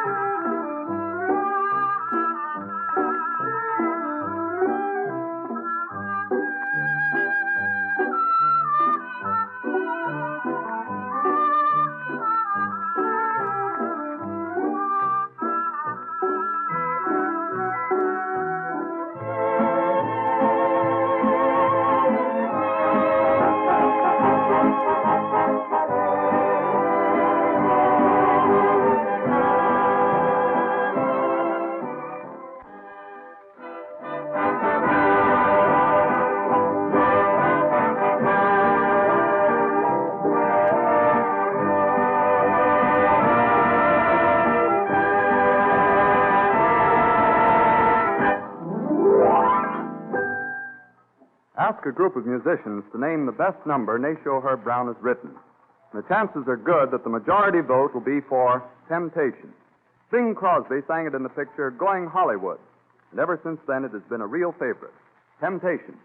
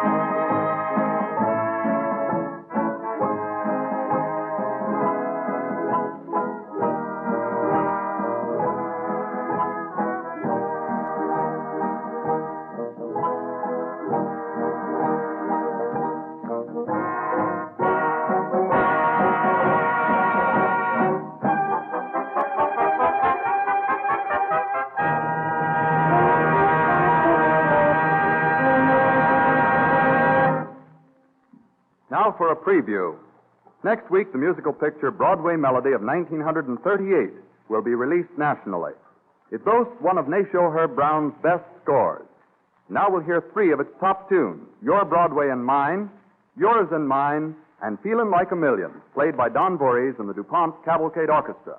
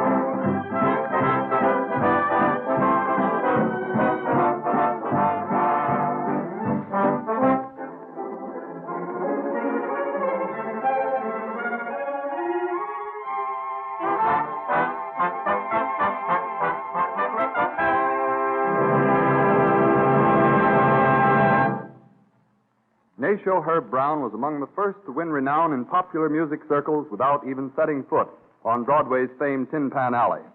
For his contributions to the music of the movies, which is much of the music we sing and dance to these days, we're pleased to salute Nacio Herb Brown in our DuPont Cavalcade of Music. Now for our trip to Rochester, New York, which we mentioned earlier.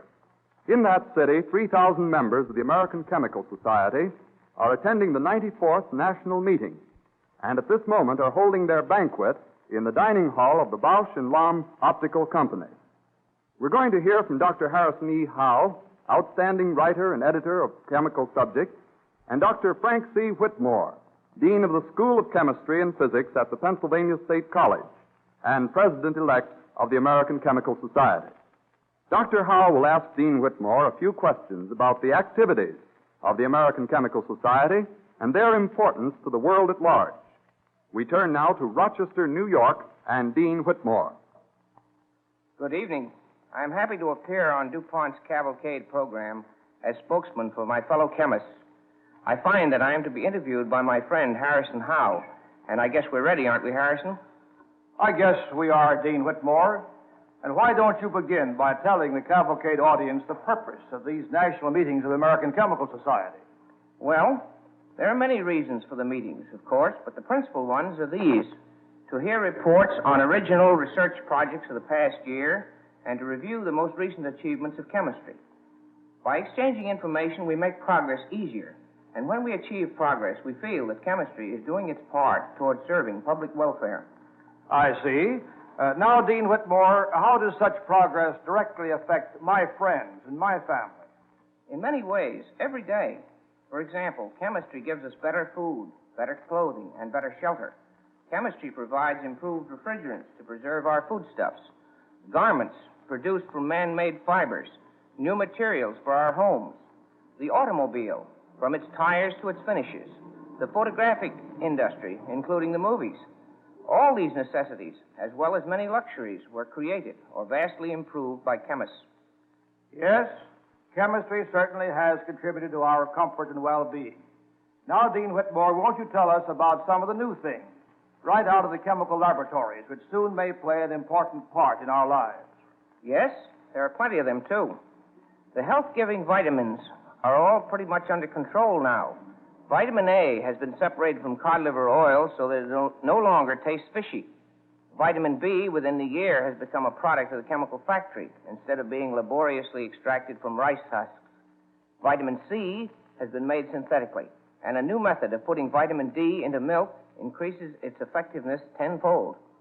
And what about the rest of our food supply? Several important developments are underway. Plant hormones, those complex chemicals which control the growth of plants, have lately been discovered. They so stimulate plants that we may soon be able to produce fruit or grain almost as plentifully as we wish. The ravages of insects, such as moths, grasshoppers, scale beetles, that devour much of our food, may very well be prevented in the future by new insecticides harmless to humans and animals. Agriculture may become more productive, and humanity may get a more generous share of the products of the soil when some of these recent chemical discoveries are put to work. Dean Whitmore, do you think we have reached anywhere near the limits of discovery in chemistry? Well, Dr. Howe, prophecy is hazardous at best, and when speaking of research, it is doubly so.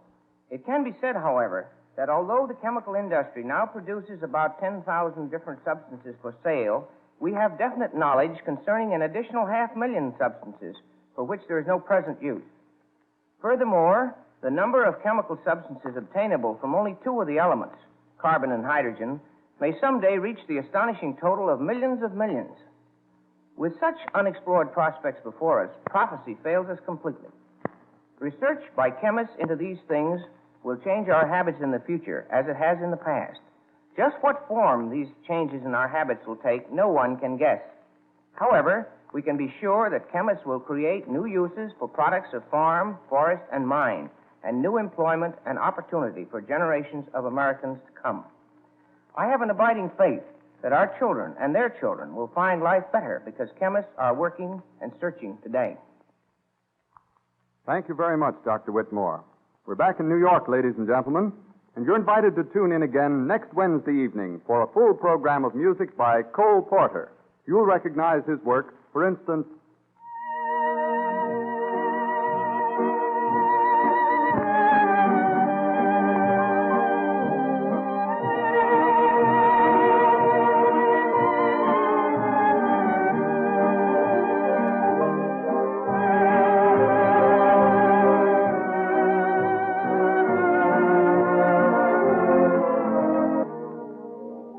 That's Night and Day by Cole Porter, one of the Porter tunes you'll hear next Wednesday.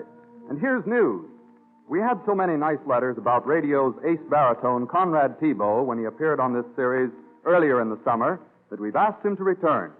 So tune in next Wednesday, same time and station, for Conrad Thibault with Don Voorhees and the DuPont Cavalcade Orchestra, when the DuPont Company of Wilmington, Delaware, will again present the Cavalcade of Music.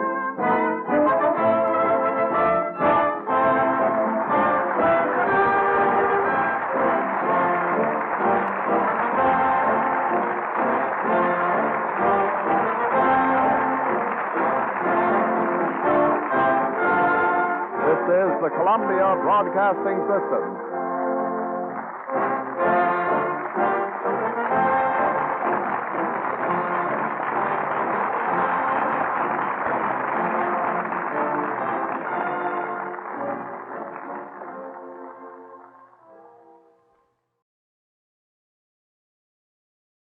DuPont Company presents the Cavalcade of Music.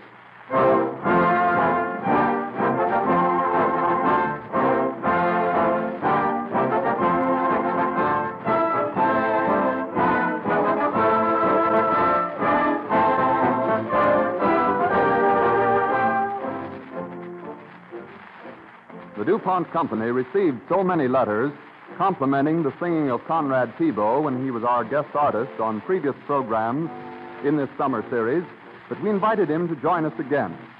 Conrad Thibault is here with us now, ready to join Don Voorhees and the DuPont Cavalcade Orchestra in a program of music by Cole Porter. Cole Porter, one of our most ingenious composers of light music, is at present in London, England. When he was told of our plans to present a full program of his numbers, he sent us this cable. Am delighted with news of Cavalcade program. Shall listen in short wave. Tell Thibault and Voorhees, am grateful, and blessings on all concerned. Signed, Cole Porter. With this cordial greeting from Cole Porter himself, let's begin this DuPont Cavalcade of Music broadcast with one of the composer's earliest hits. He wrote it in 1919 for the musical show Hitchy Coo, and its name is An Old-Fashioned Garden.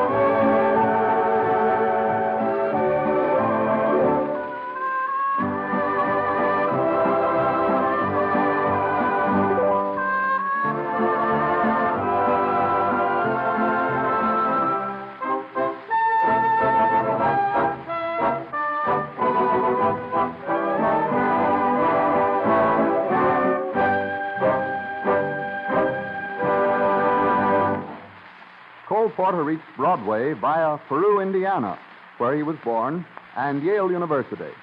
He could play a violin when he was 6 years old. And while he was at college, he wrote the famous Bulldog, Bulldog March, still one of the most popular Yale tunes. Porter had first planned to be a lawyer, but the urge to write music and lyrics brought him to New York, where he launched one of the most successful careers Tin Pan Alley has ever seen.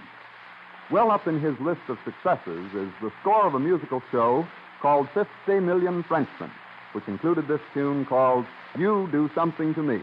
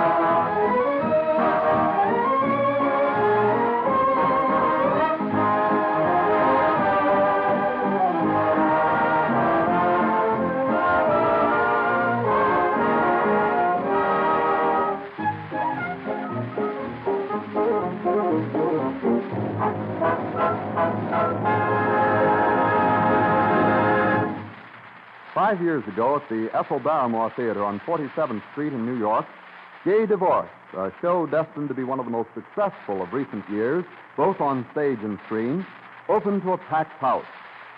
In its brilliant score by Cole Porter was a number that Fred Astaire sang and danced to, Night and Day. Here it is in a special setting, sung by Conrad Thibault and played by Don Voorhees and the DuPont Cavalcade Orchestra.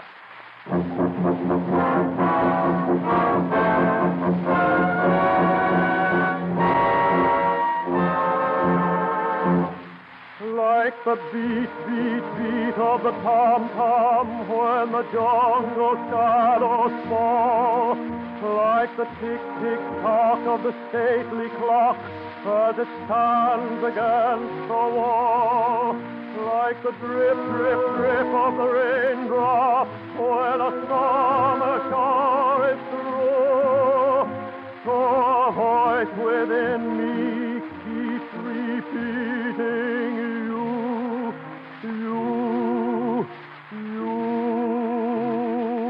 night and day, you are the one. Only you beneath the moon and under the sun. Whether near to me or far, it's no matter, darling, where you are, I think of you. Night and day, day and night. Why is it so that this longing for you follows wherever I go? In the roaring traffic boom, in the silence of my lonely room, I think of you. Night and day, night and day, under the hide of me, there's an such a hungry yearning burning inside of me, and its torment won't be through till you let me spend my life making love to you. Day and night, night and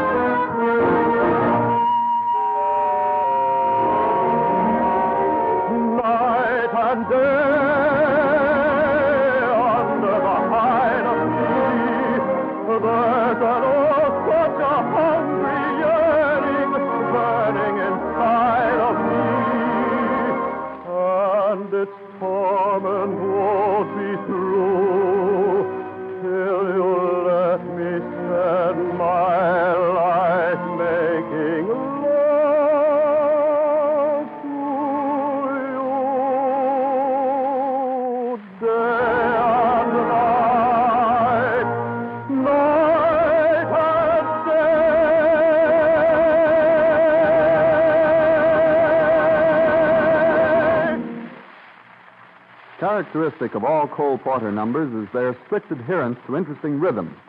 Sometimes that rhythm is light and ingenious. Sometimes it is heavy and strong. The latter is true of the tune we'll hear now, the hit from Wake Up and Dream, which has been a favorite for 8 years. What is this thing called love?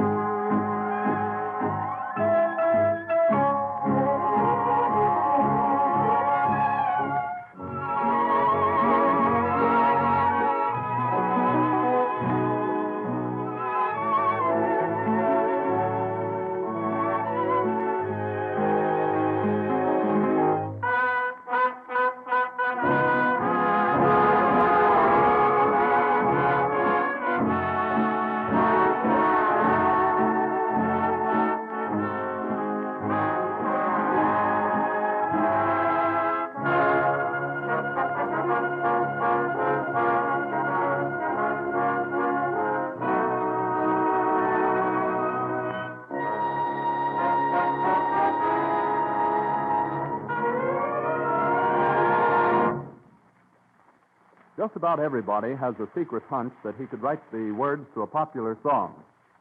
3 years ago, when the Cole Porter tune called You're the Top appeared in the show Anything Goes, and amateur lyric writers began dashing off parodies by the hundred, Porter was swamped with mail.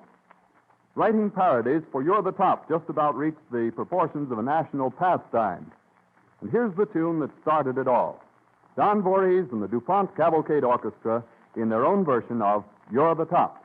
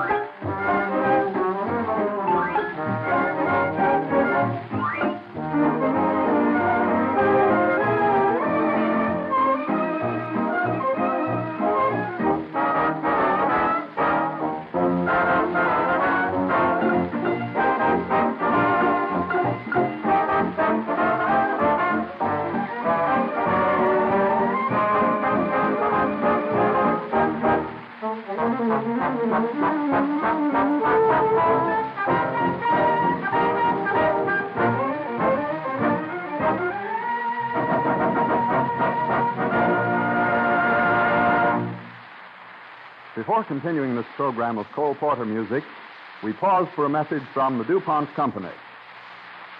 Bugs used to feast on Bibles in Peru. When missionaries first brought the gospel to that tiny South Seas island, ravenous tropical insects devoured the binding and the glue, making short work of the Bibles. What to do about it was a puzzle. But chemistry found the answer. Thereafter, Bibles were bound in the cellulose-coated fabric made by the DuPont Company under the trademark Fabricoid. Insects will not attack book bindings of DuPont Fabricoid, so the natives of Peru no longer have their Bibles eaten up. This coated fabric binding is waterproof, too, so that it stands up under the hot dampness of the tropics. Life is almost as hard on books right here in the United States, especially on library books and school books, which must withstand a great deal of handling and abuse. Not so long ago, nearly every school book had to be rebound at least once in its lifetime. But when the original bindings are made of DuPont-coated fabric, that isn't necessary. Various types of DuPont-coated fabrics also serve in women's handbags, as furniture and automobile upholstery, as coverings for luggage, and as the washable window shade material trademarked Tontine. The plant where DuPont peroxylin-coated fabrics are made forms the chief industry of Newburgh, New York. Of approximately 1,000 DuPont employees at the Newburgh plant, 351, or more than 35%, own their own homes. Although not a large factory as industrial establishments go, this DuPont plant annually brings more than $1,750,000 into Newburgh in wages alone.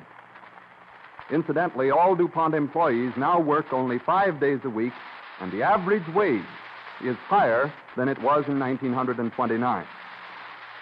Making fine-coated products is a tradition at the Newburgh plant, a craft handed down with pride from generation to generation.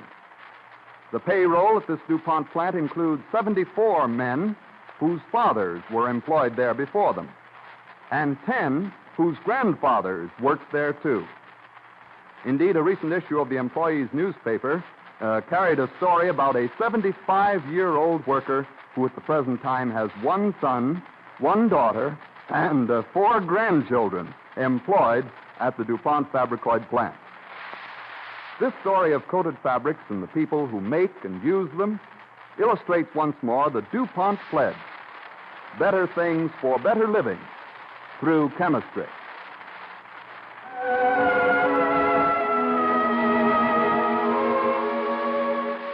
Cole Porter has written for sound pictures, too. One of his scores was done for a movie of last year called Born to Dance. In it was this number, Easy to Love, which DuPont's guest, Conrad Thibault, sings now. I know too well that I'm just wasting precious time in thinking such a thing could be, that you could ever care for me. I'm sure you hate to hear that I adore you, dear, but grant me just the same. I'm not entirely to blame, for you'd be so easy to love, so easy to idolize all others above, so worth the yearning for, so swell to keep every home fire burning for. We'd be so grand at the game, so carefree together, that it does seem a shame that you can't see your future with me, 'cause you'd be oh so easy to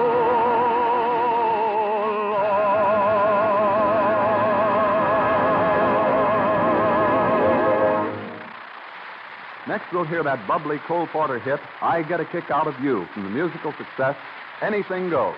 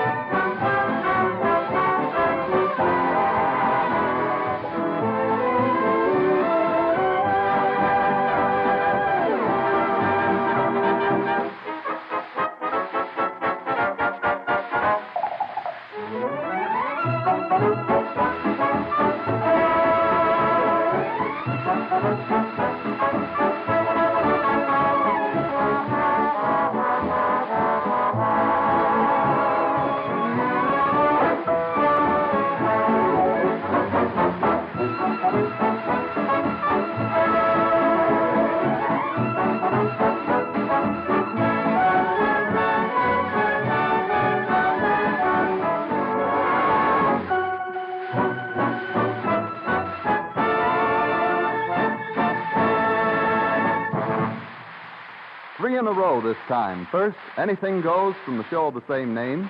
Conrad Tebow singing I've Got You Under My Skin from the motion picture Born to Dance. And from last season's musical success Red Hot and Blue, It's De Lovely. Lyrics and music by Cole Porter and played by the DuPont Cavalcade Orchestra.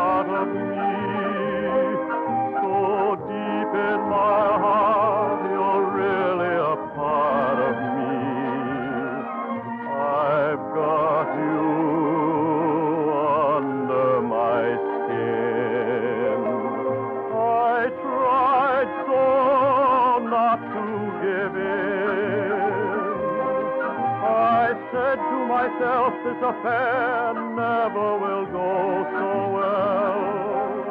But why should I try to resist when, darling, I know so well I've got you under my skin. I'd sacrifice anything, come what might, for the sake of having you near, in spite of a warning voice that comes in the night and repeats in my ear. Don't you know, you fool, you never can win. Use your mentality. Wake up to reality.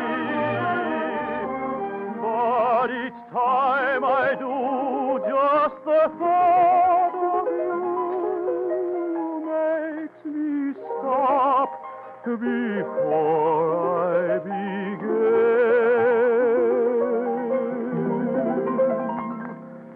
'Cause I've got you under my skin.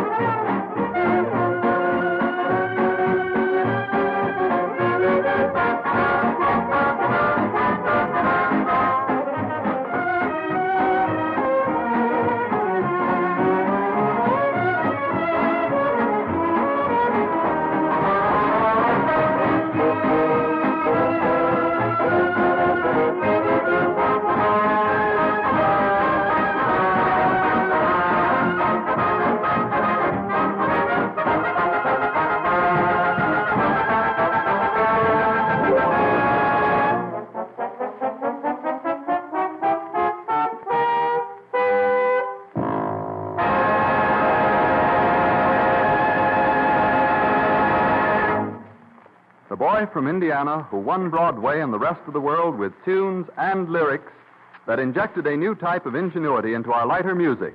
There you have Cole Porter. We're pleased to salute his accomplishments, past, present, and future, in the DuPont Cavalcade of Music.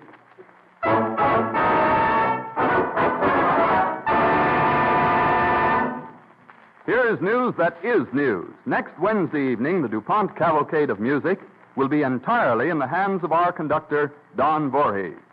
He has arranged the musical numbers. He has written the script. He will do his own announcing. He will do some piano echo. Don says it's the first time in all his years of radio when he's had a full half hour to do with exactly as he pleased.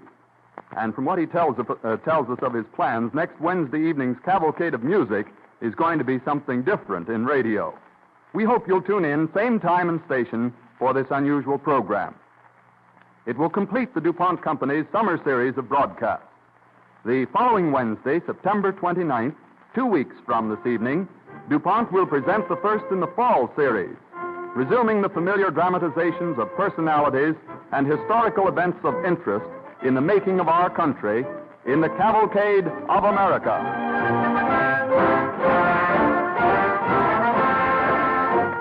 This is the Columbia Broadcasting System.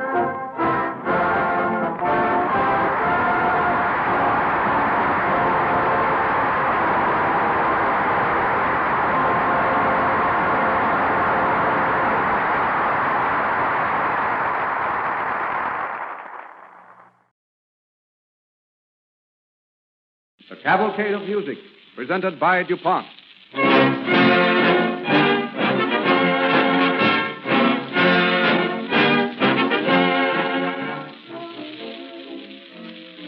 This morning at the Astor Hotel here in New York, Mrs. William H. Corwith, chairman of the Radio Committee of the American Legion Auxiliary, made the following award. I quote, "To the sponsor of the program most acceptable and worthwhile to the general family audience, we present this, our second annual award for radio program excellence, to the DuPont Company for its sponsorship of the Cavalcade of America." And it is appropriate that the award should come just at this time. For next Wednesday, the program for which it was given, the Cavalcade of America, will be back on the air. And now, we'd like to have all of you meet the lady who made the award this morning, Mrs. Corwith. The award is a national one in every sense. To secure a true cross-section of opinion, the American Legion Auxiliary turned the whole matter of selection over to the Women's National Radio Committee, a separate organization. That group circulated ballots over the entire country to leading women's organizations in every state in the Union. The program chosen to receive the award was determined not alone by the ballot count, but by written comment of these women leaders from coast to coast. I want to take this opportunity to thank them all for their splendid cooperation in helping to make our award truly reflect the opinion of American women as a body. We are gratified with the outcome because the Cavalcade of America, we feel, is in harmony with the ideals of our own organization to develop citizenship, a sense of community responsibility, and loyalty to our heritage as Americans. Thank you very much, Mrs. Corwith. We deeply appreciate the award and are happy to have had you here with us this evening.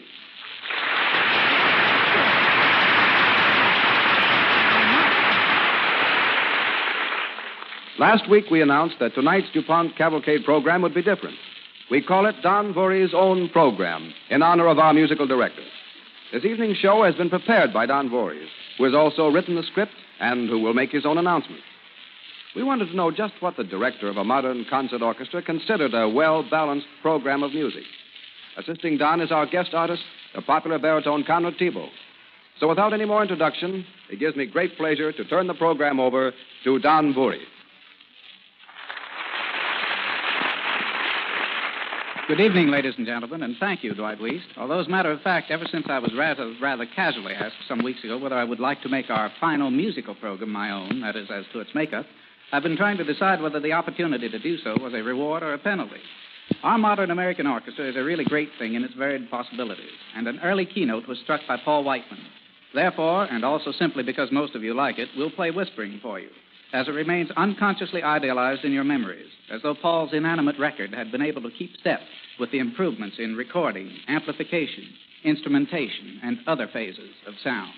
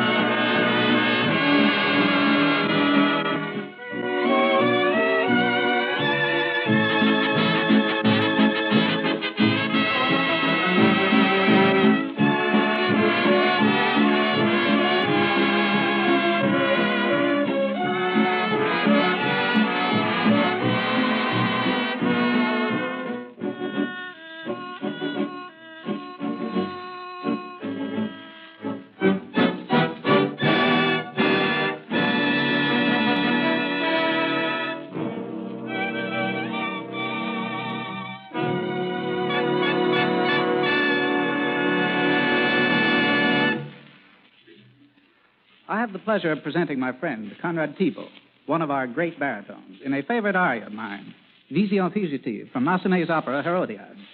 This opera was first presented in Brussels in the 90s. It was not too well received, so Massenet revised and reorchestrated it to quite an extent, and in 1903 it was again heard in Paris. In reorchestrating it, Massenet decided upon using the saxophone, that instrument despised by the musically hidebound, in the introduction to this aria. Listen for it now and see if you don't agree with his long-ago choice of tone color for an amorous love song.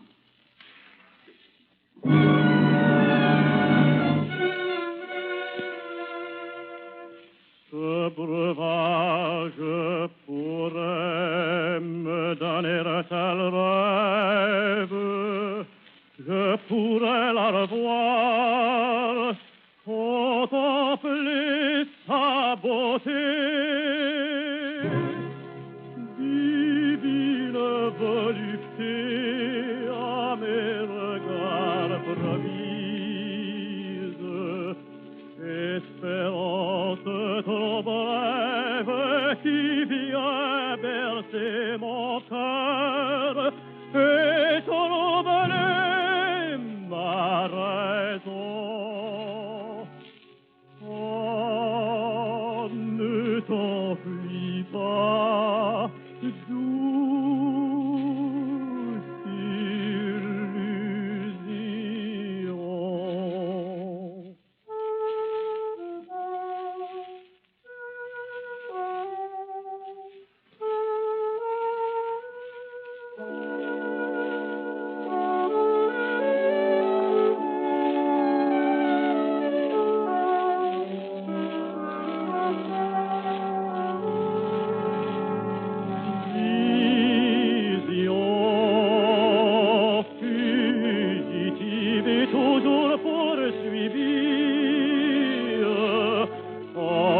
Mystérieux qui prend toute ma vie, ah, c'est toi que je veux voir, oh mon amour, oh mon espoir.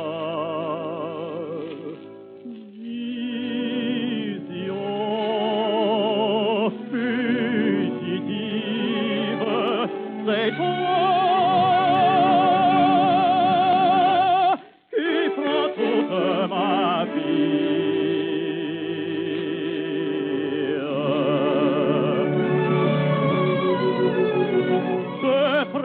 Dans mes bras, sentir battre ton cœur d'une amoureuse ardeur, puis mourir enlacé.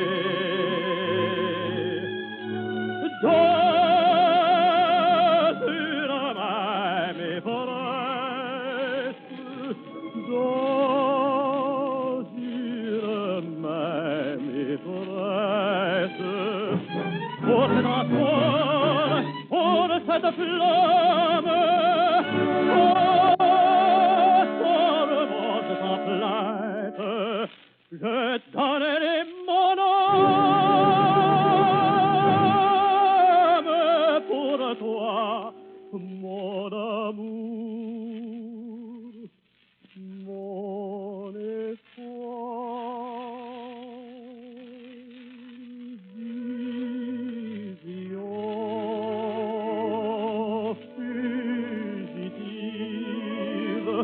C'est toi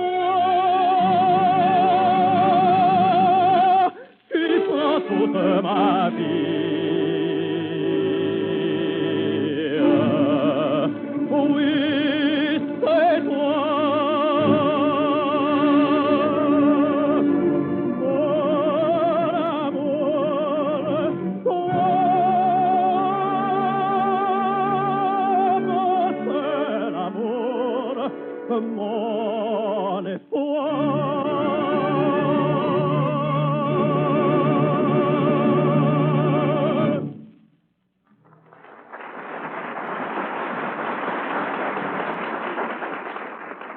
I suppose we all like to show off at times. Therefore, a bravura number for my orchestra, of which I'm very proud.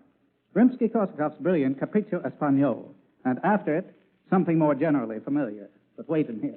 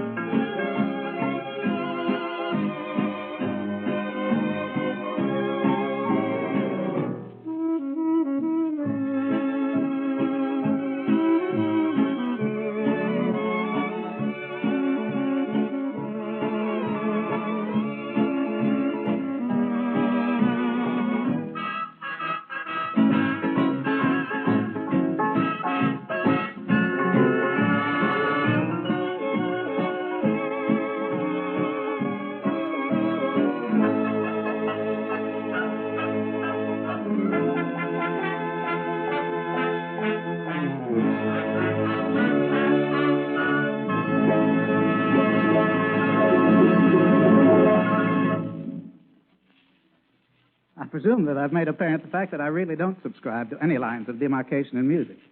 That is literally true, with the exception of a selective audience that has come to a concert hall, let us say, to hear Beethoven.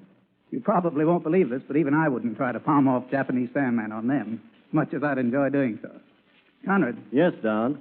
Will you sing the old spiritual Standing in the Need of Prayer? I'll play the piano for you. Be glad to, Don.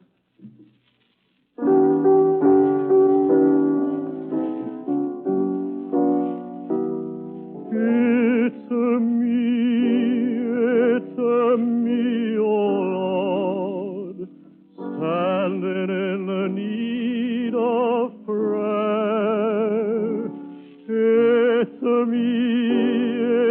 me, oh Lord, standing in the need of prayer. It's not my brother, it's a me, oh Lord, standing in the need of prayer. It's not my sister, it's a me, oh Lord, standing in the need of prayer.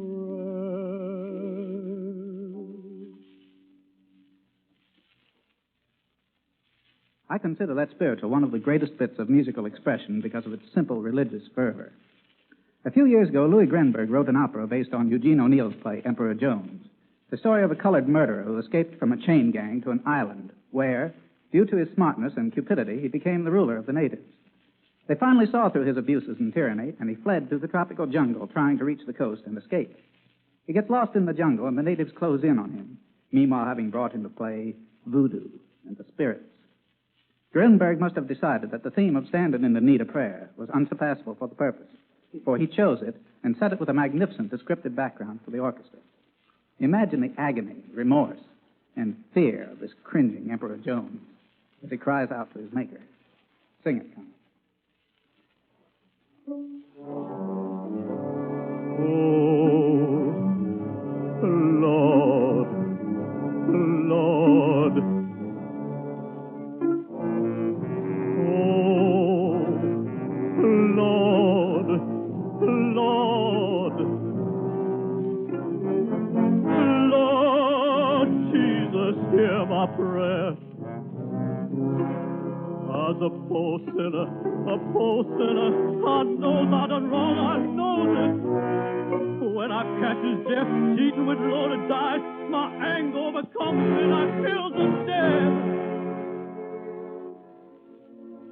Lord, I done wrong. When that God hits me with a whip, my anger overcomes me and I kill them dead. Lord, I done wrong.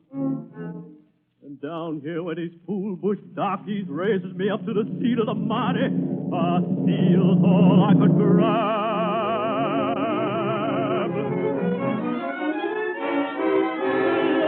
Lord, I done wrong. I know this. I'm sorry. Forgive me, Lord.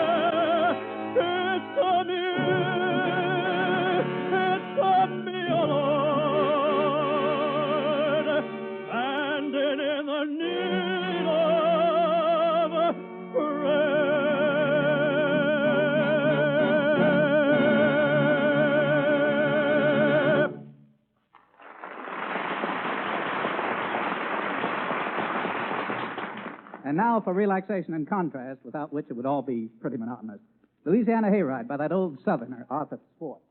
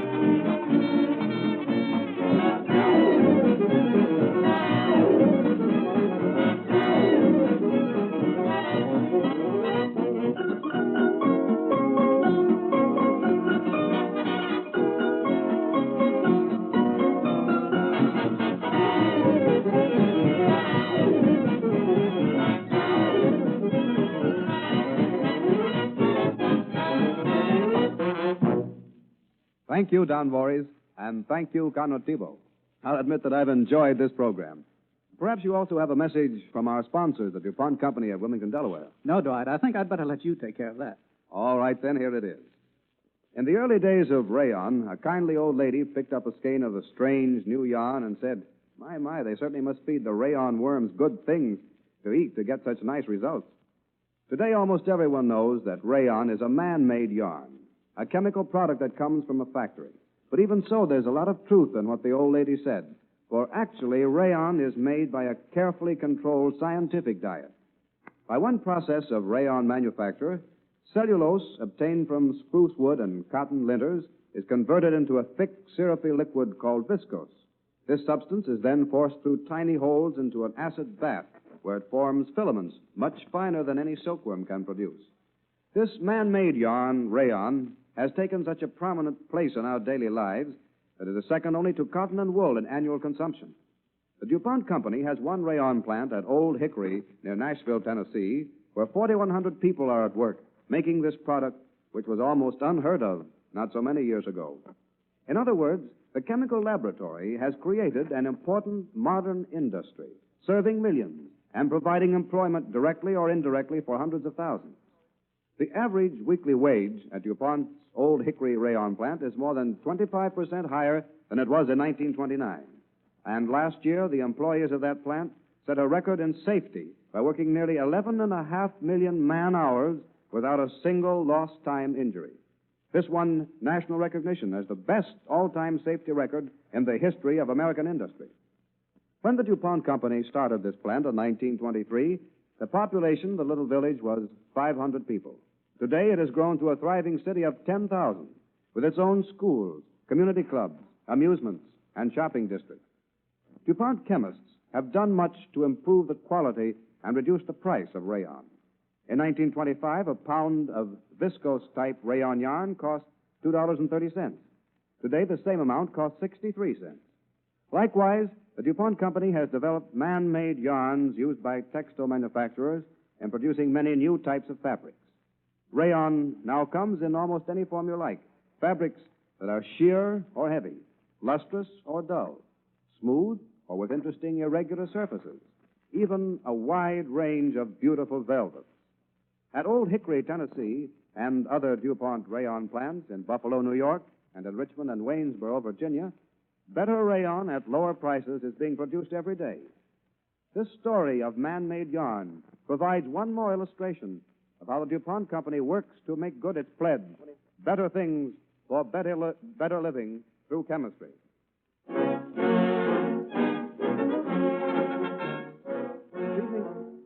This evening's broadcast concludes the summer series in the Cavalcade of Music. We hope you've all enjoyed the music of Don Voorhees and the singing of Conrad Thibault and Francia White. Next week, the DuPont Company announces the return of our regular fall and winter series, The Cavalcade of America. The enactment of historic events, dramatic episodes, and little-known facts in the building and progress of our country. The first broadcast will tell the life of Edwin Booth, pioneer American actor who devoted his life to the advancement of American drama. On Sunday, the period for daylight saving time will end. If your community has been on daylight saving time, you will receive this program at the same hour you now receive it.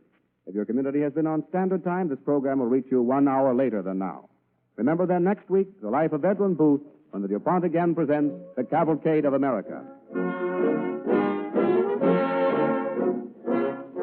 This is the Columbia Broadcasting System.